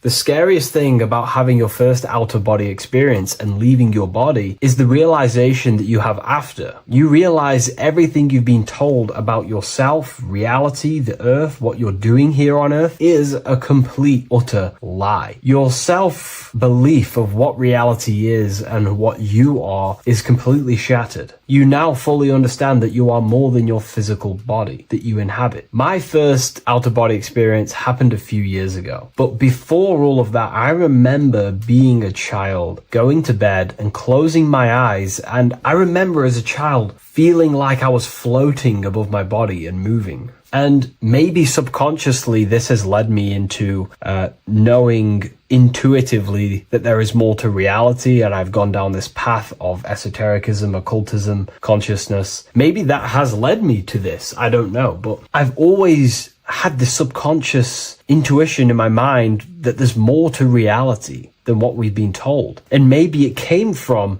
having these experiences as a child. And I'm pretty sure some people in the comments will also have that experience, feeling like you're floating when you close your eyes in bed as a child. I remember this very vividly. But a few years ago, I had my first out-of-body experience, and it completely shattered everything. And it confirmed to me that I am eternal, and there is so much more to the self, to consciousness. I then realized after my first out-of-body experience that our self is not just here in the physical dimension, it's existing in every dimension there is in the universe. However, our mind is focused primarily on this physical time space. When your mind is totally giving its attention and time to this particular time space, it locks in the mind or consciousness into that particular body of consciousness, such as the physical body, right? But for example, let's say you have a daydream and your full focus isn't in the present moment and your environment that you're in physically. Your mind kind of wanders off into a daydream, what we like to call it. That again is shifting time space. Your consciousness is 40% here in the physical plane because your body's there, but then the other 60% is in this daydream, this imagination. So you're shifting time space, and what an out-of-body experience does is allow your mind to reduce that attention to the physical body and access attention to this altered body or dimension of consciousness. So I'm going to give you the story of my first out-of-body experience, because I know when I was researching this, I was always looking for personal stories about someone's out-of-body experience, and there's not many out there, to be honest with you. Well, based off my research, I couldn't find many. You find a few, but I'm going to give you my experience of my first out-of-body experience that happened a few years ago. It was early in the morning. I kept on waking up and falling asleep to my alarms. I went back to sleep after waking up for like the third time in the morning. When I fell back to sleep, that is when I had my out-of-body experience. It's also good to mention that I have been listening before that about podcasts, books about our out-of-body experiences, astral projection, and things along them lines. So this was stored in my subconscious, this topic. And I had a desire in my heart to actually experience this for myself. Long story short, I went back to sleep early in the morning because I kept on waking up, and it began with this tingling sensation, a high energy sensation. It was like bursting, intense, high frequency energy. My attention was no longer in the time space of my body, but my attention shifted into this energy body, which I now understand. I didn't understand at the time properly, but I now understand that as my consciousness started to feel like it was being pulled upwards, right now, our time space, our attention is in our body, and you feel all the data of the senses, right? And that's what I'm feeling right now. That's what you're feeling right now. But imagine that was completely stripped. My attention was no longer feeling the sensations of my body, because my body kind of just dissolved as I fell back to sleep. So this was a natural out-of-body experience. I didn't force it. I didn't meditate. I didn't do anything. This was just a natural out-of-body experience that I had. And a lot of people get these that I've read about. So my attention started to feel like I was being pulled upwards, and I no longer felt my body, but I felt this intense energy, frequency, sensation all around my body. It felt like this, it felt like illuminating energy that's moving very, very, very fast. So my conscious awareness was now shifting. I now understand. My whole body faded into this sensation. My whole mind faded into this energy sensation, this tingling, and it was very, very intense. I was not feeling my normal senses anymore, only this energy. This energy was also pulling me up. The more I was lifted up, the more intense the frequency became. So think of it like just a frequency resonator, how it just goes up and down, up and down. But then imagine the frequency resonator just going higher and higher and higher frequencies, and it would just get more and more and more intense. The energy was moving faster. This tingling was faster and faster and faster as I was being pulled up. Part of my mind began to fear this. My arms and legs grew very tense. I started to tense up because at this moment in time of the experience, I was very vaguely conscious. I was half there, half not. And as I was being pulled up, my physical body started to tense. And this is again when I started to feel my body again. But then I remembered what I heard out of body experiences is that you have to submit to the process. If you try and force an out-of-body experience, it will never happen, because an out-of-body experience is not truly out of body. What we're trying to do is trying to find a needle in a haystack. If you're trying to find a needle in a haystack, you don't go rummaging through the haystack to find the needle. What you do is you burn the haystack and then the needle reveals itself. It's the same with an out-of-body experience. We dissolve the senses of the body, so the body falls asleep, but the mind stays awake. As soon as I let go of this fear and I let go of the tensations in my body,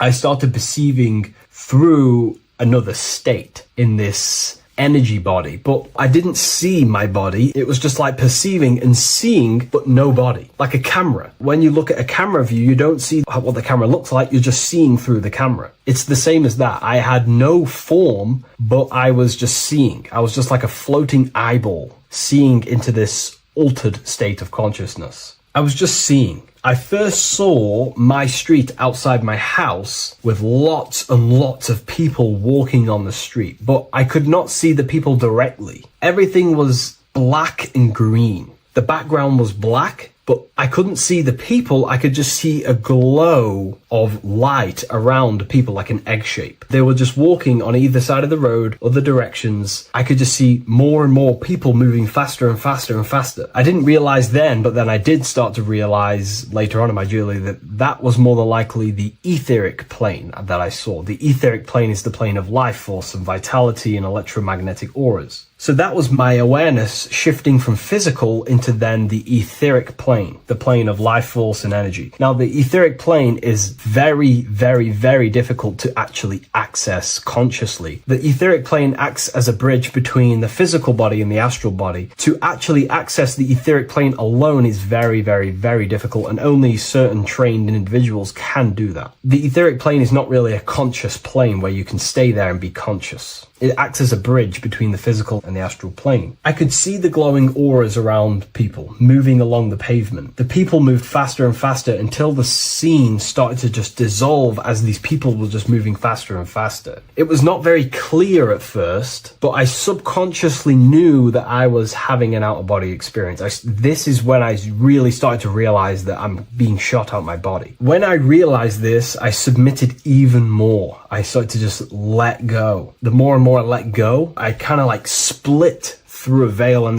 everything became super clear. Before, in the etheric plane that I think it was, the ethereal plane, things weren't very clear. I could only just see glowing auras. However, as I split through the veil of the etheric, this bridge, this place that I was going to, I then split and everything just came super, super clear. I was floating in the sky. I subconsciously knew that I was having an out-of-body experience when I realized this. As I was still being lifted upwards, I then split through the layer where everything just suddenly became super clear. But then I was awake, fully conscious, but I was not in my body. I was just like a camera in the sky. I had no body, no form. I could just see. When I entered this plane, there was some sort of voice guiding me through this whole process. It was a male voice, and it was basically guiding me where I was going. It was telling me what I can do here. This voice was pretty much saying, you can fly, you can think things into reality, you can do this, you can do that. While he was saying this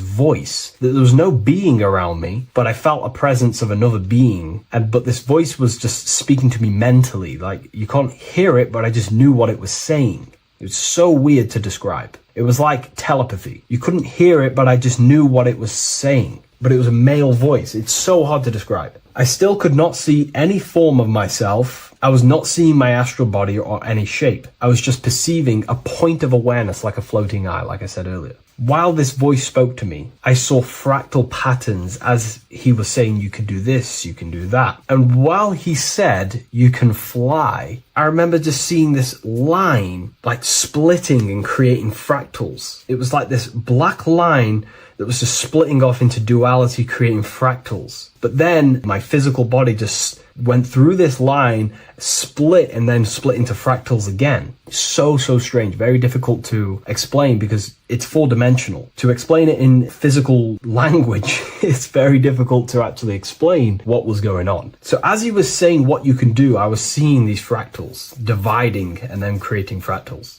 When he says you can think things into reality or something along them lines, my awareness just did a full 360 as if I did a backwards flip. I had no conscious control over this. That's something that you later develop as you keep having these out-of-body experiences. Your first out-of-body experience, you probably won't be able to control what's going on, but you will have an out-of-body experience if you seek them. I could see all around as I rotated. I looked all the way down and then back to my original angle and point of awareness. During that rotation, when I started to turn upwards to do the backflip, I looked up and it kind of looked like the sun in the sky. It was very dark and gloomy. Now I know that was more than likely the lower astral plane because very dark and gloomy, and it was very kind of dense there. I looked up and I could see this. It was like the sun, but it was white, pure white light, and it was shining down over the astral plane. And that was the only light in that place. That's why it was so dark and gloomy there. And I then realized in that particular state, at that time, I thought that was God. I don't know what it was, maybe it wasn't. Maybe it's the light of the higher mental plane shining through into the astral. But I looked up at it and I realized that was God, that was the source, that was the higher dimension beyond the astral plane, which is the mental plane, the higher astral planes and then the mental planes. the planes of thought. Then once I saw that, I was in complete shock. As I rotated backwards even more, I then get the view of seeing down, completely down, like a bird's eye view. And I could see like an old medieval gloomy town. It was dark, almost night, with very little light. The only light present was the light from above. The town was old-fashioned, gloomy, misty. I looked over it from above. Then the experience began to fade. I don't remember anything after that process. But I'll be honest with you, the process of leaving my body for the first time was extremely intense. The frequency, the energy were overwhelming but powerful. Letting go and choosing to have no fear was the key to that experience. Just to give you a little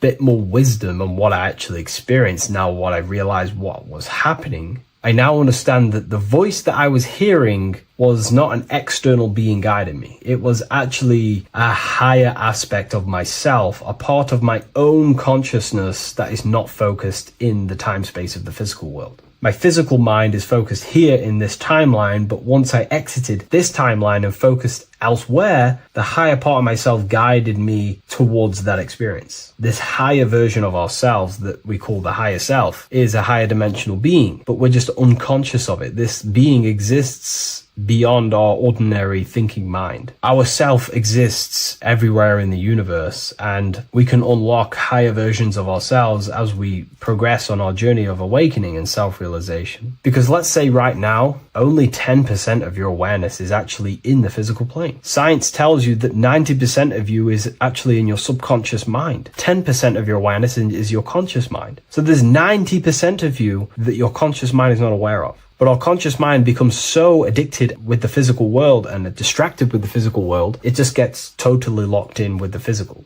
And we never pay attention to the hidden aspects of ourselves, the unconscious aspects of ourselves. And that's why everyone in the esoteric and occult space talks about gnosis, seeking knowledge of self. Gnosis is not knowledge, it's knowledge of self obtained through direct experience. So gnosis is about rediscovering who you truly are. And another bit of wisdom that I could give you from this is that the observer is the same observer that is observing this video right now. You're watching this video, but who is the one seeing the screen? Who is the one seeing the screen of your reality, of what you call life? There is an inner witness consciousness within you who experiences and observes your thoughts, emotions, and actions, experiences and observes the screen you call reality. And that witness also witnesses your dreams. When you shift your awareness from your time space of this body into your dreams, that same witness is witnessing your dreams. So when you meditate, connecting with this witness aspect of our consciousness really does help to excel the process of having an out-of-body experience. Because a lot of people have out-of-body experiences, but they don't understand what's actually going on. They don't understand the nature of it. But it's all mental. You move mentally in that dimension. You create mentally in that dimension. The same that you do in this dimension, but just on a quicker scale, because things manifest in the astral plane instantly as soon as you think of it. Just like the screen in your mind, you think of something, you have a screen of an object in your imagination. That plane, it manifests instantly, but down here, it takes a longer time for things to manifest and condense. Once you understand that thought rules the universe, thought is the creative force of the universe, you start to understand, these different dimensions and these experiences that you have. But really connecting with that witness consciousness, that part of yourself that observes everything, really does help with excelling the process of having an out-of-body experience, or mystical experiences, or lucid dreams. Because connecting with that witness consciousness just makes you more conscious. Even in your physical life, staying conscious. Most people aren't conscious. They think, feel, and act unconsciously throughout their day, and they unknowingly create their reality. Connecting with that witness consciousness allows you to actually stay conscious over your thoughts, emotions, and actions, because they are giving birth to realities. That's pretty much my experience, my first out-of-body experience. What that did for me was make me so much more confident and powerful. Most of my fears just disappeared overnight. The fears of death, the fears of unknown, the fears of that I had of things shattered, disintegrated, because I understood that I am eternal. No one can use death against me to control me, because I know I am eternal. I now take riskier actions because I know I am eternal. I know that I will never truly disappear or die. So it really, really does help you, and it gives you a lot of internal power, because no one can make you scared of anything. You should not fear someone who can hurt you physically. You should fear someone who can corrupt your soul. That is the worst thing, who can corrupt your internal world, because that is what truly matters. So I hope this helps you understand out-of-body experiences. Hopefully this can help you move along in your journey. It's good to hear other stories, because this is exactly what I was seeking when I was researching this stuff. Maybe in the future I can share some more stories about my out-of-body experiences now I'm a bit more advanced. But yeah, please leave a like, comment and subscribe on the video, and thank you all for watching. There is a secret meaning behind the number 666. 666 is 3 sixes. The number 3 in occult and esoteric numerology represents the 3 aspects of human consciousness. We see this symbolism in the all-seeing eye with the light and the triangle. The triangle is the number 3. The eye represents consciousness, observation, and the light represents the light of consciousness, because consciousness is pure light. The 3 aspects of our consciousness is thoughts, emotions, and actions. Every thought creates a feeling, and the feeling creates the action. All physical manifestation is driven from these 3 aspects of our consciousness. All physical manifestation comes from thought. Every object you see around you, this screen, the phone you're on, the laptop you're using, or the iPad, was a thought in the invisible realms of consciousness.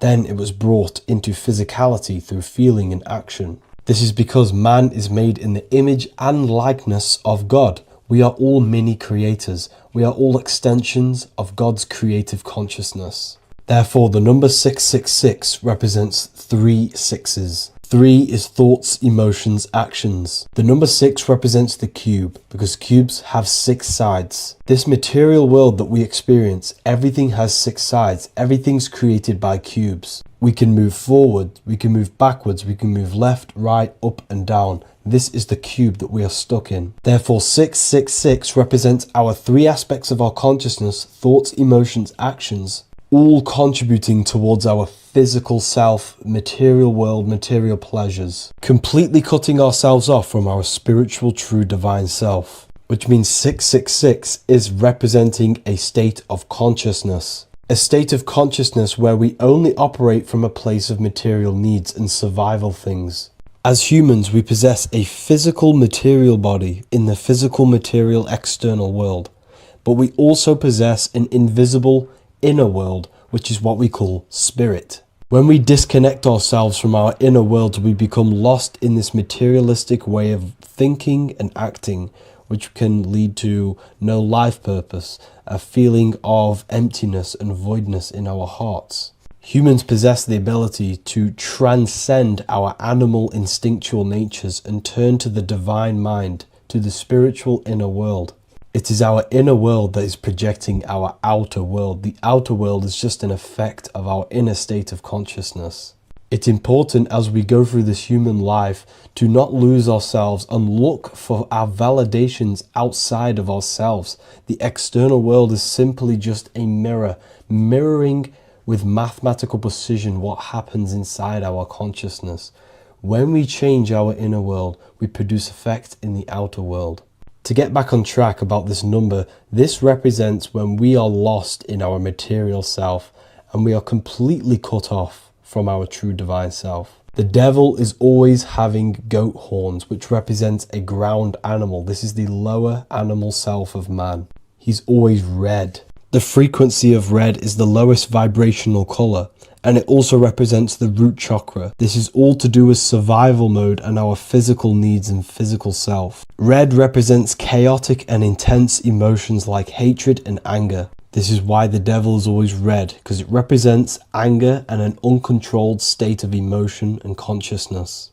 You see, we've been taught in the church and all through religion indoctrinations that the devil is an external deity which influences humans.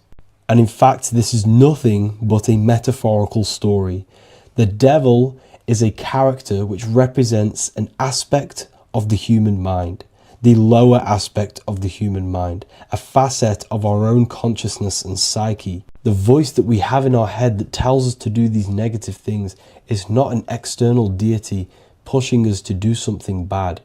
This is an aspect of our own mind. Jesus and Satan are just 2 characters which represent the 2 voices that we have in our own consciousness. In fact, the word devil was never present in the early Gospels. Instead, what was mentioned was a spirit of evil. A term spirit of evil was not meant to denote a specific deity or being, but rather any force of negativity, whether it manifests as a destructive thought, emotion, or action. The spirit of evil represents the darker sides of our mind, the part that leads us astray and brings forth negativity in our lives. The reason why they want you to believe in a devil is because they don't want you taking responsibility for your creations. They don't want you to realize that the external world is truly a mirror of your inner state of consciousness. Instead, when something bad happens in your life, you blame it on some external devil or Satan who tempted you. Everything is your creation in your life. When you realize this, you take full control and you begin to reshape your external world by changing your inner state of consciousness.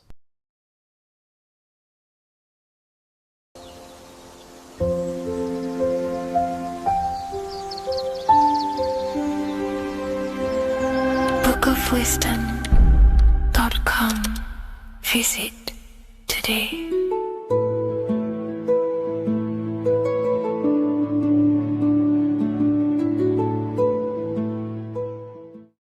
Welcome to Revival of Wisdom.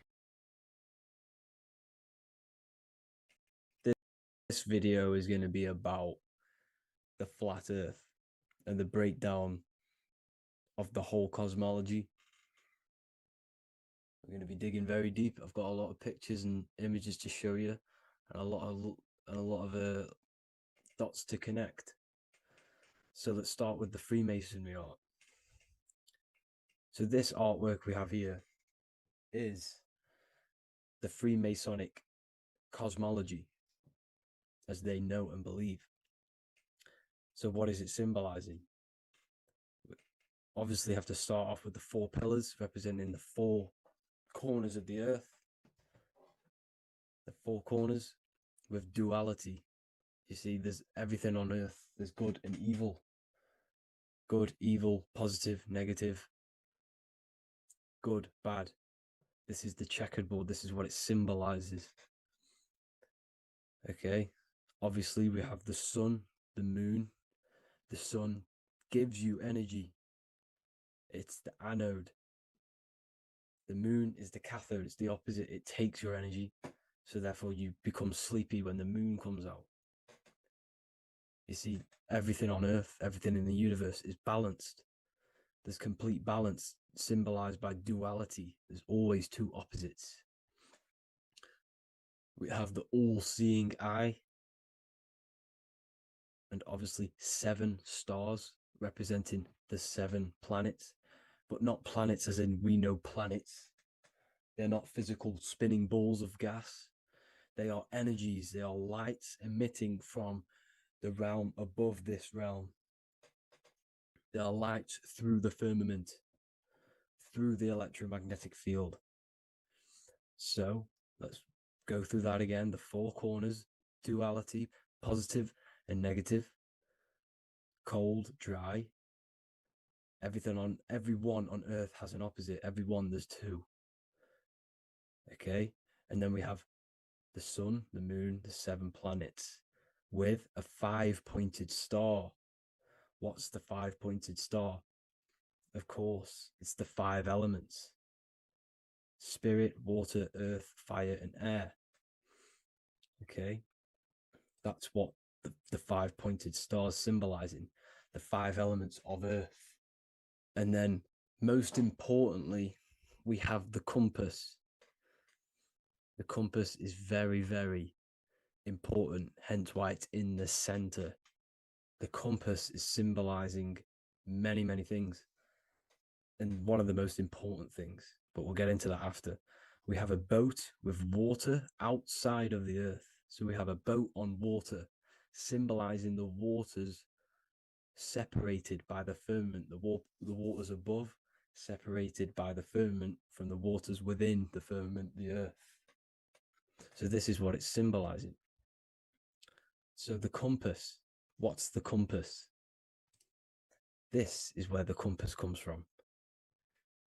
The Polaris, the most important star there is, because it's in the center of Earth, the sun, the moon, and the black hole, black sun. Because all creation comes from center, the seed center. Okay, but we'll get into this after. But also, this is a very important Masonic symbol because they use this symbol a lot. This is one of their main symbols, hence why Neil Armstrong has the Masonic ring with the compass on it. The people who supposedly went to the moon, which obviously they faked to push this globe model, because the globe model is based upon fear. Because the globe model, if they can sell you the globe model, they can sell you anything then. You don't know where you actually are. The globe model is to push fear upon the masses, because the globe model means there's not enough resources. There's also risks of asteroids hitting the planet. There's also risks of space extraterrestrial invasions, global warming, asteroids. You see, this is all the fear that they can gain off selling you the globe model. Okay, because they don't want you to know that this is an intelligent design. And also, they're hiding God, the creator, the source. This is why they are satanic.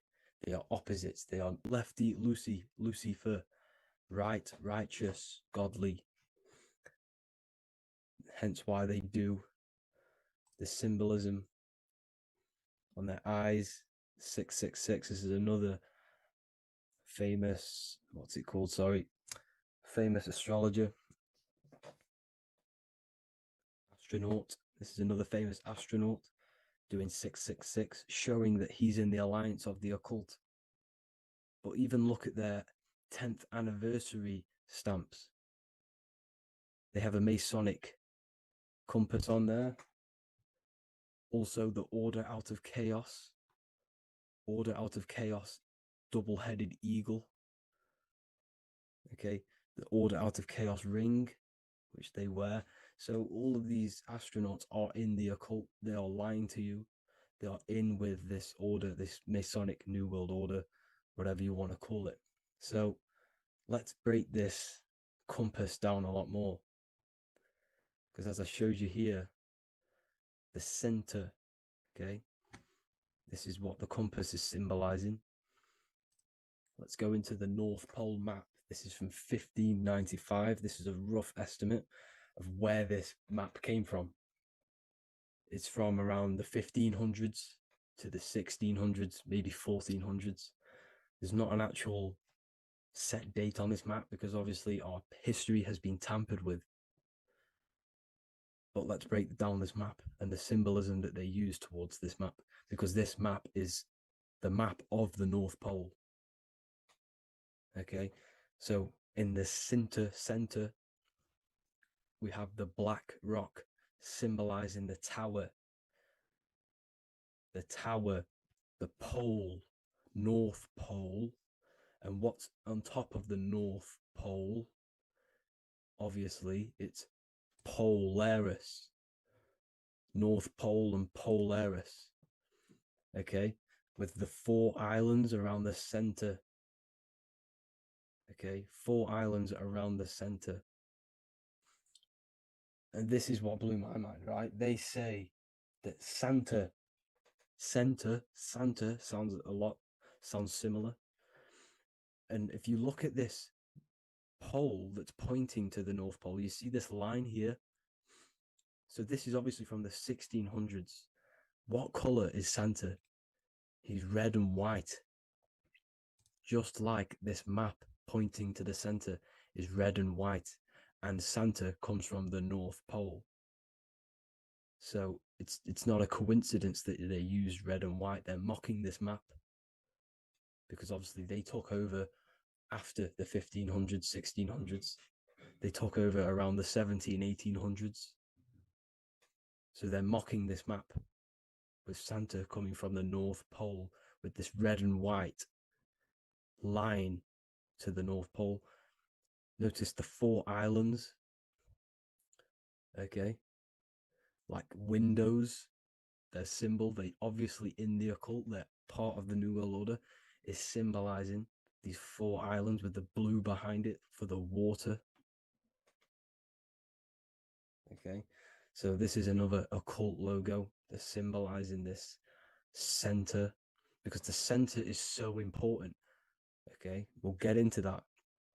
Also, we have the Mayan cosmology. This is the Mayan cosmology. This is what they created. This is their artwork, with also 4 major lands around the center. You see this 4 with green in between them all. 4 major lands with the underworld. You see this underworld is also symbolized by the Masons with the coffin of the skull and bones, the deceased, the dead. Okay, so this is also mentioned in the book of Enoch. Okay, and it's called Sheol. Sheol, the underworld. Okay, and in the book of Enoch, it says all spirits of the dead go to these hollow places, that they are wait until their appointed time of judgment. And it also says in the book of Enoch, there are 4 hollow places underneath. 4 as above, so below, representing the 4 islands. As above, so below. That's where that could link in. Okay.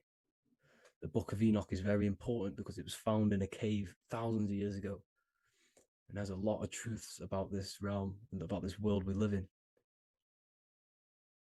So let's go back to the Mayan cosmology. So the ancient cosmology, they all must have had some sort of communication. They must all be in peace, at peace with each other, because all of their cosmologies link together. See, the Greek, Babylonian, Indian, the Celtic.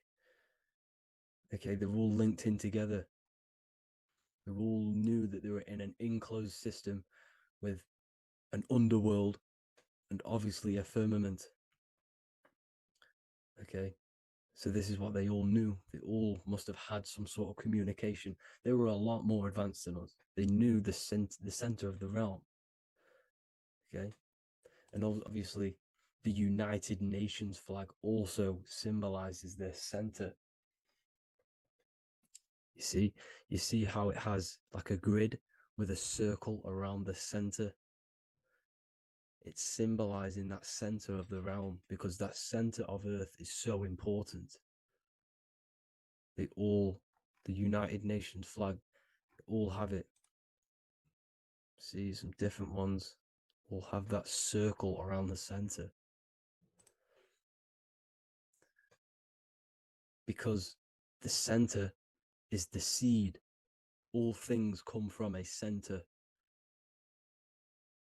So the torus field is so important because it is the spark of life. It's the building blocks of the universe, this creation. Because all things have a torus field. Just like an apple with what's in the center of an apple, a seed. Because the center is where the energies hold, is where the energies meet. And it creates that spark of life. Just like your heart is the center of your body, and it has an electromagnetic field.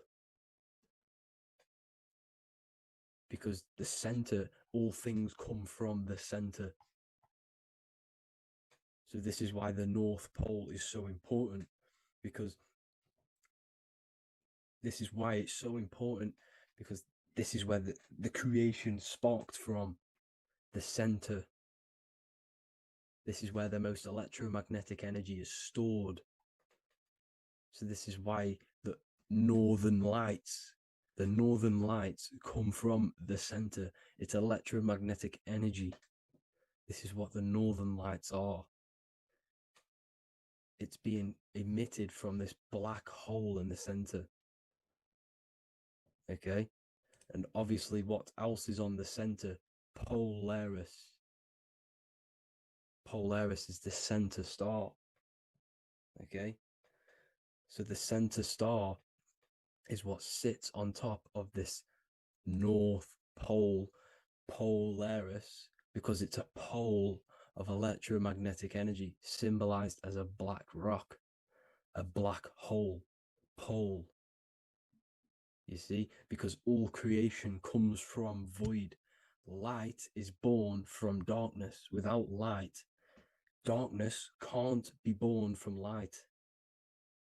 You see, but light can be born from darkness. This is why darkness is so important. And this is why there's a black hole in the center of our realm, like the black sun. The black sun, the Polaris star, the North Star. You see, so this is this North Pole, Polaris. This is what they're talking about. And this is why compasses are an 8-pointed star, because Polaris is symbolized as an 8-pointed star. This is where a compass will point you to. It will point you to that center. So notice how a compass has this black hole in the middle, you see, and it will point you to this meeting point, the north, because in the center is the center of the torus field of the earth. This is where the most electromagnetic energy is. You see, everything gets sucked into the black hole. Okay, this whole reality is being projected from that center point, just like your eyes suck in light.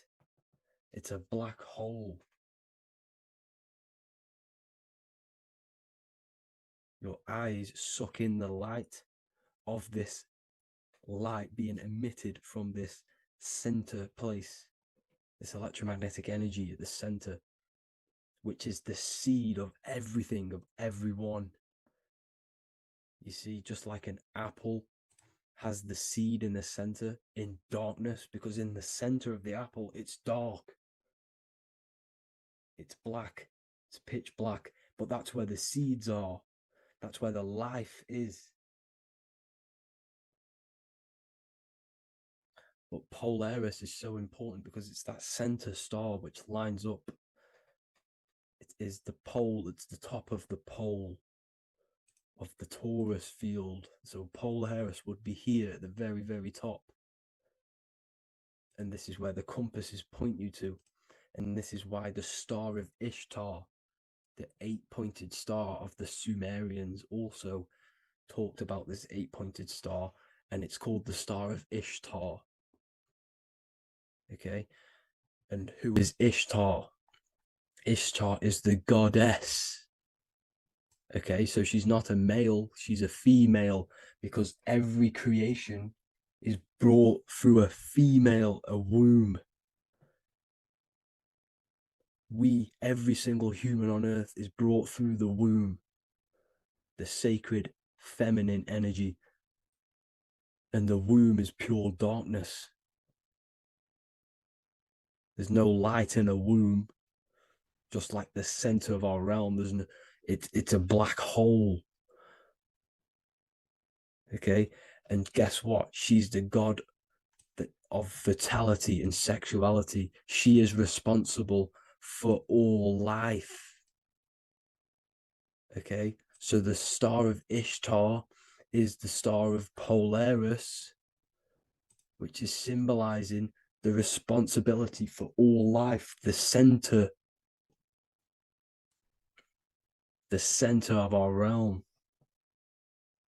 the black sun, the black hole.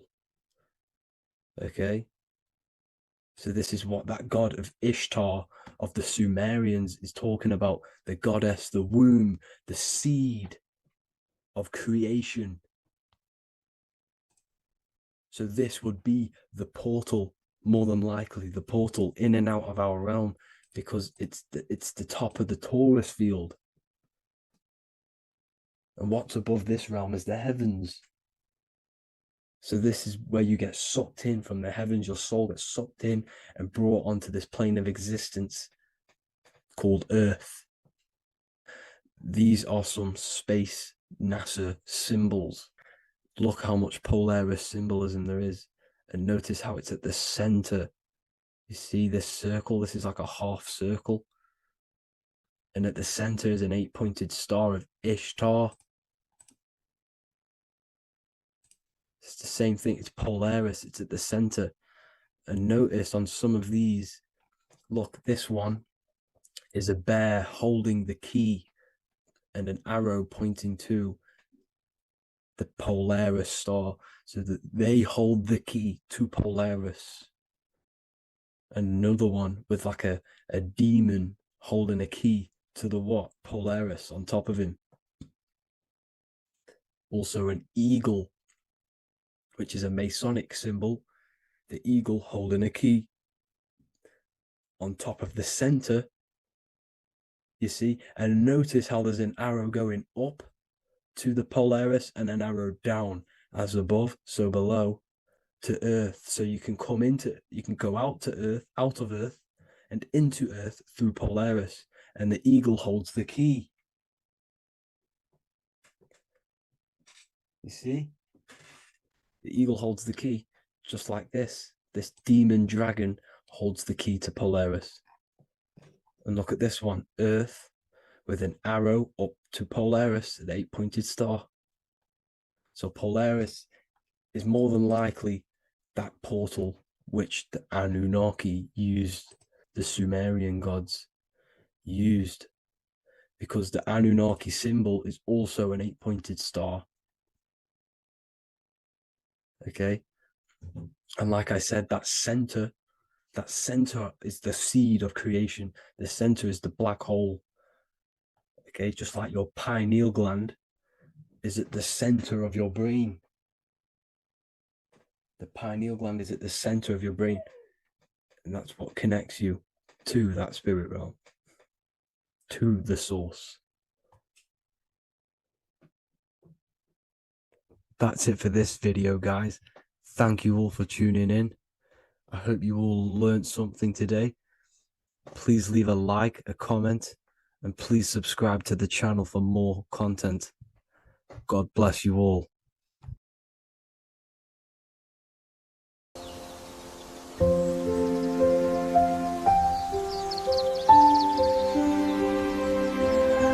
bookofwisdom.com. Visit today.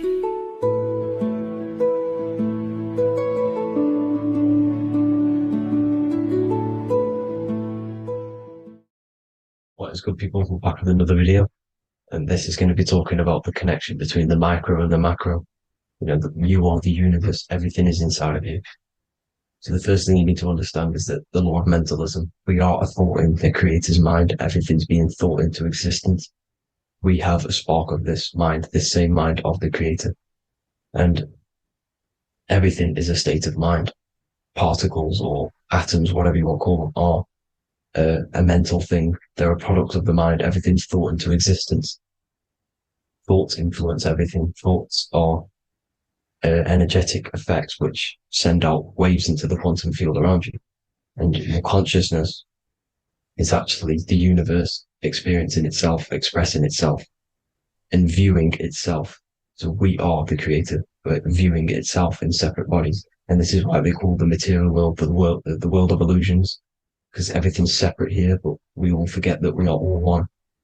We've all been brainwashed to think we're all separate, but we're all one. We're all the same mind, the same consciousness, everything. So everything's created out of toroidal fields. God created the toroidal field. That's the only thing that exists, because the atoms are toroidal fields, and it's the basis behind all creation. As you can see it in the owl's eyes, it creates the infinity symbol. And this is the apple. That apple is a toroidal field. And the toroidal field is made out of dielectricity, which is ether. Ether is black light, and this is counter space. This is another realm. This is what creates God to be omnipresent, to be everywhere at one place at all times. He is everywhere because ether is everywhere. And ether is infinite potential. It connects everything together, and that's what energy moves through. It moves through the ether, and that's black light. Everything is light, as it says in John 4:2. God is light. Everything's a vibrational state of light. So the torus field is made out of dielectricity, ether, black light, magnetism, which is white light, which is the center of the toroidal field. And magnetism radiates, it has no vibration. And then when white light splits, it turns into electricity, which is physical material, and that has a vibration. This is the Holy Trinity, the sun, the moon, and Saturn. Saturn, the god of materialism. If you've watched my videos on Saturn, you know that Saturn is crystallizing everything into physical matter. And that's why his old name was El. The ancients called him El. And this is why we get L electricity. This is where L electricity comes from, because L electricity is only a product of the physical world, which is redshift, blueshift, Adam and Eve. And this is what creates the redshift, blueshift is what is a product of magnetism. When magnetism, white light splits, and this gives us vibration. And this what creates the toroidal field, which is the basis of all physical creation. The sine wave is created out of the magnetic wave and the electric wave. The electric wave is the blue wave, and the magnetic wave is the straight wave, which is radiation. This is vibration frequency. So the magnetic wave is straight, and then you have longitude and amplitude, which is depth, which is dimension. You see how the electric wave has depth and a dimension. This is why you get the cross. This is the cross of Earth. This is the symbol of Earth, of bondage, of physical matter, because it consists of magnetic wave and depth, which is electric wave. And this is where you get the sun cross or the earth cross, whatever you want to call it. It's the cross of physical matter, and the ancients knew this. This is why they used that symbol. Redshift, blueshift, which is the toroidal field, is the basis of all creation, physical creation. And this is why you have the police siren is red and blue. The Matrix movie, red pill, blue pill. You have red blood and blue blood in your body. The Democrat and Republic, the two parties, red and blue. Like your taps on your taps, you have a red and blue tap. One's generative and one's destruction. Fire, destruction, water, generative. So this is the basis of all things. And electric wave has dimension, like I've already said, depth, material, and it's measured in hertz. It's measured in hertz because it hurts you. It decays because the electric wave has a vibration, and vibration always has to go back to a standstill point. This wave cannot go forever, but the magnetic wave will go forever. It's radiation. Magnetic is radiation. It radiates forever. It pulses, but the electric wave will at some point come back to a standstill point, and that's why it hurts. It decays. That's why our physical body decays, because we contain of electricity. This body is an electric body, and it will return back to stillness like a guitar string. If you vibrate a guitar string, you pull it, it will vibrate, make a sound, and then go back to a standstill point. It's the exact same with every single toroidal field within the body. It will decay, and this is why our bodies decay, and everything in creation decays. So we're born into sin. The sin of Eve. The sin of Eve is us biting into the tree of knowledge of good and evil, which is the systems in the body. And the sin of Eve is biting into the sine wave. We bit into the sine wave. The sun moves in a sine wave. Our DNA is a sine wave. Time is a sine wave.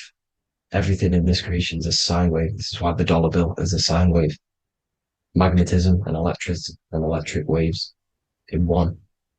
And this is the sun doing its sine wave, which creates, when you go bowling, it kind of creates that pin that you hit over. That's the pin of the sun. The zodiac sign is a sine wave because the zodiac sign is an expression of the toroidal field, because magnetism unfolds into 12ness. And that's why you have 12 zodiac signs, 12 systems in your body, 12 cranial nerves in your head, in your brain. So if you can imagine this, see where my pointer is, always starts with Aries. Aries is the head. It's the first thing that's created in the womb. And this is Aries, the ram. And this is why it's called a cerebrum in your brain, which is the first thing that creates when you're in the womb. And what's the element of Aries is fire.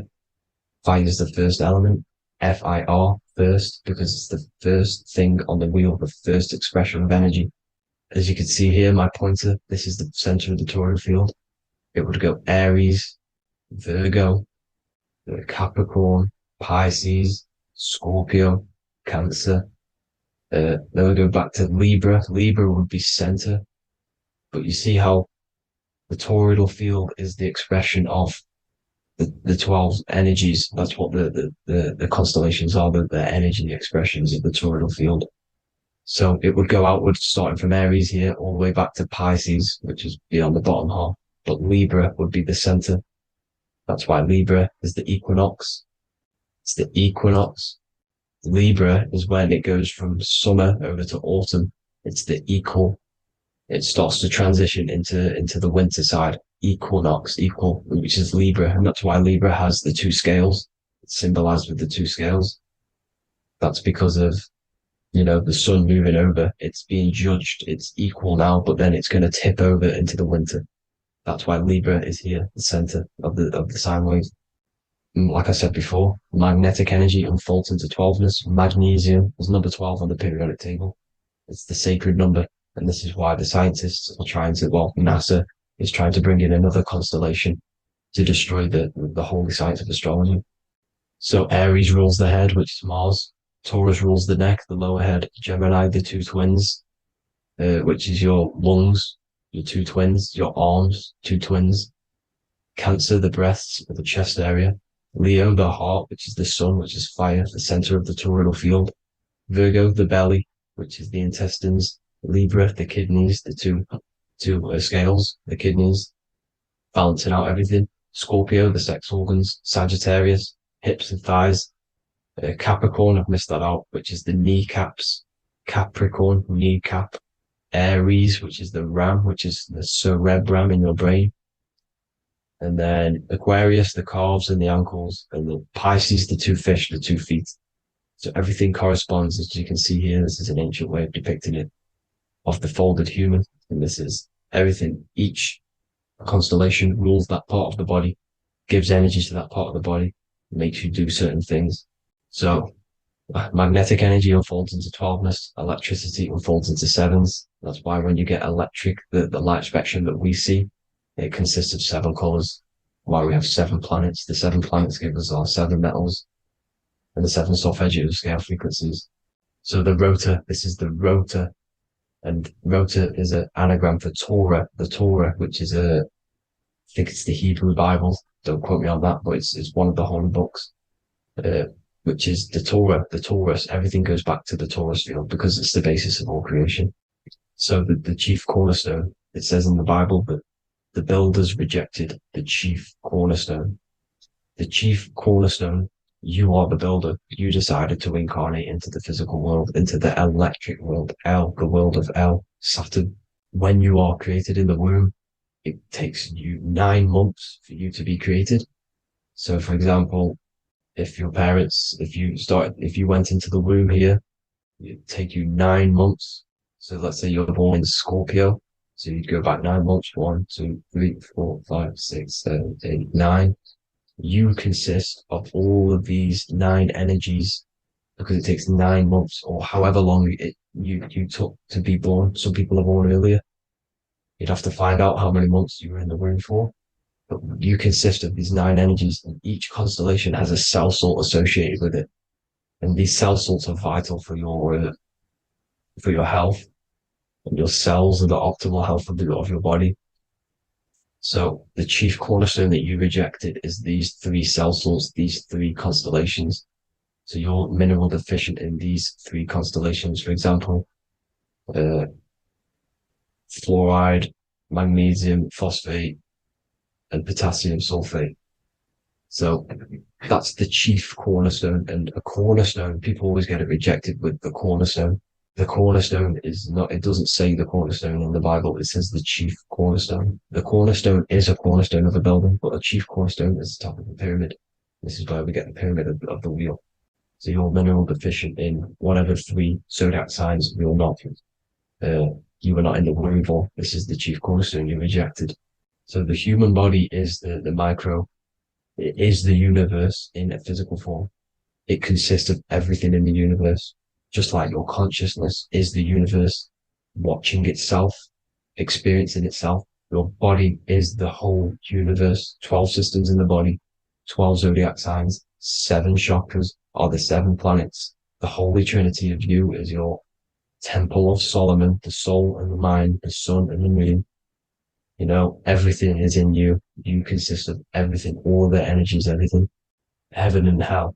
Heaven and hell is a mind state. It's a state of the mind. Head, H-E-A, which is heaven, and the heel, the bottom of your foot, is hell. And the bottom of your foot is the soul. So they're basically saying, well, it's wordplay. They're saying that your soul is in hell because, you know, with the elites being in control. So they call the bottom of your foot the soul, trying to say that you're in hell. The Christ is in you. And this Christ is Greek for what Christos. And Christos is Greek for the oil. And this oil is produced in the cerebrum, the Aries, the ram, the cerebrum. It goes down the pineal. Well, the pineal and the pituitary are underneath the cerebrum. Goes down the pingala and the ida. The pingala being the positive charge connected to the pineal gland, pin, and the ida connected to the pituitary. And this is the 2 serpents going down the spinal column. And this is why Jesus goes from Nazareth to Bethlehem, and then Joseph and Mary are waiting for Jesus in Nazareth. Joseph and Mary are the pineal and the pituitary gland waiting for Jesus to come back up the River Jordan, your spinal column. So this is the oil. This is the story of Santa as well. Santa comes from the North Pole. Why?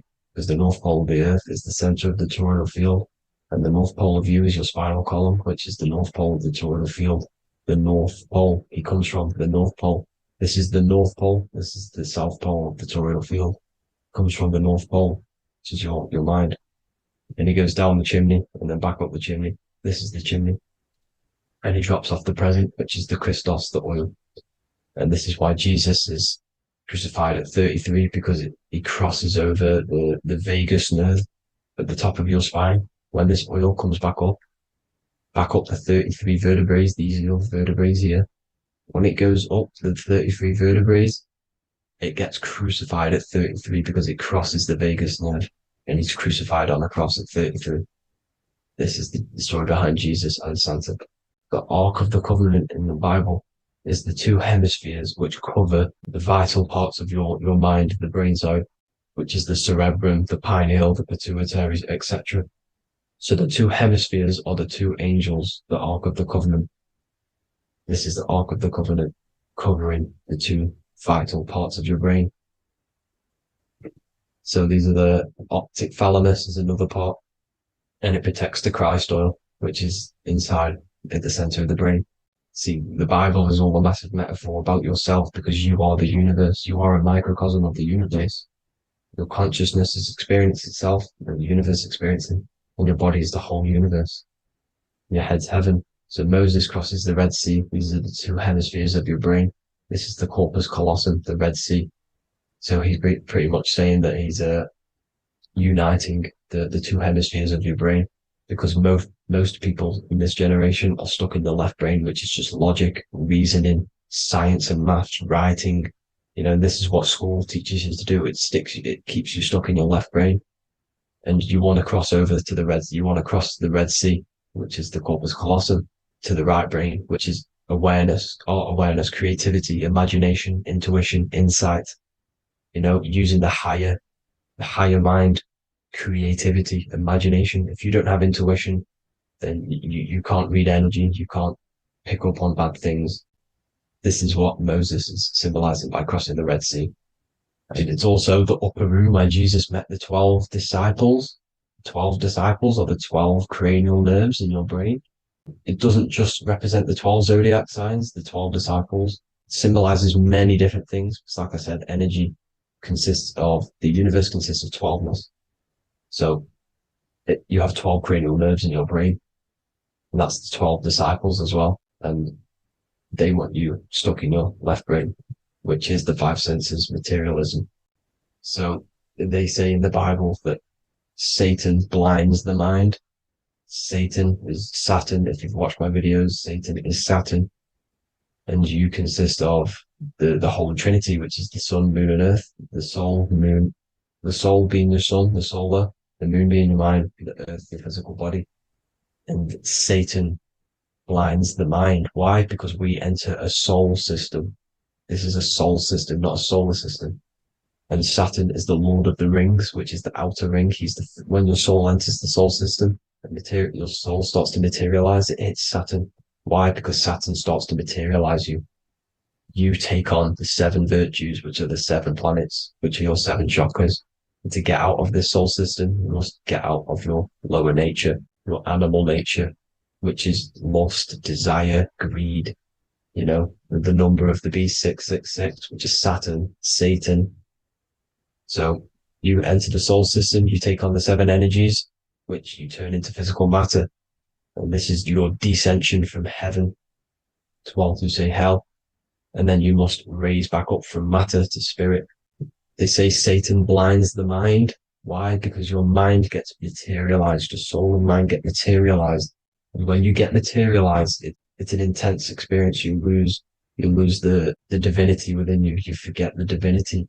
So Satan, which is the first planet, the first energy you take on, the material body, he blinds the mind. He makes you forget everything, your divinity. Then you must remember, ascend up Jacob's ladder, the 33 vertebrae, to heaven. And this is a microcosm of the macro, because you will ascend back up to heaven if you do this, when you leave your physical body, when your body decays. So when it talks about in the Bible, completely destroy them, the Hittites, the Amorites, the Canaanites, all the ites, this is what God says to the Israelites. It says completely destroy them. It's basically symbolizing saying destroy your lower nature. The Canaanites, cannibals. We're under a Canaanite system now, which is cannibalism. And this is flesh eating, lust, greed, all the demonic stuff, all the lower vibrational stuff, you know, the lower nature, eating, sex, and survival, the lower 3 chakras. You must get out of these lower 3 chakras and return back to spirit, which is heaven, which is spirit, love, being holy, being truthful, being passionate.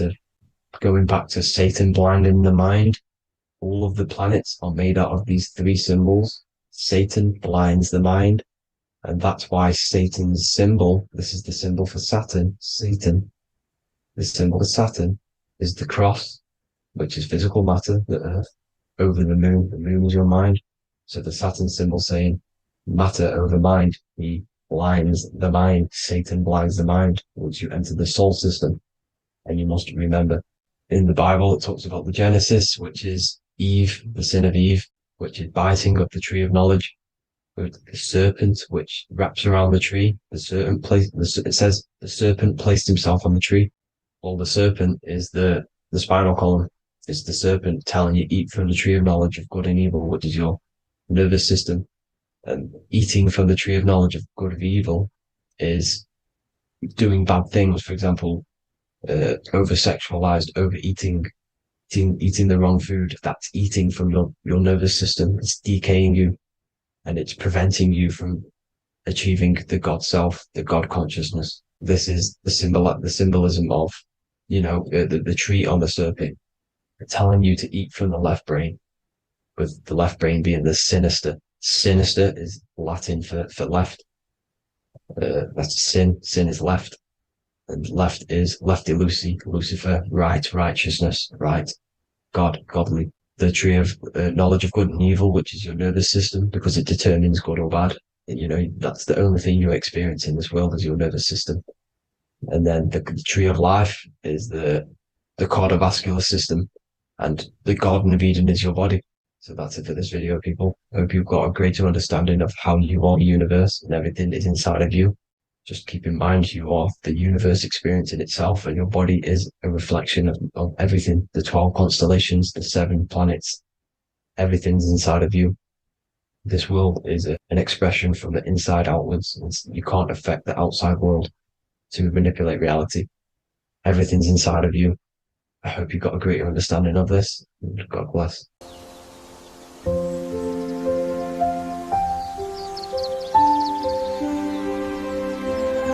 bookofwisdom.com. Visit today.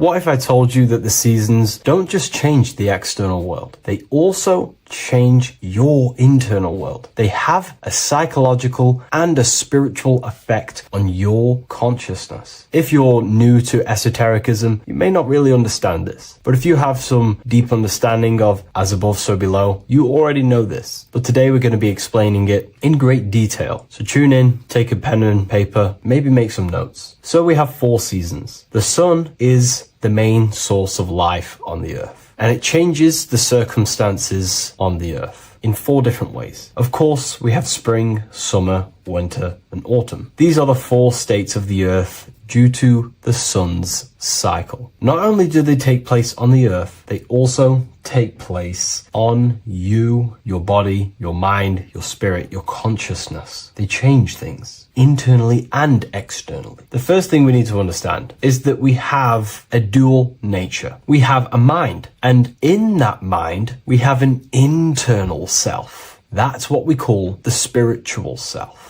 It is the individual that exists within their own mind, within their own consciousness. It is the self that imagines, thinks, feels. That's the spiritual self. And internally, that self is the true self. When it's detached from the false identifications, of course, such as the ego. But the true self dwells within the mind, and that's the immortal self. That's the self that will never die, never perish, that will always be there and it always has been there. The internal self. But on the other side of the mind, the outside of the mind, we have this, what we call our physical human body. This is our external physical body. So outside of us is a physical reality, but inside of us is a spiritual non-physical reality. Inside of us cannot be measured. Outside of us can be measured. So we have an internal world and an external world. I think this is the reason why the word individual has the word dual at the end. Dual meaning opposing or two. We have a dual nature. Inner world, in the mind, and a self out the mind. And the mind acts as some sort of doorway. It is a doorway into ourself. So in esotericism, this is what it's all about. It's about we work with the internal world. We try and figure out who we are from the inside out, not who we are outside of us. Because we realize that the external world is nothing but a crystallization of what's happening inside of us. Our lives are a result of every single thought that we thought in the past. So let's not get off track here. Let's carry on. As I was discussing the seasons, we have an internal world in the mind and a self outside the mind. And this is reflected even in the cycles of the heavens. This is how you know the universe is intelligently designed, and the law of correspondence corresponds with everything. The law of correspondence is as above, so below. It's not a Hermetic principle. It's not a Freemasonic principle. The law of correspondence, as above, so below, is just the law of life of the universe. It is in everything. So the daytime, the sun, this is external impressions or expressions, should I say. We express ourselves outside the mind, in the outside world, in the material body, taking actions outside of us during this daytime. The sun represents outward expression, the daytime. This is when we wake up, we're conscious, we do things outside of our mind. But then the nighttime comes around and it becomes dark and the moon rules over the nighttime. And we return back to our internal world. We return back to the darkness. We return back to the internal self, the self in the mind. Really is fascinating. And this is as above, so below. This follows the correspondence. This follows the law. Although that the outside world has a cycle of day and night, so does our own mind have this cycle. As above, so below. As within, so without. What's happening outside of us is also happening inside of us. The mind is also going in a cycle. Because in the daytime, the mind wakes up and we express things externally. But when the sun goes away and the electromagnetic rays of the sun are not very strong, our brainwave decreases, our body activity decreases. It slows down and we return to the internal self. The body switches off and we return to the internal self in the mind. We enter in the doorway of the mind and return to the internal, the spiritual self. And when the body is less active, this is when we are more connected to the internal world, our spiritual true self. So as above, so below corresponds with the day and night, the sun and the moon. The moon represents our internal world, the world inside our mind, the self inside the mind. And the sun represents the external self. in the external world. So not only are these cycles happening in nature, the darkness outside of us when the sun goes away is the same darkness that we go within ourselves when we go to sleep. It's the same cycle. Our bodies are in the cycle of the external world also, as above, so below. But then we can even take this even further. This fractals down even further. If we look at the cycle of the yearly cycle of the sun, which is what we call the 12 zodiac signs, we notice that these 4 seasons also take place in every single cycle of the day. So a yearly cycle can be seen as a big version of a daily cycle, or a daily cycle can be seen as a smaller version of a yearly cycle. For example, we look at Aries, which is spring. This is when the sun springs everything back to life in the spring. This is when the crops start to spring up and start to grow again. But we could see that at 6 a.m. in the morning, when the sun rises and just cracks over the horizon and starts to bring light into our day. Aries is associated with the morning time also as spring. Morning time is a smaller version of spring. Then we look at the summertime. The summertime is midday, when the sun is at the top of the middle of the sky. This is when the sun is most powerful, most radiant in our day. This could be seen as the summertime. Then when the sun starts to set, this is associated with autumn. Autumn time is the sunset. Then the winter time is associated with the nighttime, the midnight, when everything's very dark. So a daily cycle is basically a smaller version of a yearly cycle. And just how I explained how the cycle of the sun outside of us also happens inside of us with our consciousness falling asleep when the sun goes away, is also happening to us on a yearly cycle also. So the daytime is associated with the summer and the nighttime is associated with the winter. The winter is like the inhale. The summer is like the exhale. It's the breath of the universe, just like how we breathe in and out of our lungs. Everything takes this rhythm and polarity, okay? So winter is associated with the self and the world inside of ourselves, inside of our mind, the spiritual self, the internal. Because the winter is when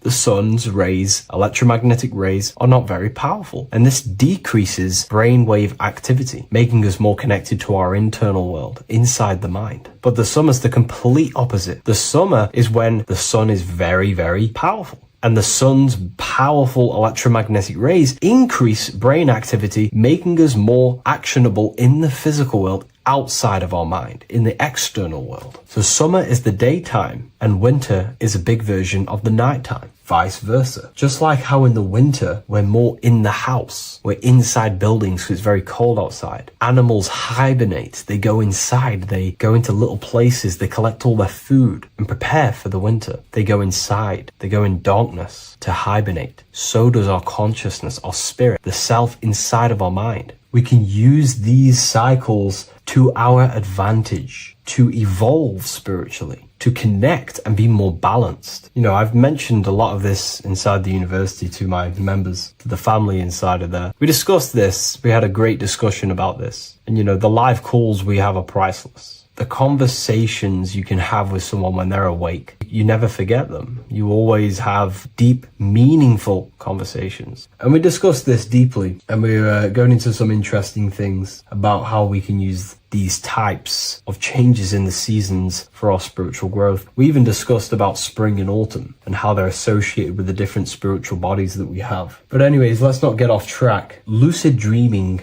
dreaming itself, and astral projections, I find are more easily accessible during the winter and the night times. Like I said, because the brain activity is decreased due to the sun being not powerful, we are more reconnected with the self inside the mind, the spiritual self, the immortal self. Wintertime is a great time to work on yourself, to start to gaining discipline, to meditating, to really working on the subconscious. Because spiritual work is harder than any physical labor. You really got to dig deep within yourself and be honest and true with yourselves. I think this is the reason why, you know, a lot of people convert to spirituality from religion. They come into spirituality and then they go back to religion because they realize spirituality is it's difficult. You have to be honest with yourself. You have to really face the traumas, the negative aspects of yourself, the dark side of yourself, and bring it to light and transform it. And that sort of work is a lot more difficult to do than any physical labor. So the winter time is the time that we go inside ourselves. We reflect a lot more. We need to work on ourselves, on our mind, on our negative habits, on our dark traits, on our things that we have been pushing away and not controlling. The winter time is that time we can really start to connect with the internal self, work on our imagination, work on our mental willpower, work on all of these things like lucid dreaming, astral projections, and purifying ourselves, removing any mental barriers, any negative belief systems that may be subconsciously holding us back. It's easier to access the subconscious in the nighttime and in the winter, especially the winter. That's why I made this video, because we're in autumn now. We're transitioning into the winter. So I thought I'd share this with you all. And it's important to understand that you are a microcosm of God. Like I said, the law of correspondence associates with everything in the universe, people. Everything. And that's the best thing with the law of correspondence. And I've been using this for the past 3 to 4 years, right? The law of correspondence has determined and filtered out so many lies that was given to me, that's given to you, that's given to everyone in the world. The law of correspondence is like a filter. If someone gives you a piece of information, for example, gravity, and it does not apply with the law of correspondence, then you know it's a lie, because it's a universal thing. What happens inside of me also happens outside of me. What happens in my astral world happens in my material world, more than likely. As above, so below corresponds with everything. The same structure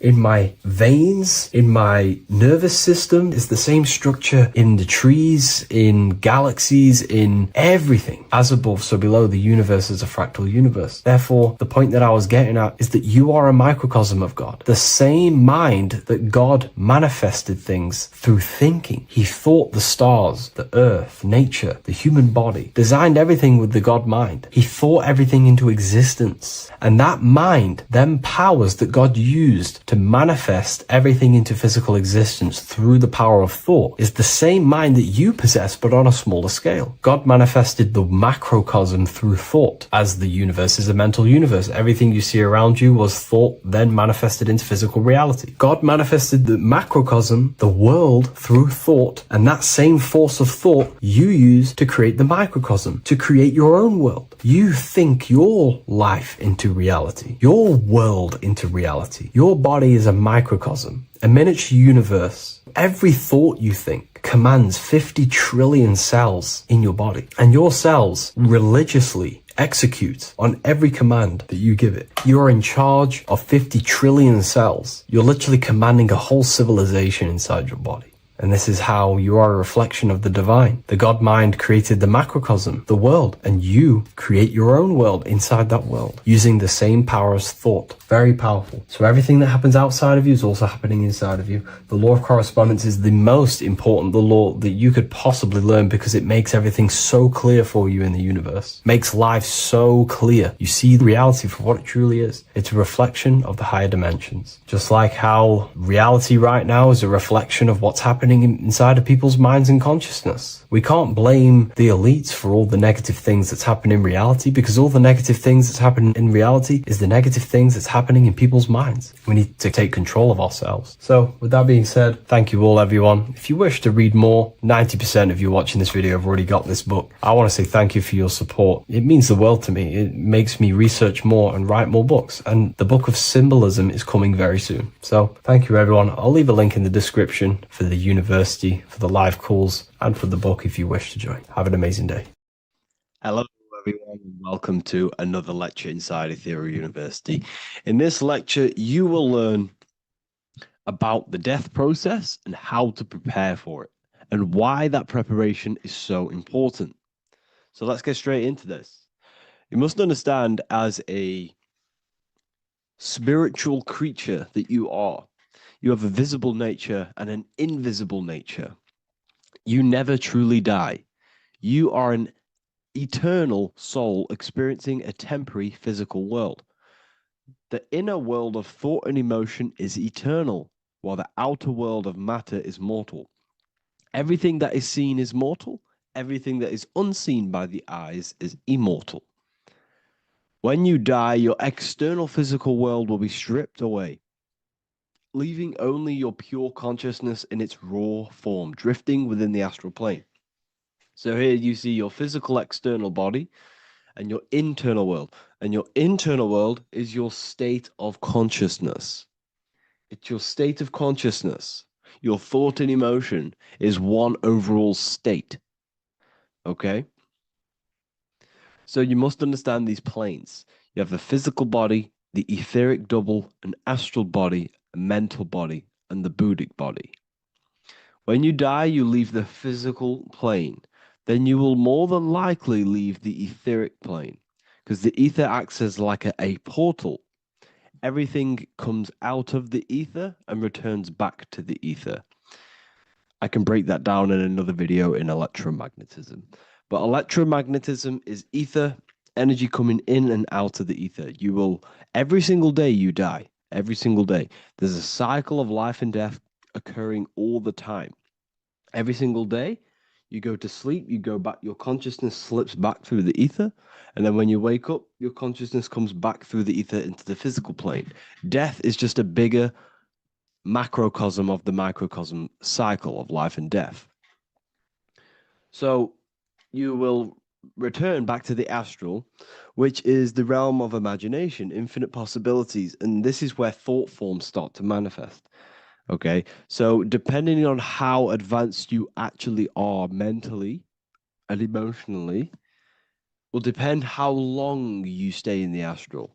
Now, what we must understand is that there is many different components to the astral. We have the higher astral, the middle astral, and the lower astral. These are all vibrational states.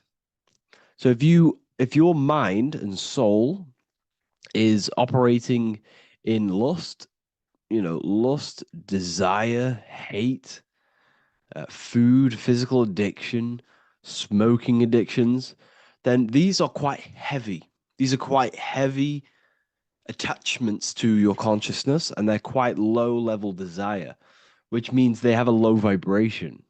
You will manifest in the lower astral when you're stripped from your physical body. The lower astral is not inherently evil. However, there's just low vibrating things going on there. Low vibration does not mean evil. Okay. So just like bad doesn't mean evil. Okay. In the lower astral, you are going to see lower astral beings. You're going to see spirits, souls with low level desire. Okay. People who are attached to the physical plane, people that lust, people that do these things. Technically, this is hell, but you can escape it by escaping yourself. Now we're going to break all this down. I'll break all this down properly once you understand the full context. So depending on your level of desire, you will manifest in a corresponding layer of the astral plane. If your mind is still attached to the low physical desires, you will find yourself in the lower astral realms. But if you have few desires and have detached from the worldly attachments while you are encased in a body, then you will rise into a higher or middle astral plane, mainly the middle. Okay. The higher astral plane is very formless. So as I broke down here, this is, well, the physical plane is the lowest dimension. This is the most form, the most matter. It's quite heavy. The higher you go, the lighter it becomes, the more fluid, the more formless it becomes. So you see here it says denser down and lucidic up. So this is more lucidic in these higher realms. This is more dense in the lower realms. So this is why the ancient Egyptians were always talking about, I'll show you this. This is showing you death. So first of all, we have Anubis, which represents death. Here you have the heart, which represents the soul. And here you have a feather. And this is a scale. You see how this is a balanced scale? So what this is symbolizing, this represents death. This represents your heart, and this is a feather. So when you die, Your heart must be as light as a feather, which means your emotions, your soul, should have no attachments to the world. It should be light. It should be detached. This is why the word light and light are the same. Light is in heavy and light is in very bright. Because when you're less attached to the things, your soul shines. You're authentic. You're light. You're very bright soul. And you have no attachments. Your light is in not heavy. So you must detach from the worldly desires. We have to detach from the smoking, the food. This is why we should fast. Smoking, this is why we should detox. We should also meditate. We should also be able to sit with ourselves for long periods of times. Okay, I'm going to break all this down properly. But that's why the Egyptians show you the symbolism here. Okay. So you're stripped of your material body. So that state of consciousness you're in right now, your inside world, if you shut your eyes, that state you're in, that is what you're going to experience when you die. Okay. And you're going to be manifested into the astral. In the physical plane, you can mask or hide almost anything. But in the spiritual realm, you cannot. The astral body, your thoughts and emotions directly shape your spiritual body, your astral body, revealing your true inner state. So your desires that you can hide in the physical plane, your emotions, your thoughts, you can't hide any of that in the spiritual plane, in the astral plane. That will directly shape who you are, your color of your astral body, and your astral body as a whole. So here we have Kim Kardashian.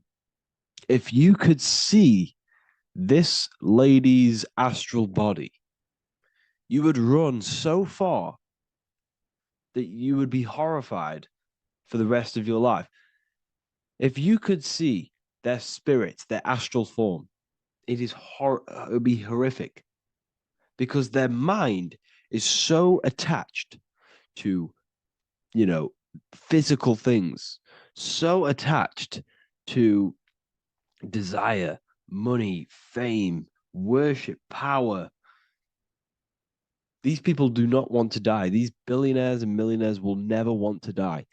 They will do whatever they can to stay alive because they understand what when they die, they have to face themselves. They have to face their inner world. And their astral body, their true authentic self on the inside is horrible and horrific and so low vibration. So this is where it comes in. You must be as light as a feather. This is what the Egyptians are showing you in their artwork. Your soul must be as light as a feather. In order for the soul to ascend to a higher plane and not look at that physical plane and say, I want to go back or I want to desire things down there, you must detach now and prepare for death. Hell is not a place, it's your own personal suffering born from within. If your mind and soul are deeply attached to mental fixations, emotional wounds, and physical addictions tied to the material world, that pain will follow you into the astral. This is your true judgment day. You judge yourself when you die. You see your authentic self. There's no hiding. Right. Imagine right now that you that everything you cling to was stripped away. No matrix, no electricity, no food, no TikTok, no phone, no possessions, no distractions, no one else. Could you sit alone with yourself for just 1 hour? Could you sit alone with your thought and emotion? That moment of truth is what you must begin to prepare for. Could you sit alone with yourself? Can you sit alone for long periods of time and just think? And if you cannot, then you're running from your internal world. You're running from your thoughts. You're distracting yourself from your thoughts. This is what we must address. Now, don't feel bad if this is you. We've all have problems. We all have internal problems. But this is what we have to face directly in order to prepare for life after death. We must meditate for long periods of time. Not even meditation. We should be able to sit with ourselves with no distractions and just think. This is what the people of the past used to do when we had no technology. People would sit and think for hours. This is what we need. Because if you cannot sit with yourself, imagine sitting with yourself with no physical body. That's the level that's going to happen. And we need to prepare for that. The soul and mind must become as light, as weightless, as radiant as a feather to ascend to a higher plane and move beyond the physical life. To rise, they must release heaviness, attachments, burdens, fears, and desires. The lighter and brighter your inner being becomes, the more freely it can rise into a higher state of existence. Ascension is not about going somewhere, it's about becoming something pure, clear, and luminous. Okay, this is very important. Very, very important. We must detach from the worldly things. So enough of that. How do we do it? How do we attach? How do we prepare? Number one, you must detach from the material things. Start loosening your grip on things, possessions, titles, even identities. They are temporary. Appreciate them, but don't let them define you. Let nothing outside of you define you. Nothing. Your name is not you. Your job is not you. Your reputation is not you. Your bad past is not you. Your good past is not you. Your business is not you. Everything outside of you is not you. Now, what I'm saying is, I'm not saying go full right-hand path and never care about anything physical, never care about your family, don't love your family. I'm not saying that. What I am saying, love these things, love these outside things, but do not become attached and do not let them define you. You must be okay with losing anything that is outside of you. You must be okay with that, because you must understand the physical plane is, it's promised that everything is temporary. Everything is temporary in this plane. So don't ever think it's going to be there forever, because it's not. And you must remind yourself, not remind yourself, but I think about this sometimes when I start becoming a bit attached to work and stressed. I just remind myself that I'm going to, this is temporary. I'm going to leave this world one day and I'm not going to care. So you must have the balance. Okay. The balance is key. You can go down that right hand path and just fully cut off from the world like a monk and shave off your hair, disconnect from the physical world. You can do that. That's not wrong. There's different paths in life. You have the left hand path, purely physical. You have the middle path, which is balance between the physical and spiritual. Then you have the right hand path, which is monk mode, where you fully disconnect from the world. They shave their hair off to disconnect from the physicality. They meditate for long periods of time. This is what they're doing. They're preparing for death. Monks prepare for death. They understand this. They understand that you don't die. Your inner world is the true world. The inner world is the only world that exists. Everything outside of you is an extension of you. Number two, cleanse the mind. Watch your thoughts. Are they rooted in fear, anger, regret, or craving? Meditation, mindfulness, and inner reflection help purify the mind. The cleaner your thoughts, the lighter your spirit. So your astral body is formed by your thoughts. It's formed by your emotions. If you sit around thinking about eating all day, you're going to have a very heavy astral body. It's going to manifest in the lower planes. But if your mind is thinking about good things with good intentions, love, knowledge, expansion, you're going to manifest even the middle or the higher. And there are ways to even ascend out of your astral body. Yes, you can ascend out of your astral body and out of the mental body, but that's all very advanced, and I'm not going to teach that yet. I'll make another video on that, but you can ascend from them bodies. The astral plane is not the end. You can keep ascending as a soul until you're left with just the pure essence of the soul. But we're going to, anyways, cleanse the mind, reprogram the limiting belief systems, let go of mental attachments. And the way you do this is by getting a piece of paper and writing down every single attachment that you have. And you're going to realize, dude, there's more than you think. Okay. We have to detach from these. We have to. 4, practice presence. Can you sit in silence with yourself? The more at ease you are with your own inner being, the less you'll fear death. The afterlife is just an extension of your inner world. It's so important. This is so, so important. Can you sit with yourself? If you cannot sit with yourself, you have some inner work to do. You have some thoughts to address, some beliefs to address, and some feelings to address. Okay, so practice sitting in the present, meditation, or just literally sit there and try and be okay with yourself. And if you can't be okay with yourself, then there's something you need to address, whether it's a belief system, whether it's an emotional trauma, or something. This is what we must reshape, refine, and let go of. Live truthfully, speak and act from your soul, not from fear or ego. The more authentic you are, the more aligned you become with your true self, which carries beyond this life. The ego is your mind's perception of itself while being incarnated in this world. It's been shaped by your experiences, your thoughts, your beliefs, and your emotions. So your ego is basically this false thought form that you've created. It's a false layer of yourself that sits on top of your true authentic self. It's basically your physical character. When you were young, you had no ego. You were pure. You had a pure consciousness.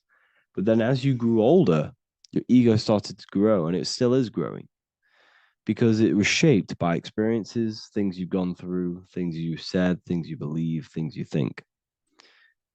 It's created by you, by your mind. And the ego is close to the word echo. The ego is the echo. It's an echo. It's a layer. It's a false identity. It's a false layer that sits on top of your soul. And if you don't get rid of that ego, if you don't know how, well, not get rid of it, but balance it, if you don't know how to rise above that ego and you die, it's that ego that's going to be pulling down when you die. It's that ego that's going to be your suffering. Okay. 7, connect with the divine, whether through prayer, meditation, tune into something greater than yourself. The connection is the soul's compass beyond this world. If you can meditate and rise above them clouds of thought, that's the soul, that's the observer. We must connect with that. Okay, this will definitely help with just allowing yourself to connect with your true self. Meditation's great because you can just fully detach from the world. And the more you meditate, the more you can prepare for death. A powerful way to cultivate detachment is through daily detachment meditation, done either at night or in the morning or the first breath upon waking. Or do this as many times as possible per day. Start by physically grounding yourself in the present moment. Say out loud, I am here right now, nothing else matters. Let that phrase draw your awareness into the now. Just keep saying it until you're present. Then begin to slowly list everything you identify yourself with, one by one. I am not your body. I am not my body. I am not my name. I am not my possessions. I'm not my house. I'm not my children. I'm not my everything. I am not my thoughts. Release each layer gently. Imagine, if you want to, if you have a good imagination, imagine placing these things into a big box. Placing your body, placing your name, placing your possessions, placing your house, your car, your thoughts, your beliefs into a box, and then shut that box. If you have a good imagination, do that. That can help. And you'll be left with yourself. And you're not even that. It goes even deeper. Eventually, you'll reach the mind itself. Detach from the language that the mind is even using. Now, that's very difficult. And not many people have ever thought about that, and they've ever even been there. Detach from the language that the mind is using. Think about that for a second. Your mind is not what you actually think. It goes very deeper. Your mind is not that little voice. It's that voice that the language is using. So even the language is a spell on your mind. Okay, it's an attachment. Eventually, you'll reach the mind itself, detached from the language it uses, the voice in your head, the need to define. What remains is something beyond thought and beyond words. I can't even describe what's left, because words, once the language is gone, it's purely metaphysical. All I can say it is pure awareness, and it's symbolized. This is why symbols are so amazing, because they can symbolize things that are beyond words. A flame, it's just a flame, and you won't be able to understand that until you've been there. It's just a flame. It's pure cause. Like, words can't describe it. You'd have to experience it. Connect with this essence daily. This is truly who you are. So this is a great way to detach. We can do these detachments every single day during meditation. This will definitely help over long periods of time. Of course, you're not going to be ready tomorrow for death, but just try and prepare for these things. This is the whole reason people used to meditate. It's the whole reason why people do these spiritual practices, because they understood that this plane is temporary and your soul moves on from this plane. And you'll never truly believe in the soul until you experience it. So I can show you these things, but you must go out and experience it. The soul is real, but you won't understand unless you cast off everything else. Okay. So I hope this video helps. It's a very deep video. I'm going to be making more of these stuff, of more self-mastery. And of course, we've made the self-mastery section now. So I'm going to be start filling up this place with lectures. And I think it's a great time to start this, because a lot of people have been asking on how to master yourself, prepare to death. So hope this video helps. See you in the next one.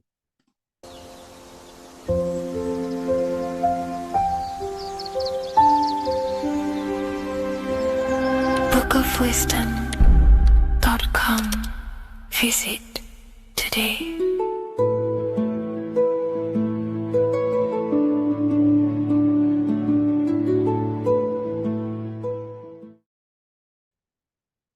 You don't just have a physical body.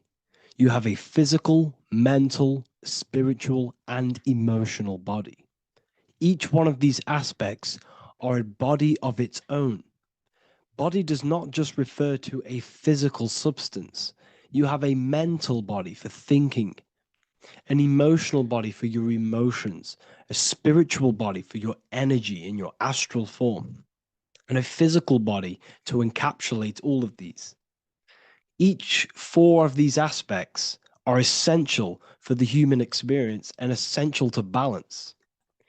Now, today we're going to be syncing the four aspects of your consciousness with the four seasons and the four elements, and how this ties into the Bible.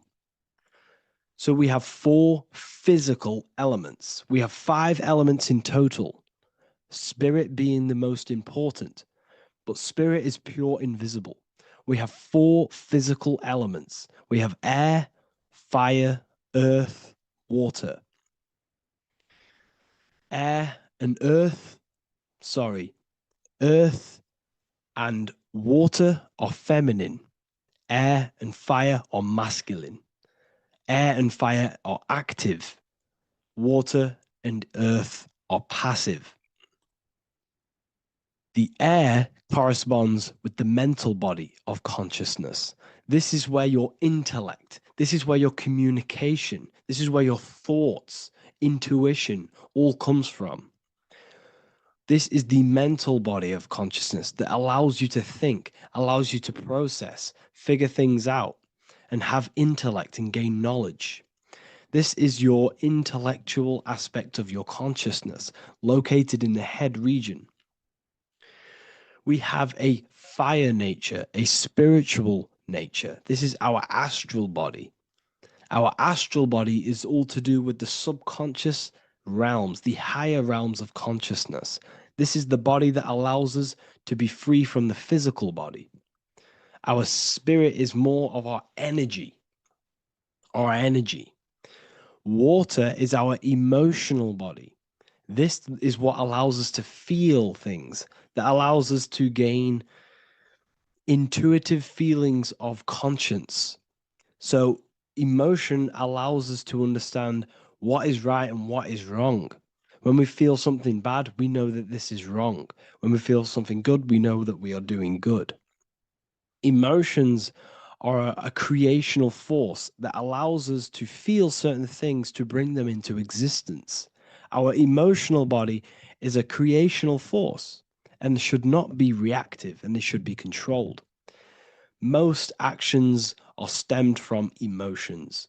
Actions bring thought into physical existence. Emotions are the driving power. They are what drives your actions. The thought, then the emotion, then the action. Earth is your physical body. This is your physical state that allows you to take mind and emotion into action, into fruition, into physical matter. This is what your physical body allows your consciousness, your soul, to interact with the physical world and bring things into physical existence. The physical body, the physical world, is an outcome and an effect of the thinking mind. All physical substance comes from the thinking mind. The pen, the phone you're holding, the microphone I'm speaking into, all began as a thought in the thinking mind, then it was brought into physical reality. Earth is the most dense. So it goes in this order: body, emotions, spirit, mind. The higher you go up, the more lucid and fluidic it becomes. The lower you go down, the more dense and dull it becomes. Air is the mind, fire is the spirit, water is the emotion, earth is the physical body. So this is why you are a microcosm. You have these four things within you. You contain of these four elements, which correspond to the four bodies of your consciousness, the four bodies of the soul. You are the soul. You are the spirit. So this is why in Theologians 4:17 it says, "Caught up together with them in the clouds to meet the Lord in the air." You don't meet God or the Lord in the physical air in the clouds. This is clearly a parable. A human being cannot go up to the clouds and meet a mystical man in the clouds. This is obviously a parable, a metaphor. The air is your mind. You must raise your consciousness beyond the body, beyond the emotions, beyond the spirit, and enter in the mind during meditation, turning the mind inward to connect with the Lord. The Lord is the highest aspect of your consciousness, the one that exists beyond the physical body, beyond your emotions, beyond the thought.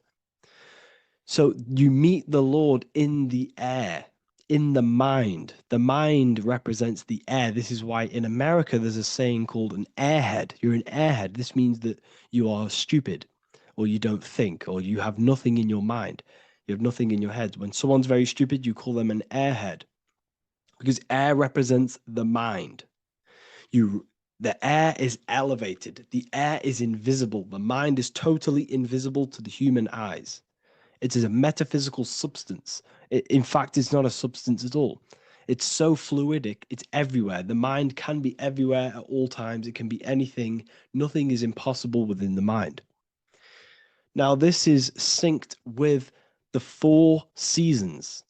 The four seasons represent the four aspects of human consciousness, the four bodies of your consciousness, the four bodies of your soul. The sun is your soul, okay? And the sun travels around four seasons. Summer, when the sun is the most hottest point. Autumn, when the sun starts to move away from the hottest point. Things start to die.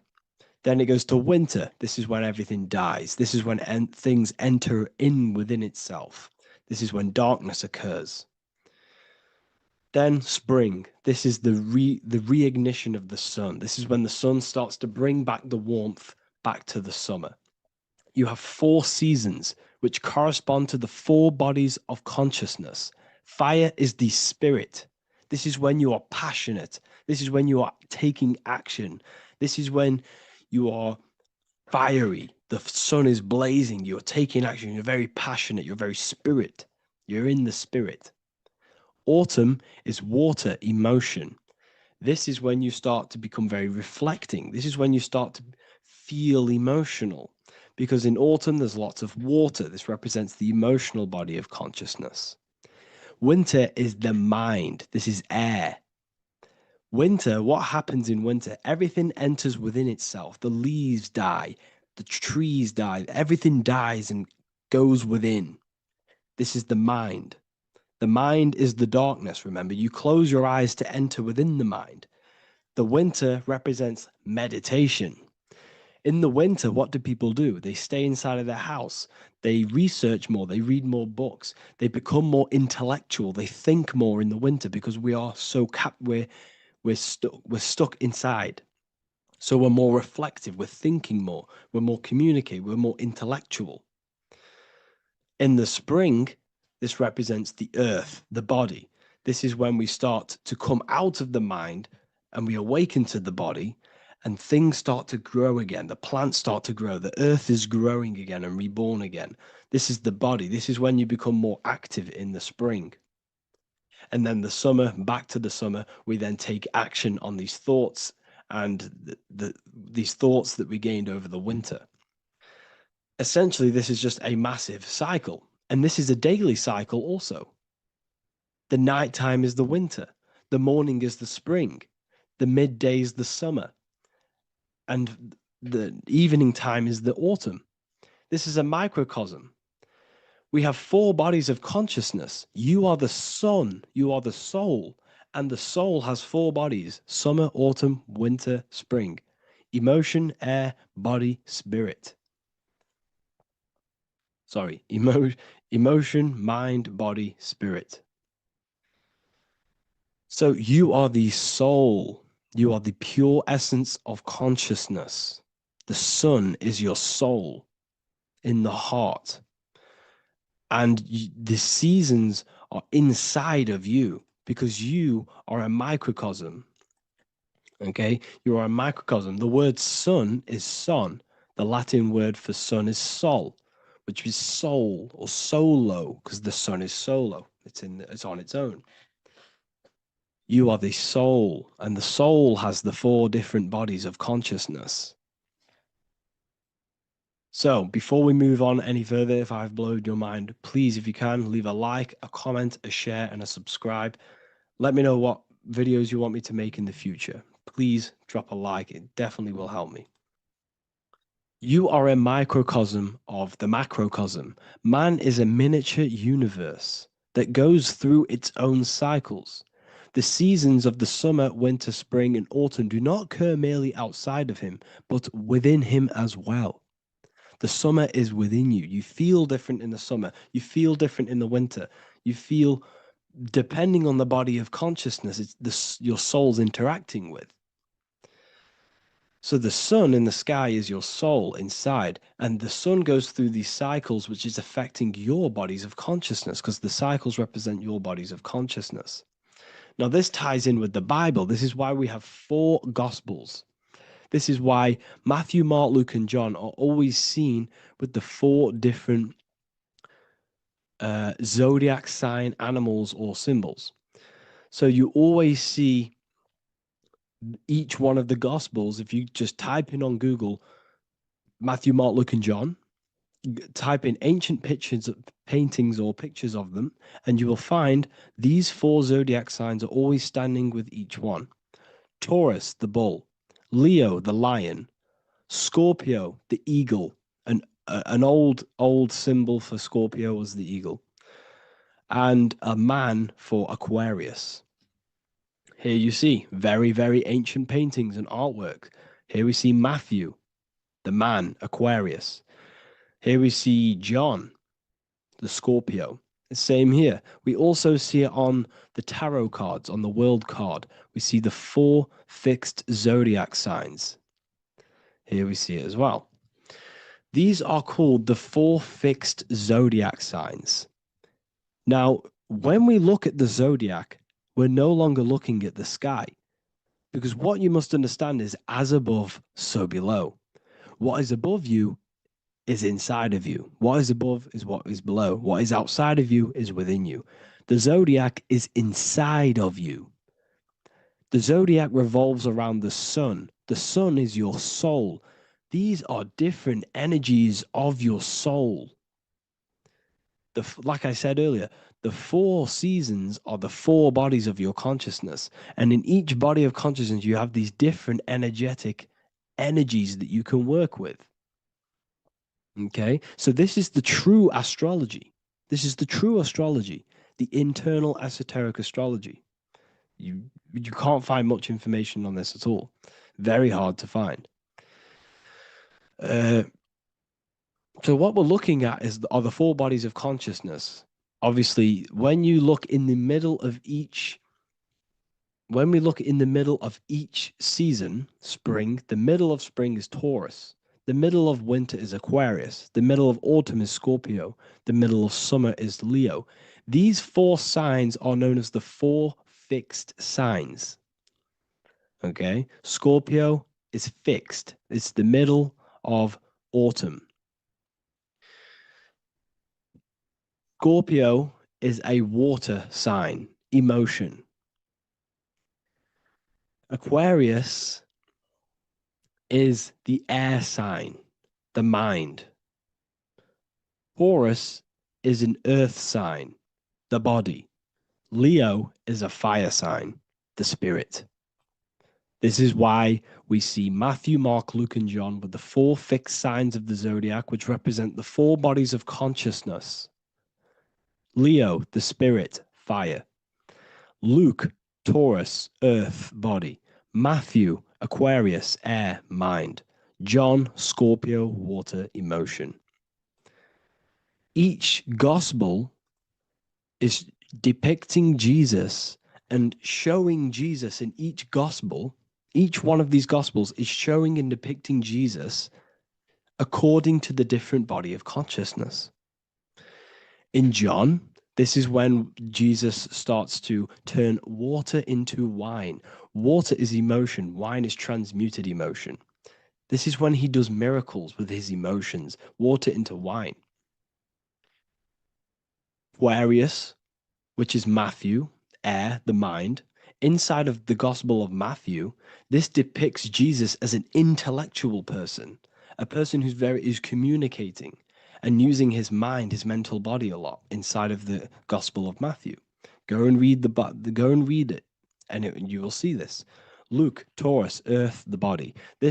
Luke shows and depicts Jesus according to the body of consciousness, the physical body. He shows Jesus as a human, being a human being, helping people physically and helping people's physical needs, like giving away food and doing all sorts of good things for other people.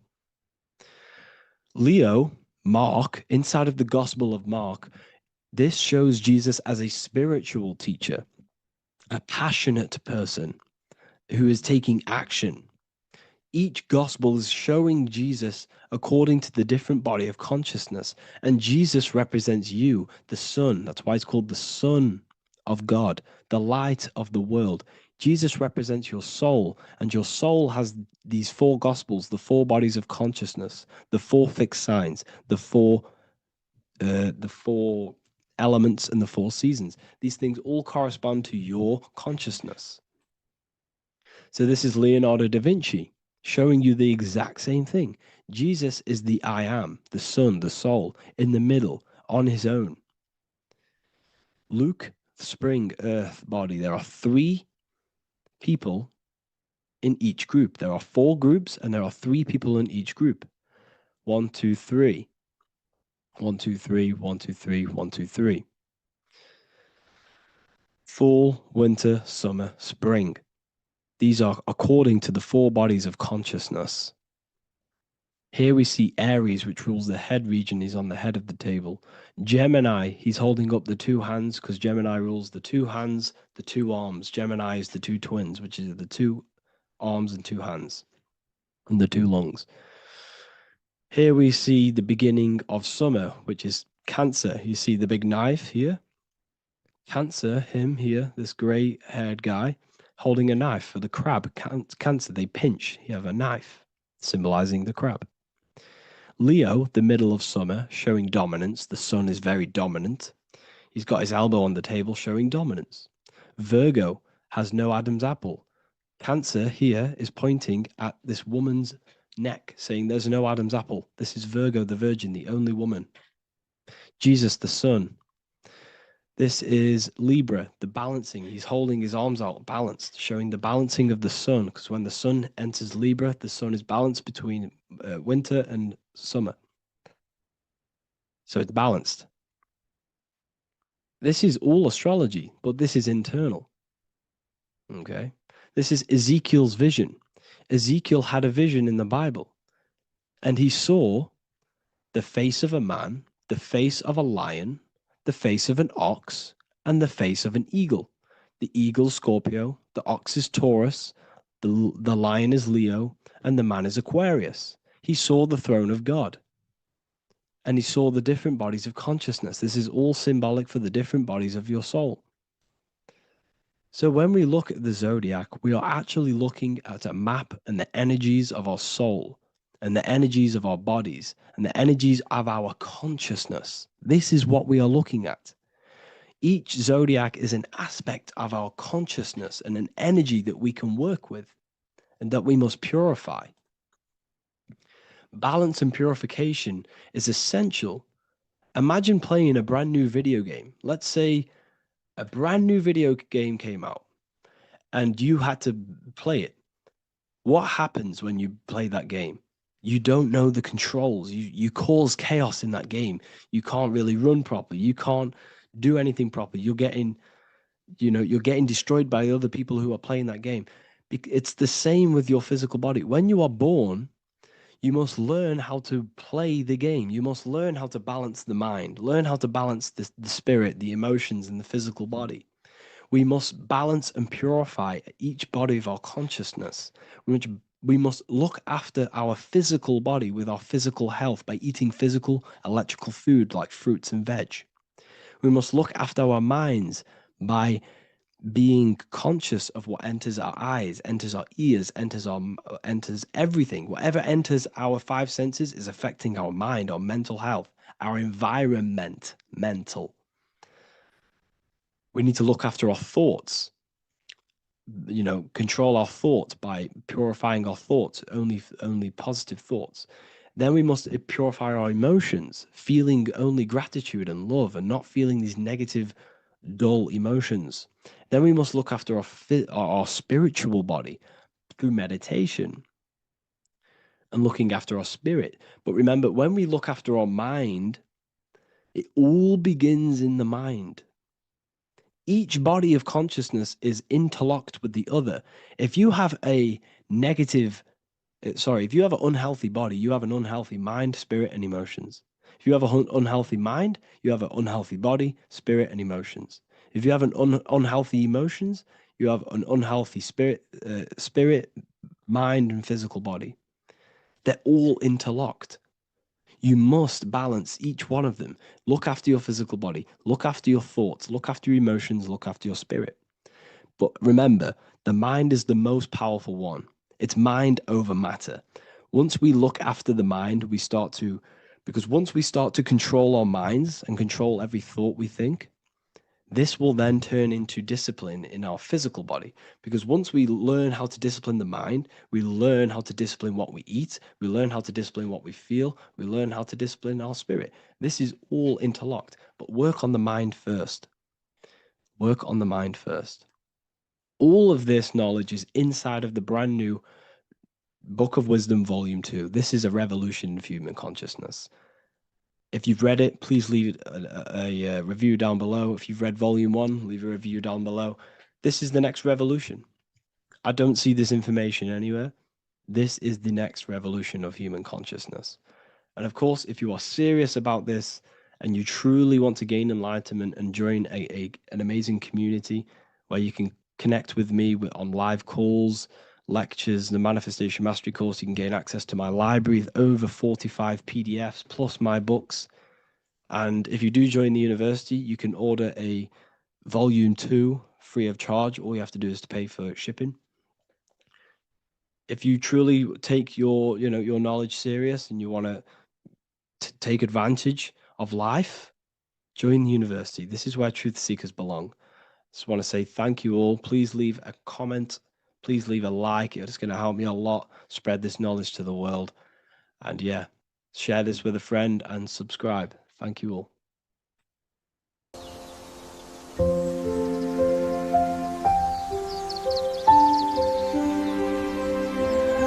bookofwisdom.com. Visit today.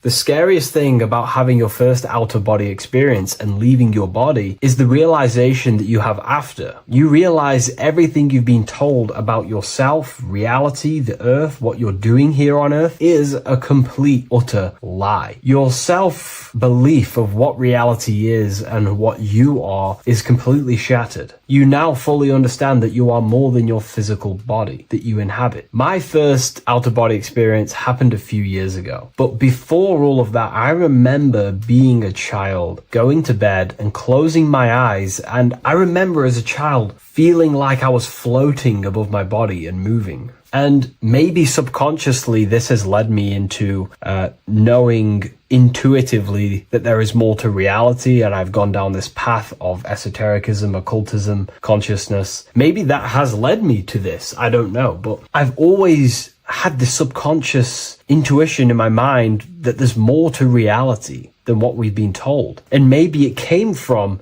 having these experiences as a child. And I'm pretty sure some people in the comments will also have that experience, feeling like you're floating when you close your eyes in bed as a child. I remember this very vividly. But a few years ago, I had my first out-of-body experience, and it completely shattered everything. And it confirmed to me that I am eternal, and there is so much more to the self, to consciousness. I then realized after my first out-of-body experience that our self is not just here in the physical dimension, it's existing in every dimension there is in the universe. However, our mind is focused primarily on this physical time space. When your mind is totally giving its attention and time to this particular time space, it locks in the mind or consciousness into that particular body of consciousness, such as the physical body, right? But for example, let's say you have a daydream and your full focus isn't in the present moment and your environment that you're in physically. Your mind kind of wanders off into a daydream, what we like to call it. That again is shifting time space. Your consciousness is 40%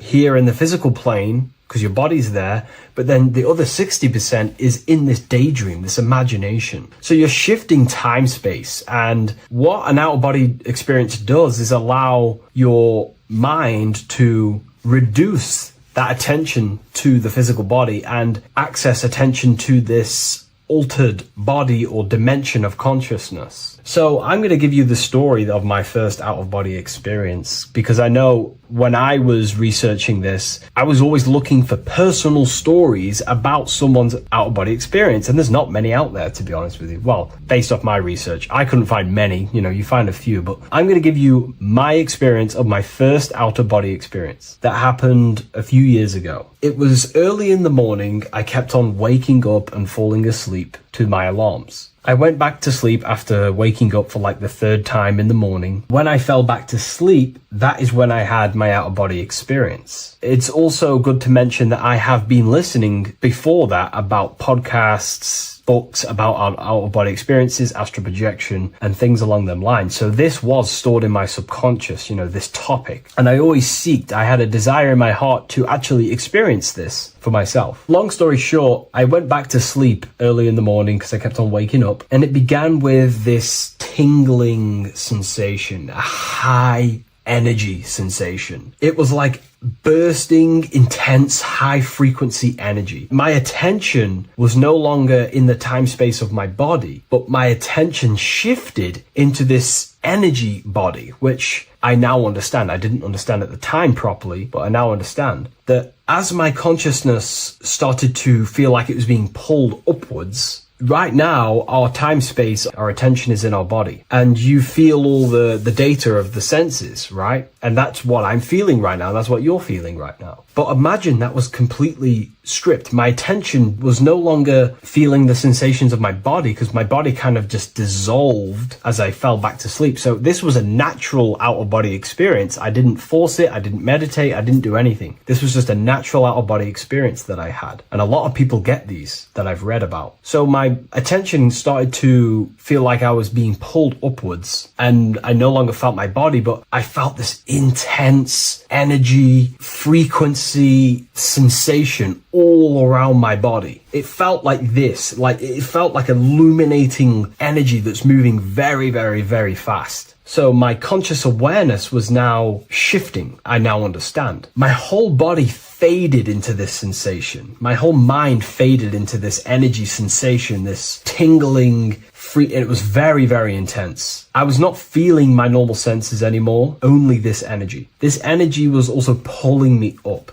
The more I was lifted up, the more intense the frequency became. So think of it like just a frequency resonator, how it just goes up and down, up and down. But then imagine the frequency resonator just going higher and higher and higher frequencies, and it would just get more and more and more intense. The energy was moving faster. This tingling was faster and faster and faster as I was being pulled up. Part of my mind began to fear this. My arms and legs grew very tense. I started to tense up because at this moment in time of the experience, I was very vaguely conscious. I was half there, half not. And as I was being pulled up, my physical body started to tense. And this is again when I started to feel my body again. But then I remembered what I heard out of body experiences is that you have to submit to the process. If you try and force an out-of-body experience, it will never happen, because an out-of-body experience is not truly out of body. What we're trying to do is trying to find a needle in a haystack. If you're trying to find a needle in a haystack, you don't go rummaging through the haystack to find the needle. What you do is you burn the haystack and then the needle reveals itself. It's the same with an out-of-body experience. We dissolve the senses of the body, so the body falls asleep, but the mind stays awake. As soon as I let go of this fear and I let go of the tensations in my body,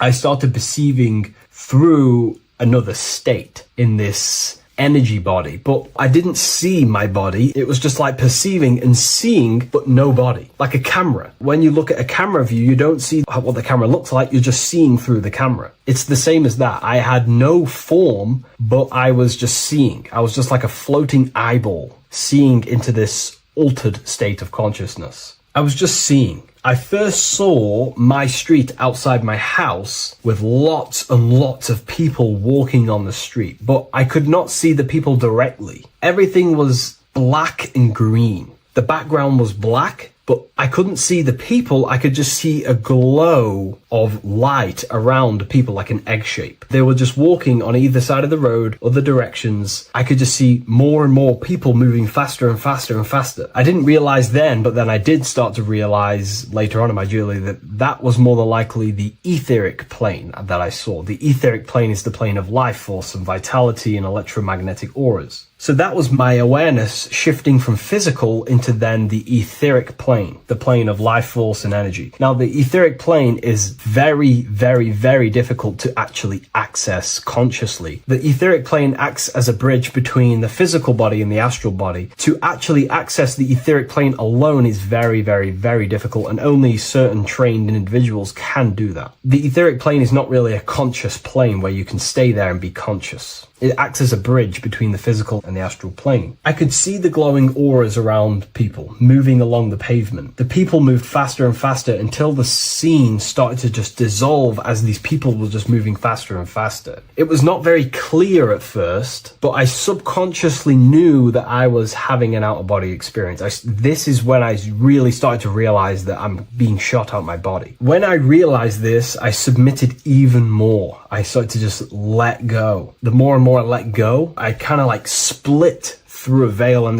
everything became super clear. Before, in the etheric plane that I think it was, the ethereal plane, things weren't very clear. I could only just see glowing auras. However, as I split through the veil of the etheric, this bridge, this place that I was going to, I then split and everything just came super, super clear. I was floating in the sky. I subconsciously knew that I was having an out-of-body experience when I realized this. As I was still being lifted upwards, I then split through the layer where everything just suddenly became super clear. But then I was awake, fully conscious, but I was not in my body. I was just like a camera in the sky. I had no body, no form. I could just see. When I entered this plane, there was some sort of voice guiding me through this whole process. It was a male voice, and it was basically guiding me where I was going. It was telling me what I can do here. This voice was pretty much saying, you can fly, you can think things into reality, you can do this, you can do that. While he was saying this voice, there was no being around me, but I felt a presence of another being. But this voice was just speaking to me mentally. Like, you can't hear it, but I just knew what it was saying.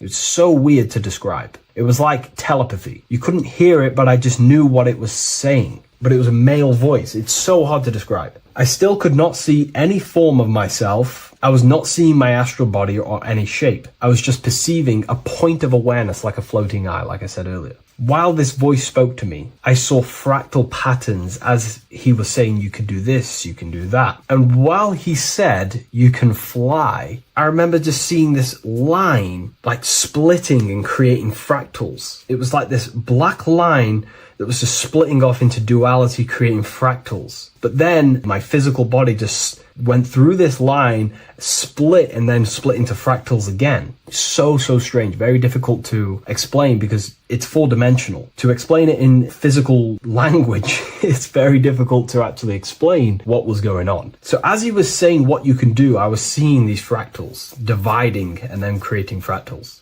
When he says you can think things into reality or something along them lines, my awareness just did a full 360 as if I did a backwards flip. I had no conscious control over this. That's something that you later develop as you keep having these out-of-body experiences. Your first out-of-body experience, you probably won't be able to control what's going on, but you will have an out-of-body experience if you seek them. I could see all around as I rotated. I looked all the way down and then back to my original angle and point of awareness. During that rotation, when I started to turn upwards to do the backflip, I looked up and it kind of looked like the sun in the sky. It was very dark and gloomy. Now I know that was more than likely the lower astral plane because very dark and gloomy, and it was very kind of dense there. I looked up and I could see this. It was like the sun, but it was white, pure white light, and it was shining down over the astral plane, and that was the only light in that place. That's why it was so dark and gloomy there. And I then realized in that particular state at that time, I thought that was God. I don't know what it was, maybe it wasn't. Maybe it's the light of the higher mental plane shining through into the astral. But I looked up at it and I realized that was God, that was the source, that was the higher dimension beyond the astral plane, which is the mental plane, the higher astral planes and then the mental planes, the planes of thought. Then once I saw that, I was in complete shock. As I rotated backwards even more, I then get the view of seeing down, completely down, like a bird's eye view. And I could see like an old medieval gloomy town. It was dark, almost night, with very little light. The only light present was the light from above. The town was old-fashioned, gloomy, misty. I looked over it from above. Then the experience began to fade. I don't remember anything after that process. But I'll be honest with you, the process of leaving my body for the first time was extremely intense. The frequency, the energy were overwhelming but powerful. Letting go and choosing to have no fear was the key to that experience. Just to give you a little bit more wisdom on what I actually experienced now, what I realized what was happening, I now understand that the voice that I was hearing was not an external being guiding me. It was actually a higher aspect of myself, a part of my own consciousness that is not focused in the time space of the physical world. My physical mind is focused here in this timeline, but once I exited this timeline and focused elsewhere, the higher part of myself guided me towards that experience. This higher version of ourselves that we call the higher self is a higher dimensional being, but we're just unconscious of it. This being exists beyond our ordinary thinking mind. Our self exists everywhere in the universe, and we can unlock higher versions of ourselves as we progress on our journey of awakening and self-realization. Because let's say right now, only 10% of your awareness is actually in the physical plane. Science tells you that 90% of you is actually in your subconscious mind. 10% of your awareness is your conscious mind. So there's 90% of you that your conscious mind is not aware of. But our conscious mind becomes so addicted with the physical world and distracted with the physical world, it just gets totally locked in with the physical. And we never pay attention to the hidden aspects of ourselves, the unconscious aspects of ourselves. And that's why everyone in the esoteric and occult space talks about gnosis, seeking knowledge of self. Gnosis is not knowledge, it's knowledge of self obtained through direct experience. So gnosis is about rediscovering who you truly are. And another bit of wisdom that I could give you from this is that the observer is the same observer that is observing this video right now. You're watching this video, but who is the one seeing the screen? Who is the one seeing the screen of your reality, of what you call life? There is an inner witness consciousness within you who experiences and observes your thoughts, emotions, and actions, experiences and observes the screen you call reality. And that witness also witnesses your dreams. When you shift your awareness from your time space of this body into your dreams, that same witness is witnessing your dreams. So when you meditate, connecting with this witness aspect of our consciousness really does help to excel the process of having an out-of-body experience. Because a lot of people have out-of-body experiences, but they don't understand what's actually going on. They don't understand the nature of it. But it's all mental. You move mentally in that dimension. You create mentally in that dimension. The same that you do in this dimension, but just on a quicker scale, because things manifest in the astral plane instantly as soon as you think of it. Just like the screen in your mind, you think of something, you have a screen of an object in your imagination. That plane, it manifests instantly, but down here, it takes a longer time for things to manifest and condense. Once you understand that thought rules the universe, thought is the creative force of the universe, you start to understand, these different dimensions and these experiences that you have. But really connecting with that witness consciousness, that part of yourself that observes everything, really does help with excelling the process of having an out-of-body experience, or mystical experiences, or lucid dreams. Because connecting with that witness consciousness just makes you more conscious. Even in your physical life, staying conscious. Most people aren't conscious. They think, feel, and act unconsciously throughout their day, and they unknowingly create their reality. Connecting with that witness consciousness allows you to actually stay conscious over your thoughts, emotions, and actions, because they are giving birth to realities. That's pretty much my experience, my first out-of-body experience. What that did for me was make me so much more confident and powerful. Most of my fears just disappeared overnight. The fears of death, the fears of unknown, the fears of that I had of things shattered, disintegrated, because I understood that I am eternal. No one can use death against me to control me, because I know I am eternal. I now take riskier actions because I know I am eternal. I know that I will never truly disappear or die. So it really, really does help you, and it gives you a lot of internal power, because no one can make you scared of anything. You should not fear someone who can hurt you physically. You should fear someone who can corrupt your soul. That is the worst thing, who can corrupt your internal world, because that is what truly matters. So I hope this helps you understand out-of-body experiences. Hopefully this can help you move along in your journey. It's good to hear other stories, because this is exactly what I was seeking when I was researching this stuff. Maybe in the future I can share some more stories about my out-of-body experiences now I'm a bit more advanced. But yeah, please leave a like, comment, and subscribe on the video, and thank you all for watching.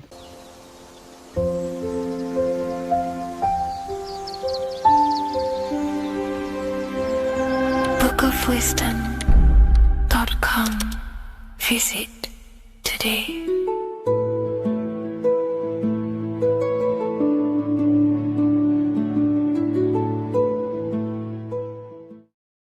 Welcome to Revival of Wisdom. Today we're going to be breaking down Saturn worship and how the occult are linked in with Saturn. Okay, so first of all, let's start with the celebrities. All these celebrities are doing 666. Okay, covering the one eye, which also symbolizes the all-seeing eye, which is another occult symbol. But we're focusing on the 666, the 6 with the 3 fingers. Also, we have CERN with the 666 within their logo. Also Disney, okay, as you can see here, 666 within their logo. Pepsi, Coca-Cola, and even Cadbury's.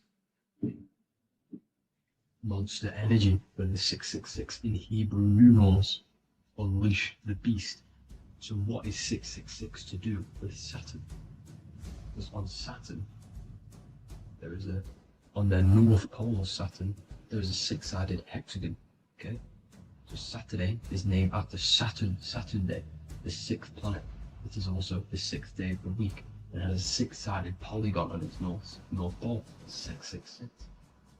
Not only that, when you create a star out of the hexagon, you will create a six-pointed star, okay, with six triangles within the star, and a six-sided hexagon, which all adds up to 666. Okay, so this is why all these symbols contain 666. So why do they worship 666? Saturn. Because Saturn is the god of time and death, okay, and order and lessons. Okay, Saturn is a very cold and dry being. That is the sixth planet from the sun. Okay, Saturn represents the winter, which symbolizes death. Okay, because all nature dies within winter because the sun's not there. So it represents darkness and death. It rules the zodiac sign of Capricorn. Okay, so in the celestial cycle, Saturn is always opposite the sun. So it's the opposite of the sun. So they're worshipping this energy which is death-like. Okay, this god which is death and does not bring life. Okay, also is the god of time. Okay, also in the Roman and in Greek it's called Chronos. Okay, which is just a translation for time. It's also known as the Father Time, aka the Grim Reaper. Okay, the Grim Reaper. Keep that in mind. We'll come back to this. Here are some more logos with Saturn. Okay, NAG, Internet, Wi-Fi. Okay, all these occult logos all worship Saturn. They are a satanic occult. They worship this death god, this evil god. Okay, this is where the cube now comes in. Okay, because what color is associated with Saturn? It's black, because it's the absence of light. It's opposite the sun. So black is the color associated with Saturn. Each planet has its own color associated with it. Okay, so when you make the cube, okay, as you can see here, the cube of the polygon, it creates what? A black cube. Okay, and the Kabbalah, okay, Kabbalah means cube, Allah means the god, the cube god. These religions are secretly worshipping this cube god, the god of death, Saturn, Satan. It's the same entity behind it all. Okay, so also we have these black cubes in Australia, Denmark, all around the world, these black cubes, because this occult is worldwide. It's Saturn, Satan taking over this realm. Okay, also with this black cube, they walk around it like the rings of Saturn. Around the black cube of Saturn with the rings, they walk around in circles. What are circles? Cycles. What is a cycle? Time. The time god. This is why it has a ring around it, because it represents time, cycles. Okay, and this is another depiction of Saturn, always depicted with this Reaper staff. Okay, keep in mind this staff, just like we associated with aka the Grim Reaper. The Grim Reaper also wears a black robe, representing Saturn with the same staff. Can you see it? This is where it comes in. Okay, it's the same thing. Look, the same staff with the black robe. Black representing Saturn, the god of death. Okay, the Grim Reaper, Satan. Okay. Also, when you graduate from university, what do? You wear a cube on your head, a black cube with a black robe. This is Saturn worship. See, this is how Satan has tricked the world into worshipping him, not God, the sun, which represents God. So what is a corona? Because a corona is a crown, a circle, okay? A set of concentric circles of light seen around a luminous body. So Saturn, so this is why they used to worship Saturn by wearing crowns in ancient days, and we still do to this day. The king or queen has a crown, a corona. Also, corona, the drink.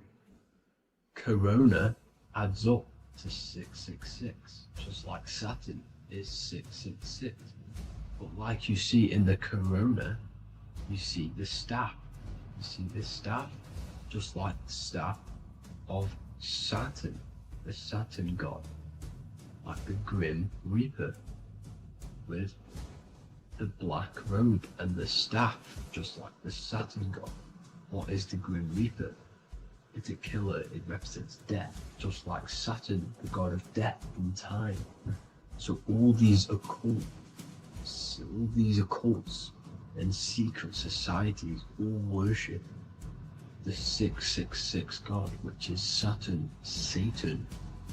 All of our energy is being put into Saturn, okay? And Saturn, Satan, is harnessing all of this energy. So gradually, this is what the mark of the beast is. Like it says in the Bible, the mark of the beast, or the name of the beast. Here is wisdom. Let it know that you have to understand and count the number of the beast, for it is 6. It is the number 6 of a man, and is 600, 3 score is 6, 666. So this is what the mark of the beast is. They are going to eventually put green chips, just like Neuralink, which is what Elon Musk is pushing. Okay, so this chip is the mark of the beast, and it's going to be implanted to our hands or brains. Okay, and they will manipulate our consciousness, and it will manipulate our DNA, and it will directly connect us to AI, and AI is linked in with Satan, as the demons and the people who rule this world are in love with AI. They want to connect humans to AI, and this will control our consciousness completely and give all of our energy back to Satan, this deity that they all worship. Just like when you get married, you wear a wedding ring, the rings of Saturn, over the finger, which represents the sun. So you're basically seeing Saturn over the sun. The sun is the son of God. It represents the sun, represents God. So you are putting Saturn over the sun. So thank you guys all for tuning in. I'm going to leave you guys here. Please leave a like, comment some topics that you want me to talk about, and please subscribe for more amazing content. God bless.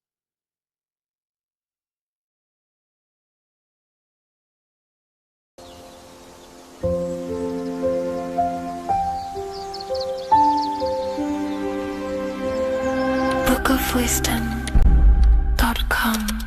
Visit today.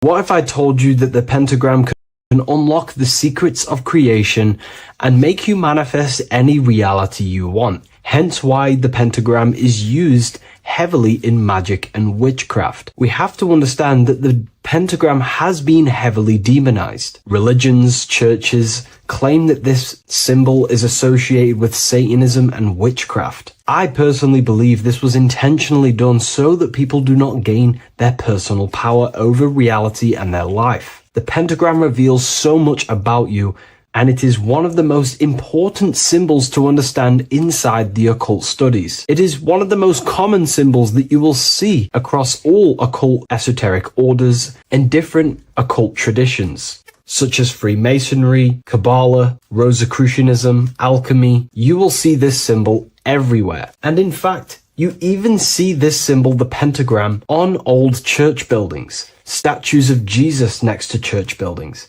You will see this symbol used by Christianity itself, which is very contradicting about the church. But I'm not here to tell you to think anything.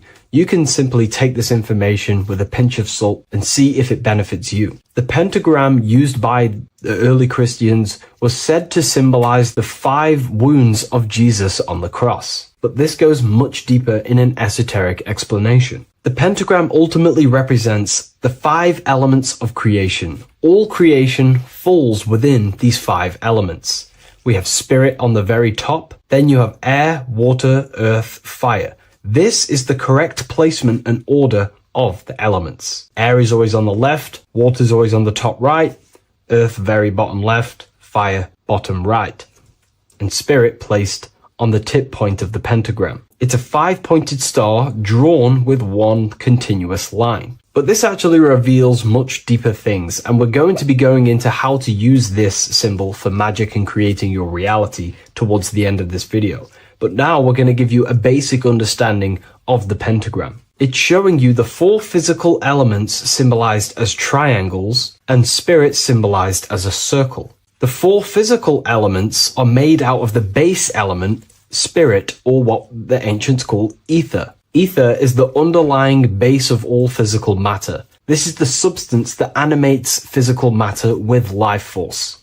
All physical matter has its origin in the etheric substance, or spirit, what we want to call it. It is simply the life force that animates the physical thing.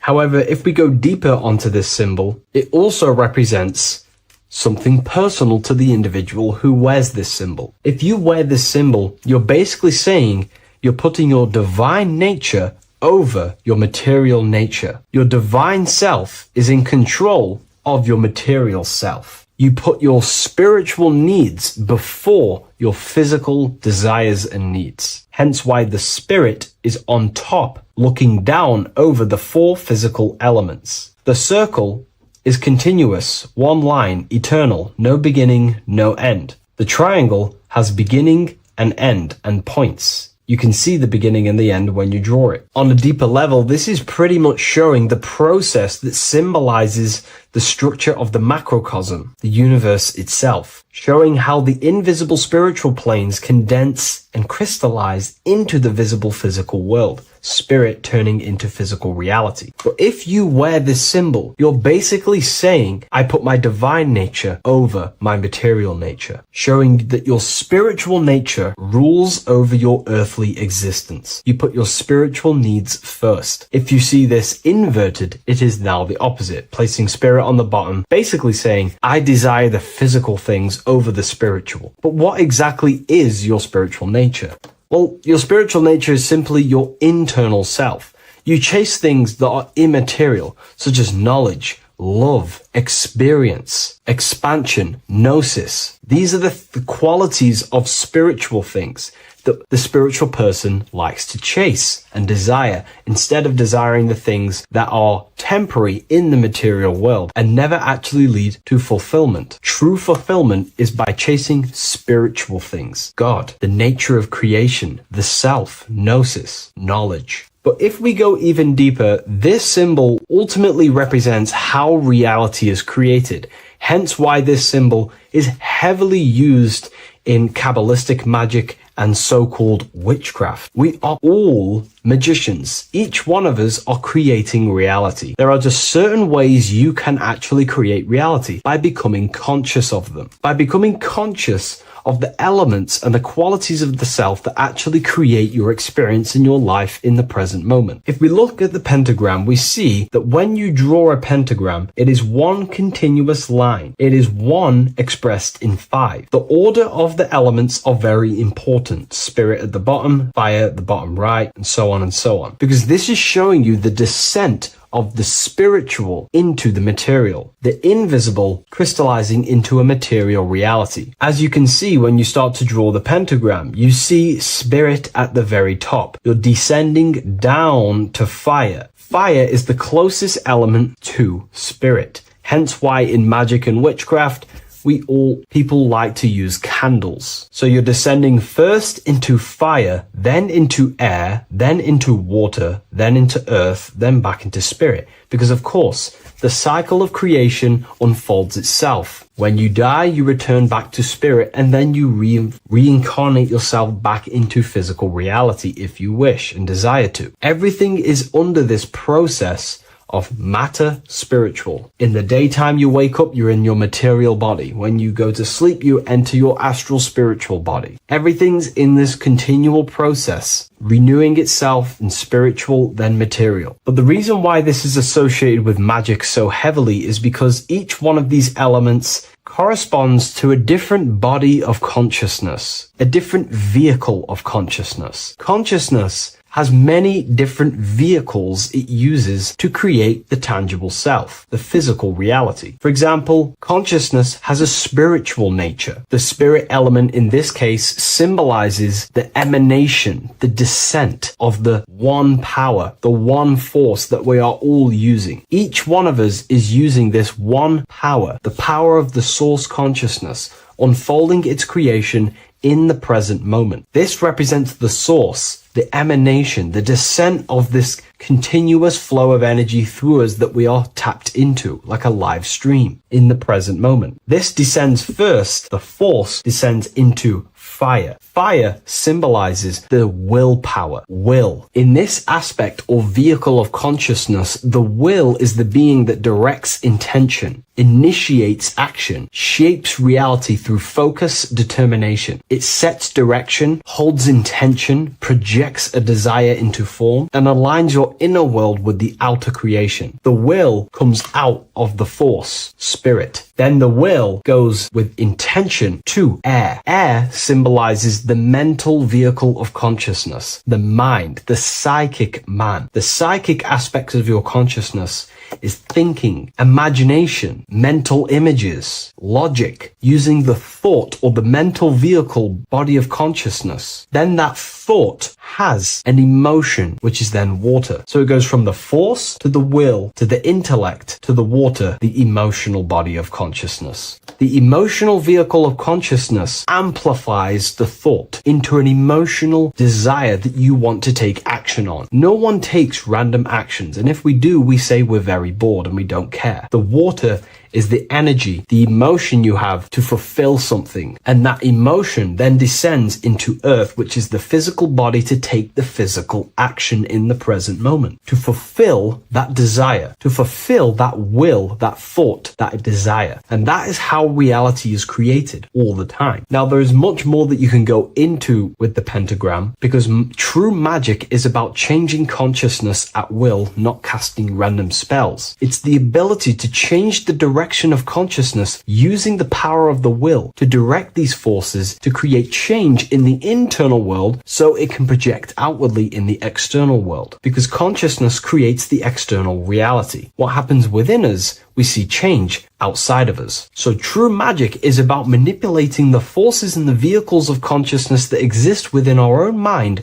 to produce a change in the material world. There are other ways you can use magic, by purifying each body of consciousness or banishing each body of consciousness. Other forms of magic, you can dissect each body of consciousness and work with that specific body. If you think you're using your mind too much, you can start using banishing rituals to banish the power of the mind, to stop overthinking, for example. Or if you have lack of emotional connection with your emotional vehicle of consciousness, we can dissect this body, tap into this body, and invoke this body and strengthen it. We're dissecting each body and vehicle of consciousness so we can work with it to create a specific change inside ourselves, then to be mirrored outside of us. So pretty much this pentagram represents the descent of the spiritual turning into a material reality. Hence why sometimes we see a human figure standing in the point of a pentagram, because it ultimately represents the microcosm. You are the microcosm.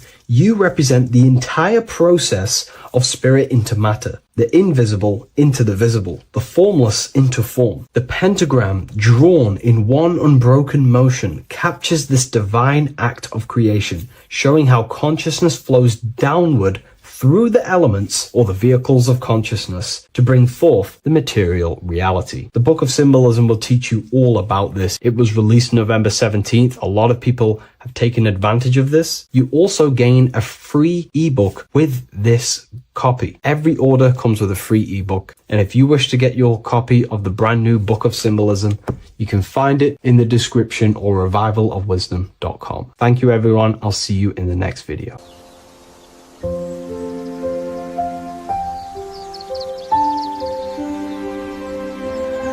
bookofwisdom.com. Visit today.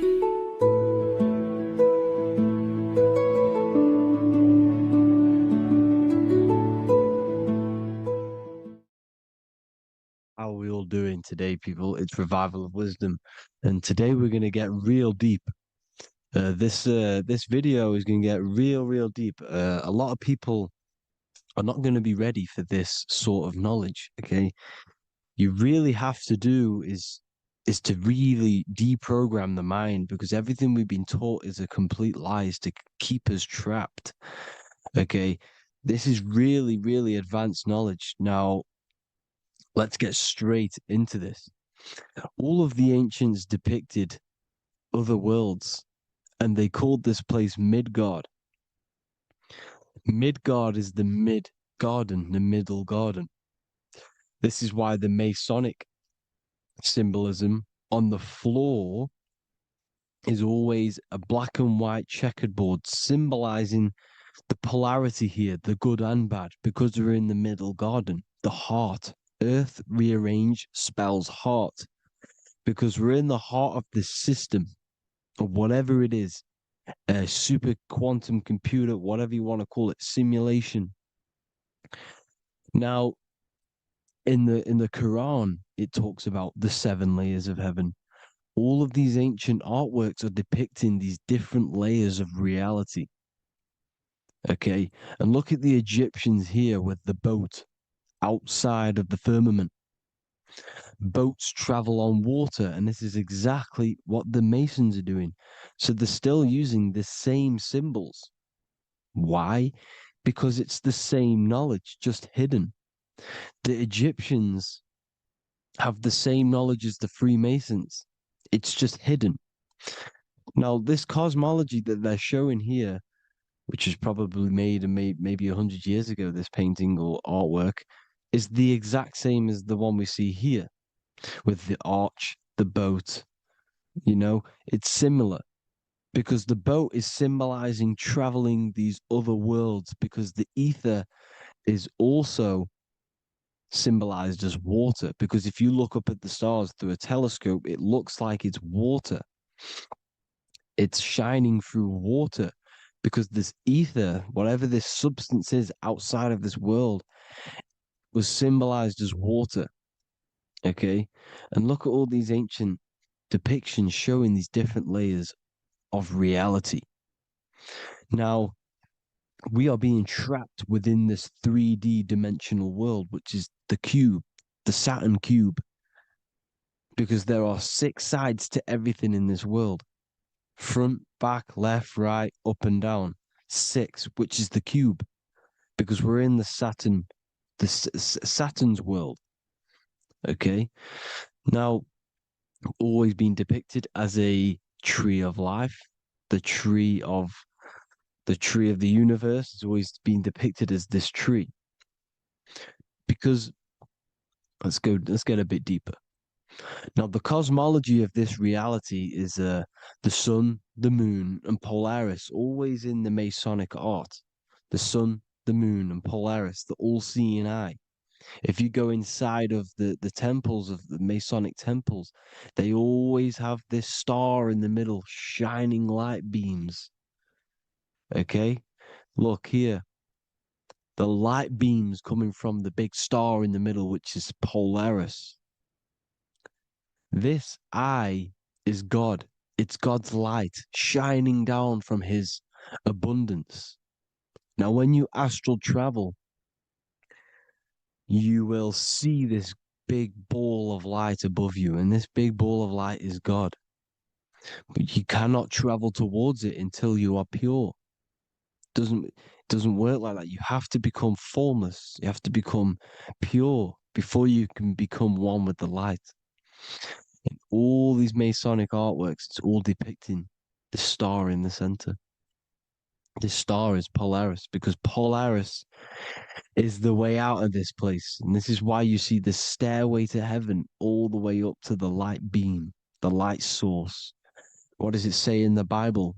God is light because everything is made out of one substance, and that substance is light.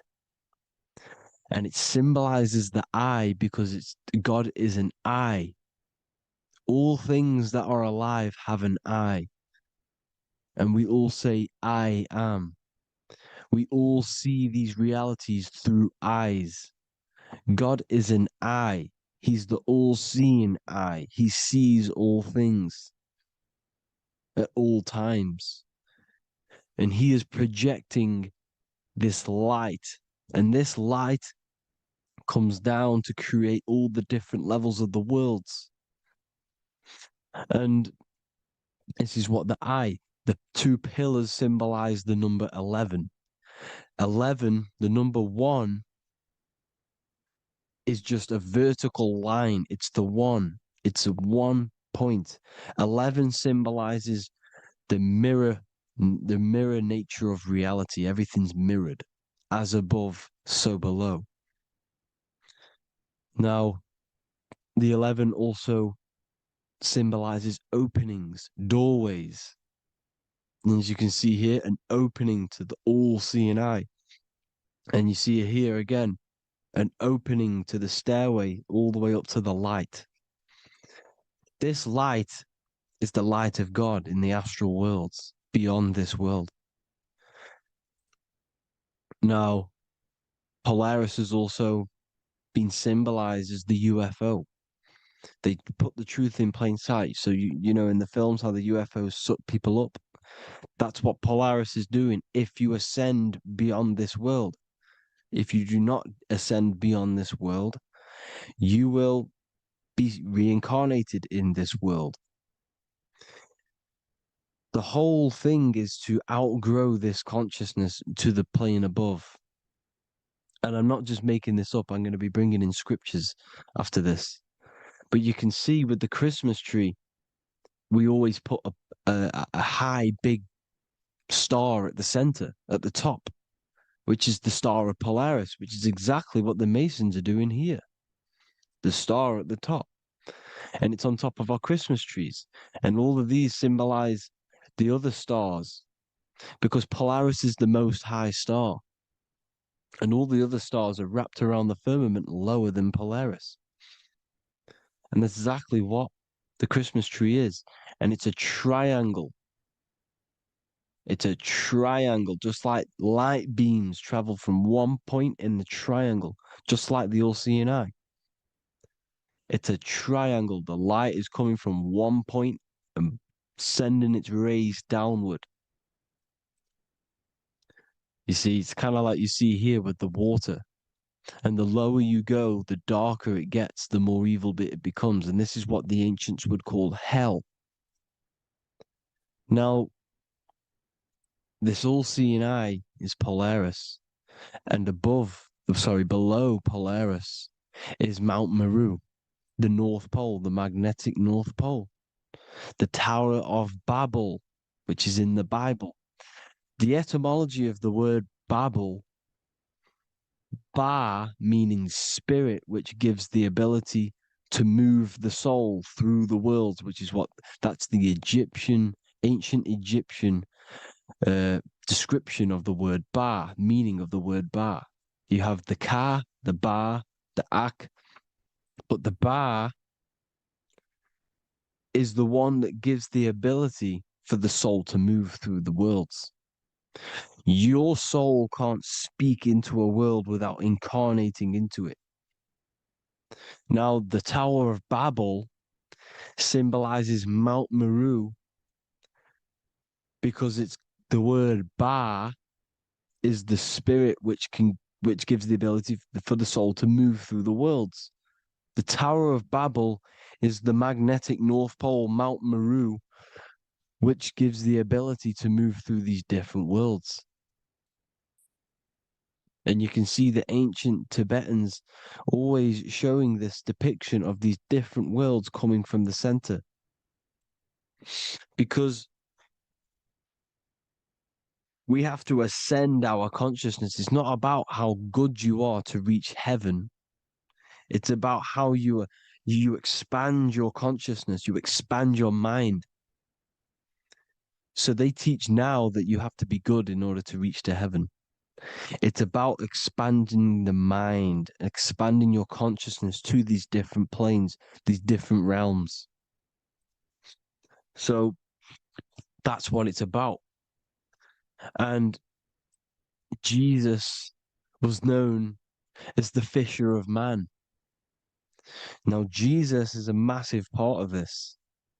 He was known as the fisher of man because he was fishing. He could have been fishing. He could have been one of these deities that had come down from these different higher realities and pull people up. So they would so they called Jesus the fisher of man. And he says unto them, follow me and I will make you fishers of men. So these deities that we see in the past, like Buddha, Krishna, Hermes, Thoth, Jesus, could all be these entities who were coming down to pick up the minds that were worthy enough to see the higher planes of reality. And this is why they called him the fisher of man. Now, when Jesus walks on water,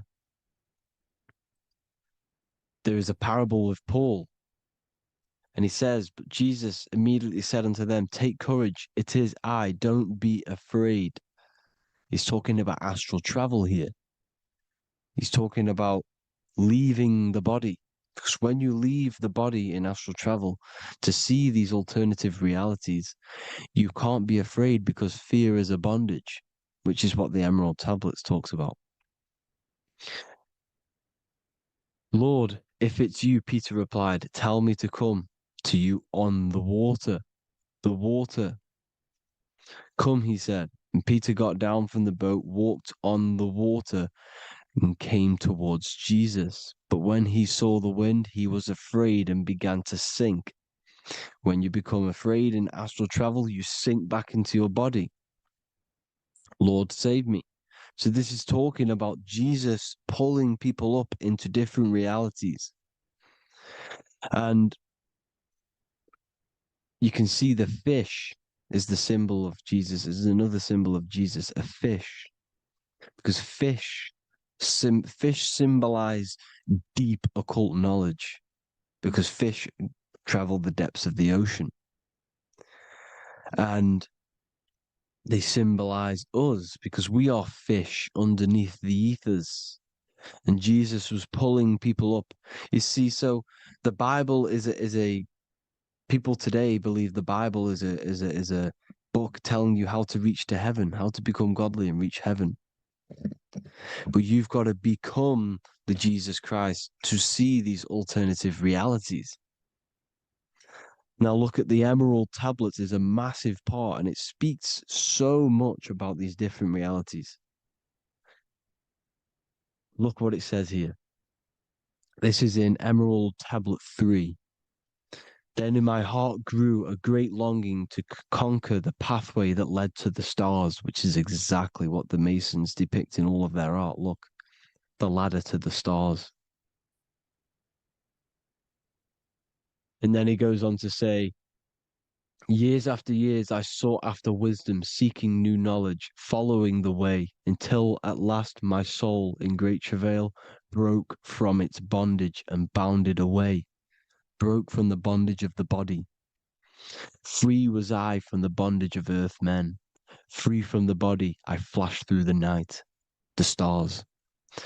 The stars are a massive part in the astral world. Each star is a different reality. And the true astrology is the star that you came from. You came through a star to reach this, to reach here. There is a reason why you are here. There's a reason why You have the personality traits because your soul came from a specific star. This is why we call them stargates, because they are gates in and out of this reality. And Polaris is the way out to the higher worlds. Now look, far into space, my soul traveled freely into the infinite circles of light. Beyond knowledge were some planets and great gigantic beyond dreams of men. Then he goes to say, lift up your flame from out of the darkness, fly from the night and ye shall be free. Lift up your flame. Your flame is your soul, because it has to be lifted up out of the darkness. This is the darkness, this world, this body is the darkness. Because it's a bondage. You need to break free. You need to learn how to astral travel, people. You have to learn this. If you want to get out of this world,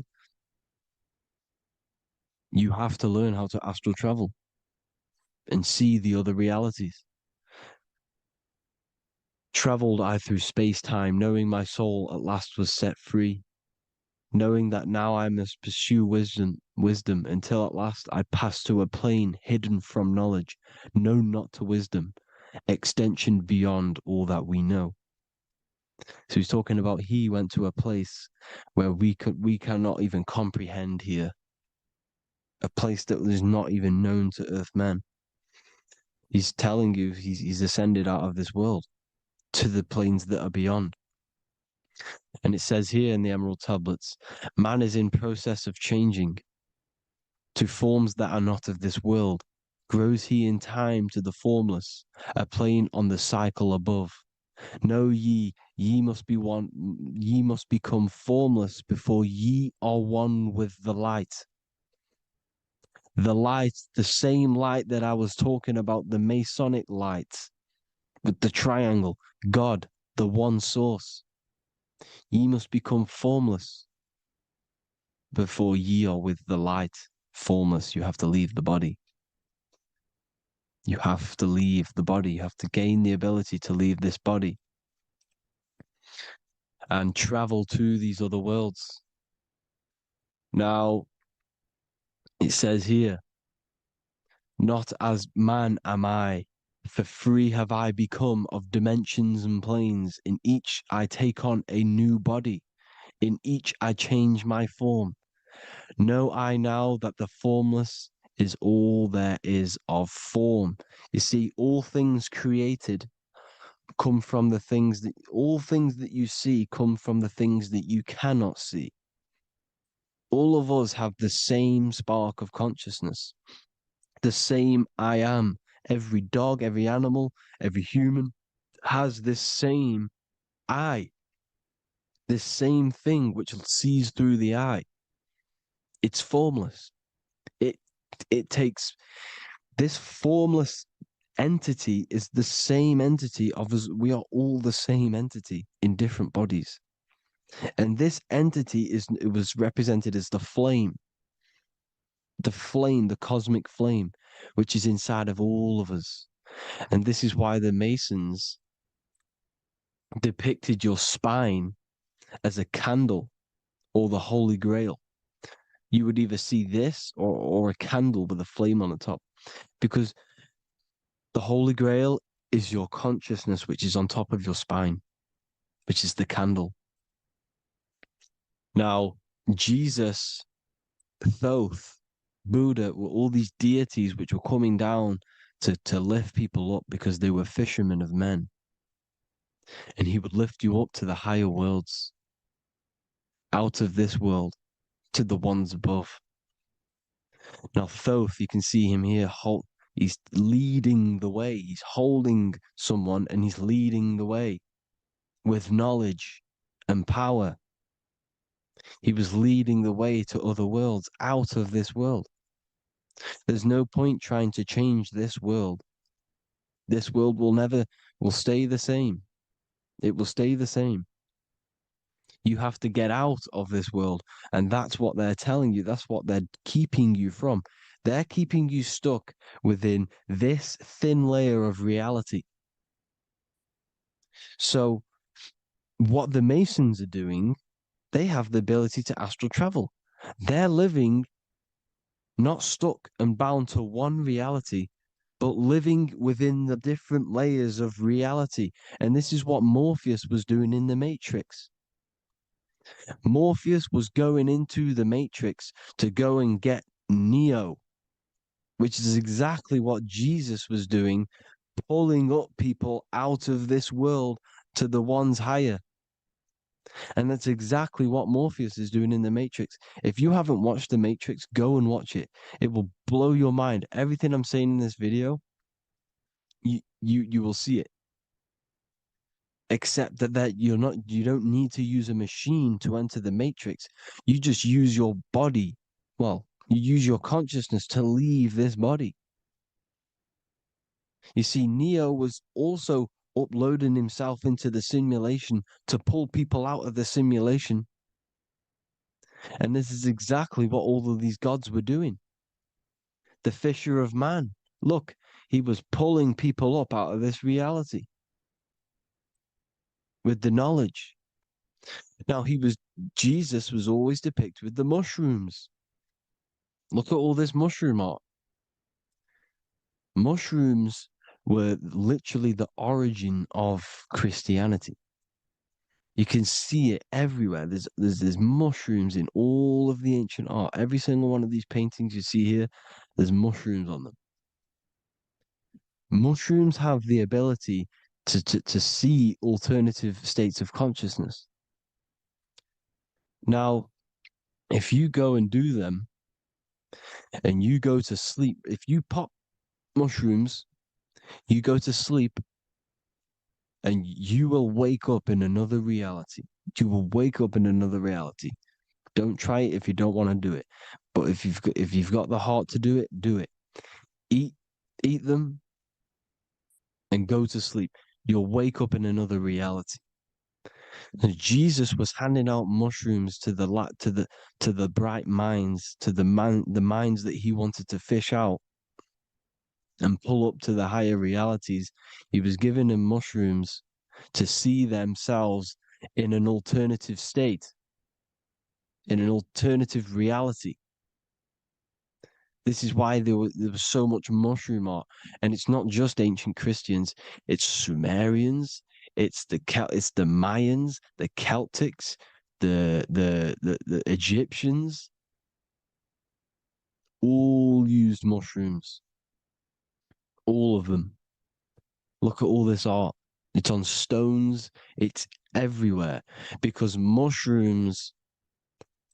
See, everything in nature is a micro macro.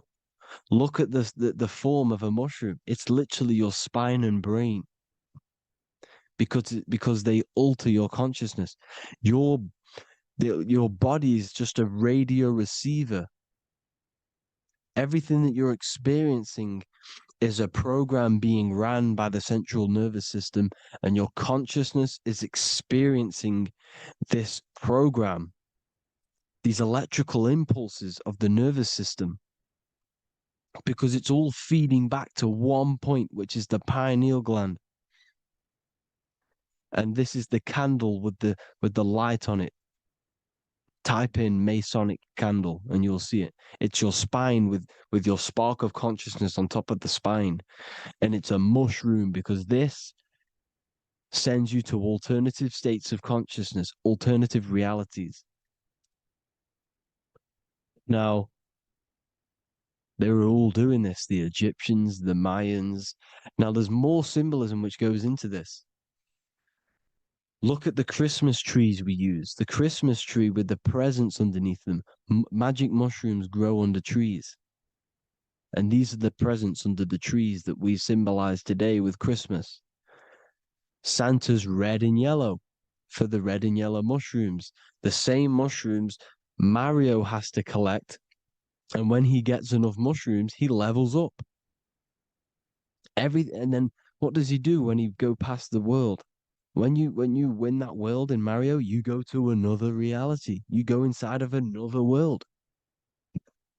It's truth in plain sight. And it's using mushrooms. It's using mushrooms. Everything, all of the all of the characters in Mario, well, a lot of them are mushrooms. Look at this one. The presents, black, yellow, and red and white. Red and white mushrooms. And the bow on the top is the mushroom head. That's a bit of a reach, but you know, the symbolism never lies, is what you need to understand. And it's as above, so below. Now look at the Sumerians. The Sumerians were also multi-dimensional beings. Okay, look at how they have the double faces. They had 1 foot in this reality and 1 foot in another reality. And look at this one, a double-headed god inside of like a portal. You see? Because and look at these with the wings, the astral travel. Birds, ancient birds symbolize the soul, because the soul is a bird. It flies to different worlds. It flies around the cosmos. And mushrooms gave you the ability to see these alternative states of consciousness, these alternate realities, because you exist in infinite realities. You exist in infinite realities. Now look at the 33rd degree Ordo Ab Chao badge. You get this badge when you become a 33rd degree Freemason, and it's a double-headed eagle. A double-headed eagle. And you can see this in Sumeria first. Sumeria have the same symbol, a double-headed, bird. You can see it here as well. And the Masons are still using this symbol today. And when you become a 33rd degree, 33 vertebrae on the back of your spine, above the vertebrae is your consciousness, and it's a double-headed eagle. One reality in one. You become a multi-dimensional being in the 33rd degree. And I've heard many interviews of Masons say it becomes Luciferian. You see, they speak in code. These Masons can't tell you about what they learn about, but they will speak in code. They said it becomes Luciferian. The word Luciferian is lucid. The root word of Luciferian is lucid, and lucid is lucid dreaming, alternative realities, dream worlds. You become a god. Luciferian means you're becoming your own god, pretty much. Because you are becoming a multi-dimensional being living in between the different layers of reality at the 33rd degree of Freemasonry. And look at the double-headed eagle, because the birds symbolize the soul. And they reach high, they fly high, just like the soul wants to fly high to the light, to become one with the light, like the Emerald Tablet says. Now look at Janus. Janus was another god, and he's known as the god of doorways. Janus always depicted with a double head. Janus is why we say janitor or January. And January is entering a new year. Janus is known as the god of doorways with keys, always got a key, because keys open doors. That's why the janitor holds all the keys. And Janus always has double heads, because he had 1 foot in this reality, 1 foot in another. He was a multi-dimensional being, a Luciferian, living between the different layers of reality, except from instead of being stuck in one like we are. Well, a lot of people. And that's the whole point. You see, all of this stuff is about like changing the world and stuff like that. This world will probably never ever change. It's probably been like this forever. Well, forever, for a long time. But it's about moving out of this reality to the higher states. And the Masons always depict the ladder to the luminaries, the stars, with a key, the same key of Janus. The Vatican is a key, and it's in charge of all the religions. Why is it a key? Because they're holding back the key.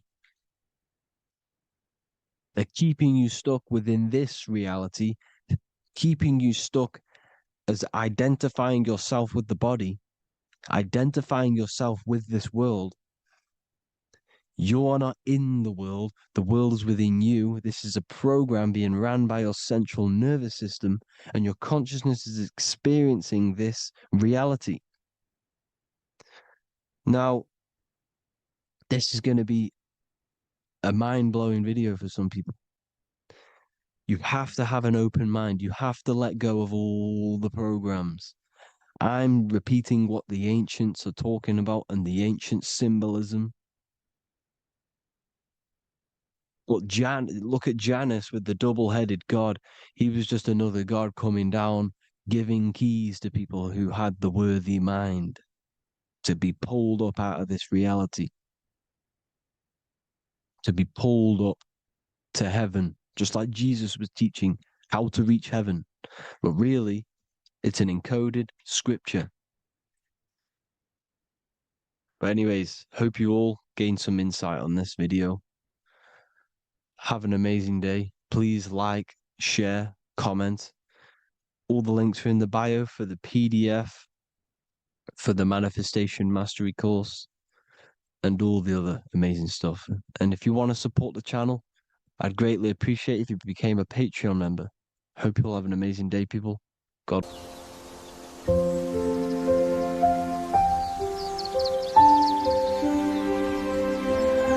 bookofwisdom.com. Visit today.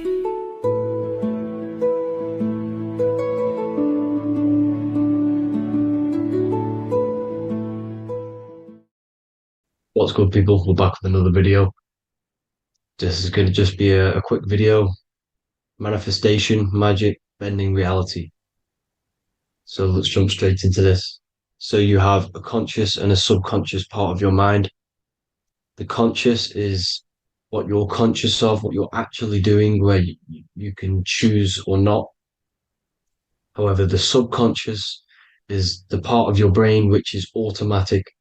So all of the systems in your body, like the digestive system, your heartbeat, these are automatically being ran. And you do not have to tell these systems to do anything. You do not have to consciously tell your heart to beat. It's automatically doing it. And this is what the subconscious mind is controlling. It's like the dark aspect of your brain or your mind. It is the way bigger aspect of your mind. Okay, it controls all the systems in your body. Okay, and this is where all of your programs are. So when you're in it from your childhood, what you've learned in school, all of these things are being kept in your subconscious, maybe traumas and stuff like that. So the subconscious is the female aspect, and the conscious is the male aspect, because the male is all about action and doing, and the female is more about creation, creativity, intuition. So you have a right and a left hemisphere of your brain, and these are obviously male and female.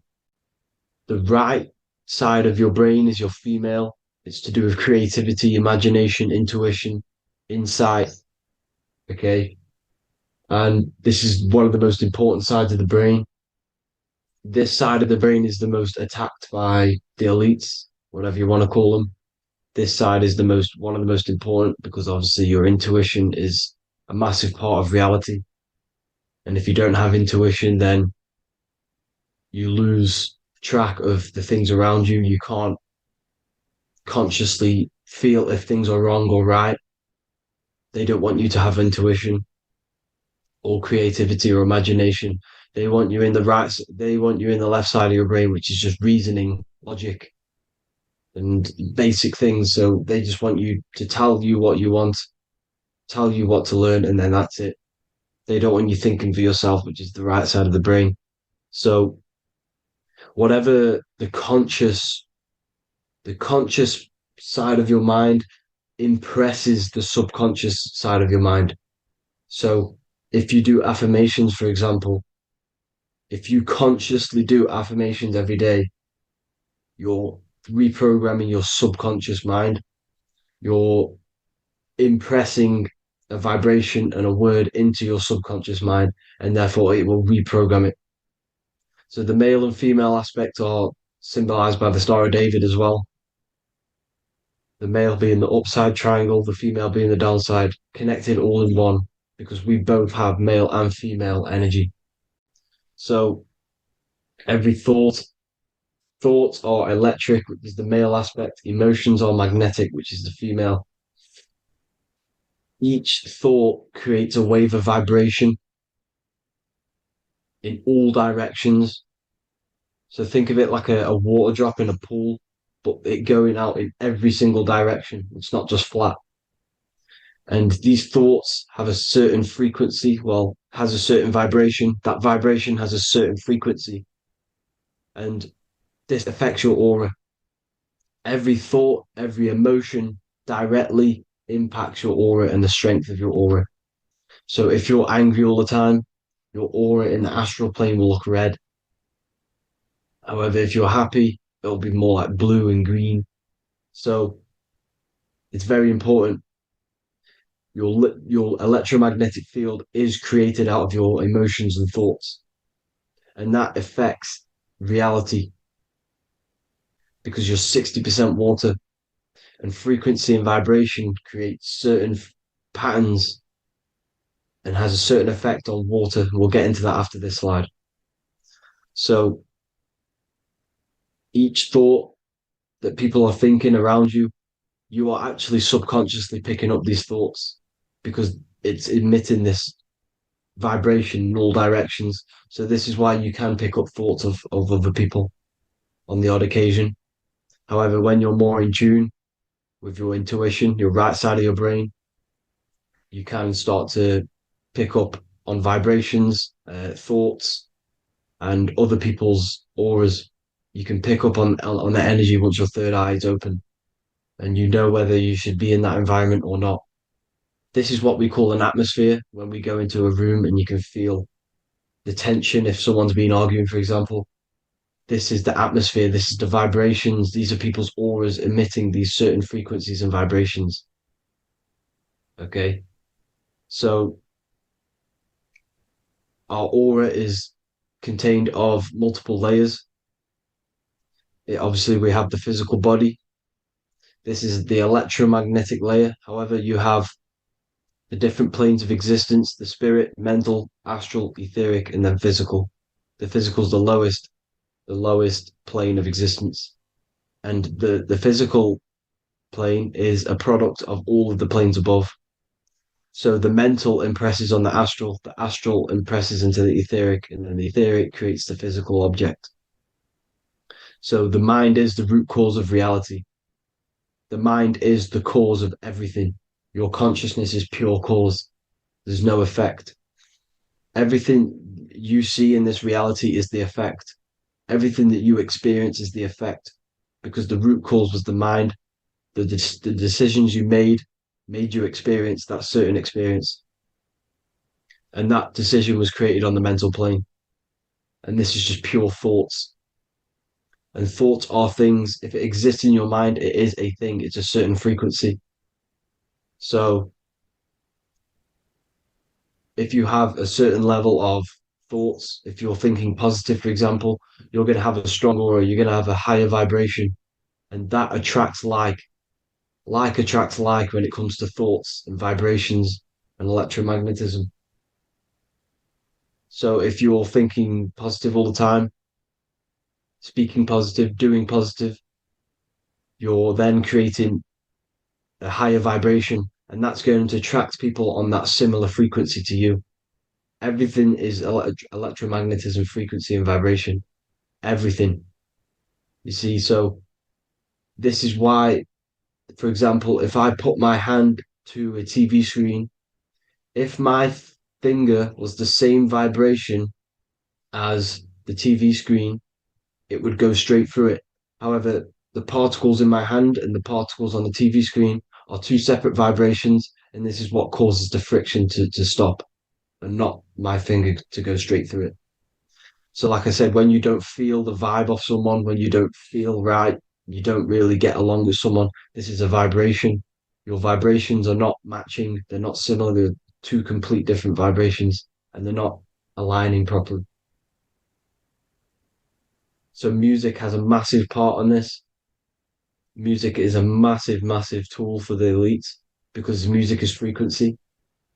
And in 1975, the musical instrument are all tuned to 440 hertz. So Spotify, Apple Music, most of the music on YouTube is all set to 440 hertz.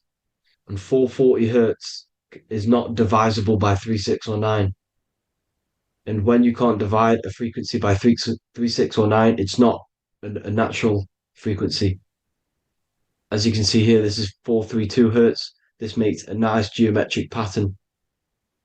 However, 440 hertz is a distorted pattern. So when you listen to this, this actually shuts off the whole right side of your brain. Like I said at the start, this is the most attacked side of your brain. It's to do with creativity, imagination, intuition. When you listen to 440 hertz, it shuts off the whole right side of your brain. And obviously shutting off all of these forms of your brain. Music is a very, very powerful tool for the elites because it's the only thing which can enter your soul or your ears without consent, your body without consent. Everything else has to be through consent. You choose whether to eat something, you choose whether to drink something, but frequency, you're going to hear it no matter what. This is why it's so powerful. And music influences the body in many different ways. It's the most powerful imitator of everything. It directly affects all listeners. It directly affects intentions, gestures, movements, and actions. It stimulates your mind, and certain songs, certain catchy songs, can reprogram your subconscious mind, invoking certain emotions. This is why when you listen to slow beat songs, it makes you feel more sad. When you listen to upbeat songs, you feel more energetic. This is because these frequencies have a profound influence on reality and on how you feel. Because, like I said, you are 60% water. And as you can see here, each frequency creates a different geometric pattern. And inside of you is 60% water. So, like I said, 440 hertz is going to make a distorted pattern in your water. And this is going to have a profound effect on your emotions and your reality. So, like I said, health is not just the body. It's you are made of body, mind, and spirit. You need to look after what you put in your body. You need to look after your spirit and look after your mind. It's very important to keep all these in balance because once one of these are unbalanced, it affects the other two. So if you're eating wrong, it's going to affect your spirit and mind. If you're thinking wrong, it's going to affect your body and spirit. These are all interlocked. You have to look after them all. So it's very important you understand music. Stop listening to low vibrational music. To be honest, you want to listen to music without any sort of speaking inside of it. You just want pure uh, frequencies, which are the solfeggio scale, like one of these, for example, 432, 528 hertz. These are all good frequencies. It's called the solfeggio scale. And these frequencies make you more in tune with nature. 528 hertz is what the earth vibrates at. So it's very important. And the Rockefellers are the one who changed this to 440 hertz. The Rockefellers, one of the elite families. So if you want to manipulate reality, it's very important to have your chakras aligned and having a high vibration because the higher your vibration, the more powerful your words and your intentions are on reality. So the lower your vibration, the harder it is to affect reality because you're on a lower state of consciousness. Like I said, you have the mental, astral, etheric, and physical. Everything is a product of the one above. As above, so below. This is what Hermes Trismegistus was saying in the Egyptian days. This is where it comes from. As above, so below. If you affect above, it directly affects below. So, like I said, meditation helps on this, helps align your chakras. Think positive, feel positive. Like I said, your feelings are magnetic, your thoughts are electric. So once you combine these two together, you're then creating an electromagnetic frequency, and that will have profound effect on reality. So the law of cause and effect, every law, so the law of cause and effect, every effect has the root cause. Like I said, your mind is the root cause of everything. Every decision you make is having a different effect on reality. Everything happens for a reason due to the root cause, which is your mind. You choose everything that happens in your life. Okay. So it's very important you understand this and you constantly make the right decisions, the good decisions to have good effects on your reality. You have to be very conscious of this law because nothing escapes this law. This is the law of all consciousness. So think about it. Imagine a massive ball of consciousness. However, off this ball are different sparks, and each one of these sparks are in each and everyone's body. This spark is governed by these laws, the law of cause and effect, the law of correspondence, the seven hermetic principles. It's very important you understand this because this mass ball of consciousness is what is obeying these laws.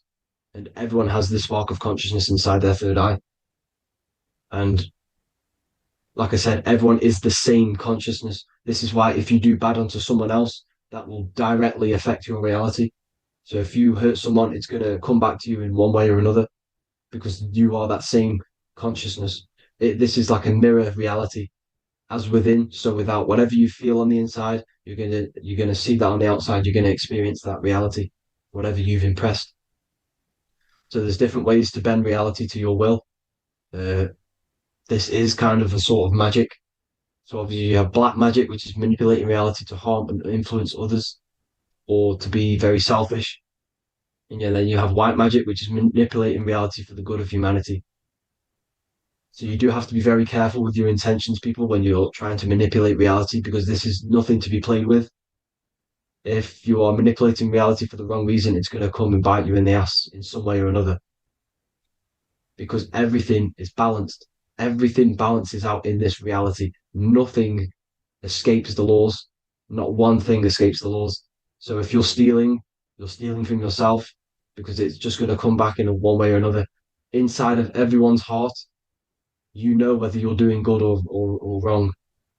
You can feel it when you do something wrong. You can feel it when you do something good.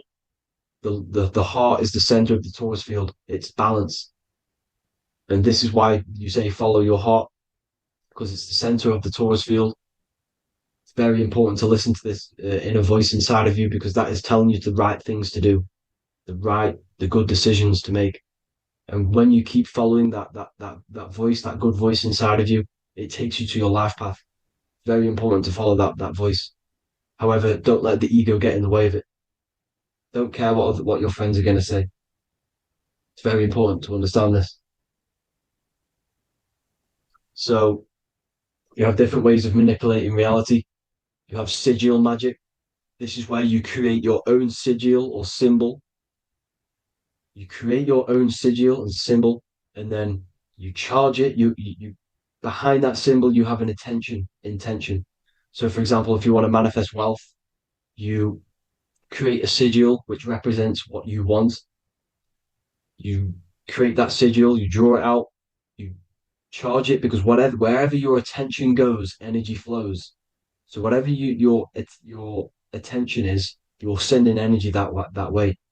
So what you do with your eyes and your hands, you place attention on the sigil. Imagine that it's glowing. Imagine that you're sending energy to the sigil, and then you burn the piece of paper once you've done this.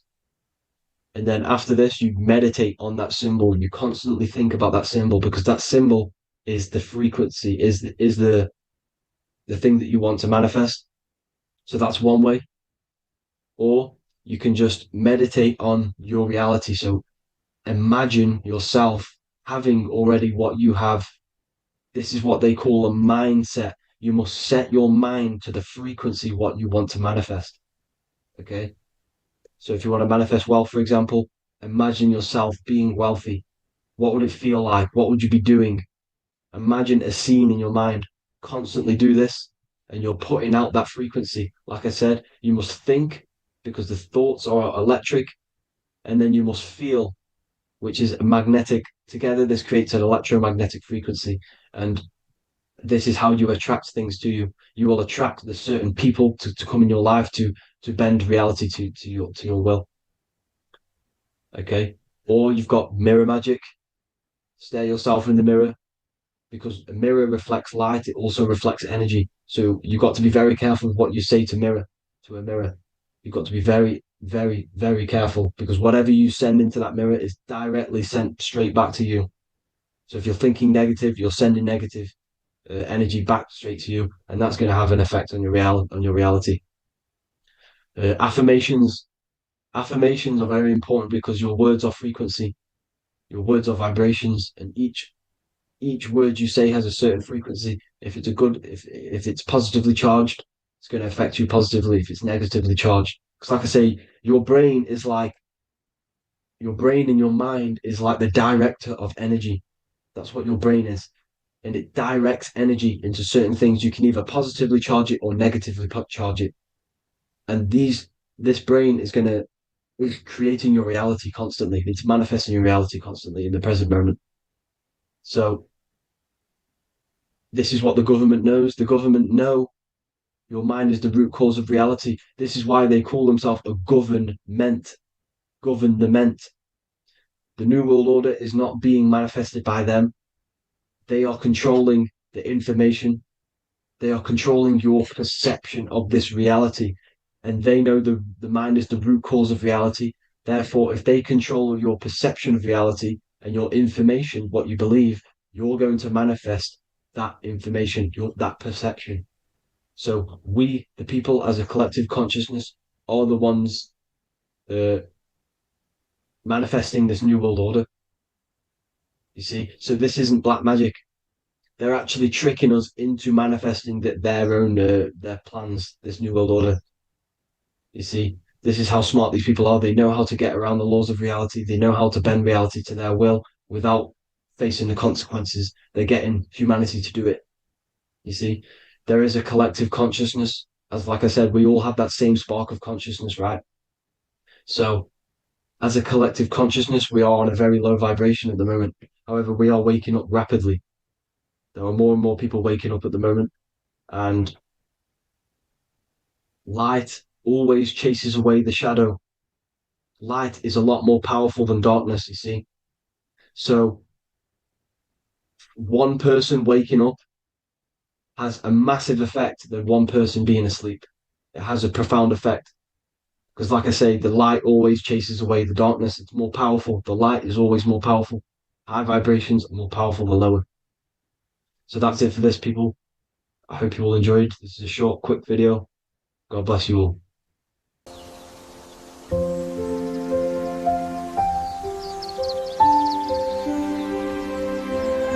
bookofwisdom.com. Visit today.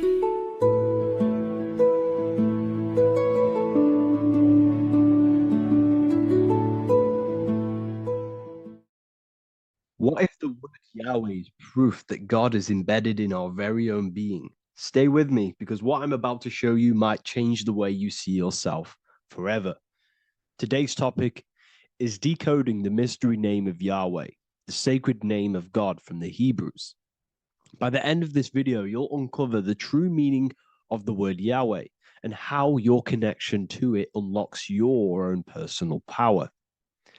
When we look at the word Yahweh in Hebrew, we flip it on its side. We're actually looking at the human body. These are the legs, this is the torso, here are the arms, and here's the head. So if we actually switch this on its side, we see the human body. The Hebrew name Yahweh often translates to I am. The I am. Now, what is the I am? The I am, when you say I, you're referring to your highest self. Everything with the letter I in the beginning, most of them words are referring to our inner self, inside, intelligence, internal, in. The I represents the inside self, the invisible self. You cannot see the I am, because this is the spirit, this is our consciousness. It's the intelligence controlling the human body. When you say I, you're not referring to your name, your job, your reputation, your ego, or your thoughts. You're referring to the observer who is beyond the thoughts, the one who's observing the thoughts. That's the soul. Look at the word Yahweh, Yahweh, the sacred name of God. Yahweh can be observed in the natural rhythm of the human breath. When inhaling, we subtly hear Yah. When exhaling, we hear Way. Do this yourself. Breathe in through your nose, you'll hear Yah. Breathe out, you'll hear Way. And in fact, the letter H, H, when it's pronounced, it carries the soft sound of wind or breath, a gentle exhale that mirrors the very essence of life, giving air. Breath is the spirit of life. It's what connects us with consciousness. If we stop breathing, we lose consciousness. The body shuts down. We're breathing the spirit of breath. We're breathing in the spirit of life. It's the very essence that gives us physical existence, and we're constantly staying connected to this breath at all times. Now let's look at Yahweh. 1, 2, 3, 4. There are 4 letters. The tetragrammaton is the 4-letter Hebrew name for God. Okay? Tetra meaning 4. We have 4 gospels of Jesus. Jesus is depicted with a cross with 4 sections. Jesus has the 4 sacred animals around the side of him, always depicted with these 4. A bull or an ox, an eagle, a man, and a lion. These are the 4 fixed signs of the zodiac. Aquarius, the man, Scorpio, the eagle, Leo, the lion, Taurus, the bull or the ox, which are related to the elements. Leo is a fire sign. Aquarius is an air sign. Taurus is an earth sign. Scorpio is a water sign. These are the 4 elements. And the 4 elements correspond to the 4 bodies of consciousness, as we see here. This is fire. This is air. This is water. This is earth. So we are made out of the 4 elements, which represent the 4 bodies of consciousness: mind, emotion, spirit, and body. The soul is incarnated into 4 sections. Hence why Jesus has 4 gospels. Hence why Yahweh is a 4-named word, because we are tetraform. We have 4 bodies of consciousness. There are 4 pillars to reality: the mind, emotion, spirit, and the body. So what we're actually looking at here is the name of the very essence of the self. Yahweh represents the universal consciousness that we're all tapped into, because the body is like a radio. The body is basically a radio antenna, which is picking up the stream of consciousness, and we're all the same consciousness, just experiencing it in a different body. And Yahweh is the name for this intelligence that we're all acting out, that we're all manifestations of. So now let's look at the word Yahweh, where we read it this way in Hebrew, which is 10565. 10565 in the Hebrew letters and the numerical values. And the DNA is made up of 4 bases. These 4 things which create the DNA. This basis is the genetic code for all living things. Each DNA strand is held together by sulfur bridges that appear in a repeating pattern of 10565. This pattern matches the numerical value of the Hebrew letters of Yahweh, Yod, He, Vah, He, which are 10565. This means the structure of DNA, the code of life, follows the same number sequence as the sacred name of God, Yahweh. This is a factual observation. So we're looking at 10565. So let's look over this one more time. Yahweh represents the breath, Yahweh, inhale, exhale. It translates to I am. It's written in our DNA. The word Yahweh on its side looks like the human body. Now, this is where things get a little bit deeper. 10565 adds up to 26. The number God, well, the word God adds up to 26. Allah adds up to 26. There are 206 bones in the human body, 26. 26 adds up to 8. 8 is the number of infinity. We are all the infinite consciousness. Consciousness will never die. It's immortal. It's infinite. We are all infinite. We are not these skeletal structures. We are Yahweh, the universal consciousness. The creator of all things is our essence. We're all God with individual identities, but the highest versions of ourselves is God. The ego is our own personal experience of God. Does this make sense? So in conclusion, Yahweh is not the name of a separate God from us, but rather the reflection of the divine consciousness manifesting through the human form. The human body is like a receiver acting as an antenna that tunes into the infinite intelligence and life force we call consciousness or God. This means that rather than being external, the divine presence is within us, expressed through our very existence. It's very interesting when we look into this, and what religion has done has flipped all of this knowledge. All of this sacred knowledge has been externalized. They've externalized God so that we worship God and we view God as something separate from the human experience. They do this so that we don't find the God within us, so that we don't find that we have the power of creation. The mind is the creative force of God. The body is the will to act out that thought. They don't want us to figure out that we are creators and we're all creating our own earthly experience. We're all projecting this reality. And they don't want us connecting with the divine intelligence within us because they want to be the creators. They want to keep this knowledge. They don't want the masses to wake up to this powerful knowledge. So what they've done is that they've taken the scriptures, they've externalized it so that we start worshiping and giving away our power to these external things. And when God is external, we start to fear God because we start to think that God has power over us. He can send us to hell or heaven. So this is what's going on. They've been externalizing this for thousands of years to keep us in a suppressed state. Okay? Humans are very advanced because we possess self-awareness. We possess the ability to move our awareness and our thoughts outside of the instinctual nature. For example, a cat or a dog. These things can only live in their instinct. They live based on instinct. They smell, they eat. That's pretty much what they do.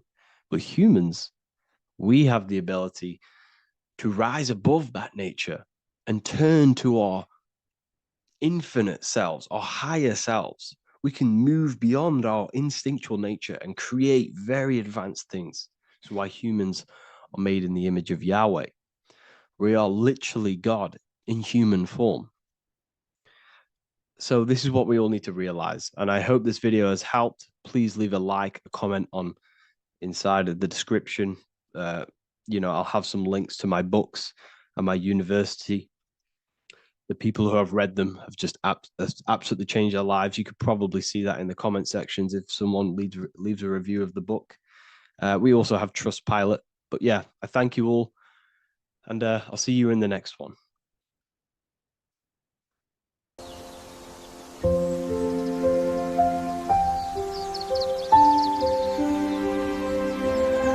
bookofwisdom.com.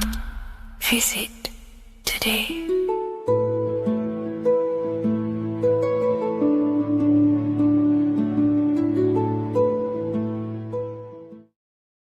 Neo is plugged in on the back of the neck, which is the reptilian brain stem. The reptilian brain is all to do with survival mode, survival state.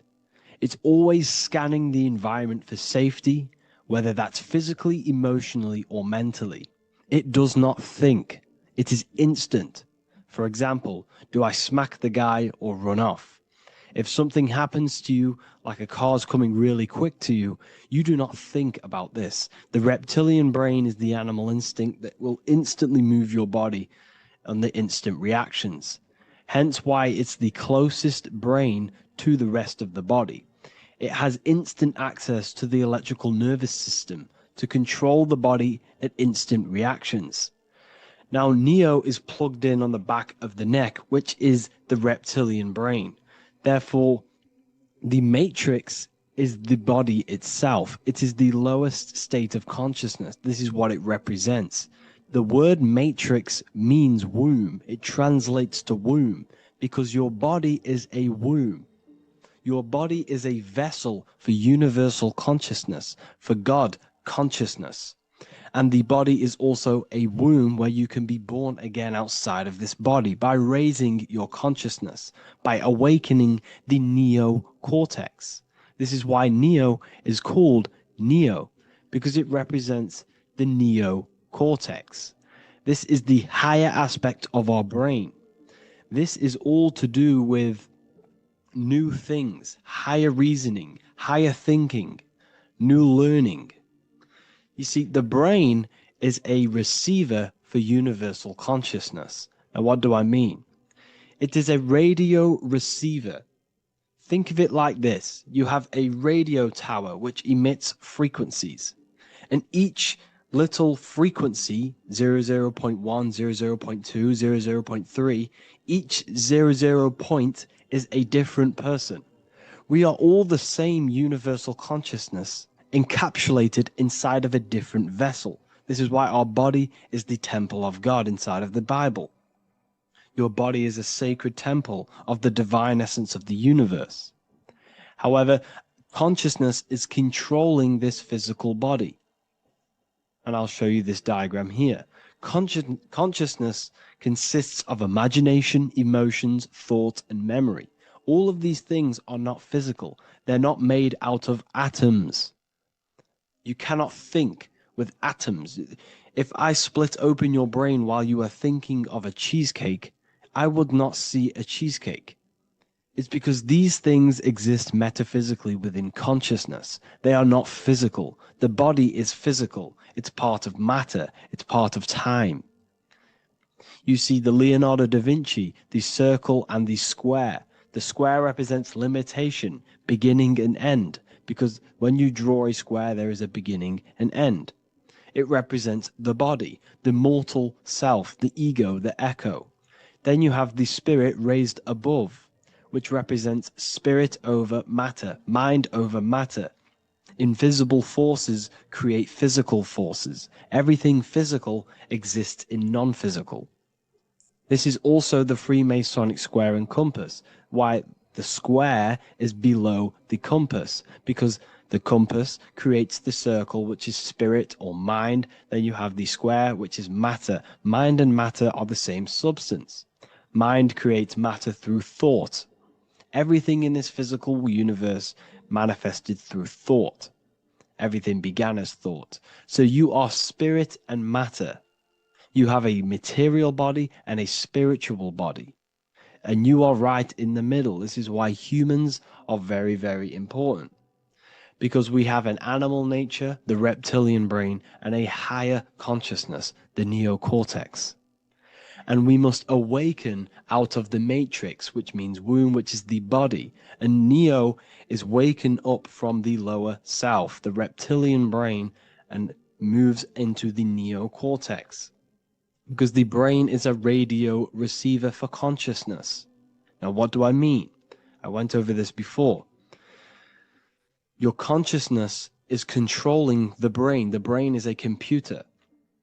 And when our consciousness, our imagination, our emotion, our thoughts, and our memories are all contributing towards just survival things, food, safety, fear, all of these things, and our consciousness is locked into a survival state, we are using the reptilian brain. We're no longer thinking. You don't think with the brain, but the consciousness is thinking, which activates the different parts of the brain. When we think for higher reasoning, we use the neocortex. It stimulates the neocortex. When we think about survival, we're using the reptilian brain.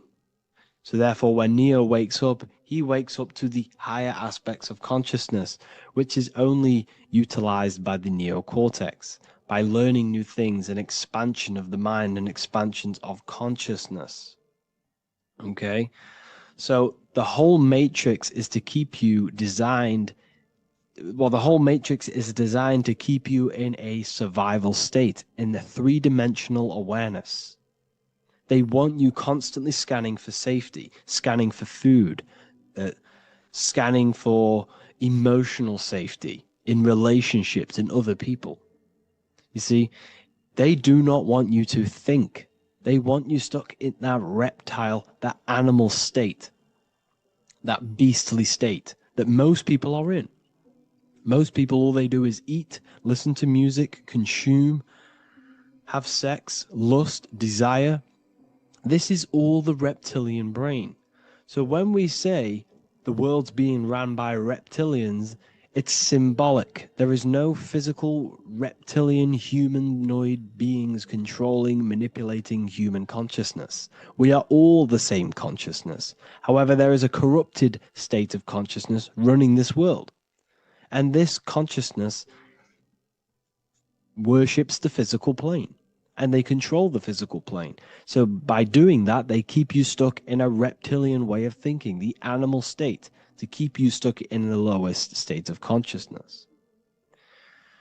Now, this is the god Osiris, which represents the reptilian brain. None of the Egyptian gods ever existed. They are all symbolic for the brain and anatomy of the human body.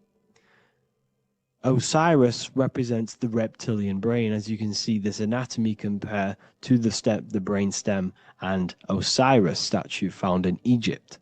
And we also see an ancient artwork of Osiris with green skin and two reptile crocodile alligators next to him, which also symbolizes the reptilian survival state of human consciousness and the activation of the reptilian brain.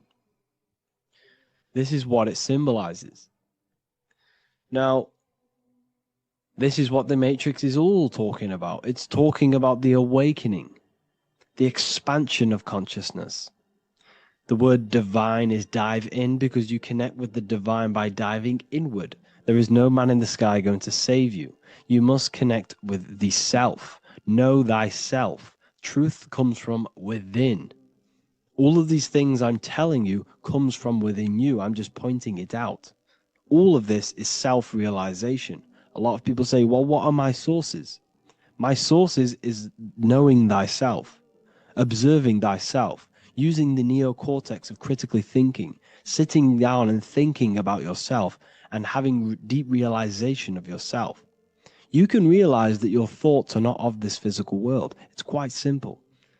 The brain does not think. The brain does not imagine. The brain does not hold memory. All of these things exist in consciousness, the one consciousness, but we are all fractal, infinite parts of. This is the eye on the triangle, consciousness being given down to the rest. This is separate. Consciousness is separate from the rest of the pyramid. The pyramid is your body. Neo is the one consciousness. This is the Egyptians symbolizing the one consciousness giving Ankh, which is life, to all the different life forms. However, you can see that the central sphere is giving a big Ankh to the humans, because humans, like I said, possess the advanced consciousness, an advanced brain that allows us to turn above our reptilian animal self. For example, we can go against our reptilian lower animal nature and turn to our godly nature. Animals cannot do that. They are stuck in instinct. They are stuck in a reptilian animal way of thinking and operating. Everything they create is to survive. We can turn against our lower nature and create for amazing things like buildings, architecture, technology. We can use our creative consciousness for anything we wish, not just survival needs. And it's the same with your spiritual journey. You can raise your consciousness beyond this animal state that they try to keep you in through fear, consumption, food, and the reptilian brain. We must awaken, start to think critically, and awaken to our divinity. Because the mind, the consciousness within you has infinite potential to expand. There are infinite fields of knowledge that you can explore. The mind can never be filled. It can never ever be full of knowledge. It always expands, and that's why you are alive. That's why you are part of this universe. That's why the science always says the universe is always expanding, because the universe exists in your mind, and the mind is always expanding into new fields of thought, new fields of knowledge and information. And that is your whole sole purpose of expansion of mind and expansion of consciousness and the exploration of the mind of God. We are living in the mind of God. You are a thought in the mind of God. You must awaken out of this body.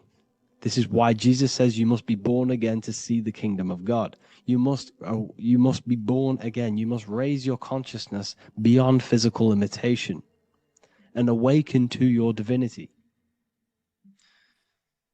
And this is pretty much it for this video.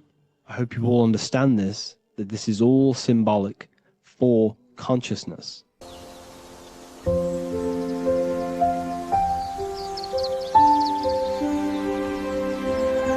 bookofwisdom.com. Visit today.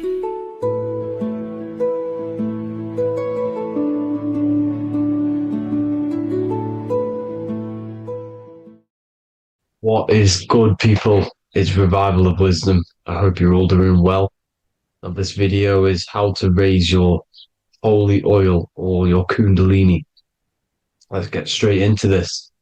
So this is a monthly cycle. Every month, when the moon is in your zodiac sign, this oil is released. Now, the moon is in control of monthly cycles. For women, it's the menstrual cycle, and as well, this holy oil cycle. The moon changes sign every 2.5 days and passes through the zodiac signs in 27 days. So the moon tells the day, the sun tells the time, the stars tell the month. This reality is a massive clock, if you like to say. It's a cycle. Okay. The moon controls the night, emotions, water, fluids, and the mind. Okay.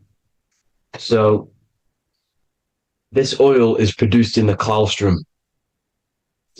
It's produced in the claustrum, which is here, right? This is where you get Santa Claus from.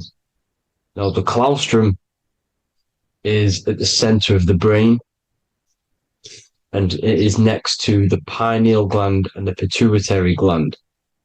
Once it starts in the claustrum, this is the holy present. This is the present that Santa gives to us, Santa Claus. And it goes to the pituitary gland and the pineal gland. And what's connected to the pituitary gland and the pineal gland is the Ida and the Pingala. The Pingala is the pineal gland's nerve, which is the honey, which is the positive charge, electric. And the pituitary is the Ida nerve, which is the magnetic charge. This is the milk, the land flowing with milk and honey. This is the brain, the heaven, okay? And it travels down the spine using these two nerves, these electromagnetic charge. And this is what the ancients symbolized with the two serpents wrapped around the spinal cord, the Ida and the Pingala. And this travels down to the sacrum or the solar plexus. Okay. So once it's here, okay, the spine is an elongation of the brain. So the spine is pretty much the brain. It's an extension of it. And it's kind of a microcosm of how we descended from heaven to physical reality, to physical matter, which is our consciousness has done. Our consciousness has descended from heaven into physical matter. And this is a microcosm of it. Okay. So once we're in the sacrum bone, this holy oil, like I've just explained, this holy oil starts in the Santa claustrum, goes down the chimney to the sacrum. This is the sacrum, the solar plexus. and drops the present off at the sacrum. Now, once we're at the sacrum, we need to raise our vibration to take this oil back up the spine. Okay. And the River Jordan symbolizes this in the Bible. King Herod wants to kill Jesus in Nazareth, which is here, this is the River Jordan, is Nazareth. He goes to be born in Bethlehem and then goes back up to Nazareth to Joseph and Mary. Joseph and Mary, the pineal gland and the pituitary gland. The Bible is huge symbolism. It's all metaphors for this sacred process which goes on inside of your body. You are the Temple of Solomon. You are the Holy Land. The Holy Land is your brain. Once this oil is at the sacrum, you need to raise your vibration in order to take it back up. Once this oil has gone back up to the pineal gland, it activates the crystals which are wrapped around your pineal gland. Your pineal gland is this tiny little beam here. This is the claustrum. This is the pineal gland. And it's wrapped in crystals. And when this oil travels back up the spine by raising your vibration, back to the upper room where Jesus met the 12 disciples, or the 12 cranial nerves in the brain, and it activates and it turns on this pineal gland. And once it's turned on, it illuminates all the cells and the nerves in your brain and turns them all on and activates the higher God man, the God consciousness, Christ consciousness. And it regenerates the whole body. This is the secret to regeneration. It regenerates all the cells in the body. And this is how the ancients lived for thousands and thousands of years, as talked about in ancient texts. They lived for hundreds and thousands of years because they knew this secret. And this fluid, this brain fluid, the secretion, or the Christos in Greek, which means gold, because this is the alchemical process from turning lead to gold. Your body is the alchemical furnace. Now, the ancients knew about this center of the brain because they symboled it. This is the eye of Ra, and it's the brain. And this is what's wrapped around our consciousness. Our consciousness isn't wrapped around the brain. The brain is built around the consciousness. We are the consciousness. You don't have a soul, you are the soul. Okay? Now, the head, heaven, hell, heel at the bottom of your foot, that's hell. Head is heaven and hell. Simple. Now, the pineal gland produces DMT, which is dimethyltryptamine, which is known as the spirit molecule. So, let's move on. Now, when this oil travels up, back, the spine, the chimney, it crucifies at the top, which is called the vagus nerve. So when it reaches here, the optic thalamus, it crosses and crucifies once it's raised back up. And this is why Jesus dies at 33. He was crucified at 33. Because you have 33 vertebrae on the back of the spine. And then it's crucified by the cross of the vagus nerve. When this oil crosses the vagus nerve, this is the crucifixion at 33. And it symbolizes the death of the physical consciousness. You then become spirit. You then become God consciousness, activating the Kundalini, regenerating the body and the mind. Okay. The Garden of Eden. You are the Garden of Eden. The land of milk and honey is upstairs. The pituitary, which is the milk, the pineal gland, which is the honey, which is DMT. He even says this in the Bible. As he brought us into the place, and he has given us this land, a land flowing with milk and honey, which is also symbolized as the sun and the moon. The Bible also says, the light of the body is the eye, not the eyes, the eye. If therefore thine eye be single, thy whole body shall be full of light. This is the activation of the pineal gland by raising this oil. back up to the pineal gland, to the center of the brain. Neither shall they say, see that here, or see there, for behold, the kingdom of God is within you. So he's saying, don't look out there. Nothing is out there. It's all inside of you. Everything's inside of you. You're the universe. Now, how to raise this oil back up to the pineal gland? Every month, like I said, the moon controls the cycle. The moon controls monthly cycles. When the moon is going into your zodiac sign every month, this oil goes down the spine and you must raise your frequency to get it back up. You must retain your seed. This is the most important. Your fluid, your secret, your holy fluid, your life force. You can't let that go. That life force is the reason you're alive. This holy oil is the reason you're alive because it feeds all of the systems in your body. It feeds all the systems in your body. You have to retain your seed, alkaline diet, positive thinking, and meditation. Okay? When you retain your seed, you will live longer. The moment you release it, you're killing yourself. You're killing a piece of yourself every time you release your seed. Every single time. You're killing a part of yourself. Okay? Now, this could be why this could be the illumination, the single eye on the Illuminati's symbol, the Freemasonic symbol, the illuminated eye, the triangle, which could symbolize the body, mind, and spirit, but the eye illuminated. Now, in the Bible, it talks about the two trees, the tree of knowledge and the tree of life. The tree of knowledge is the tree of good and evil, which is the most important system in your body, which is the nervous system. The nervous system, the most important. The tree of good and evil. And the tree of life, which is the cardiovascular system. Now, this oil, when it's released every month, feeds these two systems, and these two systems feed everything. Now, it's important you understand that. Okay?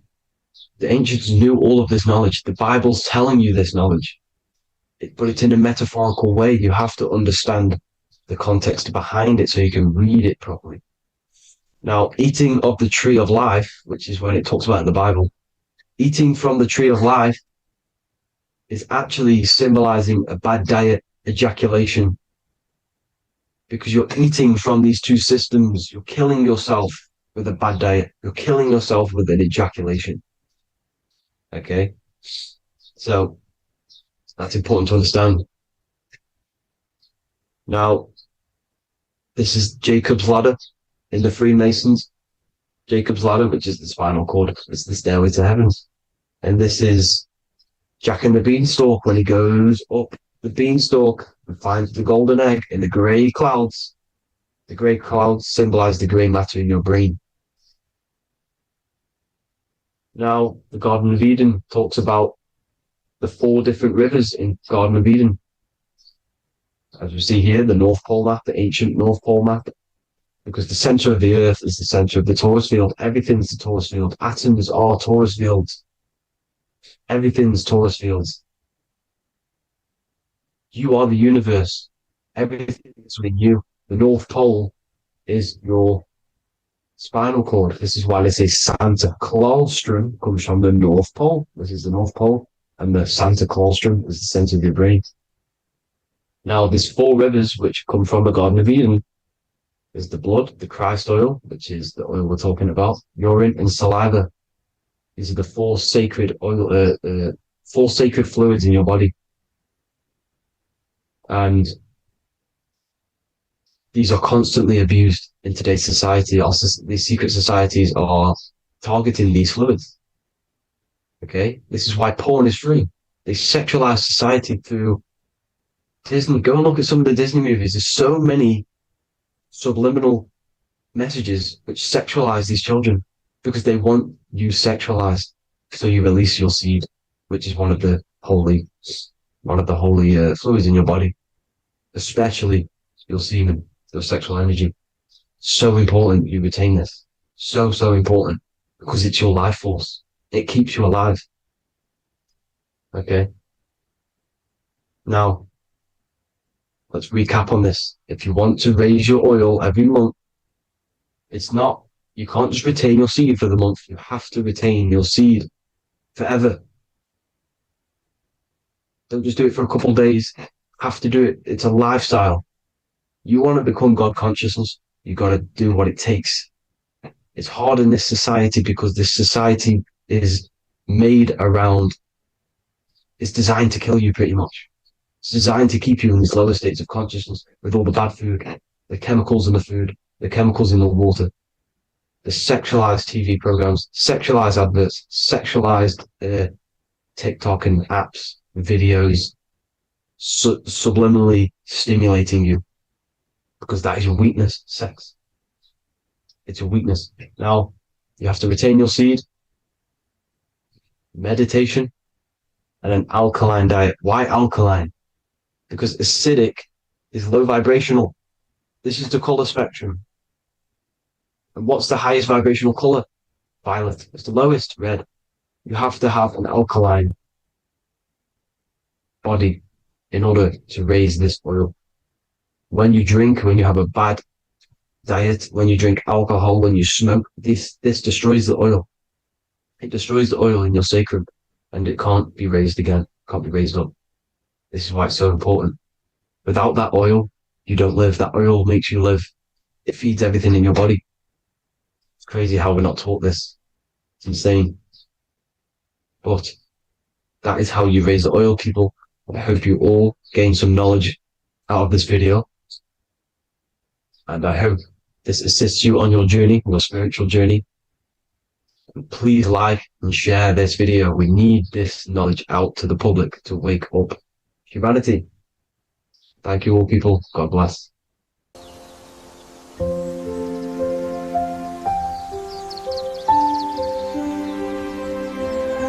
bookofwisdom.com. Visit today.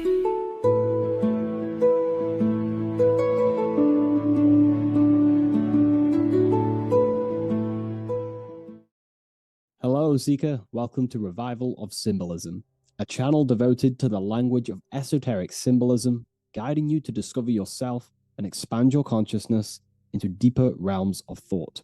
I'm Harry B. Joseph, also known as Revival of Wisdom, and today we're going to be discussing the symbol of the pentagram. The pentagram is a well-known symbol inside the occult, used by pretty much every ancient tradition, Freemasonry, Rosicrucianism, Hermeticism, all the occult schools of thought. You will see this symbol. And today we're going to be breaking it down into some great detail. Now, there's a lot that goes into this symbol. It's basically a 5-pointed star. Now, if you notice that the star is one line continuously, you can draw this symbol continuously with one line without taking your pen or pencil off the piece of paper. So it's actually symbolizing one, and one expressing through 5 ways.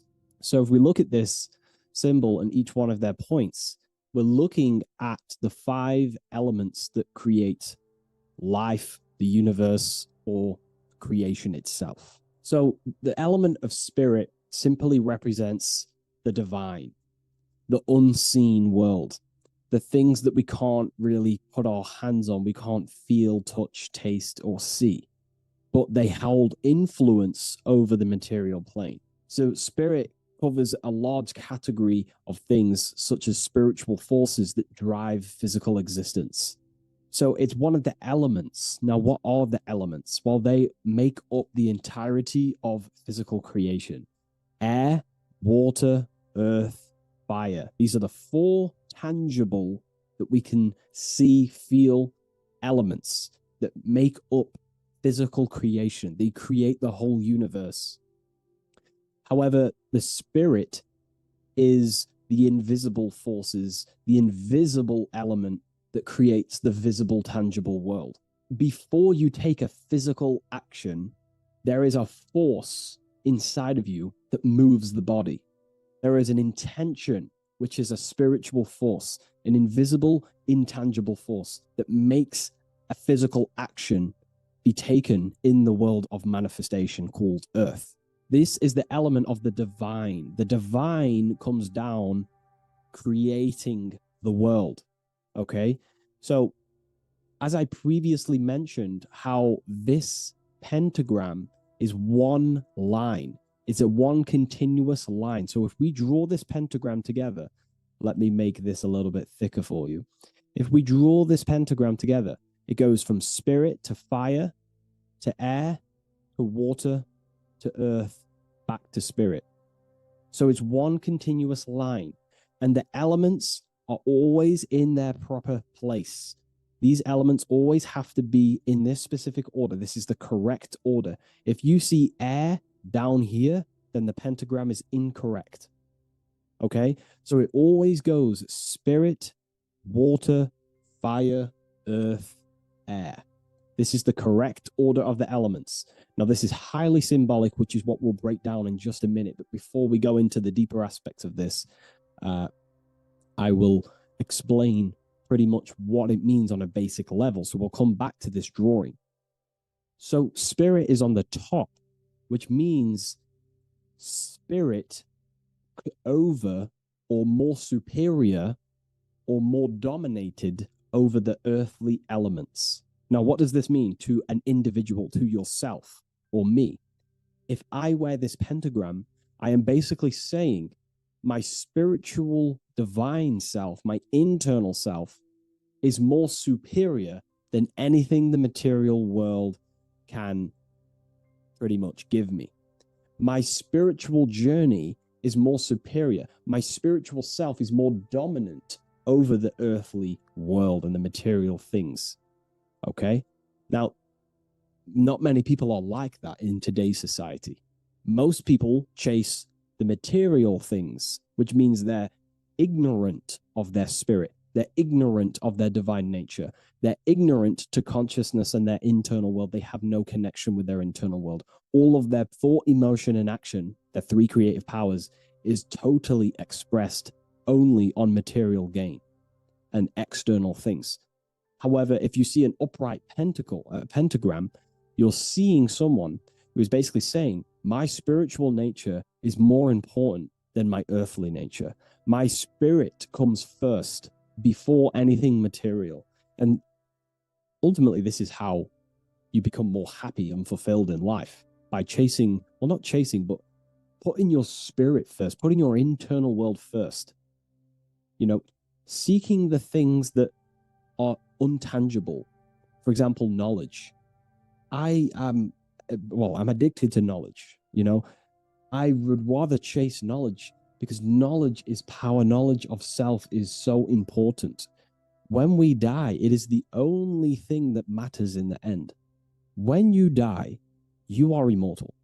And if you have no knowledge of yourself, then you're going to struggle in the afterlife. If you have no self-control over your thoughts and emotions and desires, then you will suffer in the afterlife because you have no control of your thoughts, and your thoughts will be creating your reality in the realm of imagination or the astral plane. But that's a whole other lecture. But this symbol is pretty much saying placing the invisible over the visible. So there's many different avenues we can go with this. So this symbol is also used in magic. We could use the symbol for manifestation. It represents controlling the inner world to produce then effect inside of the external world, you see? So we have to put this first in magic spirit. We have to change the internal so we can produce change in the external. Reality is created from the inside out, okay? So this symbol is heavily associated with magic as well, which is a whole other lecture. In this lecture, I'm going to give you a good detailed explanation, but this symbol is so vast and wide, it would take many breakdowns to go into each meaning of the symbol. So it's representing the divine element of spirit coming down and manifesting the physical plane through that process of this. So as I mentioned earlier that I'd come back to this, what we're looking at is the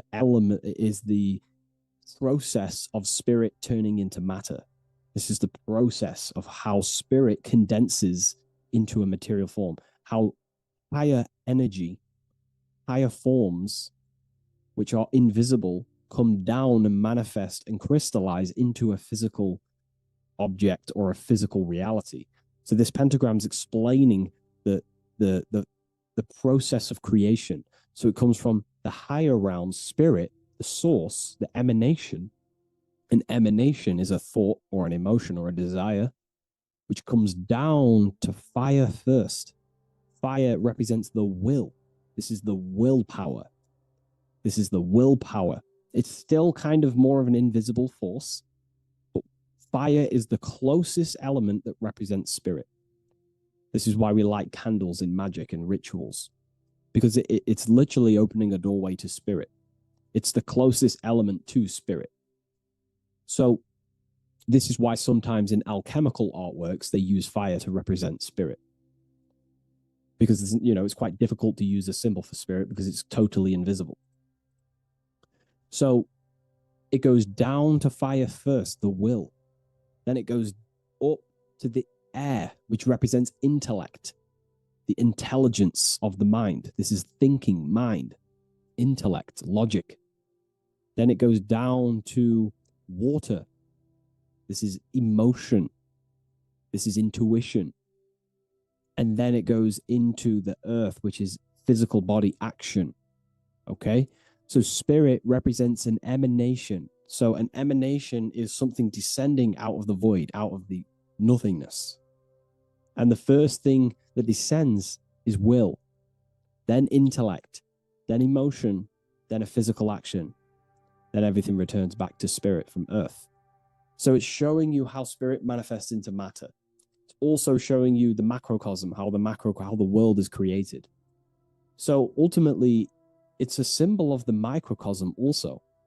It's a symbol of you. If you put your body outwards, you would see your body in this 5-pointed star shape. So it's a symbol of the microcosm, because you yourself are a microcosm. You contain all of the elements: spirit, fire, earth, water, and air.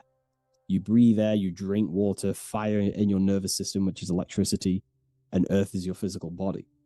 So you are a microcosm of the universe. And this is what the circle, when we see the circle around, this is representing the macrocosm, the circle. So why are you a microcosm? Because you know how the sun changes the earth with its different electromagnetic rays, depending on how far away the sun is to the earth when it's rotating. Well, depending on what model you believe anyway, the electromagnetic rays produce change on the earth. So when the sun is further away from the earth, or whatever model you believe, when the sun is further away, then the electromagnetic rays of the sun are weaker, which means that's what the winter is. The winter is the death and the death of the electromagnetic rays of the sun. We still get sun, but it's just not as powerful as summertime. So nature dies. But then when the summer comes back around, the sun is closer, it produces higher amounts of electromagnetic life force rays, which increases the growth again in the summertime. But this is also not only happening on the earth, it's happening within the body. The body goes through this rhythm. The same rhythm that the external world goes through, your body's going through this rhythm.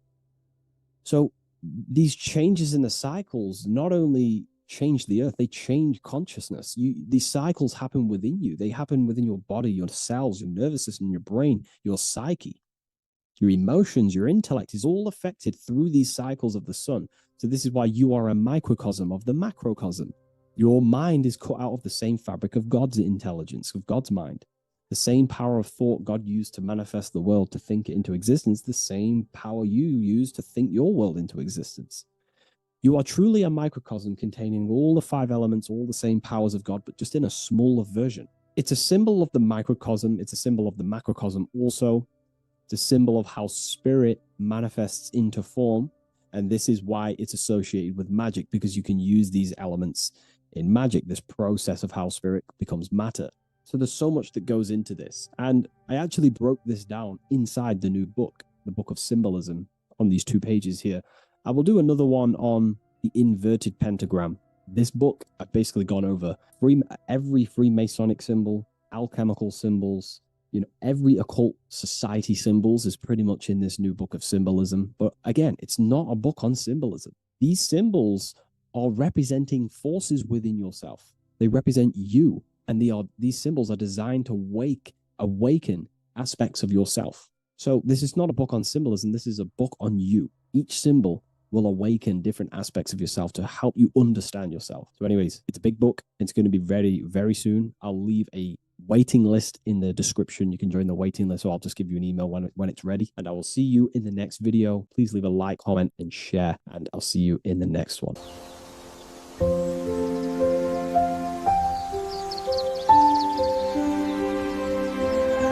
bookofwisdom.com. Visit today.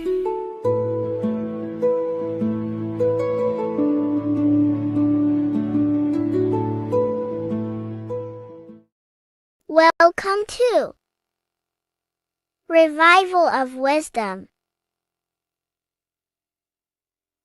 Welcome people, we're back with another video. Please make sure to hit the like, the subscribe button, and turn on notifications to never miss a video. The Vatican is a giant key from a bird's eye view, and it also contains an 8-pointed star. The Anunnaki Sumerian gods also depicted this 8-pointed star. The sky god Anu from the Anunnaki also uses the 8-pointed star for his symbol. And even Freemasons depict an 8-pointed luminary with a ladder and a key. This is symbolizing the key to ascension up to the 8-pointed star, which is Polaris. Polaris is always depicted as an 8-pointed star. Polaris is the standstill star at the very center of our realm, which is perfectly aligned with the North Pole. The Earth is a giant torus field, and at the center is where the most electromagnetic energy is stored. This is why all compasses point to the north. Hence why a compass is an 8-pointed star, because it points you to Polaris, which is the North Pole, the center of this realm. The 8 points of the 8-pointed star symbolize the 8 points in space and time. So yes, Polaris is the portal which you ascend through if you outgrow this consciousness by aligning your chakras. Our earthly realm is a macrocosmic reflection of us, and we as humans are the micro reflection, with the earth containing its 7 chakras as well as us. The North Pole is the 7th chakra, which is the crown chakra. So the key to ascension is held by the Vatican, hence why it's a giant key, because they mislead the masses through their religions, which teaches the masses to look outside of themselves. As stated in the 20,000-year-old emerald tablets, written by the Egyptian god Thoth. On Earth, man is in bondage, bound by space and time to the Earth plane. Encircling each planet, a wave of vibration binds him to his plane of unfoldment. Yet within man is the key to releasement. Within man may freedom be found. So the 7 planets are associated with each 7 chakras. The lowest chakra being the root chakra, which is associated with Saturn. This is why the elites love Saturn and reflect it in all of their symbols. Because the chakras are an ascension of spiritual principles, starting from the material and ascending up to the spiritual, the crown chakra. However, evil love bondage, and they are trapping souls in the physical realm by stopping and provoking the ascension process. They do this by abusing the energy of Saturn, and Saturn is associated with the lowest chakra. The lower 3 chakras are associated with survival mode, which keeps the consciousness in a constant state of fear and only aware of its surroundings. Once you start to ascend up your chakras, you become more consciously aware of spiritual deeds. And this is the process of returning back to your true spiritual form. Going back to Polaris and its connection to ascension, Kanye West symbolizes this on his music video 24.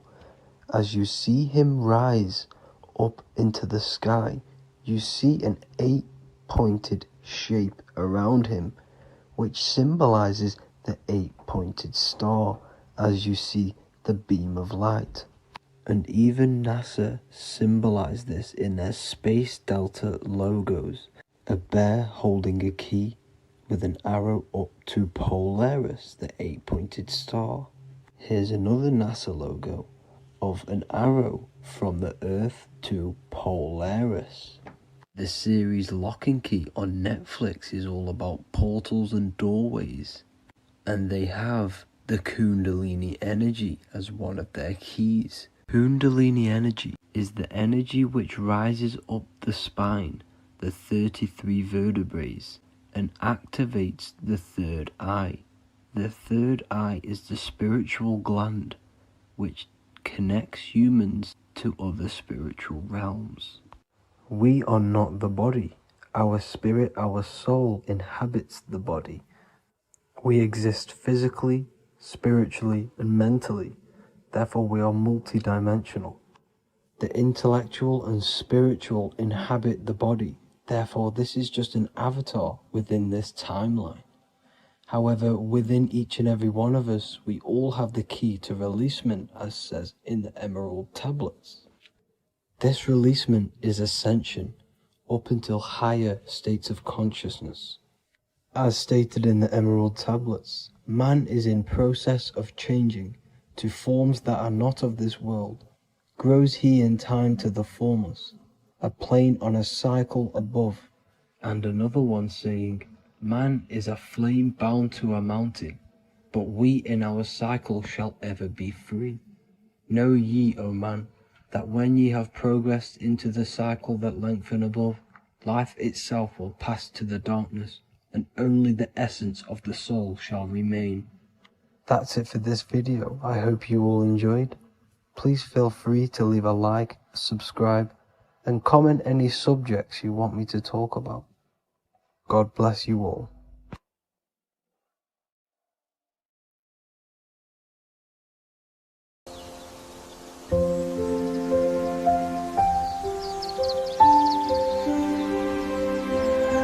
bookofwisdom.com. Visit today.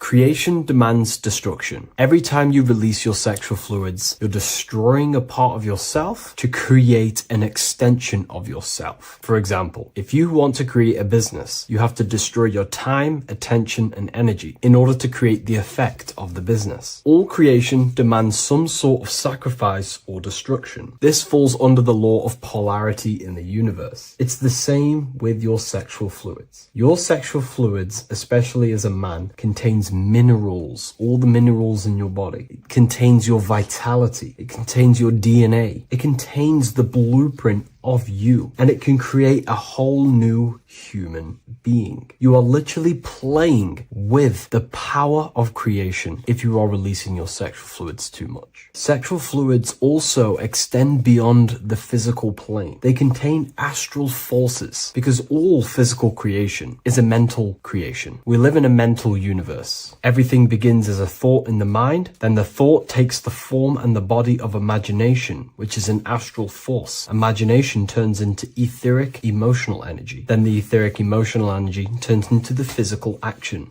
and the physical manifestation. We live in a mental universe. Therefore, these dimensions do not exist separately. They are permeating and mixing in with all. Your physical body has an astral body. Everything physical has astral forces behind it. Semen is known as the astral fluid of the soul. It feeds nerves, the channels of life force and consciousness within the body. And every time you release it, you're destroying a part of your vitality, your brain, your nerves, your energy levels, your creativity, and your DNA to create an extension of you. Therefore, it is a sacred fluid within your body and not something to be played with and to be released too much. Think about it. This is a very creative energy, your sexual fluids. It can create a whole new human being. This is how powerful it actually is. It is the power of creation, and the misuse of this power can destroy your own vitality and your life of your body. Because that life you are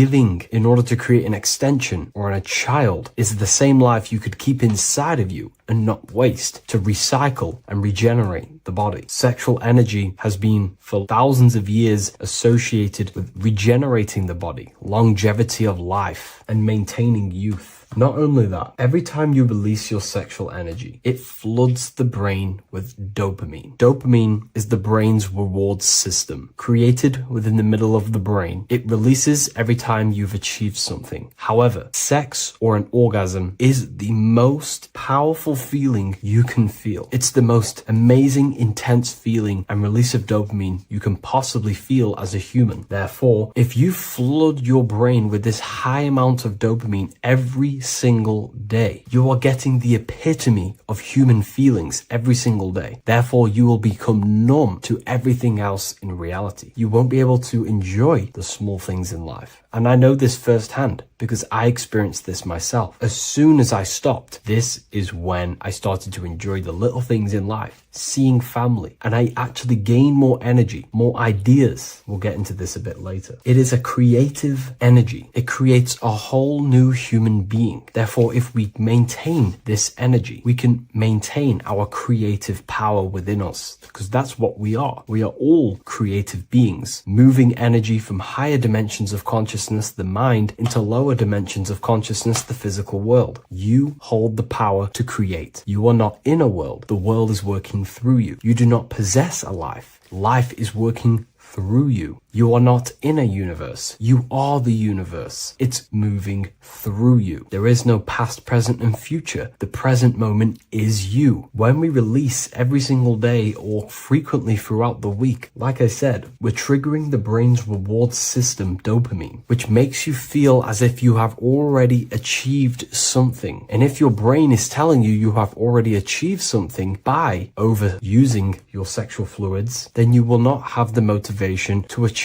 other things in your life. I know this firsthand. I became very lazy. I didn't want to work. I didn't want to do anything because subconsciously my brain felt as if I've already achieved. If we look at the symbol of the Baphomet, we notice the Baphomet has horns and a goat head. Now we look at the word horny. When you become sexually aroused, it's known as horny, which is the horns, representing the lower mind. The lower mind is the mind we use for our animal instincts. We have two parts of our mind. A higher mind, which is contained of higher thought, which chases spiritual things such as love, wisdom, knowledge, and God. Then we have a lower mind, which chases the things of the material world closely associated with the ego, chases validation, material gain, status, and physical sensation, physical pleasures. It is these physical pleasures that can keep you in an endless loop, making you feeling empty inside, because nothing material can ever satisfy our internal world. Nothing. You can achieve millions of dollars. You can achieve your dream house, your dream car, your dream watch. And if that is the only thing you are chasing, you will feel empty inside when you achieve it, because nothing of this material plane can satisfy you. Nothing of the lower mind can ever satisfy you. This is why we must sacrifice the lower mind and overcome the lower mind and the lower instincts. One thing I found amazing when I mastered my sexual urges and my lust is that my mind became a lot more clear. The thoughts and the time and the attention that I used in my mind to go towards lust, sex, and chasing these things was taking up a lot of mental space, time, and energy. But as soon as I removed it and mastered it, my mind became an open vessel for higher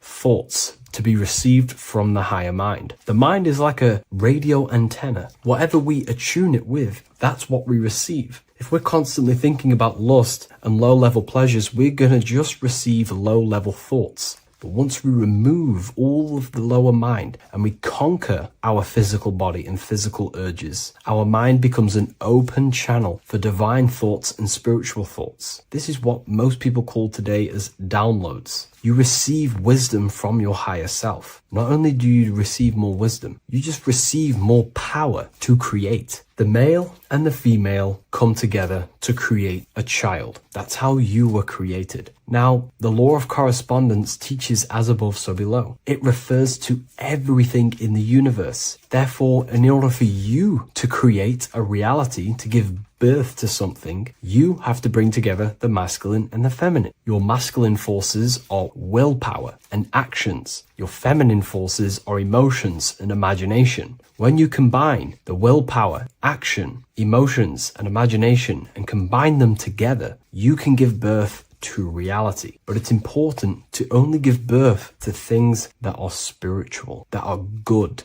that are for the benefit of yourself and humanity, and not for the ego and the lower mind. Killing our lower mind is essential for spiritual ascension when we die. The thoughts that we give the most attention and energy to when we die are pretty much the same thoughts that we're going to think when we die. When you die, your physical body and external world is stripped and you're left with your internal world of consciousness, more than likely be resonating within the lower astral plane before you move on to any higher dimensions of the astral. It's important that we kill any addictions such as sex, food, attachments, emotional attachments to people, any desire for material things before we physically die. The Hindus taught this, Buddhism taught this, the ancient Egyptians taught this. We have to remove the desires in our heart for material and things before we physically die, because when we die, we cannot fulfill physical pleasure. Therefore, we will create our own suffering within the astral dimension. So sex is the biggest part of this. We have to remove the desire for sex or releasing any of our sexual fluids before we physically die to master ourselves. And not only that, it's going to benefit the way you feel, the way you think, the way you act towards people once you have mastered this. Porn psychologically damages you. You are quite literally the person in the corner of a room watching two other people give pleasure to each other. Psychologically, that is not good. And what happens in darkness is always revealed in light. What you do in your alone times will show in your confidence, in your eye contact, in your presence, in your aura, your energy. You cannot hide things that you do in the dark, because they always reveal themselves in a subconscious way, whether physically or through an energetic spiritual way. Sex can be known as sacred energy exchange. You are exchanging energy, bioelectrical energy. It's a scientific fact that when you hold hands with another person, your brain waves of each individual become synced. Your emotions sync.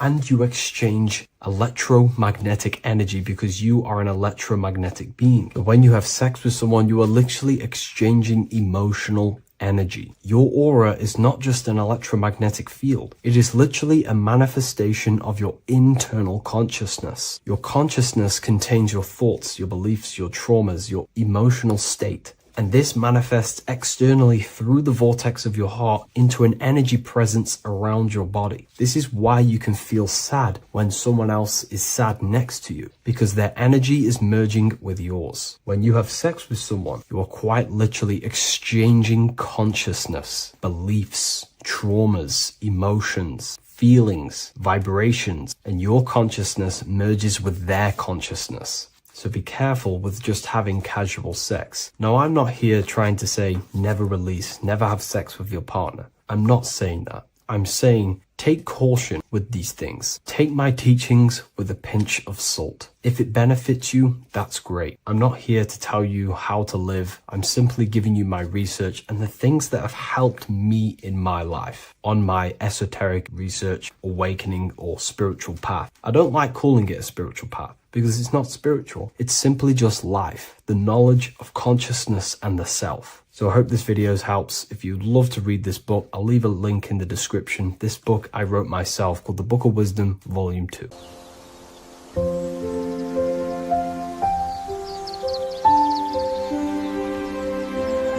bookofwisdom.com. Visit today.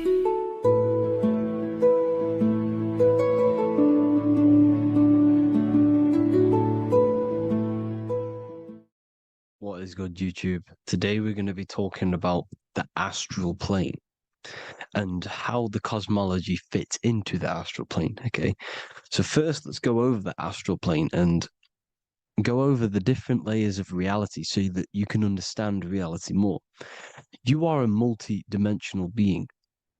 You are not in these, you are in all of these realities at the same time. They all interweave into one big reality. But there are different planes. They are different vibrational dimensions. There are different dimensions of reality. The mind is the root cause of reality. We're living in the mind of God. Everything is being thought into existence from the root cause, from the universal mind. This is why the ancient Egyptians said, all is mind. We're living in the mind of God. And we are a microcosm of this mind. This is why we all have the same mind. This mind is the world of thoughts. Now, this world of thoughts is just the thought alone. For example, it is the thought of a chair. But then when you start to imagine this chair and you start to mentally see the chair, you're now manifesting the thought, the singular thought, into some sort of form. So now you're imagining the chair. You're imagining the form of this chair, which is then manifesting into the astral plane. The astral plane is the world of thought forms manifesting. So when you are imagining something, you are seeing into the astral plane. Okay? Your third eye, it is an eye because it sees the astral plane. It is seeing the other side through imagination, through dreaming. Well, we'll go over dreaming later. So the thought of a chair is a singular thought. The imagination of the chair is the manifestation of the chair. And in the astral plane, it's basically the world of all the chairs that could ever exist. So you're thinking of the chair as a singular thought, which is the mental plane. The astral plane is the imagination of that chair, is the thought, the manifestation of it. Depending on the vibrational state of the thought will depend what level of the astral plane it will go to. For example, if you're thinking about a chair to torture someone on it, it's going to go on the lower astral plane. Or if you're thinking and imagining happy things, it's going to go to the higher astral plane. So wherever your mindset is, that we call it a mindset because your mind is setting frequencies to certain things. Thoughts are frequencies. And a mindset is setting your frequency, setting your mind to a certain frequency. So when you set your mind to a certain frequency and you imagine something in that frequency, you're going to match everything in the astral plane that are on that similar frequency, just like you would in the physical world. Because we're all in these worlds right now as we speak, but we can't see them with the two physical eyes. We can feel it though. When you're around someone and you've just met a new person, for example, you can feel their vibration. And if you're not on a similar vibrational match, you will not get along with that person, or you just won't not get along, but you won't connect with that person because you're on two opposing frequencies, not matching. And this is something that you can't see, you can only feel because it's the astral plane. It exists within the astral plane. Everything in the astral plane is made out of vibrations. So if you do astral project, and if you already know how to astral project, you will see beings and people and things that are on the same frequency as you. This is why before you astral project, you need to sort your vibration out before you astral project, because you are projecting your consciousness into this. It's the mind. The mind is the bridge. It can move between realities. You are a observer. You are a observing soul which observes different realities. And the mind is the bridge between all of these different realities. The mind can choose. If you want to project into the astral, you set your mind to it, you can. Okay? So let's not get off track. The lower astral plane is where demons are. The higher astral plane is where heavenly beings are. Heaven and hell are kind of a real thing. The etheric plane is a powerful substance, the ether, the fifth element that they don't tell us about. If you type in on Google the 5 elements, they will try to remove it with wood or metal because they don't want you knowing about the ether. Ether is the energy double behind all physical objects. So the ether is very important. It is the 5th element. It is part of the physical world, but it's also part of the astral world. It is on either side. You see how they're showing you the truth in the language. Ether and either are the same word. The ether has 1 foot in the astral and 1 foot in the physical world. It's a substance that connects the physical to the astral world. It is the either. It's on either side of reality. It's on the other side. Other, either, same word. Ether is connecting the physical to the astral plane. It's the world of frequency. Frequencies, EMFs, torus fields are in the etheric plane. It is the energy plane. It's where energy moves through the ether. Okay. So then you have the physical world, the world of effect. Everything you see in the physical world is the effect of the higher planes. Each plane is a product of the plane above. So, and it melts into each plane. The physical plane is the lowest plane, it's the most densest, and the highest is the most fluid. This is the most fluid, this is the most dense. This is where we get the saying, as above, so below from. As above, so below comes from the different planes of reality. And magicians understand this. This is why magicians always say as above, so below. Because they understand if you manipulate the higher planes of reality, you manipulate the lower planes. Because the astral plane is a direct copy of the physical world, but in the astral plane. It is mirrored. The physical world is mirrored in the astral plane. They are both the same world, but just different vibrational states of the world. Kind of. It's hard to put this in words, people. So just try and understand. The astral plane is the double. It is whatever happens in the astral plane happens in the physical plane. This is why magic works. This is why demons work. This is why spirit communication works. Because if you manipulate the higher planes, you manipulate the lower planes. As above in the astral, so below. Leonardo da Vinci showing you to look up, pointing up. You got to look up. He's telling you to change the mind, you change the physical world. You change your emotions, you're on the astral plane, you change the physical world. You change your reality by changing the higher planes. This is the Masonic 11, the 2 pillars. This is the 11 also symbolizing the 2 hemispheres of the brain here. But the 11 symbolizes the 2 mirrors. 11, 9, 11. 9, 11 adds to 11. 9 plus 1 plus 1 equals 11. The Twin Towers were in 11. Flight 11 was hijacked because it's a mass ritual within the astral plane. Now, we're going to go deep into that later, and I'll show you these rituals they do in order to manipulate the astral plane. So, this is what the 11 is. It's the mirroring of reality. If you contact spirits and conjure spirits, you can either summon or attract demons and spirits. Summoning is creating a spirit. You create demons. Okay.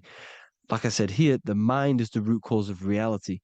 If you think of if you think of a traumatic event that happened in your life over and over and over and over again for years and years and years, where attention goes, energy flows.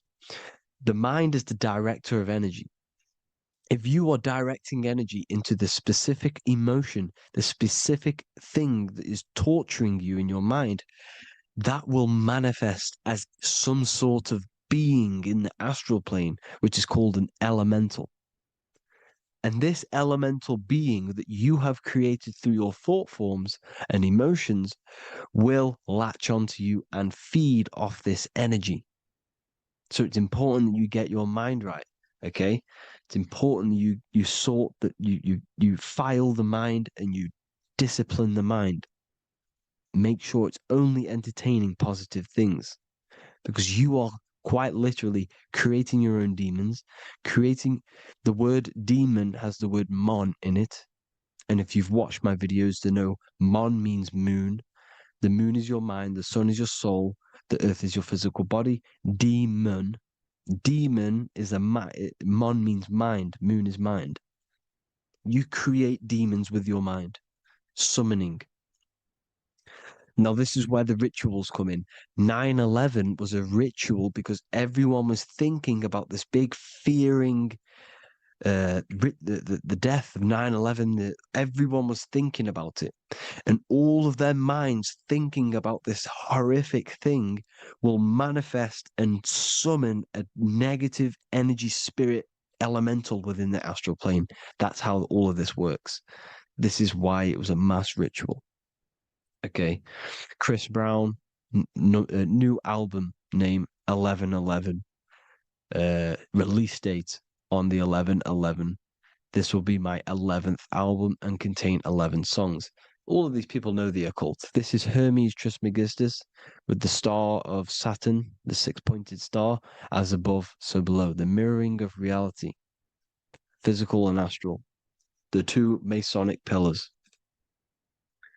So as above, so below. What's above us? The stars.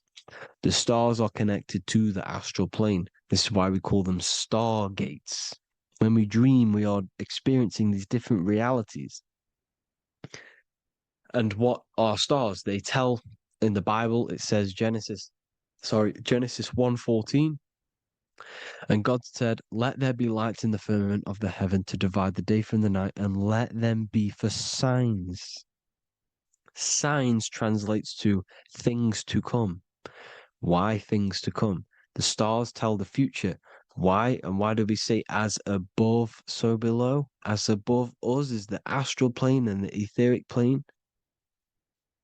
As above, so below. Whatever happens in the stars happens on Earth. The stars are connected to the astral plane. Above us is the astral plane. We are a star in a physical body. This is why we say Mr., sister, stir equals star. The E and the A are interchangeable. We are stars, and the stars are the start of our incarnation. We start in the stars, same root word, and we descend through the seven energies, which are our seven chakras. Then we enter the heart of the soul system. The heart rearranged spells earth. And this is the true cosmology. Here's the Masonic cosmology. This is Masonic now. Here's the firmament.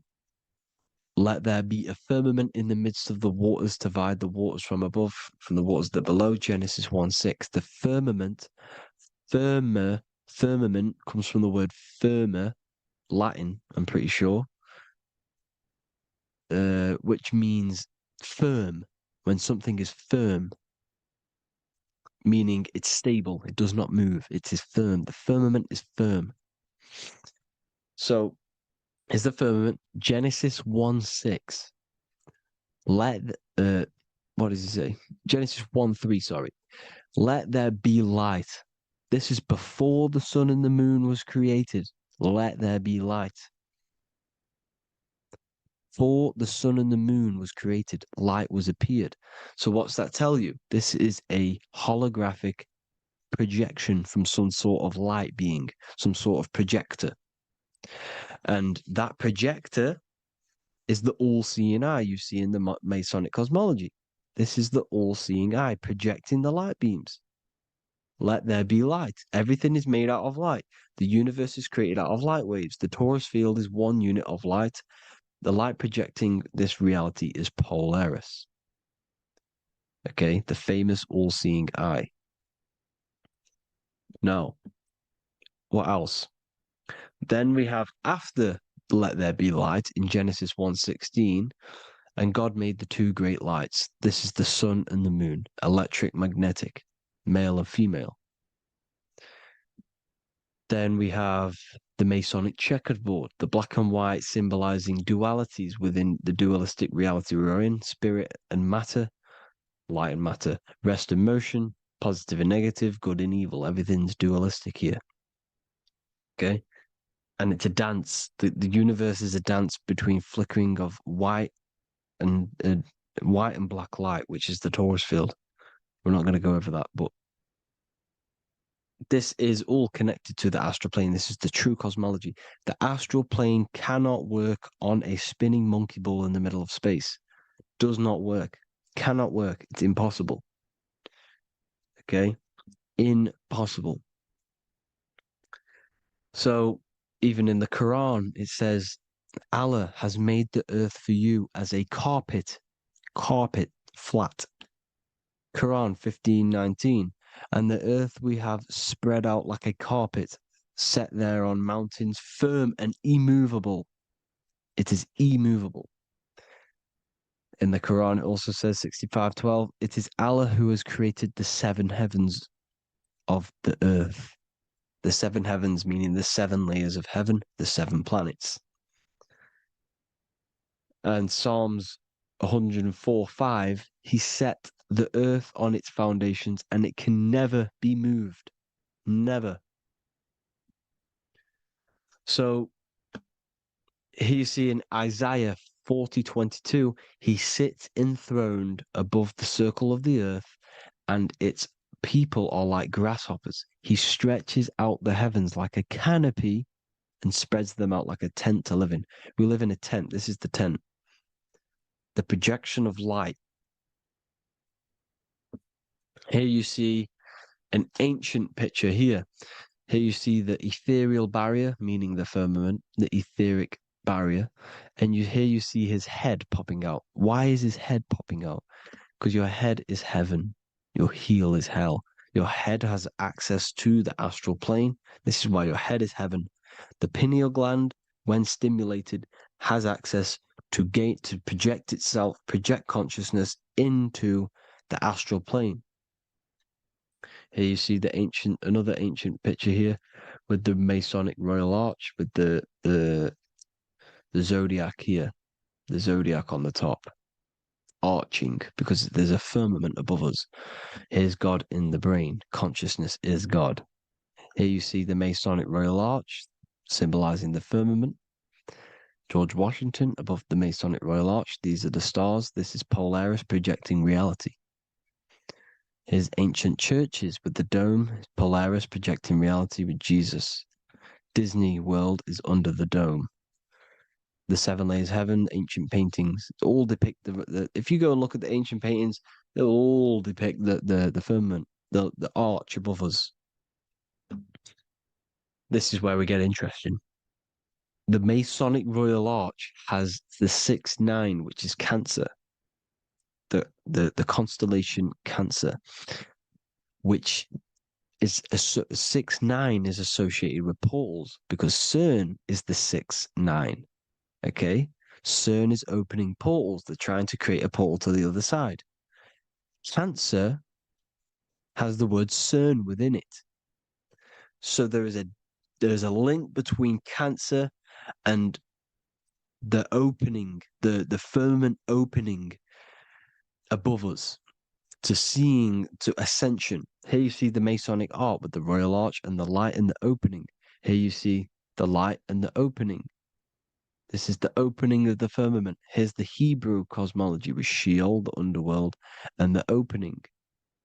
So Cancer is definitely some sort of portal in and out of this reality. I'm just connecting dots here. Now, we're going to go change a bit now. These celebrities that you are seeing they have not sold their soul to Satan, okay? They have not sold their soul to Satan. Satan is a demonic, low vibrational energy that has been summoned over the thousands and thousands and thousands of years of evil occult arts. So since Babylon was summoning this demonic energy, and this demonic energy in the astral plane will grow and grow and grow. It has no form. It has no physical form. Okay? But you can see it in the rappers. If your third eye is open, you can see clearly that these people are demonic. You can sense the energy that they're manifesting. Selling your soul is not what you've been told. It is gaining, because your soul is pure love, okay? Your soul does not want to do anything bad. So when you sell your soul, you're gaining physical gain, you're gaining physical wealth, for example, like for these rappers, they will be given millions of pounds because the people in control of the music industry, which is the dark occultists trying to brainwash the masses, the people in charge, they're dark occultists. They understand Satan and the energy. They are satanic energy, which has been summoned in the astral plane. They see that they have influence over the masses, so they will go to them and say, "I will give you this amount of money forever if you manifest this satanic, demonic energy through the music and through social media to blind the masses, to brainwash the masses into this demonic energy." Because when you listen to music, music is frequency. Whatever you listen to, you become that frequency. So if you're listening to these people, they're throwing energy, this demonic, satanic energy that they sold out to. Sold, soul, same word. When you sold something, you've got your soul involved.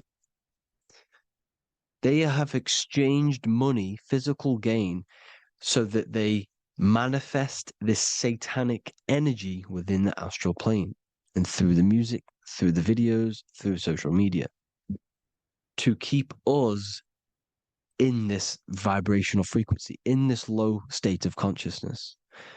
This is what it actually is. It's not, you're not selling your soul to some sort of devil.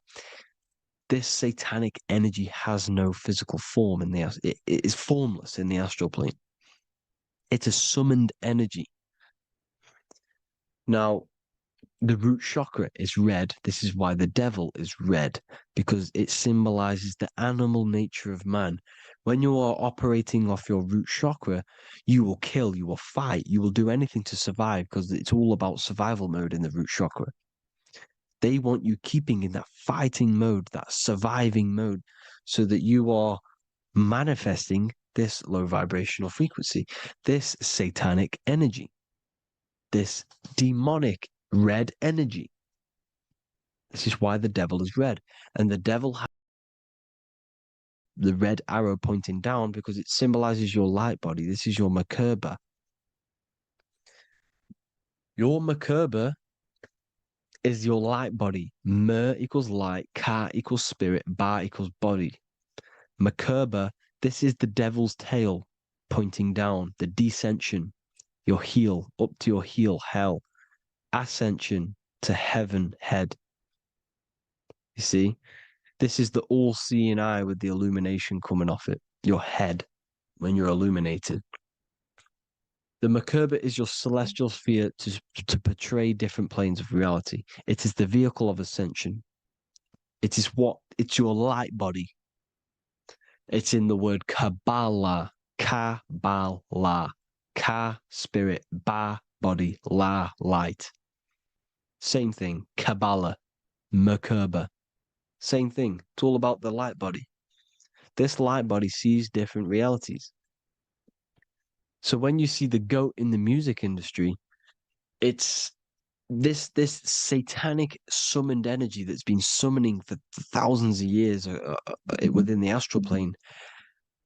When it becomes to the physical plane, it will manifest through different things. A goat, an owl, Satan, Moloch, Baal, same deity, same demonic energy that's been summoning in the astral plane.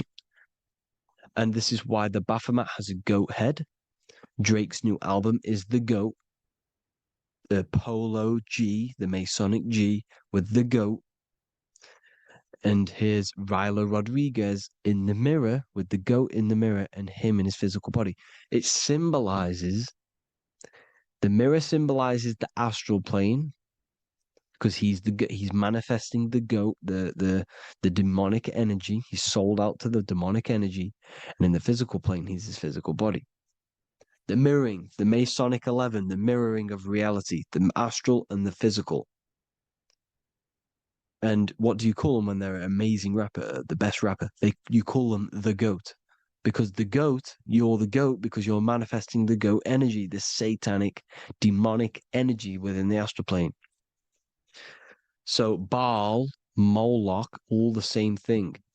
Because in the astral plane, if you want to gain spirits to come to you and communicate you in the physical world, if you want to communicate with spirits, you have to gain their attention. You can either gain their attention or come together and agree to create some sort of being, which is Satan. Okay. You can, like I said earlier, you can create these beings, you can summon them or attract them. One way to attract them is sacrificing. In order for you to become God, man, to turn to God, you have to sacrifice your life. You have to sacrifice, not drinking, not doing things, not doing anything demonic, not doing anything bad, not eating meat. You have to sacrifice yourself to become the light. However, if you want quick, instant gains in the physical world, you can sacrifice something else to communicate with these spirits because these demonic energies feed off demonic energy, your demonic energy. So these dark occultists will give away babies, they'll sacrifice, torture babies so that they gain, so that they can communicate with these spirits for physical exchange. Yes, you can do this.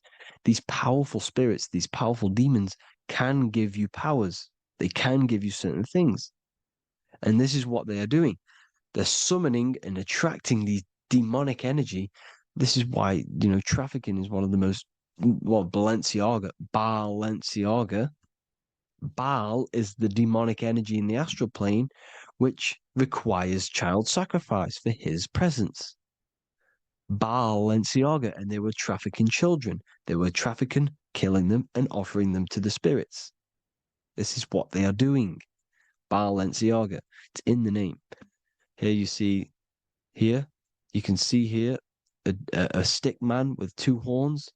The goat, obviously, it's all the same deity. Baal, the goat, Moloch, his Moloch, the owl, the Egyptian owl, because it comes from the owl of Moloch, which is Baal, which is Satan, all the same demonic energy. And it's on the dollar bill, a tiny dollar bill, on the $1 bill. All the same thing. Bohemian Grove, they worship the big owl, Moloch. It's all the same thing. It's all one big demonic energy which has been summoning in the astral plane. And it's trying to take over Earth, the physical plane. That's what it's doing. So I hope you all gained a deeper understanding of the astral plane and what's actually going on in the world. Please leave a comment if you can to help the algorithm. Drop a like if you like this content. And hope you all learned something today. And God bless you all. Thank you all.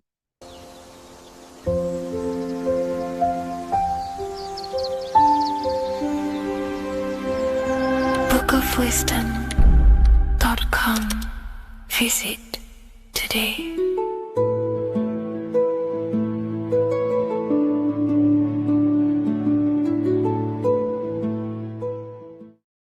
Watching pornography makes you see people as objects. It does a lot of psychological damage to the human mind. And if you truly want to progress in life, your spiritual journey, mastery, whatever it is, mastering your sexual urges is essential to become powerful, successful, and become the best version of yourself. And there are some occult practices that I used to help master this urge. They're not really techniques, they're more mindsets, which will definitely help you overcome your urges. So if you want to quit pornography today, this is the way forward that I used to create this version of myself. Before we go into the tactics, we must understand that whatever we do in darkness comes into light some way or another. If you watch pornography, you know you have a problem, you keep this to yourself. We all naturally do. These things are private, and what we do in our private time molds our subconscious mind, and we keep it away from people. But whatever we do in darkness always comes to light. If you're doing things you don't want others to see, such as watching pornography, it will come out through a subconscious force. It will come out in your eye contact. You won't really be able to make eye contact with the person you're attracted to. It comes out in your energy, your aura, your presence, your confidence. All of this plays a role in molding your consciousness. And especially women can pick this up so easily. Females are more subconscious, males are more conscious. Females speak indirectly, males should speak directly. If a woman is hungry, they will say, "I'm hungry." "Are you hungry?" But a male will say, "Let's go get some food." You have to see the underlying subconscious messages in women because they speak in more of a subconscious language. Men speak in a direct language. And maybe even men will pick this up. If you want to be taken seriously in the business world or your career, whatever it is, this is essential for your body language and your personal power. So you must master your sexual urges. Releasing your sexual energy, your sexual fluids, removes the life in your eyes. A lot of people get dark bags underneath their eyes. I used to have them years and years ago. My eyes were always half shut. There was no life in my eyes. But as you purify yourself, the life and the energy comes back into your glaring eyes. The first tactic on mastering your sexual urges is understanding that thoughts produce emotions. Whatever we think about inside of our mental body directly corresponds to what we feel in our emotional body. What we see here is a piece of alchemical artwork showing you the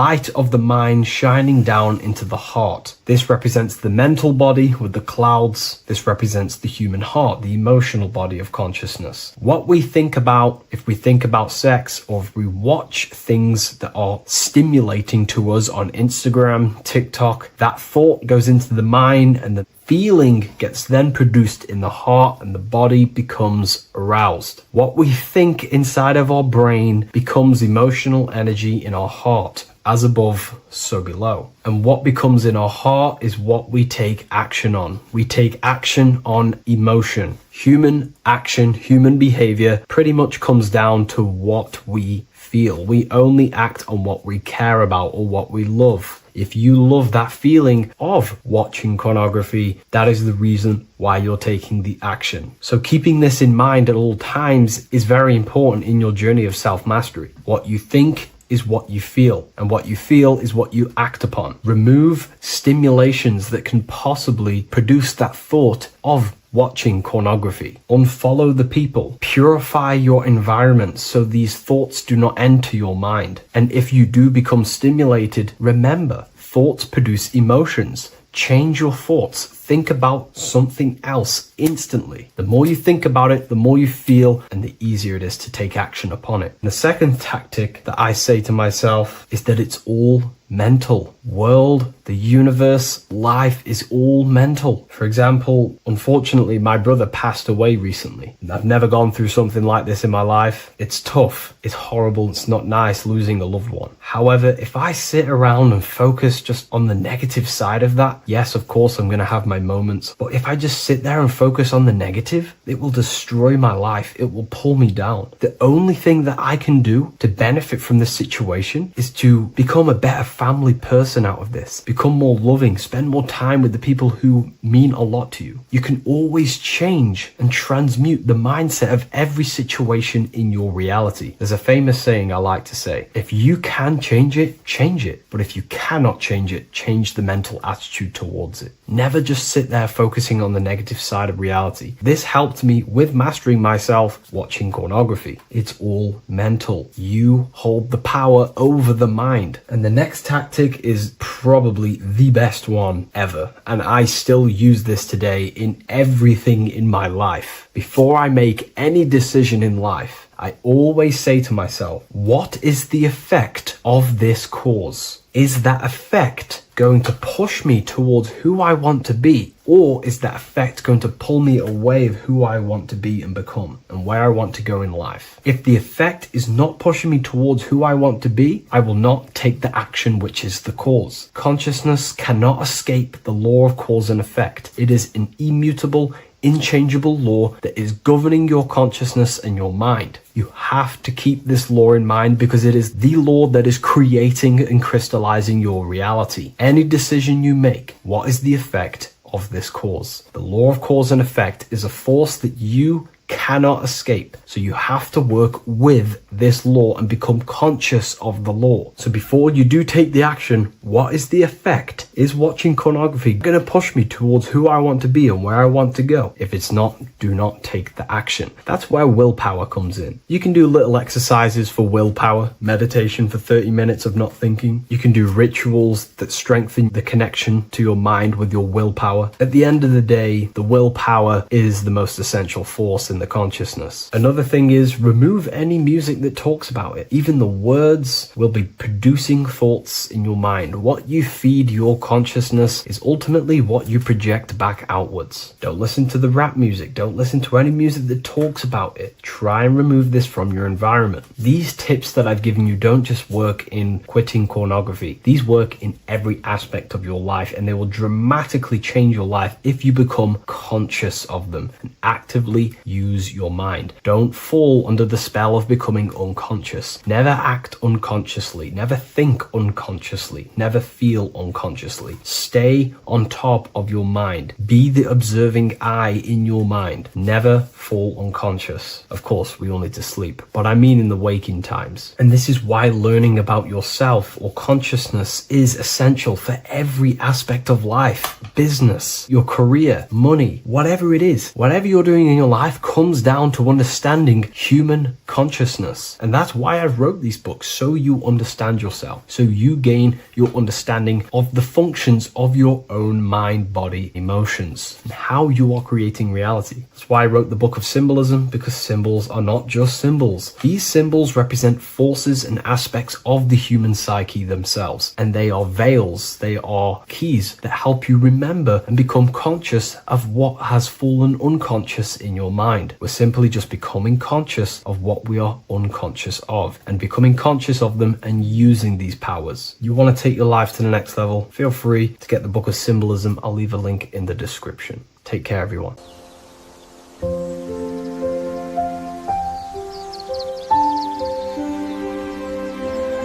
bookofwisdom.com.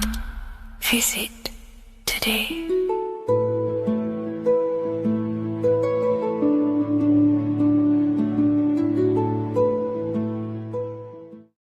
Watching pornography makes you see people as objects. It does a lot of psychological damage to the human mind. And if you truly want to progress in life, your spiritual journey, mastery, whatever it is, mastering your sexual urges is essential to become powerful, successful, and become the best version of yourself. And there are some occult practices that I used to help master this urge. They're not really techniques, they're more mindsets, which will definitely help you overcome your urges. So if you want to quit pornography today, this is the way forward that I used to create this version of myself. Before we go into the tactics, we must understand that whatever we do in darkness comes into light some way or another. If you watch pornography, you know you have a problem, you keep this to yourself. We all naturally do. These things are private, and what we do in our private time molds our subconscious mind, and we keep it away from people. But whatever we do in darkness always comes to light. If you're doing things you don't want others to see, such as watching pornography, it will come out through a subconscious force. It will come out in your eye contact. You won't really be able to make eye contact with the person you're attracted to. It comes out in your energy, your aura, your presence, your confidence. All of this plays a role in molding your consciousness. And especially women can pick this up so easily. Females are more subconscious, males are more conscious. Females speak indirectly, males should speak directly. If a woman is hungry, they will say, "I'm hungry." "Are you hungry?" But a male will say, "Let's go get some food." You have to see the underlying subconscious messages in women because they speak in more of a subconscious language. Men speak in a direct language. And maybe even men will pick this up. If you want to be taken seriously in the business world or your career, whatever it is, this is essential for your body language and your personal power. So you must master your sexual urges. Releasing your sexual energy, your sexual fluids, removes the life in your eyes. A lot of people get dark bags underneath their eyes. I used to have them years and years ago. My eyes were always half shut. There was no life in my eyes. But as you purify yourself, the life and the energy comes back into your glaring eyes. The first tactic on mastering your sexual urges is understanding that thoughts produce emotions. Whatever we think about inside of our mental body directly corresponds to what we feel in our emotional body. What we see here is a piece of alchemical artwork showing you the light of the mind shining down into the heart. This represents the mental body with the clouds. This represents the human heart, the emotional body of consciousness. What we think about, if we think about sex, or if we watch things that are stimulating to us on Instagram, TikTok, that thought goes into the mind and the feeling gets then produced in the heart and the body becomes aroused. What we think inside of our brain becomes emotional energy in our heart.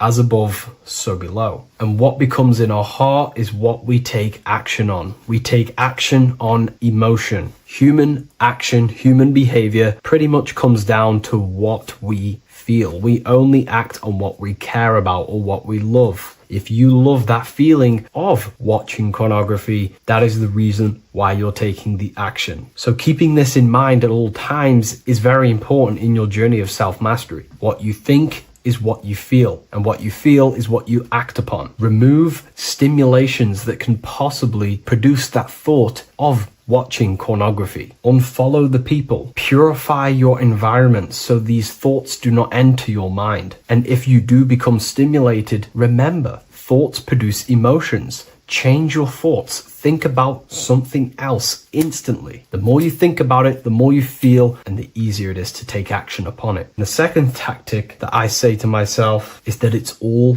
mental. World, the universe, life is all mental. For example, unfortunately, my brother passed away recently. I've never gone through something like this in my life. It's tough. It's horrible. It's not nice losing a loved one. However, if I sit around and focus just on the negative side of that, yes, of course, I'm going to have my moments. But if I just sit there and focus on the negative, it will destroy my life. It will pull me down. The only thing that I can do to benefit from this situation is to become a better family person out of this. Become more loving. Spend more time with the people who mean a lot to you. You can always change and transmute the mindset of every situation in your reality. There's a famous saying I like to say, if you can change it, change it. But if you cannot change it, change the mental attitude towards it. Never just sit there focusing on the negative side of reality. This helped me with mastering myself watching pornography. It's all mental. You hold the power over the mind. And the next tactic is probably the best one ever. And I still use this today in everything in my life. Before I make any decision in life, I always say to myself, what is the effect of this cause? Is that effect going to push me towards who I want to be? Or is that effect going to pull me away of who I want to be and become and where I want to go in life? If the effect is not pushing me towards who I want to be, I will not take the action which is the cause. Consciousness cannot escape the law of cause and effect. It is an immutable,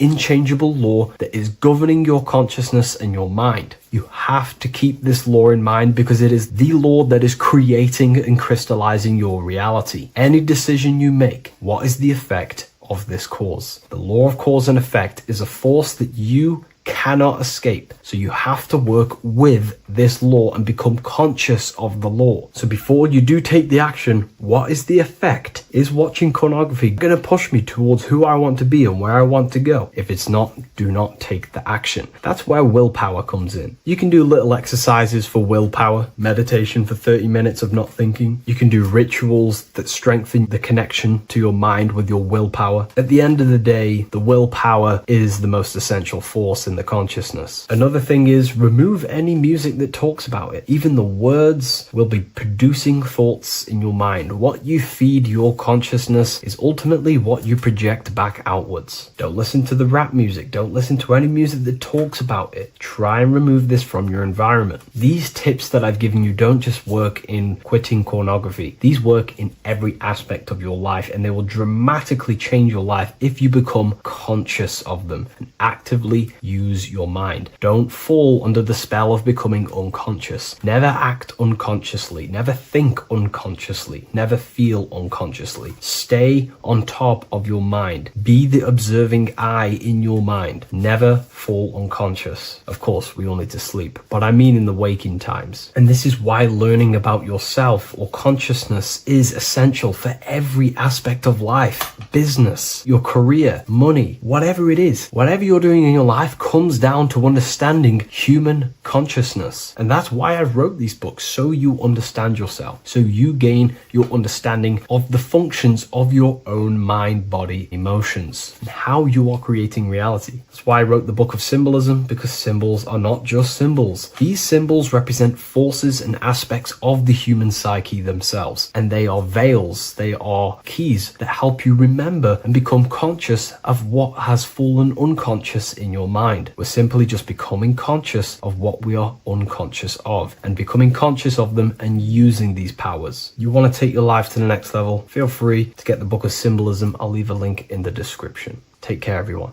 Before you call the Baphomet evil, make sure that you watch this video until the end so you gain a full understanding on what the Baphomet truly is. No, I am not a Satanist. I am simply an esoteric and occult researcher.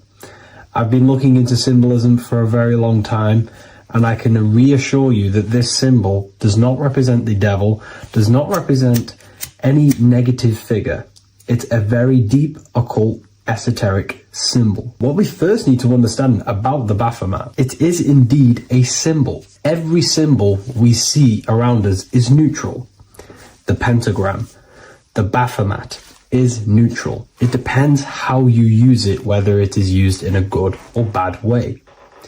Everything is neutral. It's your mind's perception that gives it a positive or a negative charge. First of all, let's break down the Baphomet symbol. Let's look very closely at the Baphomet. We have clearly the four physical elements corresponding to the Baphomet. Here we clearly have the fire element. The wings represents the air, the flapping in the air. The fish scales, which is the water, and this dome figure representing the earth. The soul is incarnated into four bodies. We have a mental body of consciousness, intellect. We have an emotional body of consciousness, which is all to do with intuition and energy. We have a spiritual body of consciousness, our astral body, and a physical body of consciousness for the physical earth. Earth corresponds with your body. Air corresponds with your mind, fire corresponds with your spirit, water corresponds with your emotions. So the Baphomet is showing you the four elements of the soul, the four bodies of the soul that we are incarnated in. Now, let's look at this moon figure. We have the moon. The moon represents the internal world. It represents what we cannot see. The sun represents our conscious mind, what we can see, what we're aware of, the physical world. The moon represents what we are not aware of. It represents our internal world. Remember, we have two worlds. You're an individual. You have a dual nature. Individual. You have an internal world. When you close your eyes, you have an internal voice, an internal world of thought and emotion, and an external world of this material body. The moon represents the internal.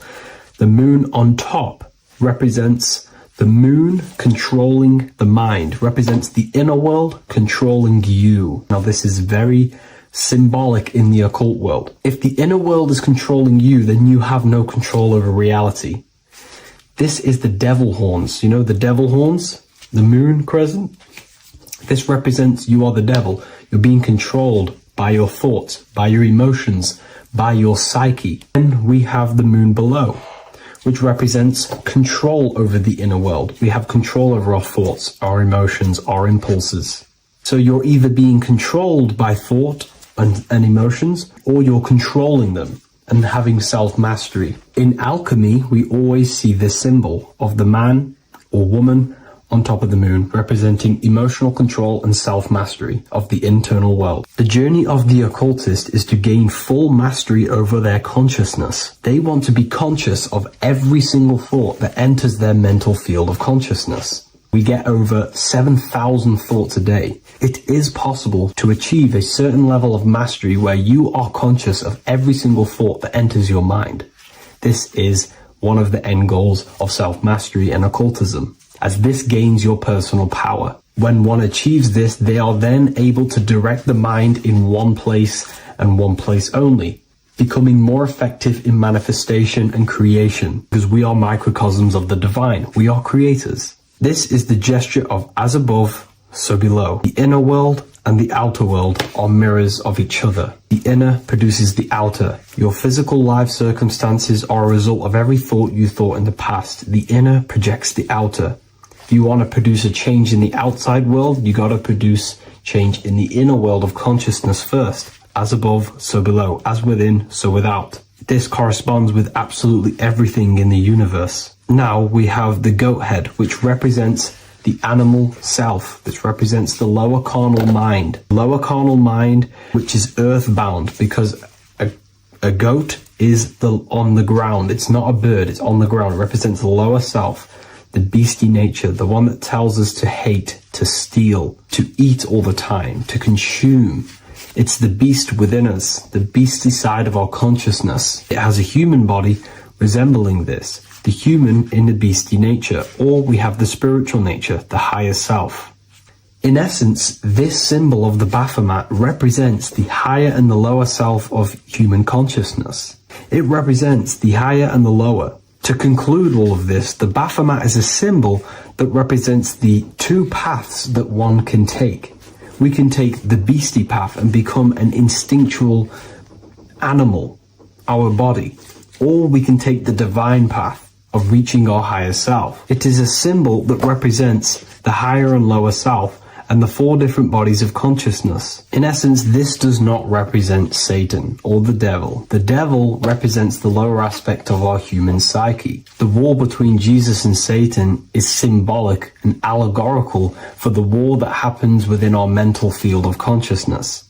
The internal war between good thoughts and bad thoughts, positive emotions and negative emotions. It is the constant war inside the battlefield of your own mind. Jesus, Satan are symbols, characters that are symbolic of aspects of your own consciousness, because the universe is mental. The only thing that truly exists is your mind. Therefore, all of these ancient spiritual texts like the Bible, the Bhagavad Gita, the Quran are all symbolic of what's happening inside of our mental body. It is the inner chaos that can destroy our life, or when we create structure and restructure our inner world, we can live a peaceful life. If you are struggling from the internal world and you want to gain mastery of yourself while learning the occult secrets, join Ethereal University, a community of like-minded individuals who are all striving for the best versions of themselves. We host live calls and we have an abundance of lectures that you can watch. Or check out the Book of Wisdom. This is volume 2. I'll leave all the links in the description. Have an amazing day.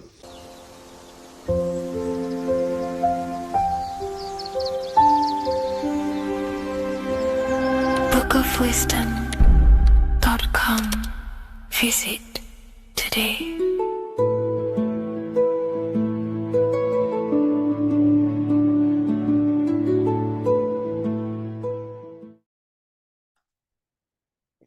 In this video, you're going to learn exactly what Christ consciousness truly is and how to cultivate this into your life so you can live a better life, create the things that benefit yourself and humanity, and ultimately to bring heaven on earth. This is the true way. If you're familiar with my work, you know that, I'm pretty much obsessed with symbolism. Symbolism is such a massive topic, and it unlocks profound ancient wisdom that is hidden behind these layers of symbolism of the ancient paintings, symbols, and texts. So I was going through some Christian artwork and I came across this painting. It's a well-known painting called The Sacred Heart of Jesus. And it just blew my mind.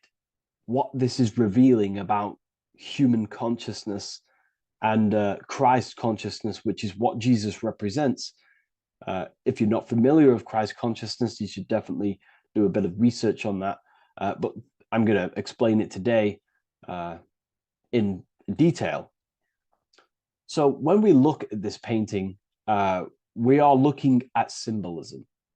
We're looking at consciousness, a state of being, a state of living, a way of thinking, a way of feeling, and a way of acting in the world. As I've said this many times, we're all creators. We all create and generate reality. And you don't just have your personal reality, you have a collective reality. Your reality is affected by the collective consciousness.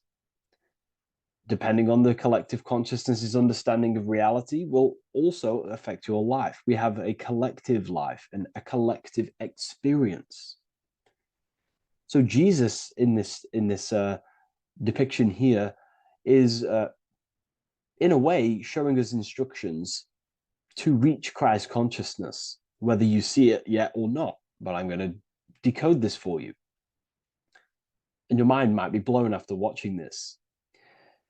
Okay, so so what is the meaning of Christ consciousness? What's the whole purpose of this? Very simple. Like I mentioned before, we have a collective experience on this world. And Christ consciousness is the natural consciousness that we all need to be functioning on to generate peace, love, and unity on the earth in this experience we call life. That's what Christ consciousness truly is. It's a state of being that we need to cultivate within our own self, within myself, others, and everyone in this life and experience, so that we can all live in peace and heaven on earth, what they like to call it, so that we can generate the best experience possible together on this thing we call earth, on this material world, this material dimension. The material dimension is simply just a physical dimension of thought. It's a physical outcome of thought, but that's a whole other lecture. So please leave a like, leave a comment if you have any topics to talk about that you wish for me to cover, and definitely leave a subscribe if you like my content and channel. So to go deeper into this, right, we've explained what Christ consciousness is and what it actually, will do to the earth and what it will do to reality in our collective experience. And it's also representing a profound understanding of self, a deep understanding of the true nature of self, the true source of self, what the self is, pure consciousness, pure God. We are all Jesus. Jesus is you, a physical manifestation of the divine made manifested physically. A physical manifestation of consciousness, okay, of spirit descended into matter. However, Jesus is a symbol that should not be worshipped, but something that we need to cultivate, maybe look up to, and cultivate within our own mind and hearts and actions. So he is someone that we should embody into our own very own being. We need to reach a level of intellect, the mind, a level of emotional understanding, and ultimately this creates Christ consciousness. Okay, and now I know that was very, very vague what I just said, but I'm going to explain it a bit more. I don't want to give it fully away yet because you need some more information, more keys. So let's observe the top end of this painting. Jesus with this circular light emanating around his head is symbolic of the mind, of our thinking aspects of consciousness, the way we generate thoughts, ideas. The mind is also good at also ruling communication. It also rules what we give attention to. Okay, so this is symbolizing the mind of every human being.